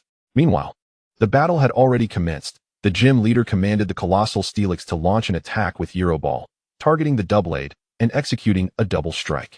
The handsome trainer did not lag behind, issuing astute commands to his Meowth, utilizing Fury Swipes to assault the Frostless, thereby diminishing the Moonlit-esque combat prowess. Euroball. A Steel-type move of variable power causes the user to spin at high velocity, inflicting greater damage the slower the opponent is. Steelix's speed stats are notably low, and despite a 20-level discrepancy, it may not outrun the Doublade. In a confrontation where the opponent's strength remains uncertain, employing this technique to probe the cunning Moonlit is undoubtedly one of the wisest strategies. On the other hand, Meowth's Fury Swipes is equally sagacious. It is a normal-type move with fluctuating power, capable of delivering a sharp bite that can have the opponent's remaining HP. This implies that if this strike lands, Frostless's HP will instantaneously be reduced by 50%. Under conditions where levels and stats fall short of the opponent, this initial move is simply impeccable. It could be said that, under normal circumstances, victory in this duel is improbable. Yet, the crux of the matter lies in what constitutes normal circumstances. The adversary is Moonlit, the cerebral architect of the Gemini Thieves, a notorious criminal mastermind in the Unova region. Would he allow normality to prevail for his opponents? Clearly, the answer is a resounding no. With a sardonic chuckle, Moonlit removed his disguise-enhancing glasses and, with an indifferent tone, instructed Doublade and Frostless to execute Ice Beam.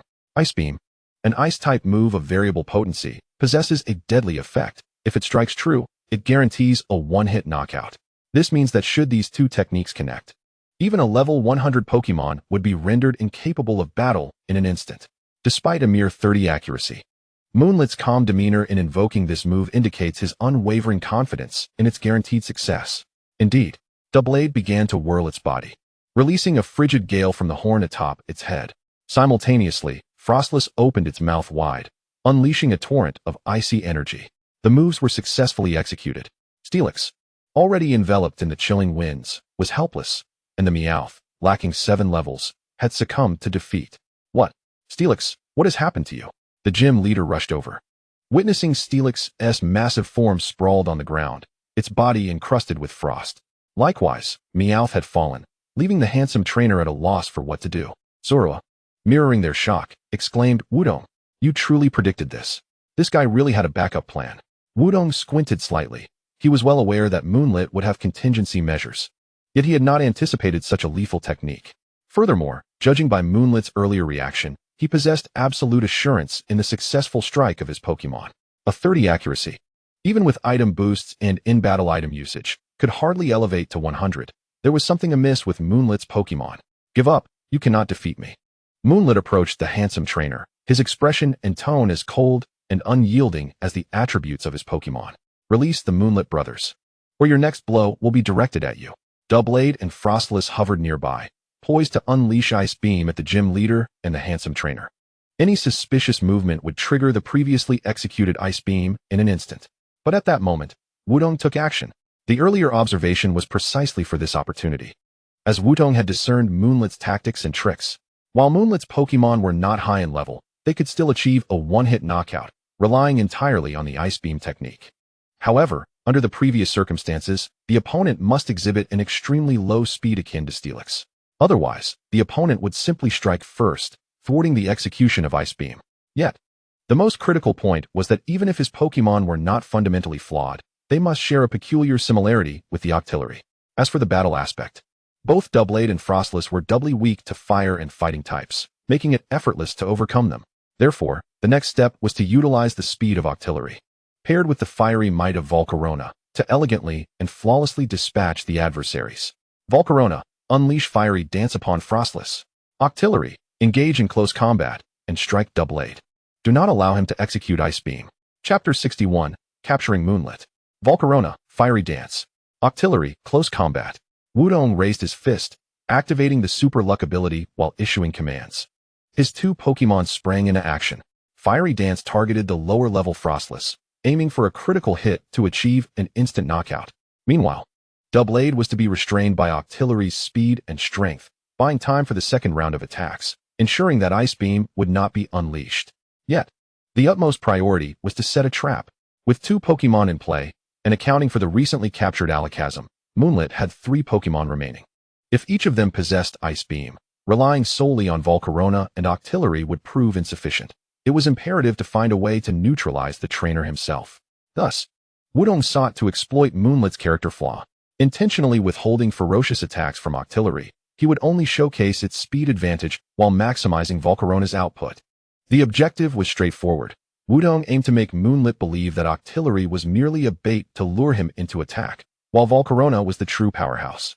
However, the genuine trump card was the dark Pokémon contained within the black Pokeball in Wudong's possession, Darkrai. To subdue Moonlit, the most effective method was through coercive control.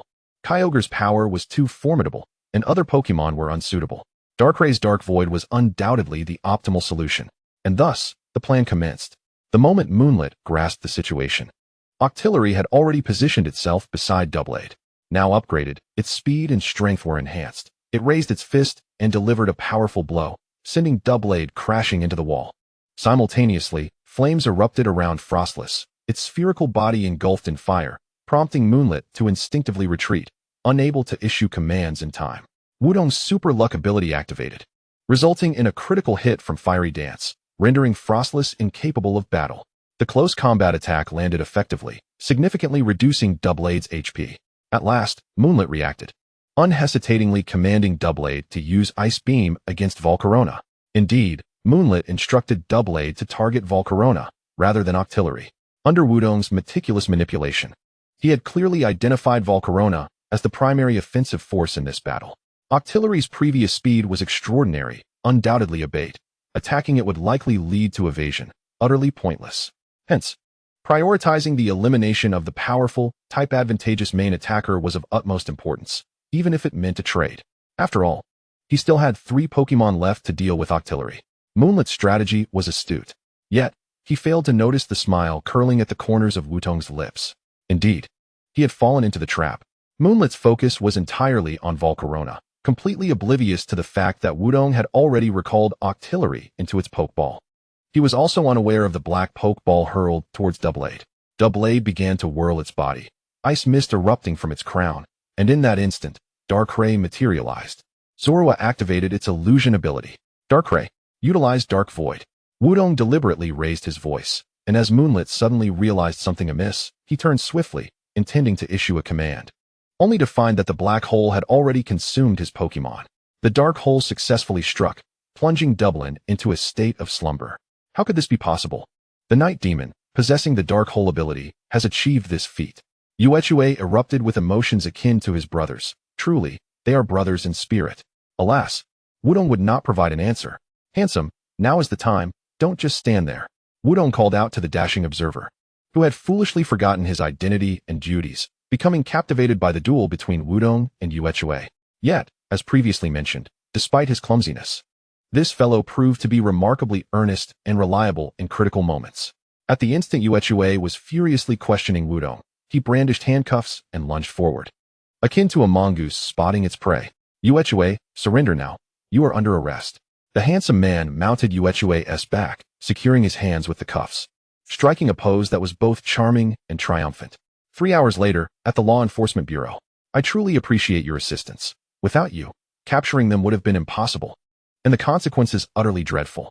In front of the transport vehicle for the criminals, the handsome man grasped Wudong's hand and shook it vigorously. Wudong forced a smile.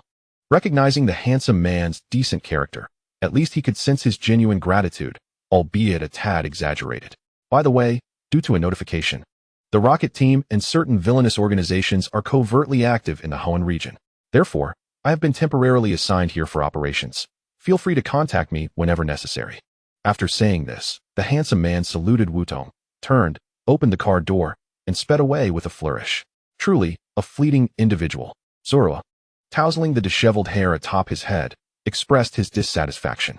Wudong, on the other hand, took out his phone to check the newly added contact, the handsome man, and smiled helplessly. The air of the water fleet entangled with an international law enforcer. Such news would undoubtedly astonish many. Although the handsome man was unaware of Wudong's connections, he had indicated that he was available for contact whenever needed. This could indeed be advantageous when dealing with the Beast Alliance. The villainous organizations he mentioned were evidently not indigenous like the Water Fleet. Otherwise, they would directly refer to them as the Rocket Team. Currently, the only external organizations active in the Hoenn region are the Rocket Team and the Beast Alliance. The identity of the aforementioned villainous organization was self-evident. The handsome man had a mission to confront the Beast Alliance, while Wudong sought to rescue the Articuno from their grasp.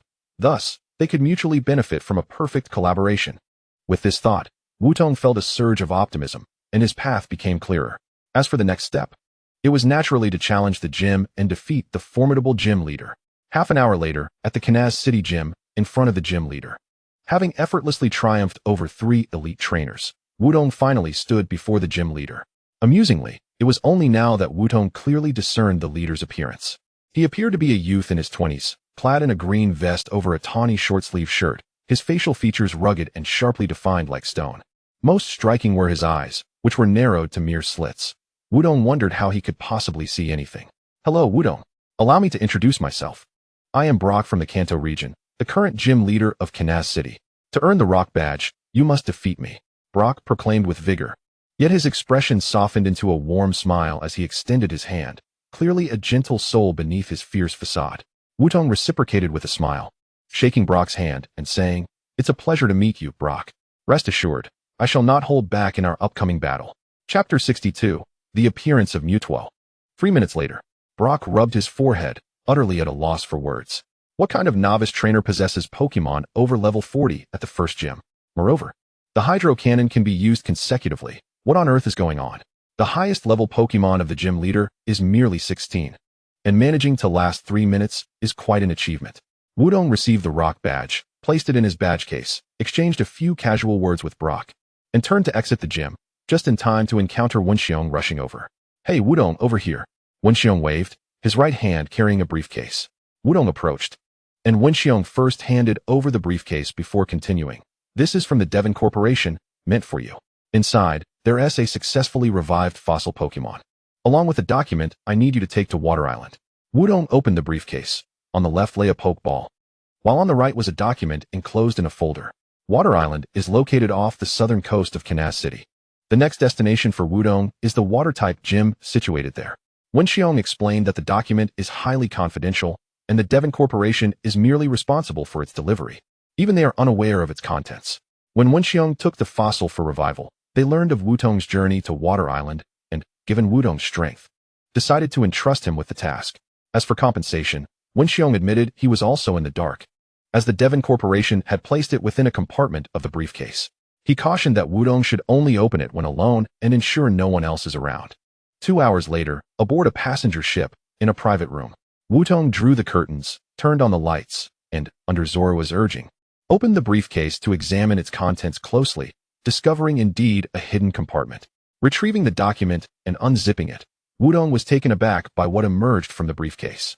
It was a Pokeball, purple on top and white on the bottom, adorned with a bold M in the center, resembling the emblem of the Beast Alliance. "A Master Ball," Zoro exclaimed, and Wudong hurriedly covered his mouth. Indeed, it was a Master Ball, the ultimate Pokeball capable of capturing wild Pokémon, including legendary ones.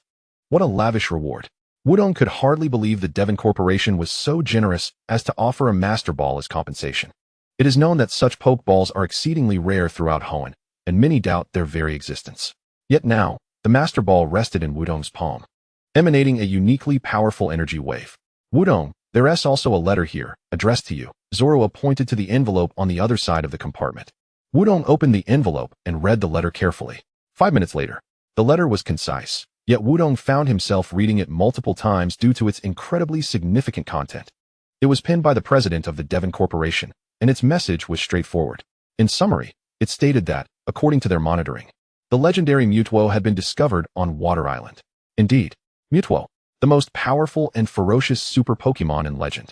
It is said to be the final result of horrific genetic experimentation. Every aspect of its being is tailored for battle, possessing unparalleled strength and an exceedingly violent nature. Mewtwo's last known appearance was a decade ago. It reportedly encountered a trainer in battle, realizing the bond between humans and Pokémon. Despite its extreme disdain for humanity, it was drawn to such beauty, and in profound conflict, Mewtwo chose to distance itself from humans, vanishing entirely after that battle. For 10 years, both the League and numerous organizations, along with countless trainers, have sought Mewtwo, all striving to capture it and harness its unmatched power. Now, Mewtwo has resurfaced. Moreover, it has appeared precisely at Wudong's destination, Water Island. Most importantly, the president of the Devon Corporation has specifically granted Wudong a Master Ball. In the letter, it was entrusted with the hope that Wudong would capture Mewtwo. The information was overwhelmingly significant, and it took a considerable amount of time for Zoro to process it. In disbelief, He inquired, "What do you intend to do? Are you really going to capture Mutwo?" Wudong merely smiled, a faint grin tugging at the corners of his mouth. Without answering Zorua, as a trainer, the opportunity to capture Mutwo lay before him, and Wudong found it hard to conjure a reason to decline. However, the letter also mentioned that they had only caught a fleeting glimpse of Mutwo, without confirming its exact location. There was no guarantee that Mutwo was still on Water Continent Island. Most importantly, Mutwo was exceedingly violent and harbored a deep disdain for humans. As a weapon crafted by mankind, it embodied the ferocity of all Pokémon and could never trust humanity. The reason President Duin wished for Wudong to capture Mutwo was that he had conducted an investigation into Wudong's background and had witnessed related battles. He sensed that Wudong possessed qualities utterly distinct from those of other trainers. The more significant reason was that the mysterious scientist who created Mutwo was his dear friend from many years ago. Upon awakening, his friend's final wish was for Mutwo to possess a warm heart and become a true Pokémon. Therefore, President Duin hoped that Wudong could forge a bond with this most ferocious Pokémon and genuinely reform it. Even if it meant initially capturing it forcefully with a Master Ball, he believed that as long as it was Wudong, he would eventually be able to touch Mutwo's heart during their journey together. Yet, for Wudong, true bonds could not be forged through such constraints. He gazed at the Master Ball in his hand, hesitated, and ultimately placed it into his dimensional bag. Wudong told himself that he would not use the Master Ball until the very last moment. Nevertheless, he still hoped to find Mutwo. Meanwhile, in another private room, the trio from Team Rocket knelt side by side on the ground, staring at the screen of the communicator, their hearts racing. "How many times have you failed already? This task is so simple, and not only have you botched it, but you nearly attracted the attention of the enforcement agency." Sakaki was furious beyond measure. Yet he maintained a tone of forced calmness. Kyogre swallowed hard and nervously said, "Master Sakaki, there's a reason. If it weren't for that little brat showing up again, we would have succeeded this time. Enough. I do not wish to hear any more excuses regarding him." Sakaki interrupted Kyogre, dismissing Meowth with a wave of his hand. After several deep breaths, he finally composed himself. "I will give you one last chance. There is a very important mission for you on Water Continent Island. According to the intelligence I have received, Mutwo has appeared there and is in very poor condition. You are responsible for locating it. Remember, do not engage it in battle. Upon discovering Mutwo, immediately contact me, and a combat unit will come to your aid." With that, Sakaki ended the communication, leaving the trio in stunned silence. Mutwo has appeared on Water Continent Island. The very Mutwo that single-handedly destroyed the entire Team Rocket base 15 years ago has resurfaced on Water Continent Island. No matter what, it must be captured. Chapter 63, Mutwo at Monado Bay. 2 days later, Water Continent Island, at the dock. The sea breeze was refreshing, and the sunlit beach was a sight to behold. For Wudong, who had grown up by the seaside, such an environment was particularly comforting. As he walked across the sandy beach, he first entered the fish market, where fishermen were setting up stalls, selling various seafood. Among them, one voice stood out remarkably, even bordering on the bizarre. "Come and see the latest photo collection of the museum owner, Lalina, the most unique mermaid of the Golden Ocean." What? A museum owner? A photo collection? How do these two things relate? Just as he pondered, the vendor approached him, dressed in flamboyant clothes, with a scruffy beard, oversized sunglasses, a camera hanging around his neck, and holding a photo collection. He sidled up to Wudong. "Hey there, young man, you must be from out of town. I can tell by your pokeballs that you're a traveling trainer here to challenge the gym. How about getting a copy of the museum owner Lalina's latest photo collection? The price is reasonable, and there's no deception here. Knowing your opponent leads to victory in 100 battles. Buying this photo collection will guarantee you an early understanding of the museum owner." Wudong smiled awkwardly, glancing at the photo collection in his hand, the cover featuring an exceptionally beautiful woman. With long black hair interspersed with deep blue highlights, her unique hairstyle stood out. Her light blue eyes sparkled like gems, and her exquisite, mature features complemented her sun-kissed skin. Especially striking was her alluring figure clad in a revealing swimsuit, appealing to certain demographics. Clearly, this was the museum owner Lalina he mentioned. "What do you think? Are you tempted?" The vendor raised an eyebrow, extending his fingers and sincerely stating, "An exclusive deal, only 500. Wudong politely smiled and shook his head in refusal. He was there to find Mutwo and challenge the gym, not to purchase a photo collection. Besides, he could easily look up information about the museum owner on Wiki, ignoring the vendor who persistently lowered the price. Wudong took out his phone and opened Wiki to check the basic information about Water Continent Island. Water Continent Island, a beautifully serene island akin to a tranquil sea. The museum owner Lalina, a powerful water-type trainer from the Galar region, had come to the Hoenn region seeking a new self after losing an important competition in Galar that shook her confidence. Her battle style was rated as tumultuous waves. Zorua chuckled, half-jokingly commenting, to describe such a beautiful girl as tumultuous waves. Has the author of this document experienced something? Wudong glanced briefly and exited Wiki. As the water gym was the second gym, with the highest level Pokemon being 24, he didn't need to delve too deeply. What truly concerned him now was Mutuo. He opened the app sent by Doing Company, and a detection radar appeared on the screen. The Mutuo detection radar could indicate Mutuo's approximate location. However, due to the influence of Mutuo's psychic abilities, precise detection was challenging. Currently, the radar displayed that Mutuo was likely in the deep sea. Wudong felt a few black lines appear on his forehead. Zorua dragged out the sound, grumbling. Why does this guy have to be in the depths? Can't he find a better place to hang out? Does a super Pokemon really have such quirks? Just as Wudong was about to remind Zorua to lower his voice and be mindful of the surroundings, a pesky individual approached. Hey, ISNT this Monado Abyss. Are you looking for a Monado? The vendor casually draped an arm over Wudong's shoulder, but the information he revealed was crucial. It seemed this fellow not only knew about that place, but also how to get there. It was best to inquire further. Wudong feigned confusion and curiously asked, Monado Abyss? What kind of place is that? Upon hearing Wudong's question, the vendor's eyes sparkled, and he shook the photo collection in his hand, saying, no rush. Buy a photo collection first, and we can chat while looking at it. Wudong smiled slightly, accepting the photo collection, and replied in a similar tone. The matter at hand is urgent. Let us hear what you have to say first before I make a purchase. After a round of conversation, Wudong gleaned complete information. First, he learned the vendor's name, Ajing, although Wudong didn't find anything particularly correct about him. Then came the tale of Monado Abyss. Monado Abyss, 10 years ago known as Ugly Fish Bay, was aptly named for being home to a large number of ugly fish. Due to the bay's beauty, the islanders at the time believed it could be developed into a unique resort and began capturing ugly fish in large quantities. Though they are relatively easy to capture, the resilient nature of the ugly fish ensures that for every batch caught, a new one emerges. In their desperation, the islanders resolved to employ less than peaceful methods of attack. However, at that moment, one ugly fish, expelled from its habitat, successfully evolved into the stunning Minas, a creature thought to exist only in legends.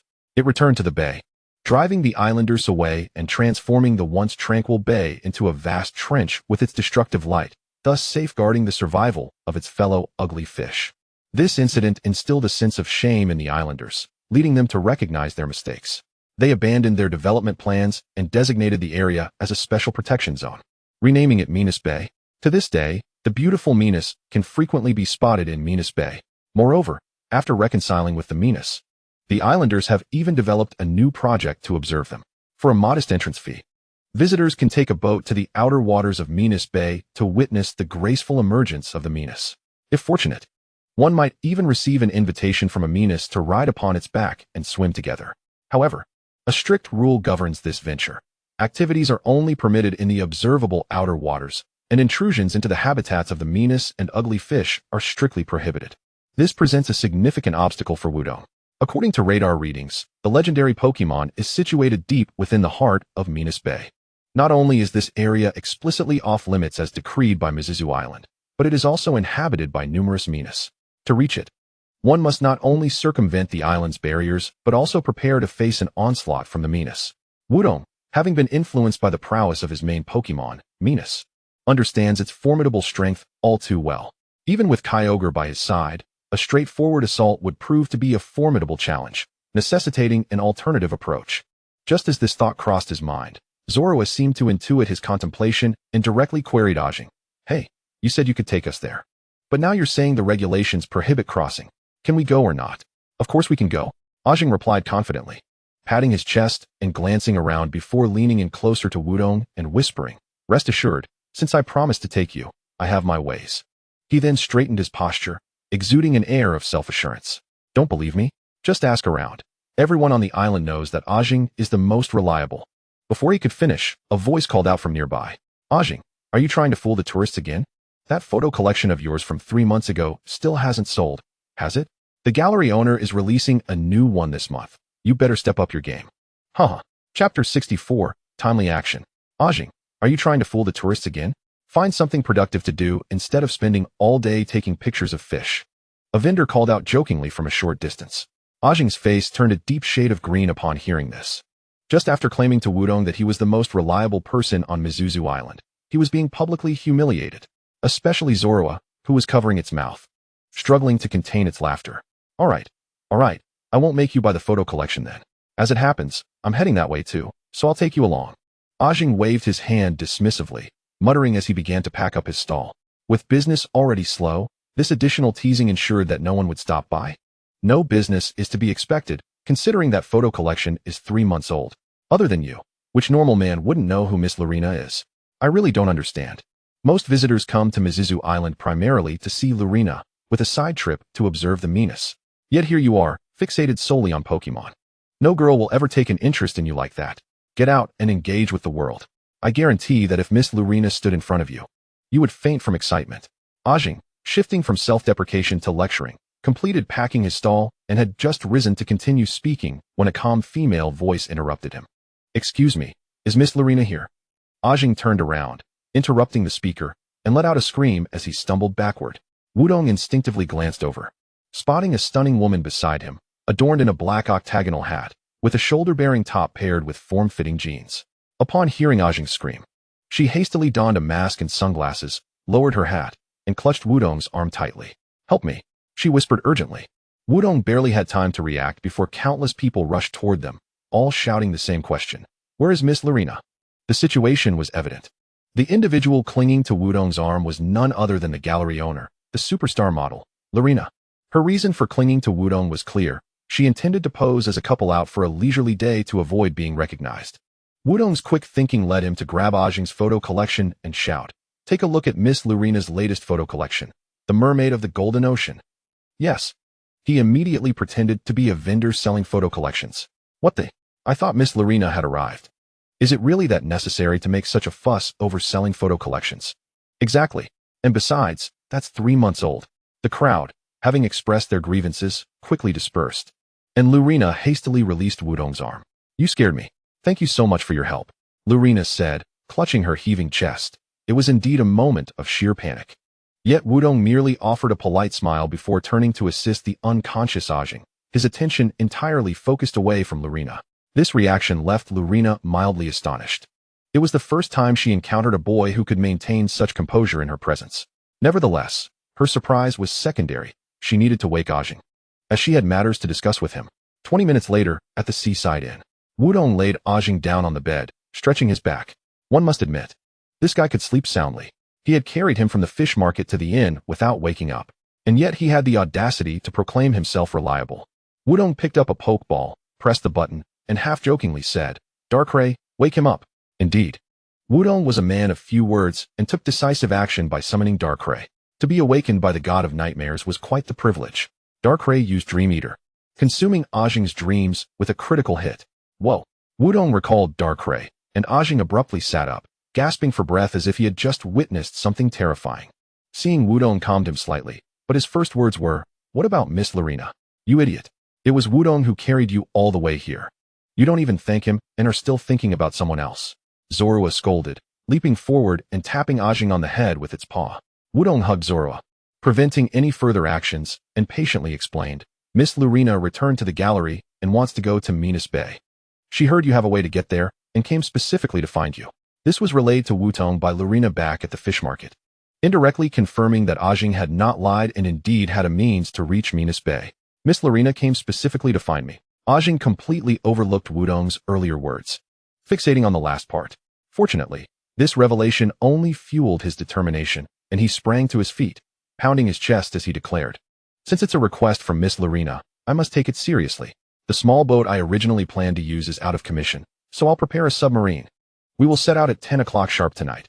You can either explore or rest until then, but be here by 8 o'clock for me to call you. With that, Ajing dashed out, leaving no chance for a response. Wudong gazed toward the entrance, a smile tugging at the corners of his mouth. He had not anticipated that this fellow's original plan was merely a dilapidated boat. Upon hearing that Lurina would be attending, it had promptly escalated to a submarine. The power of idols is indeed formidable. At a seaside inn, in a room on the 4th floor, he lamented, Honestly, I thought I would truly meet Miss Lurina. But it turns out it is merely a photo collection, and I already possess 3 volumes of it. Kojiro lay on the bed like a deflated balloon. Meowth shrugged in exasperation, indicating his confusion. Musashi hurled an eyebrow pencil at him, irritatedly remarking, I really don't understand you. You have a stunning beauty comparable to a superstar right beside you, yet you still fancy that dark-skinned duck. And 3 volumes of photos? Isn't that rather excessive? Is your salary merely for such waste? Upon hearing criticism directed at his idol, Kojiro immediately felt indignant, bolting upright and declaring with conviction. Isn't it perfectly normal to have 3 photo collections? 1 for myself, 1 to lend, and 1 for my collection. And Musashi, if you wish to compare yourself to Miss Lorena, you ought to at least exude a bit of femininity, and the makeup is far too heavy. As he spoke, Kojiro made a silly face in further defiance. Thud. Musashi retracted her fist, applied some lipstick, and coughed, saying, on a serious note, you both saw it, right? The little brat has also arrived at Water Tidal Island. However, this time it's different from Orange Blossom City and Canaz City. Hardly anyone knows about the phenomenon of Mutuo, and even fewer know its location. That brat is likely here just to challenge the gym. We must simply avoid him and ensure there is no direct confrontation. Lord Sakaki has prepared a specially designed submarine for us, and it will arrive shortly. At 9 o'clock tonight, we will commence our operation. Success is the only option. Failure is not permitted. Chapter 65, Another Submarine. At 9 o'clock that night, by the seaside, Musashi produced a remote control and pressed a button. The surface of the sea began to ripple, and something appeared beneath the water. The sand beneath their feet trembled slightly as a menacing, fearsome Gyarados emerged from the depths. To be precise, it was a submarine shaped like a Gyarados. This submarine was equipped with the latest deterrent technology, perfectly mimicking the intimidation factor of an 80-level Gyarados. The Gyarados in the waters of Minas Bay would be frightened away, ensuring no obstacles in their path. Musashi, feeling a sense of pride, mused that her ability to acquire such a perfect piece of equipment would surely leave Kojiro and Meowth in awe. However, after nearly 2 minutes of waiting with her hands on her hips and eyes closed, rather than receiving any praise, she was met with the impatient urgings of her companions. Musashi, what are you waiting for? We agreed on a 9 o'clock start.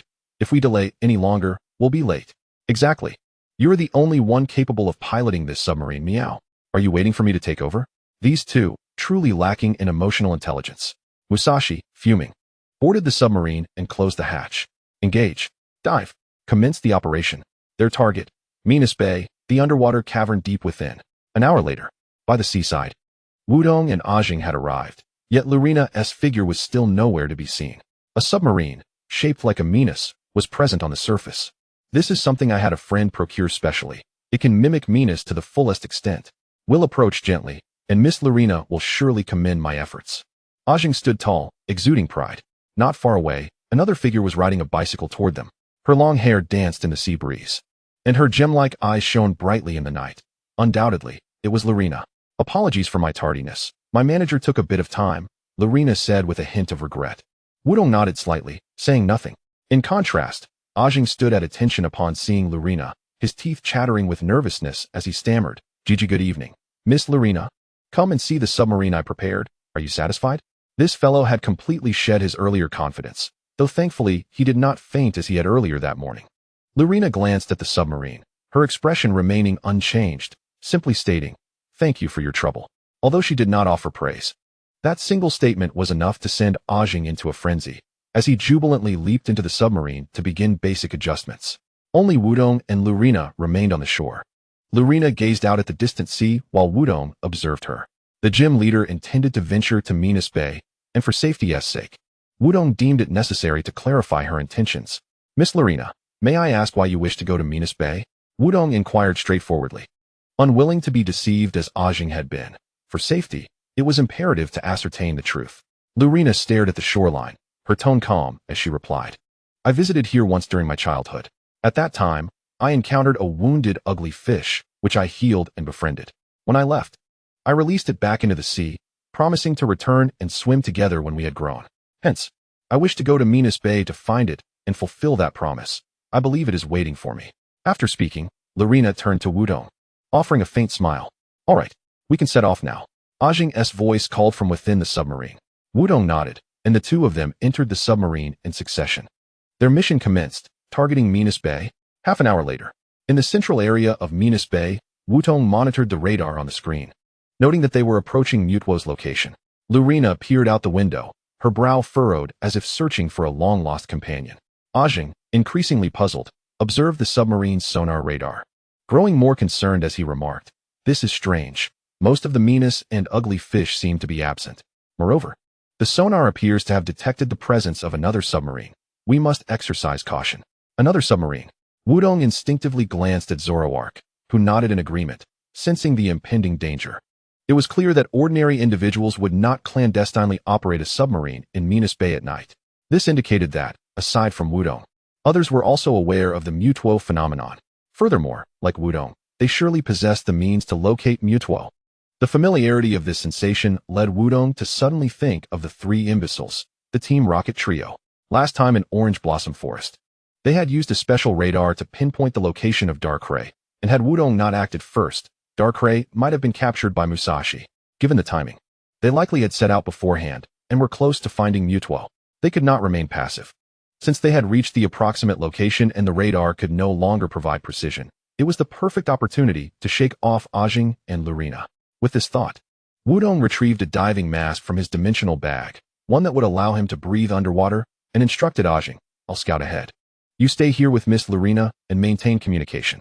Before Ajing and Lurina could protest, Wudong donned the mask and approached the submarine's exit. "I'm counting on you, Kyogre," Wudong murmured, taking Kyogre's Pokeball in hand and pressing the button while opening the hatch. Kyogre emerged into the water, unleashing a low roar. Instantly, a blue luminescent aura enveloped Wudong, nullifying the water pressure, allowing him to move through the water with the grace of a fish. Swimming to the front of the submarine, Wudong gestured for them not to worry, then dove deeper, swiftly disappearing from Ajing and Lurina's sight. The atmosphere inside the submarine turned awkward. Ajing scratched his head, feeling a bit embarrassed as he turned to Lurina. "Miss Lurina, the Pokémon here are likely being driven away by another submarine. If you wish to find that ugly fish. For now, we can only wait for them to return." Observing the calm outside, Lurina nodded slightly, yet her furrowed brow remained unchanged. Not merely due to the expulsion of Pokémon, she sensed that Wudong was concealing something from them. Despite being aware of the presence of other suspicious individuals, he still ventured out alone to investigate. Judging by Wudong's demeanor, he did not strike her as a reckless person. Clearly, he intended to divert their attention and undertake certain tasks by himself. Perhaps he was even connected to that dubious submarine. This thought prompted Lurina to recall the conversation she overheard at the fishing market during the day. "Isn't that the Minas Abyss? Is the young man going to search for Minas? Allow me to accompany you." It baffled her that others came to Water Tidal Island primarily to meet her. With a casual interest in Minas, while he seemed solely preoccupied with Pokémon, such an attitude would hardly endear him to any girl. Engaging more with the outside world would benefit him. Analyzing further, it became apparent that Wudong was likely drawn here for Minas. With this in mind, Lurina retrieved her diving mask, for issues concerning the Pokémon of Minas Bay could not be ignored, especially as the gym leader of Water Tidal Island. Chapter 66. The Tyrant of the Dinosaur Era, Gua Elong Wudong. Turn right up ahead. The sensations are stronger there. Wudong, take a left after that reef. There's something there. Wudong, we're almost there, just a bit further. Look, Wudong, there's an opening over there. 5 minutes later, in the underwater cave, Wudong emerged from the water, gasping for fresh air. Fortunately, Zoroa's acute sense of danger was akin to radar, guiding Wudong to this cave with ease. Most importantly, neither on the way nor at the entrance of the cave had he spotted another submarine, indicating that Team Rocket had not yet arrived. "Wudong, the sense of danger is intensifying. I can feel the cave's guardian is exceedingly enraged." Zoroa clutched its head, gritting its teeth as a torrent of potent energy surged into its mind, causing a severe headache. Wudong hastily returned Zoroa to its Pokeball while simultaneously retrieving the Pokeballs of Kyogre and Darkrai, relying on the energy fluctuations between legendary Pokémon to sense the correct direction. Upon traversing this straight passage, 3 divergent paths appeared before him. Yet the Pokeballs offered no indication of any specific choice. This implied that all 3 paths would ultimately lead to the same outcome, albeit with different encounters along each route. The energy here grew increasingly potent, and even Wudong could perceive it distinctly. There was no need to summon Zoroa, as it would undoubtedly be unable to withstand it.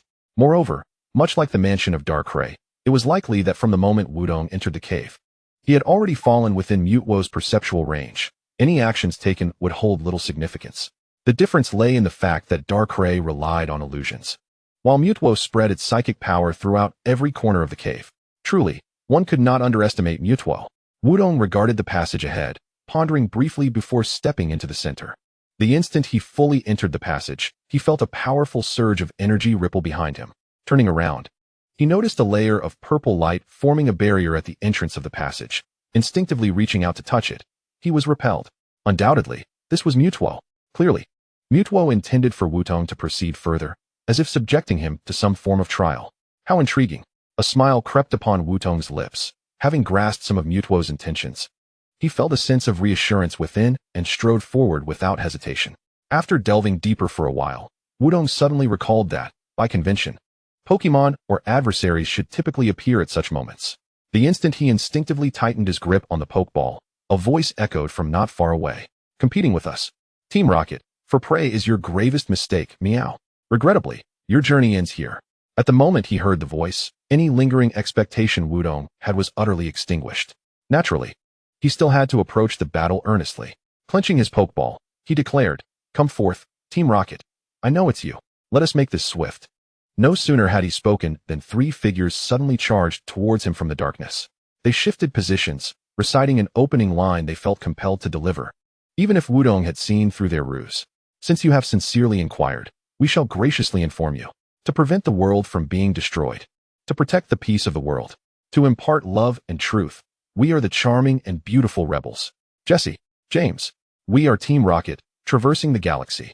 A bright tomorrow awaits us, meow." Thus, Team Rocket finally presented themselves before Wudong, striking their typical peculiar poses. Most crucially, they remained oblivious to the purple energy lines connecting to their backs. Though they had lost their way here, encountering this young boy was, in a sense, a stroke of fortune. "Humph, you little brat, having thwarted our missions several times, you now come to sabotage us again. We shall settle both old and new scores." James and Jesse pointed accusingly at Wudong, while Meowth nodded in agreement, hands on its hips. However, Wudong paid little heed to their threats. Instead, he noted the peculiar detail of their disorientation. Entering the cave and proceeding down what was ostensibly a straight path. It was odd that Team Rocket approached from the opposite direction. Their claim of being lost led Wudong to surmise with a high degree of certainty that, coupled with the three purple energy lines behind them, he could conclude that these three individuals were unknowingly under Mutwo's control.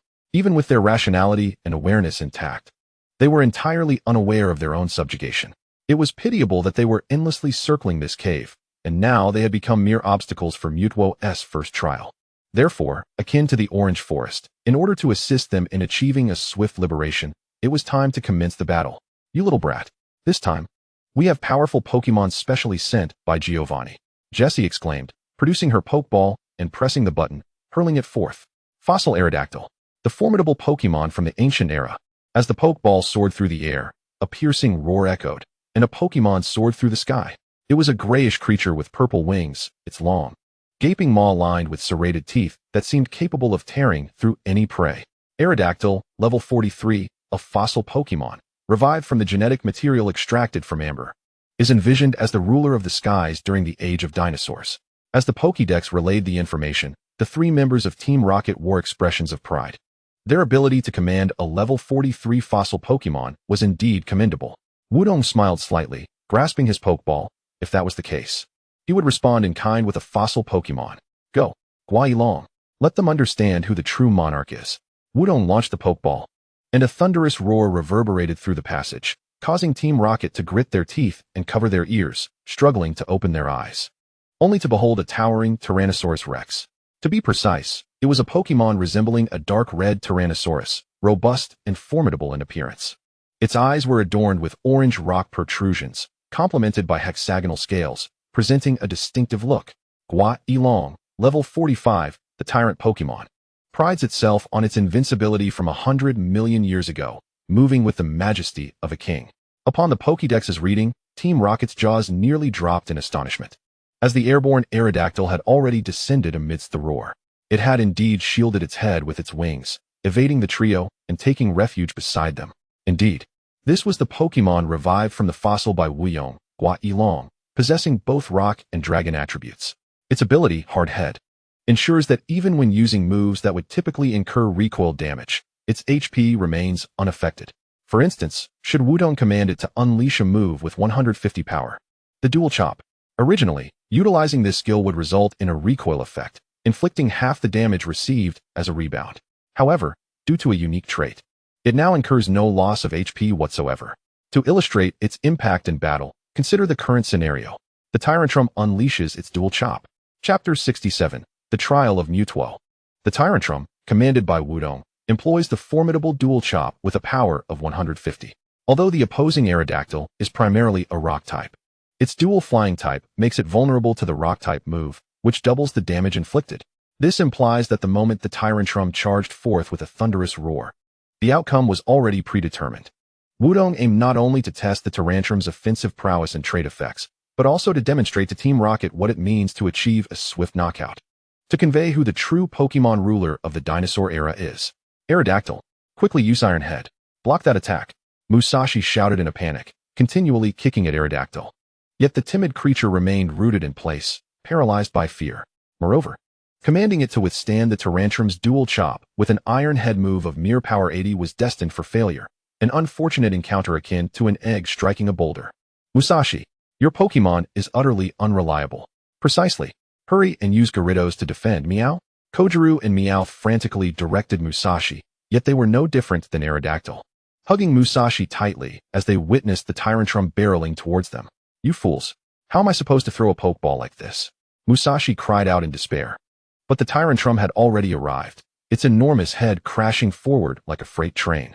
The immense force transformed them into a parabolic arc, shattering the rocky ceiling above and etching a luminous trail across the night sky. What an irritating sensation! Wudong chuckled, shaking his head as he recalled the Tyrantrum into its Pokeball, continuing onward. The first trial had been surpassed. What awaited next? In the depths of the underwater cavern, atop a throne carved from stone, the sovereign lay in slumber. Its eyes slowly opened, gleaming with a violet luminescence. Upon closer inspection, one could even glimpse Wudong progressing through the passageway within its pupils. Rising, it discarded the long robe draped across its form, revealing its entirety. Its overall appearance resembled a hybrid of human and feline, cloaked in a silvery sheen, with a tail and abdomen displaying a striking purple hue. Extruding from the center of its back were external neural bundles that extended down to its nape, standing nearly as tall as an average human.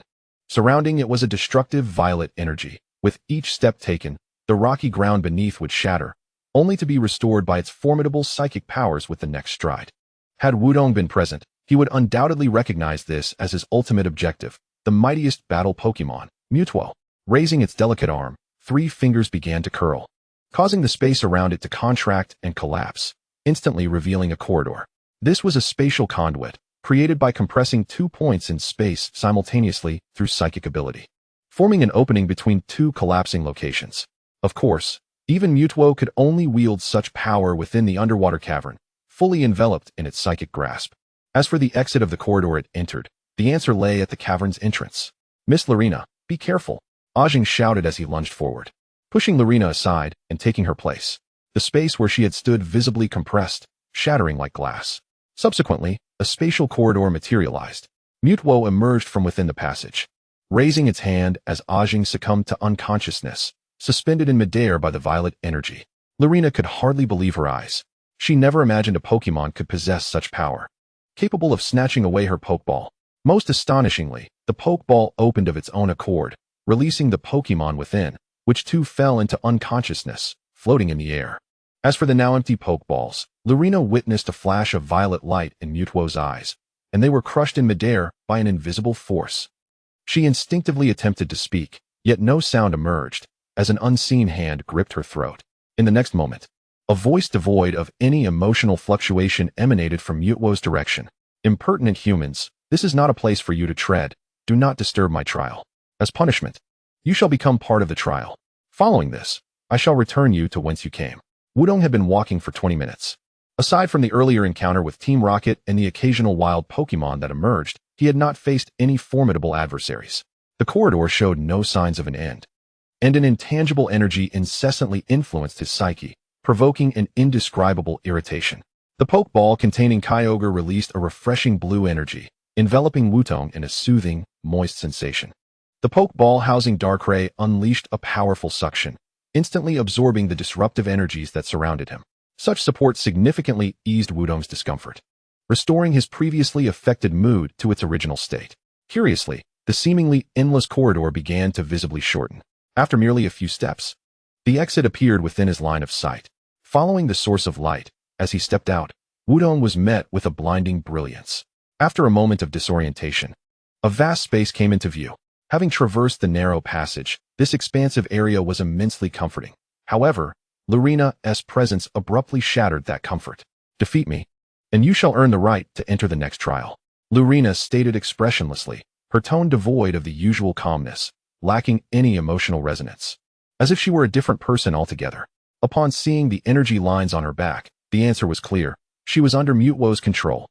Since Lurina was being manipulated, her words were effectively those of Mutuo itself. Defeating her would grant access to the next trial.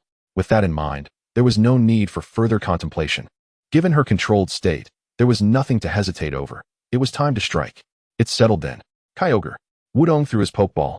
The roar of Kyogre inciting a tsunami that shook the entire underwater cavern. Dark clouds loomed overhead, unleashing a torrential downpour as Lurina raised her hand, ready to reveal her formidable side in battle. "Go, Dreadnought, vanquish your opponent." With a thunderous roar, a blue figure emerged from the fractured space. It resembled a snapping turtle Pokémon, adorned with long, rock-like horns on its head and a segmented shell, each segment protruding ominously. Its mouth appeared razor-sharp, featuring a circular structure at the junction with its upper face, suggesting a biting force potentially rivaling that of Tyrantrum. Dreadnought, level 50, the biting Pokémon. Known for its ferocious nature, can bite through steel with its powerful jaws. The Pokédex relayed its basic information, revealing rather unremarkable stats. However, that alone was far too simplistic. Lurina raised her arm, and the wristband on her arm emanated a peculiar glow as she shouted, "Dreadnought, Gigantamax." Chapter 68. The Legendary Trainer, Crimson. "Dreadnought, Gigantamax," Lurina exclaimed, lifting her arm as she recalled Dreadnought into its Pokeball. The wristband radiated a brilliant light as it entered the Pokeball. In the next moment, her Pokeball erupted with dazzling purple brilliance, inflating like a beach ball. Lilina clasped the enlarged Pokeball in her hands and, with the grace of a basketball player, hurled it into the air. The Pokeball struck the ground with a resounding crash, erupting in a brilliant flash of light, revealing a colossal Torterra towering at a height of 20 meters. Dark crimson cloud-like energy swirled around its head, accentuating its robust stature as it shifted from a four-legged crawl to a powerful bipedal stance. The horns atop its head had transformed into genuine rock pillars, while its shell resembled an uneven mountainous terrain. This was the Torterra in its Gigantamax form, a legendary creature whose tale of biting through a mountain to halt a flood has been passed down through generations in the Galar region. The Pokédex chimed with its findings, leaving Wudong momentarily stunned. Gigantamaxing is a phenomenon wherein a Pokémon expands in size, achieved through the release of a special energy that distorts the surrounding space, making the Pokémon appear far larger than its actual dimensions. Following Gigantamaxing, the Pokémon's volume increases, HP is augmented, and all its moves are transformed into Gigantamax moves. Wudong was aware of this technique, which had been previously documented, necessitating the use of a Gigantamax band and specific energy to manifest. However, the critical point was that Gigantamaxing could only occur in designated areas within the Galar region. Elsewhere, the requisite energy was absent. Yet, here was Lilina, not only employing it, but successfully Gigantamaxing her Torterra. Without a moment's hesitation, Wudong surmised that this was undoubtedly the work of Mutuo, though he had not anticipated it to reach such heights. "Torterra, prepare to unleash the Max Rockfall," Lilina commanded. Wudong's mind raced as he formulated a strategy. Max Rockfall, a water-type move exclusive to Torterra, with variable power, fires a barrage of rocks at the opponent while scattering sharp stones across the battlefield, inflicting damage on any Pokémon that switches in. Wudong recognized the key aspect. While this was a rock-type attack, it was fundamentally a water-type move. Gigantamaxing solely increases a Pokémon's HP without enhancing other attributes. Thus Torterra's inherent sluggishness remained a vulnerability. Moreover, Kyogre, now at level 44, could strike first in a speed contest. Each battle is limited to a single Gigantamax use, reverting after 3 turns. With a dual typing of water and rock, Torterra was doubly weak to electric-type moves, making Thunder a potent option. Under Kyogre's Rain Dance, Thunder was guaranteed to hit and could inflict paralysis for control. Wudong raised his arm, activating the ability Super Luck. and simultaneously commanded Kyogre to unleash thunder. Dark clouds gathered as bolts of yellow lightning struck down fiercely, hitting Torterra and causing a significant drop in its HP. Its effect was extraordinary. The electric current coursed through Torterra, leaving it paralyzed with a chance of being unable to act. However, super luck only applied to successfully inflicting paralysis, leaving the outcome of interrupting its next move to a mere 10 chance. Torterra roared, opening its massive maw. A blue glow intermingled with countless sharp rocks spewing forth, aimed directly at Kyogre. The move landed, resulting in a slight decrease in Kyogre's HP. But the overall effect was underwhelming. As expected, a water-type move could not inflict substantial damage, which was the very reason Wudong had confidence in Kyogre enduring the hit. The first round of testing concluded, and Wudong had a clear understanding of his opponent's capabilities. It could only be said that Lalina's luck was rather poor. Despite her stunning Gigantamax, she encountered the ocean god, Kyogre. Although he felt a tinge of regret, the ensuing battle would merely be a one-sided display of power. Kyogre, use thunder. 5 rounds later, Torterra lost its battle capability.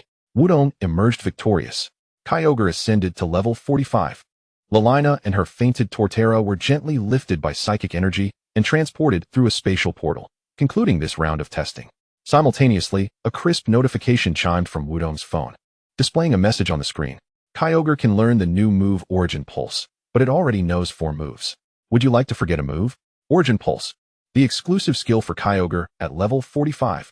Most importantly, once Kyogre learns Origin Pulse, it can utilize the blue orb to revert to its primal form in battle.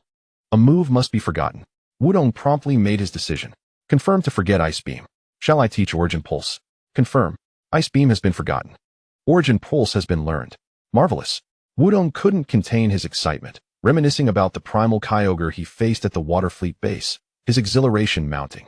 Just as he eagerly anticipated testing its power, the space before him suddenly fractured, revealing a portal accompanied by a voice devoid of emotion. The final trial lies in battle. Let it return to its origins. Defeat the upcoming enemies, and you shall earn the right to face me. This was the voice of Mutuo. The tone was so devoid of emotion that Wudong could only associate it with Mutuo. Its message was straightforward. It required Wudong to harness Kyogre's primal power in the final trial. After overcoming the next opponent, he would be eligible to confront Mutuo. With that thought, Wudong retrieved various healing items to restore Kyogre's condition to full, then withdrew it into its Pokeball. Without a moment's hesitation, he stepped into the portal. A powerful sensation of distortion enveloped him instantaneously, as if he had leapt thousands of meters. Upon fully entering the portal, he found himself in a new location. It was a cavern of similar size to the previous one, where a young man seemed to be standing not far away. A crimson cap obscured his black hair, the slightly lowered brim making it difficult to discern his gaze. His red and white short-sleeve jacket, paired with light blue jeans, gave him an air of familiarity. He slightly adjusted his cap with his left hand, while his right hand slowly retrieved a Pokeball. Everything about him, from his attire to his movements, struck Wudong as familiar. As he approached, recognizing the young man's features, even Wudong felt a jolt of astonishment. The youth before him was likely none other than the legendary trainer, Red. He had become a living legend, having defeated Team Rocket and claimed the title of champion of the Indigo League. He entered the Hall of Fame, becoming a combat legend, battling across the globe before vanishing from sight. Now, it seemed that the fabled trainer stood directly before Wudong. Out of respect for this legendary figure, Wudong stepped forward, extending his hand. Red, I am Wudong, your opponent in this next battle. Red removed his hand from the brim of his cap, gazing at Wudong's outstretched hand. After a 5-second hesitation, he chose to shake it.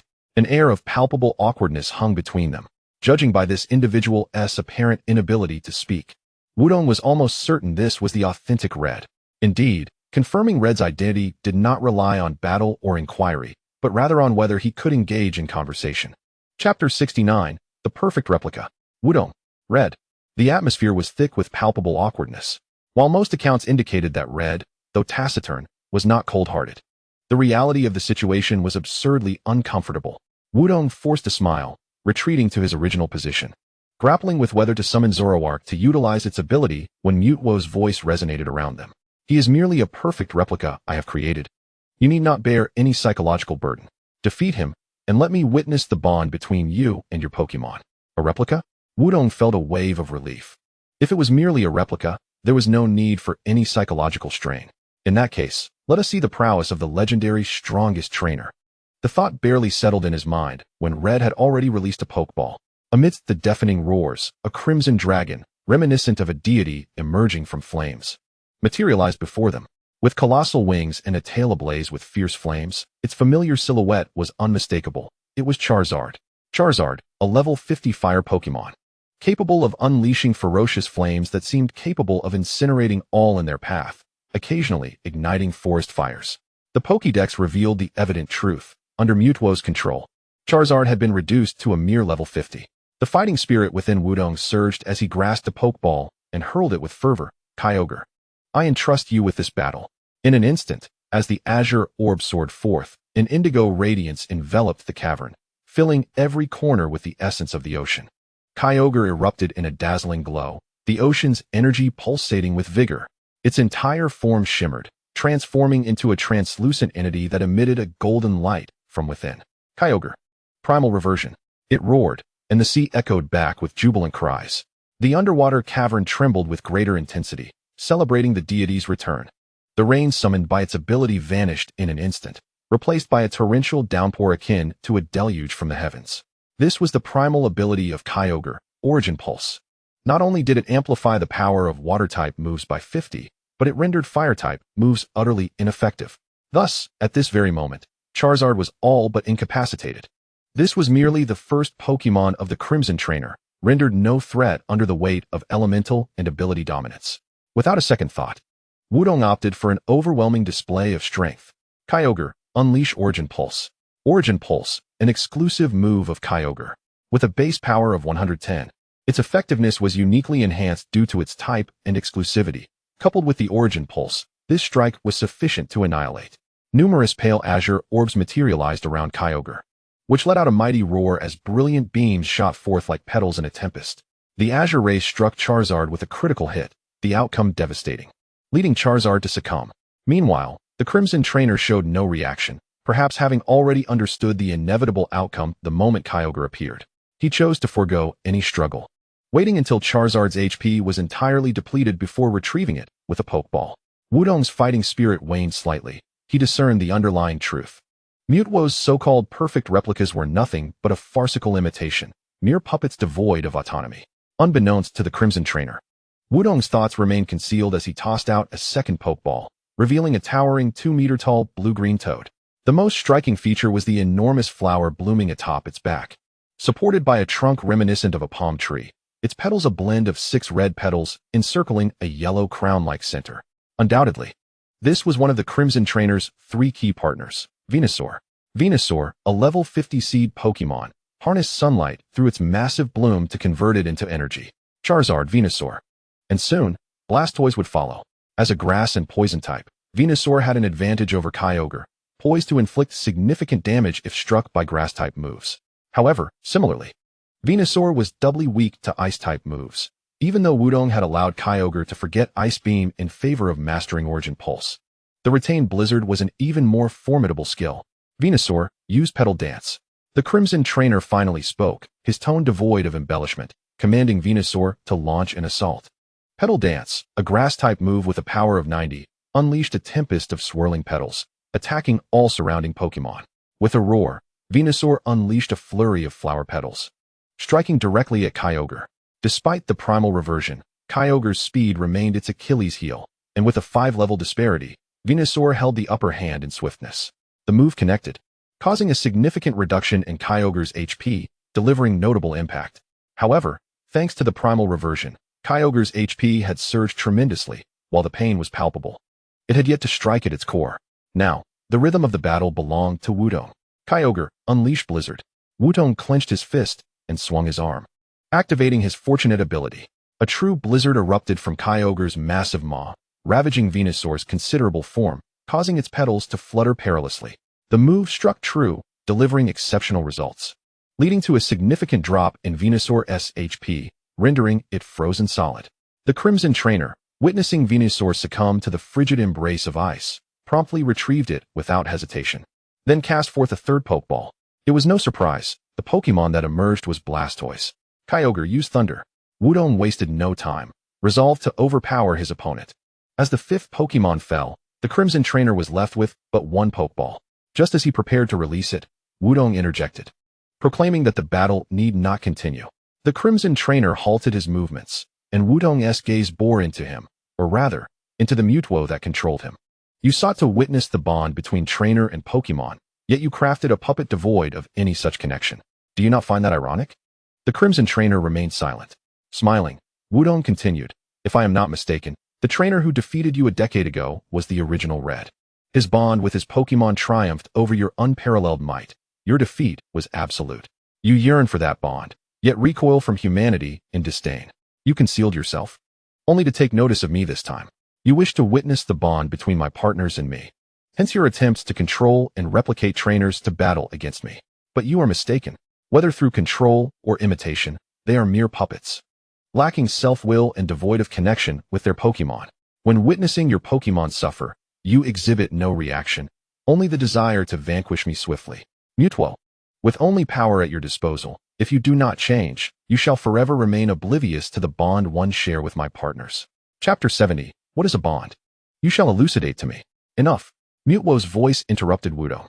A spatial portal manifested before him, and Wudong smiled faintly. Retrieving Kyogre, he stepped resolutely into the portal. The space began to warp, and Wudong found himself in another cavern. Before him, atop a high platform, sat Mutwo upon a throne. Beside it lay the unconscious forms of Lurina and Ajing. Surrounding them were dozens of Pokemon, drawing close and enveloping Wudong in a cacophony of cries.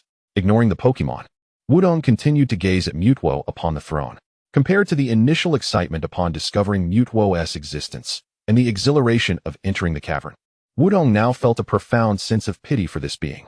Scientists had bestowed upon it unparalleled power, yet failed to grant it a warm heart, leaving it perpetually surrounded by destructive force. Suddenly, Wudong comprehended why the president of the Development Society had entrusted him with a Master Ball. To redeem Mutwo, one must become its trainer, forging a genuine bond to instill within it a true heart. Thus, Wudong chose to continue provoking it, urging Mutwo to embrace basic emotions. So you finally dare to emerge, a true sovereign, yet you cower in the depths. Wudong smiled as he spoke, his words embodying both his innermost thoughts and a deliberate provocation. Mutwo, in contemplation, remained silent. It simply rose and waved its hand to dismiss the Pokemon that were poised to charge forward. With its formidable psychic abilities lifting its form, Mutwo floated toward Wudong. Human, what is your purpose? To capture the strongest weapon, or to lecture it? Mutwo articulated slowly, its mouth remaining closed, merely employing its psychic powers to convey its voice. Wudong sensed an additional element in Mutwo's words, self-mockery. Mutwo was aware of Wudong's intentions yet allowed him to approach, solely to comprehend the essence of bonds. However, it realized, much as Wudong had stated, that it fundamentally did not grasp the concept of bonds, nor could it discern what they truly entailed. It derided itself as a weapon, and its previous remarks were as much directed at Wudong as they were at itself. The notion of a weapon attempting to understand the true nature of bonds through combat was indeed a ludicrous one. Yet, from Wudong's perspective, that was not the case. Mutwo's words were imbued with emotion, and unbeknownst to it, it had already taken its first step. Wudong produced an empty Pokeball, chuckling softly as he continued. I understand that lying before you serves no purpose, so I confess, I have come to capture you. However, the Mutwo I aim to capture is not as a weapon, but as a future partner. Mutwo fell silent, seemingly daunted by Wudong's declaration. Wudong was correct. Given Mutwo's capabilities, lying held no meaning, as its psychic powers could easily discern deceit. The reason for its shock was that Wudong spoke the truth. He sought to capture Mutwo as a companion, not as a weapon. Suddenly, Mutwo recalled the words spoken to it a decade prior by a 10-year-old boy. Do you truly understand the hearts of Pokemon? You are not saving them. You are merely taking them away from their companions. Mutwo thought, try to understand humanity. Not all humans are villains. Mutwo remained silent. Returning to its throne, gazing intently at Wudong, their eyes locked. Suddenly, it noticed something. Within Wudong's satchel lay a Master Ball. Ha ha ha ha ha. Mutwo erupted in laughter, its voice laced with fury and resentment. The fragile trust that had begun to form shattered in an instant. Hypocritical human, you repulse me. To think you could conceal your intentions from my perception, well done. You speak sweetly while bearing a Master Ball. Mutwo roared, its voice shattering the surrounding rock walls. Kyogre and Darkrai emerged almost simultaneously from their Pokeballs, the powers of the two deities enveloping Wudong in a protective energy shield. Why assist him? Mutuo continued to bellow, its voice a tempest of rage. It could not fathom why a deity Pokémon would aid a human, why it would submit itself to such a human's side. Roar. Kyogre emitted an equally furious roar, responding to Mutuo. Darkrai, however, chose to control the situation, allowing Arceus to voice its own thoughts. Mutuo, you misunderstand. Wudong is not what you think. Mutuo clearly recognized Darkrai, sneering as it regained some composure and questioned, then what do you perceive him as? Aren't you similarly bound by a special Pokeball? Darkrai shook its head, about to explain, when Wudong raised his hand to interrupt. The Master Ball is mine to explain. Yet, simultaneously, Wudong felt a profound disappointment in Mutuo. It would not step beyond its own internal world. In its eyes, humanity was akin to original sin. Under such circumstances, the notion of capturing or reforming seemed futile. Wudong resolved to depart after offering his explanation, allowing Mutuo to remain within its self-imposed isolation, continuing its evasion. Perhaps time would dull its inner hatred and illuminate the true meaning of bonds. Wudong advanced, stepping past Darkrai and Kyogre, ascending the steps to the high platform until he stood before the throne. Mutuo remained seated, unresponsive. Even with the Master Ball in Wudong's possession, it could shatter it in an instant. Thus, it wished to witness what further struggles this hypocritical human might display, what grandiloquent words he would utter. Wudong also remained silent, maintaining his smile as he retrieved the Master Ball from his satchel. Mutuo's pupils glimmered with a faint purple light, a disdainful smirk forming on its lips. Just as it was about to utter a triumphant remark, something unexpected occurred. Wudong released his grip, letting the Master Ball tumble to the ground. And the moment it struck the floor, he activated his battle suit, bringing his foot down forcefully. Boom! A tremendous sound erupted as the Master Ball shattered beneath his foot. Energy and electricity danced upon the remnants, and Wudong kicked them aside. His smile faded, his expression becoming impassive as he gave Mutuo a thumbs up, then slowly rotated his finger. With his thumb pointing downward, Wudong pressed down with force. He needed no words. Every sentiment was encapsulated in this provocative gesture. The derision, indifference, and fury in Mutuo's gaze dissipated completely, replaced by shock and astonishment. Wudong walked past Mutuo, producing 2 Pokeballs, pressing the buttons to release Lucario and Hitmontop. They did not engage Mutuo in battle, but moved to assist Lurina and Arceus. Farewell. Wudong relinquished those simple words, turning to leave, his demeanor etched with resolve. Just as he had contemplated in the inn, Wudong sought companions, not puppets bound by constraints. Should Mutuo refuse, he would never force it. As Wudong's silhouette departed from Mutuo's sight, it stared at the remnants of the Master Ball, where energy still flickered. Mutuo felt a wave of confusion. It could not comprehend why, as a weapon, it experienced such indescribable turmoil within. Clearly, it was merely a human engaging in a foolish act. Why did it affect Mutuo? Why did Darkrai assist Wudong, even going so far as to explain? Why did Wudong interrupt Darkrai, preventing it from continuing? He had come to capture it. Yet he willingly shattered the Master Ball and left. Mutuo suddenly found itself unable to decipher Wudong's intentions. What was the invisible connection between Wudong and the Pokémon? Was it a bond? Mutuo was filled with curiosity, yearning to uncover the answer. It did not even realize what it was doing. It did not understand why it used its psychic abilities to mend the shattered Master Ball. It was oblivious to its own actions, unaware of why it appeared before Wudong through a spatial portal, offering him the Master Ball. What is a bond? You tell me. Chapter 71. Capturing Mutuo. Team Rocket strikes again. For a moment, Wudong was at a loss for words. He beheld Mutuo standing before him, grasping the Master Ball that had been shattered beneath his foot. Most importantly, it was offering the Master Ball to him. What is a bond? You tell me. Mutuo's words remained devoid of emotional fluctuations. Although Wudong lacked emotional intelligence when it came to girls, he was not incapable of understanding Mutuo's intent. Clearly, Mutuo was inviting Wudong to capture it, and during their journey, to enlighten it on the nature of bonds. The crucial point was that Mutuo had proactively invited Wudong to capture it. What an extraordinary turn of events. The resolute decision to shatter the Pokeball moments ago evaporated, and the exhilaration that had been cast aside surged back within him, almost causing Wudong to leap for joy, even if there was no outward change. Mutuo nonetheless sensed the emotional fluctuations radiating from Wudong. Do not misunderstand. I merely propose a collaboration, which does not imply that you are my mentor. Nor could I ever become your possession. I shall assist you solely in times of dire need or when I choose to intervene. The Master Ball is uniquely suited to contain my power, yet this does not signify that it can bind me. Mutuo emitted a dismissive snort as it spoke. placing the Master Ball back into Wudong's hands. Wudong smiled wryly, sensing that Mutwo still harbored an intangible barrier against humanity, unwilling to relinquish its pride. Nevertheless, it had taken this step forward instead of continuing to hide. Bonds and trust are built gradually, and Wudong believed that given sufficient time, he could sway Mutwo, nurturing within it a warm heart. Please take care of me in the future. Wudong smiled as he pressed the button on the Master Ball, enveloping Mutwo in a radiant purple light. Upon checking his phone, he found an additional entry in the Pokémon status bar. Mutwo, LV100. Fully leveled. Truly, as the mightiest weapon among Pokémon, its regal prowess was indeed legendary. After marveling at this, Wudong pressed the Master Ball button once more, and Mutwo reappeared. Just as he had thought, Wudong respected Mutwo and would not confine it with the Master Ball. However, given that this was Mutwo, the most formidable Pokémon, a pretense was advisable. With this in mind, Wudong took out the Pokeball containing Zoroark and pressed the button. The moment Zoroark emerged, the entire cave was nearly overwhelmed by its startled yelp. Mutwo! Zoroark's shriek echoed through the cavern, and after Wudong provided ample explanation, it finally grasped the situation. This meant that Mutwo was now our ally, but to disguise it as another Pokémon, much like Kyogre and Darkrai. Just as Wudong nodded, Zoroark leapt up, slapping Wudong on the head. You think I can use illusion on the fully leveled strongest Pokémon? That's impossible. The destructive energy emanating from Mutwo was far too potent for illusion to conceal. Zoroark grumbled, while Wudong rubbed his head, apologizing with a smile. This scene stirred a flicker of emotion in Mutwo, causing a subtle ripple within it. I can interfere with human brainwaves, rendering me invisible to others, Mutwo casually remarked, its eyes glinting, causing Lurina and Ajing to awaken abruptly. Where am I?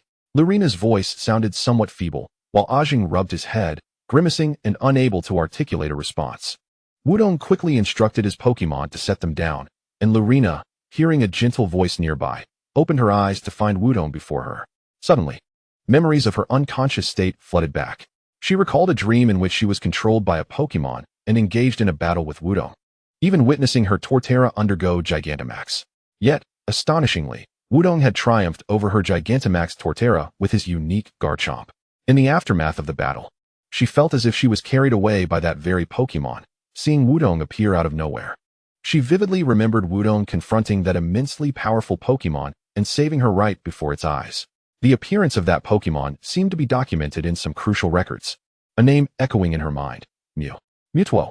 Lurina suddenly came to her senses, instinctively reaching for her waist, only to find her Pokeballs missing. It had not been a dream. The Pokémon had been taken by Mutwo, and she had been under its control, even battling against Wudong. And Wudong had faced that strongest of Pokémon, ultimately rescuing her. Doubts about Wudong's intentions crept in, leading her to suspect he was a member of an evil organization. A surge of emotions, guilt, discomfort, joy, and gratitude, overwhelmed her. Looking at Wudong, she found no ill intent or impurities in his striking eyes. It was this young man who had saved her. Are you all right? Can you stand? Wudong extended his hand, his tone imbued with warmth. Lurina nodded slightly, grasping Wudong's hand to rise. At that moment, she felt anything but calm, hardly daring to meet Wudong's gaze. Yet unbeknownst to her, Wudong was silently celebrating. Lurina truly could not see Mutwo, who stood right beside them, the interference of its psychic power too strong to perceive. Indeed, Wudong's full attention was fixed solely on the Pokémon, oblivious to the complex feelings arising from the beautiful girl before him, who was on par with Izumi. Meanwhile, Ajing, still rubbing his head, grumbled as he stood up.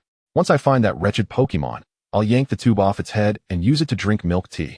Mutwo, however, had already appeared behind him, unnoticed. Not only that, but a destructive sphere of psychic energy had materialized in its raised palm. Wudong swiftly moved to grasp Ajing's shoulder, turning him away. Ha ha ha, this is far too dangerous. We should leave. As he spoke, Wudong cast a sidelong glance at Mutwo, signaling it to refrain from acting recklessly. Mutwo regarded Wudong, allowing the energy sphere to dissipate, followed by a disdainful snort. Be cautious, trouble is imminent. Although I have a score to settle with them, I shall leave it to you. Mutwo suddenly uttered these two statements, and before Wudong could fully comprehend its meaning, an explosion erupted, shattering the distant passage. What is happening? Ajing exclaimed first. The sounds from outside provided an answer in the next moment. Hey kid, we're back. The previous explosion was merely a greeting. If you know what's good for you, come out willingly. Hand over your Pokémon. It was the voice of the Team Rocket trio. The explosion had been their doing. Wudong and the others dashed toward the site of the explosion, climbing over the rocks to finally see the full extent of their surroundings. They stood atop an underwater mountain, reaching the height of the sea level, resembling a small isolated island amidst the ocean. Above them, dozens of Team Rocket battle aircraft hovered ominously. Cannons were already aimed at their position. If fired upon, the mountaintop would be reduced to rubble. Jessie triumphantly seized the megaphone and proclaimed, "Hey kid, Mutuo is our target. Hand over your Pokémon now, and I can ensure your safe departure. If you don't wish to be blown away, you'd best comply." Chapter 72, Childhood Companions. If you don't wish to be blown away, you'd best comply and surrender all your Pokémon, Jessie declared, reveling in her triumph, feeling exhilarated after so long. The sensation of having the upper hand over the kid was utterly delightful. Most importantly, witnessing the chaos on the kid's and his companions' faces confirmed they had not captured Mutuo. Not only could she deal with the kid, but she could also capture Mutuo. It was simply splendid. Jessie could never fathom that, at this very moment, Mutuo stood beside Wudong, accompanied by dozens of Pokémon. However, all of their brainwaves were being severely disrupted by Mutuo's formidable psychic powers, rendering them unseen and unheard. "Go ahead and do your thing. I will safeguard these Pokémon." Mutuo crossed its arms, speaking languidly, showing no inclination to assist Wudong. Wudong was convinced that Mutuo's notion of safeguarding Pokémon meant it would only protect its own kind. Of course, Wudong was not one to back down. After all, they were merely aircraft, and how could they triumph over the deity of the ocean? A smile crept across Wudong's lips as he retrieved 2 Pokeballs, pressing the buttons and launching them forth with vigor. "I entrust this to you, Gyarados, nightmarish spirit. Kyogre, activate your ability." A torrential downpour descends. The ocean roars in fury. The Origin Sea engage. A radiant blue light erupts from Kyogre. Primal reversion. "Little imp, you truly have no regard for courtesy. Fire away. Defeat all of his Pokémon before capturing them." Musashi shouted furiously, and in the instant she pressed the firing button, dozens of cannonballs surged forth, blazing through the air. However, this was utterly ineffective against Wudong. "Gyarados, utilize Origin Pulse. Nightmarish Spirit, unleash Dark Void," Wudong commanded. As blue orbs of light surrounded Kyogre, Darkrai appeared like a specter before the barrage of cannonballs, and with arms outstretched, a black hole formed, devouring all the shells. "What?" Musashi exclaimed in astonishment. "How is this possible?" Even Lurina was caught off guard, exclaiming, "Goodness! This is the Nightmarish Spirit. How did it manage that?" Ajing, unable to contain himself, let out a curse. They had already been terrified upon hearing about Origin Pulse and Dark Void. Those were exclusive moves of Kyogre and Darkrai. Yet Gyarados and Nightmarish Spirit were employing them. And now, not only had Dark Void been successfully executed, it had produced such an effect. Indeed, this is Dark Void, the power of the divine. Dark Void serves as a gateway to the realm of darkness, capable of inducing sleep in Pokémon and even transferring these cannonballs to the dark world. Next came Kyogre's devastating offensive. Darkrai flew back behind Kyogre, as countless azure beams targeted the aerial machines. "Quick dodge. The power of this move is extraordinary," Musashi shouted in panic, pressing the energy shield while frantically evading the rays of Origin Pulse. Bang, bang, bang, bang. A series of explosions echoed through the air. Dozens of flying machines were obliterated in an instant, but it wasn't over yet. "Gyarados, use Hydro Cannon." Wudong pressed on, switching from Origin Pulse to Hydro Cannon. Roaring, Kyogre's cry reverberated across the ocean as 10 colossal water spouts erupted from the sea, shooting skyward. Moreover, the roar of the sea god summoned forth the Pokémon from the ocean as a swarm of Milotic appeared before all. They emitted unique calls, conjuring dazzling light from their mouths, unleashing a beam of destruction. This is the Destruction Beam, a move with a power of 150. Additionally, more oceanic Pokémon simultaneously unleashed their ranged attacks upon the flying machines. What an annoying feeling. A familiar phrase pierced the night sky. As the ocean's fury subsided when Kyogre was recalled, the ocean Pokémon sank beneath the waves, their forms fading away, leaving only one Milotic, who remained partially afloat. Gazing at Lurina on the shore, their eyes met, and Lurina seemed to grasp something as memories surged forth in her mind. She instinctively took a few steps forward, extending her hand. Wudong smiled and stepped aside, pulling Ajing, who was about to rush over in warning, back. He then turned slightly to look at Mutuo. Mutuo spoke not a word, casting a glance at Wudong before shifting its gaze to Lurina. The Milotic swam closer, resting its head against Lurina's palm. The bond awakened memories. Lurina recognized the Milotic before her. It was her childhood companion, the ugly fish that had evolved into this Milotic. The Milotic, too, recognized Lurina, tears streaming from its eyes. It lowered its body, allowing Lurina to mount its back, as they frolicked and leaped upon the moonlit sea, resembling two mermaids fulfilling a childhood promise.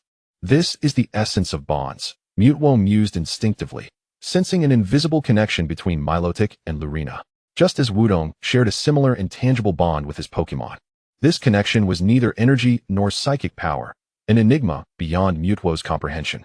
It felt as though, as long as it journeyed alongside this new partner, one day it would understand the true nature of bonds. The next day, at 10 in the morning, Wudong arrived at the entrance of the Waterwave Gym, briefcase in hand, offering a slight smile as he pushed the door open. Upon returning to the inn the previous night, Wudong had recalled that the document entrusted to him by the club president was meant for the gym leader of Waterwave City. However, the briefcase contained not only the documents, but also 6 Pokeballs. Inside were the Pokémon that Lurina had lost to Mutwo. Last night, Mutwo had intended to deliver those abandoned Pokémon to a safe location, including Lurina's Pokémon. But at the moment of departure, it recalled the bond shared between Lurina and Milotic on the ocean's surface, and hesitated. Ultimately, Mutwo decided to keep Lurina's Pokémon and return them in Pokeballs. Though it said nothing and did not acknowledge it, Wudong understood that this strongest Pokémon by his side was simply Tsundere. Miss Lurina, this is the document from the club president for you, along with your Pokémon.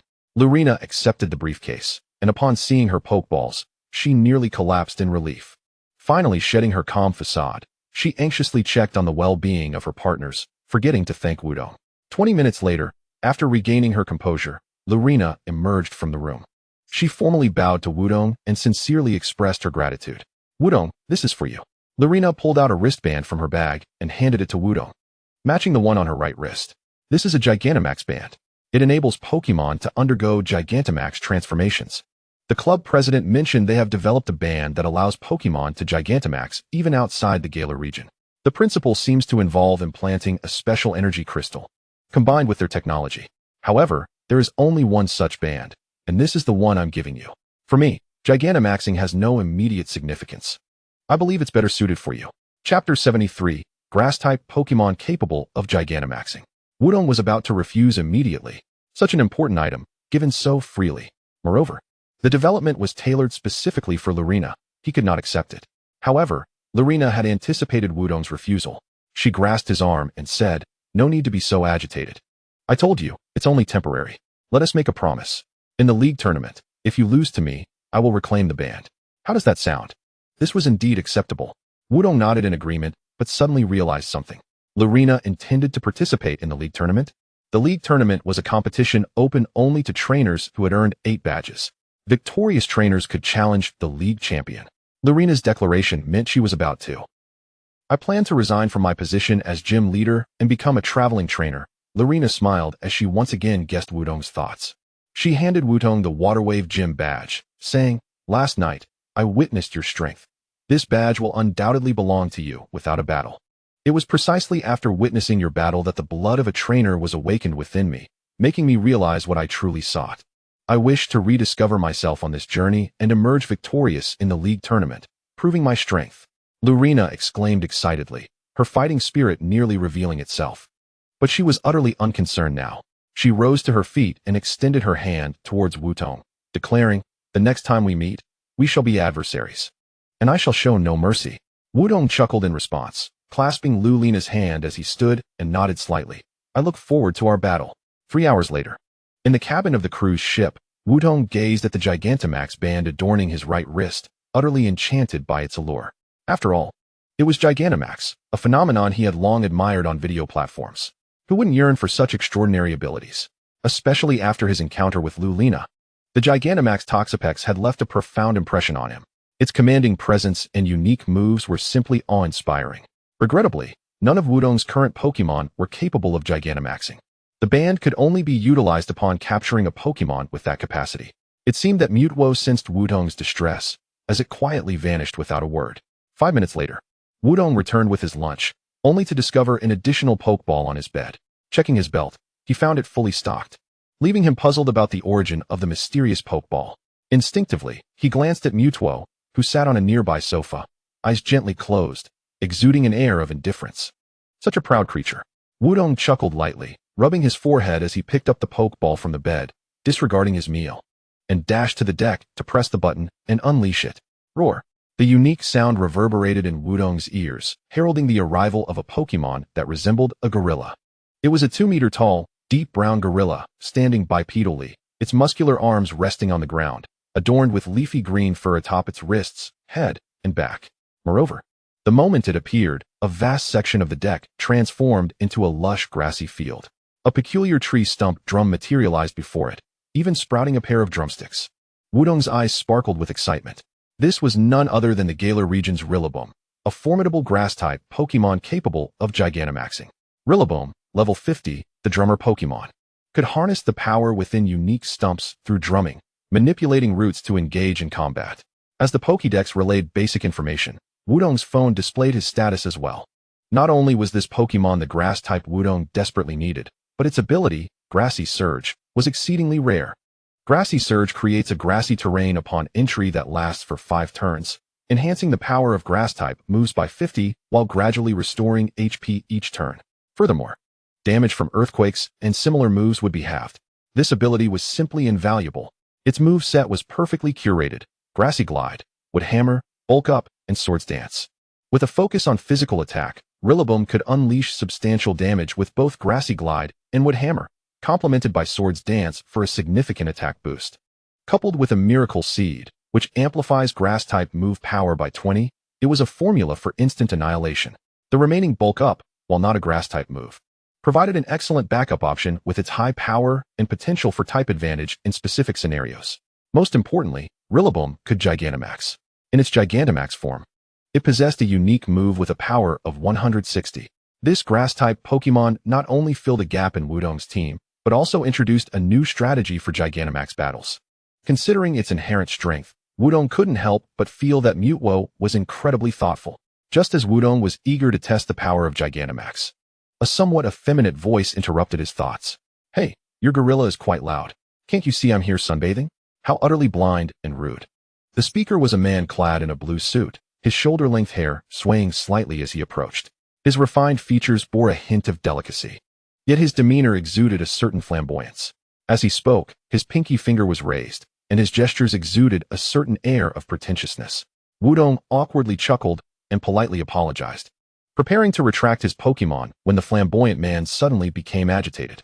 He stomped his foot on the deck, clenched his fists at his sides, and strutted over to Wudong with an air of indignation. "Do you think a simple apology will resolve this? You disrupted my sunbathing, throwing off my entire schedule and preventing me from achieving optimal results. Interrupting a beautiful person in their quest for beauty is the utmost provocation, and I accept your challenge. Thus, I demand a battle."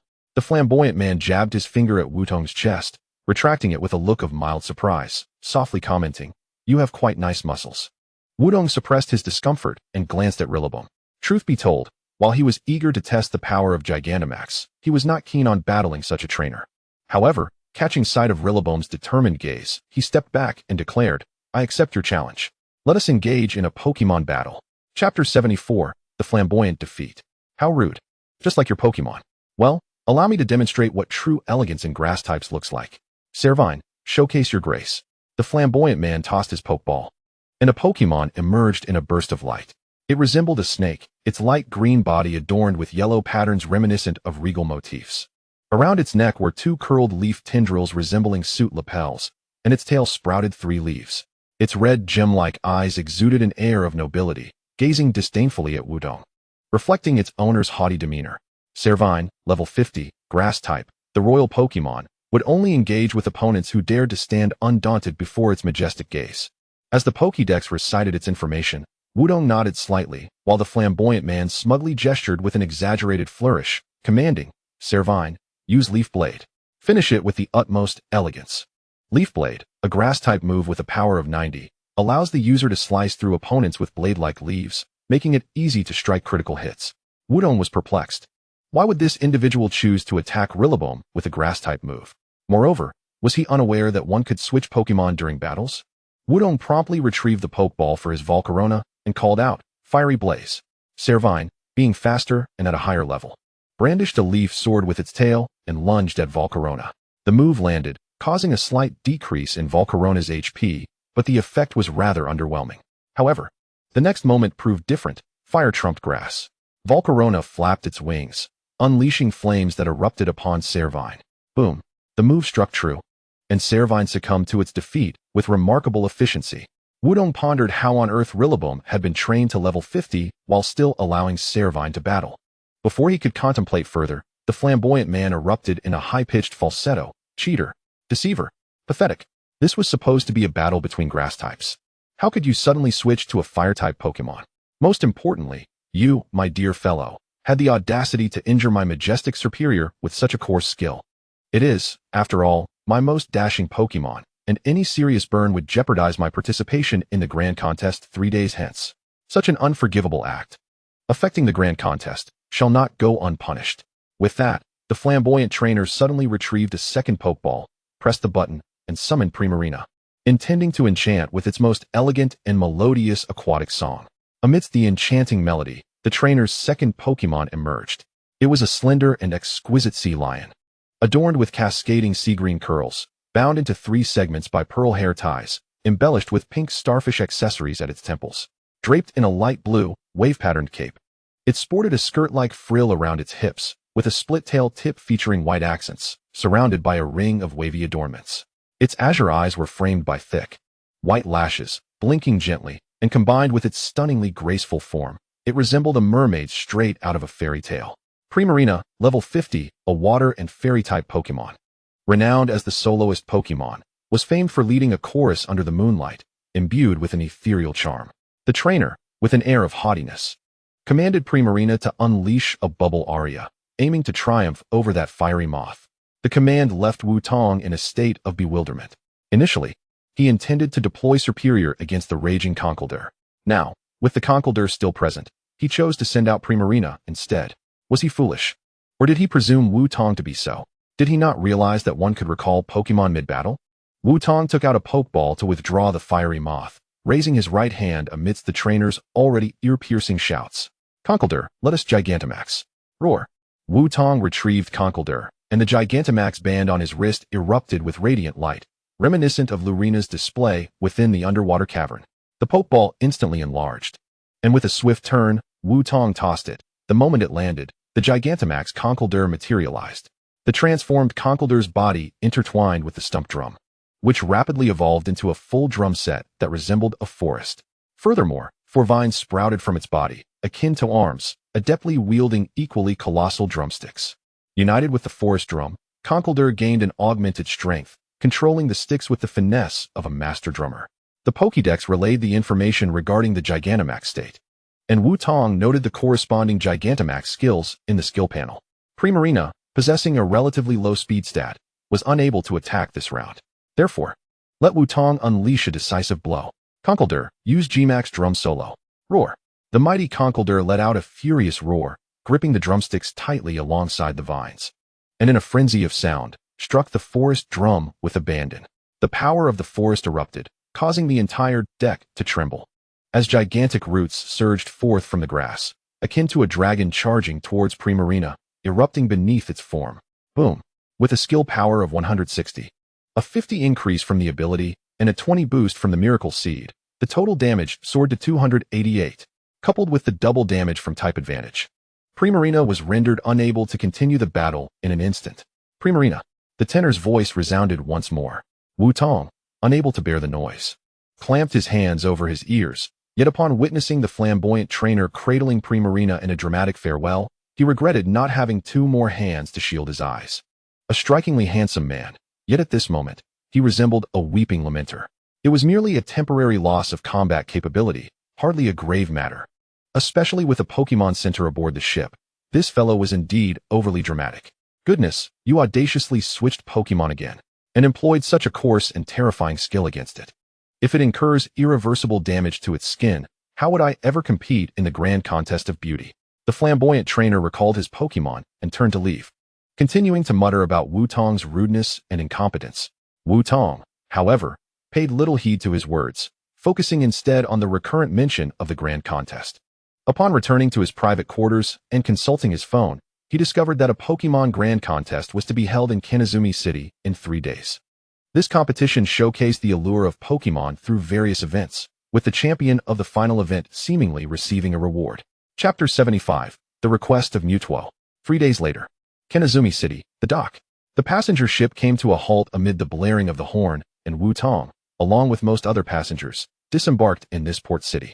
Opening his browser, the screen displayed basic information about the city. Kanazumi City, a vibrant harbor city bustling with visitors from various regions. This city lacks a gym but boasts a marine science museum, a Pokémon enthusiast club, and the venue for the Pokémon Grand Contest. Most notably, it houses the largest shipyard in Hoenn, the Kusunoki Shipyard. The base of Team Aqua, the colossal ship was primarily constructed by the shipyard and the museum's curator, Kusunoki. Furthermore, the curator is a close friend of Kyogre, akin to brothers, and Wu Tong must address him as uncle. As for the flamboyant trainer's mention of the grand contest aboard the ship, it is set to commence tonight, lasting 3 days. The prize is rumored to be a diamond from the legendary Diamond Mine Kingdom, symbolizing the splendor of the victor. Of course, such ostentatious prizes hold little appeal for Wu Tong. They are neither Pokémon nor exceptional items, only of interest to trainers like that flamboyant fellow.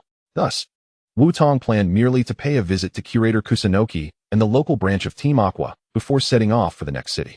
Just as Wu Tong was about to make his way to the shipyard, Mewtwo, who had been trailing beside him, suddenly opened its eyes and placed a hand on Wu Tong's shoulder. The grand contest is of great importance. You must participate. Wu Tong's head was filled with question marks. The mightiest Pokémon was urging him to partake in such a contest? Even Zoroark, who typically revels in social gatherings, was perplexed. Such contests were essentially beauty pageants, lacking in any substantial combat skill. Like the flamboyant trainer aboard the ship, his Pokémon were trained solely for the grand contest, resulting in their utter lack of battle experience and comical antics. With the crowd's chatter, it was prudent to discuss this in a safer location. Mewtwo, sensing their confusion, simply stated this. Wu Tong surveyed the surroundings. Indeed, Kanazumi City was teeming with travelers from all over the world, an eclectic mix of people. Mewtwo's earnest demeanor suggested that the grand contest held significant importance, so it would be wise to find a secure place for discussion. Resolving this, Wu Tong reluctantly set aside his plans to visit Curator Kusunoki and headed directly to Team Aqua's local base. Within the base's most luxurious chamber, Mewtwo sat on the sofa, delicately sipping the coffee previously offered by Team Aqua members, and engaged in telepathic dialogue with Wu Tong. Do you know of the Diamond Mine Kingdom? Wu Tong nodded, responding leisurely. As far as I know, the Diamond Mine Kingdom is a beautiful underground realm, home to various exquisite minerals and diamonds. The prize for this grand contest is sourced from there. Mewtwo took another sip, gesturing with its free hand, and manifested a vision through its psychic abilities. The image revealed an underground world filled with splendid crystals and diamonds, where countless small diamonds frolicked and played. At the center of this spectacle stood a Pokémon that appeared strikingly unique.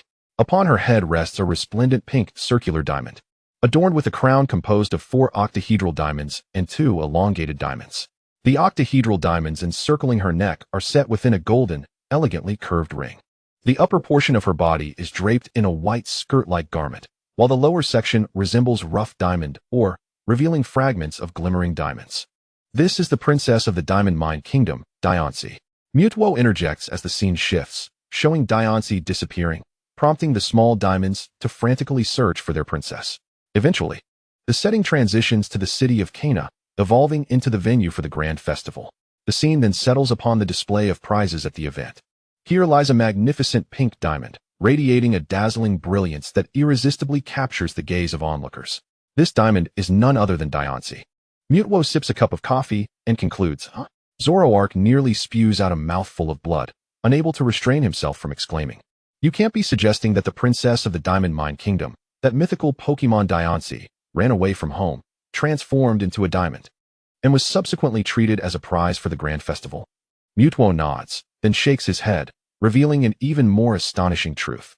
It was her own volition to become a prize. She wishes to travel with a trainer well-versed in the art of elegance. Zoroark finds himself utterly speechless. Even with his penchant for mischief, he never anticipated such an extreme act.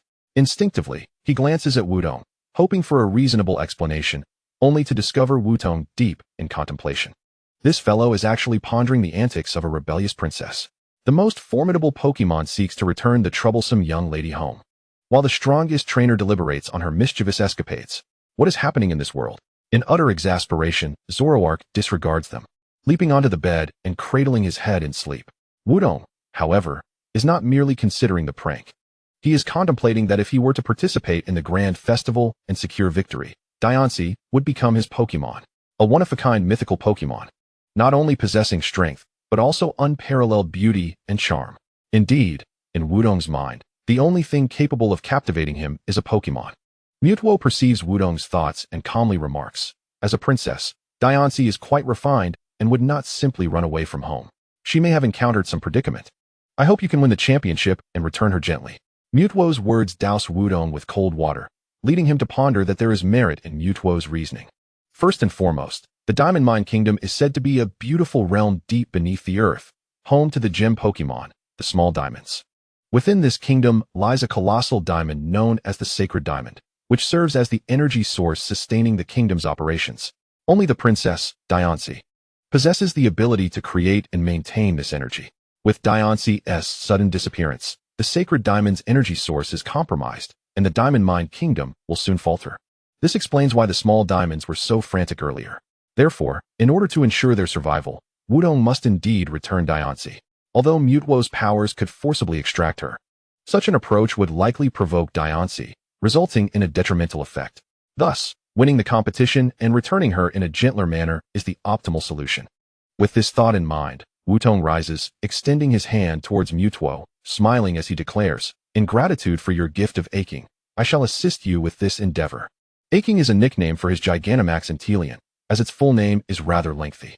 Especially following their battle on the deck, Wudong has grown increasingly fond of it. A drop of kindness deserves a fountain of gratitude. This is a principle Wudong has understood since childhood. Mutwo has provided him with such a splendid partner, and it is only right that he reciprocates the favor. Grand Festival, here I come.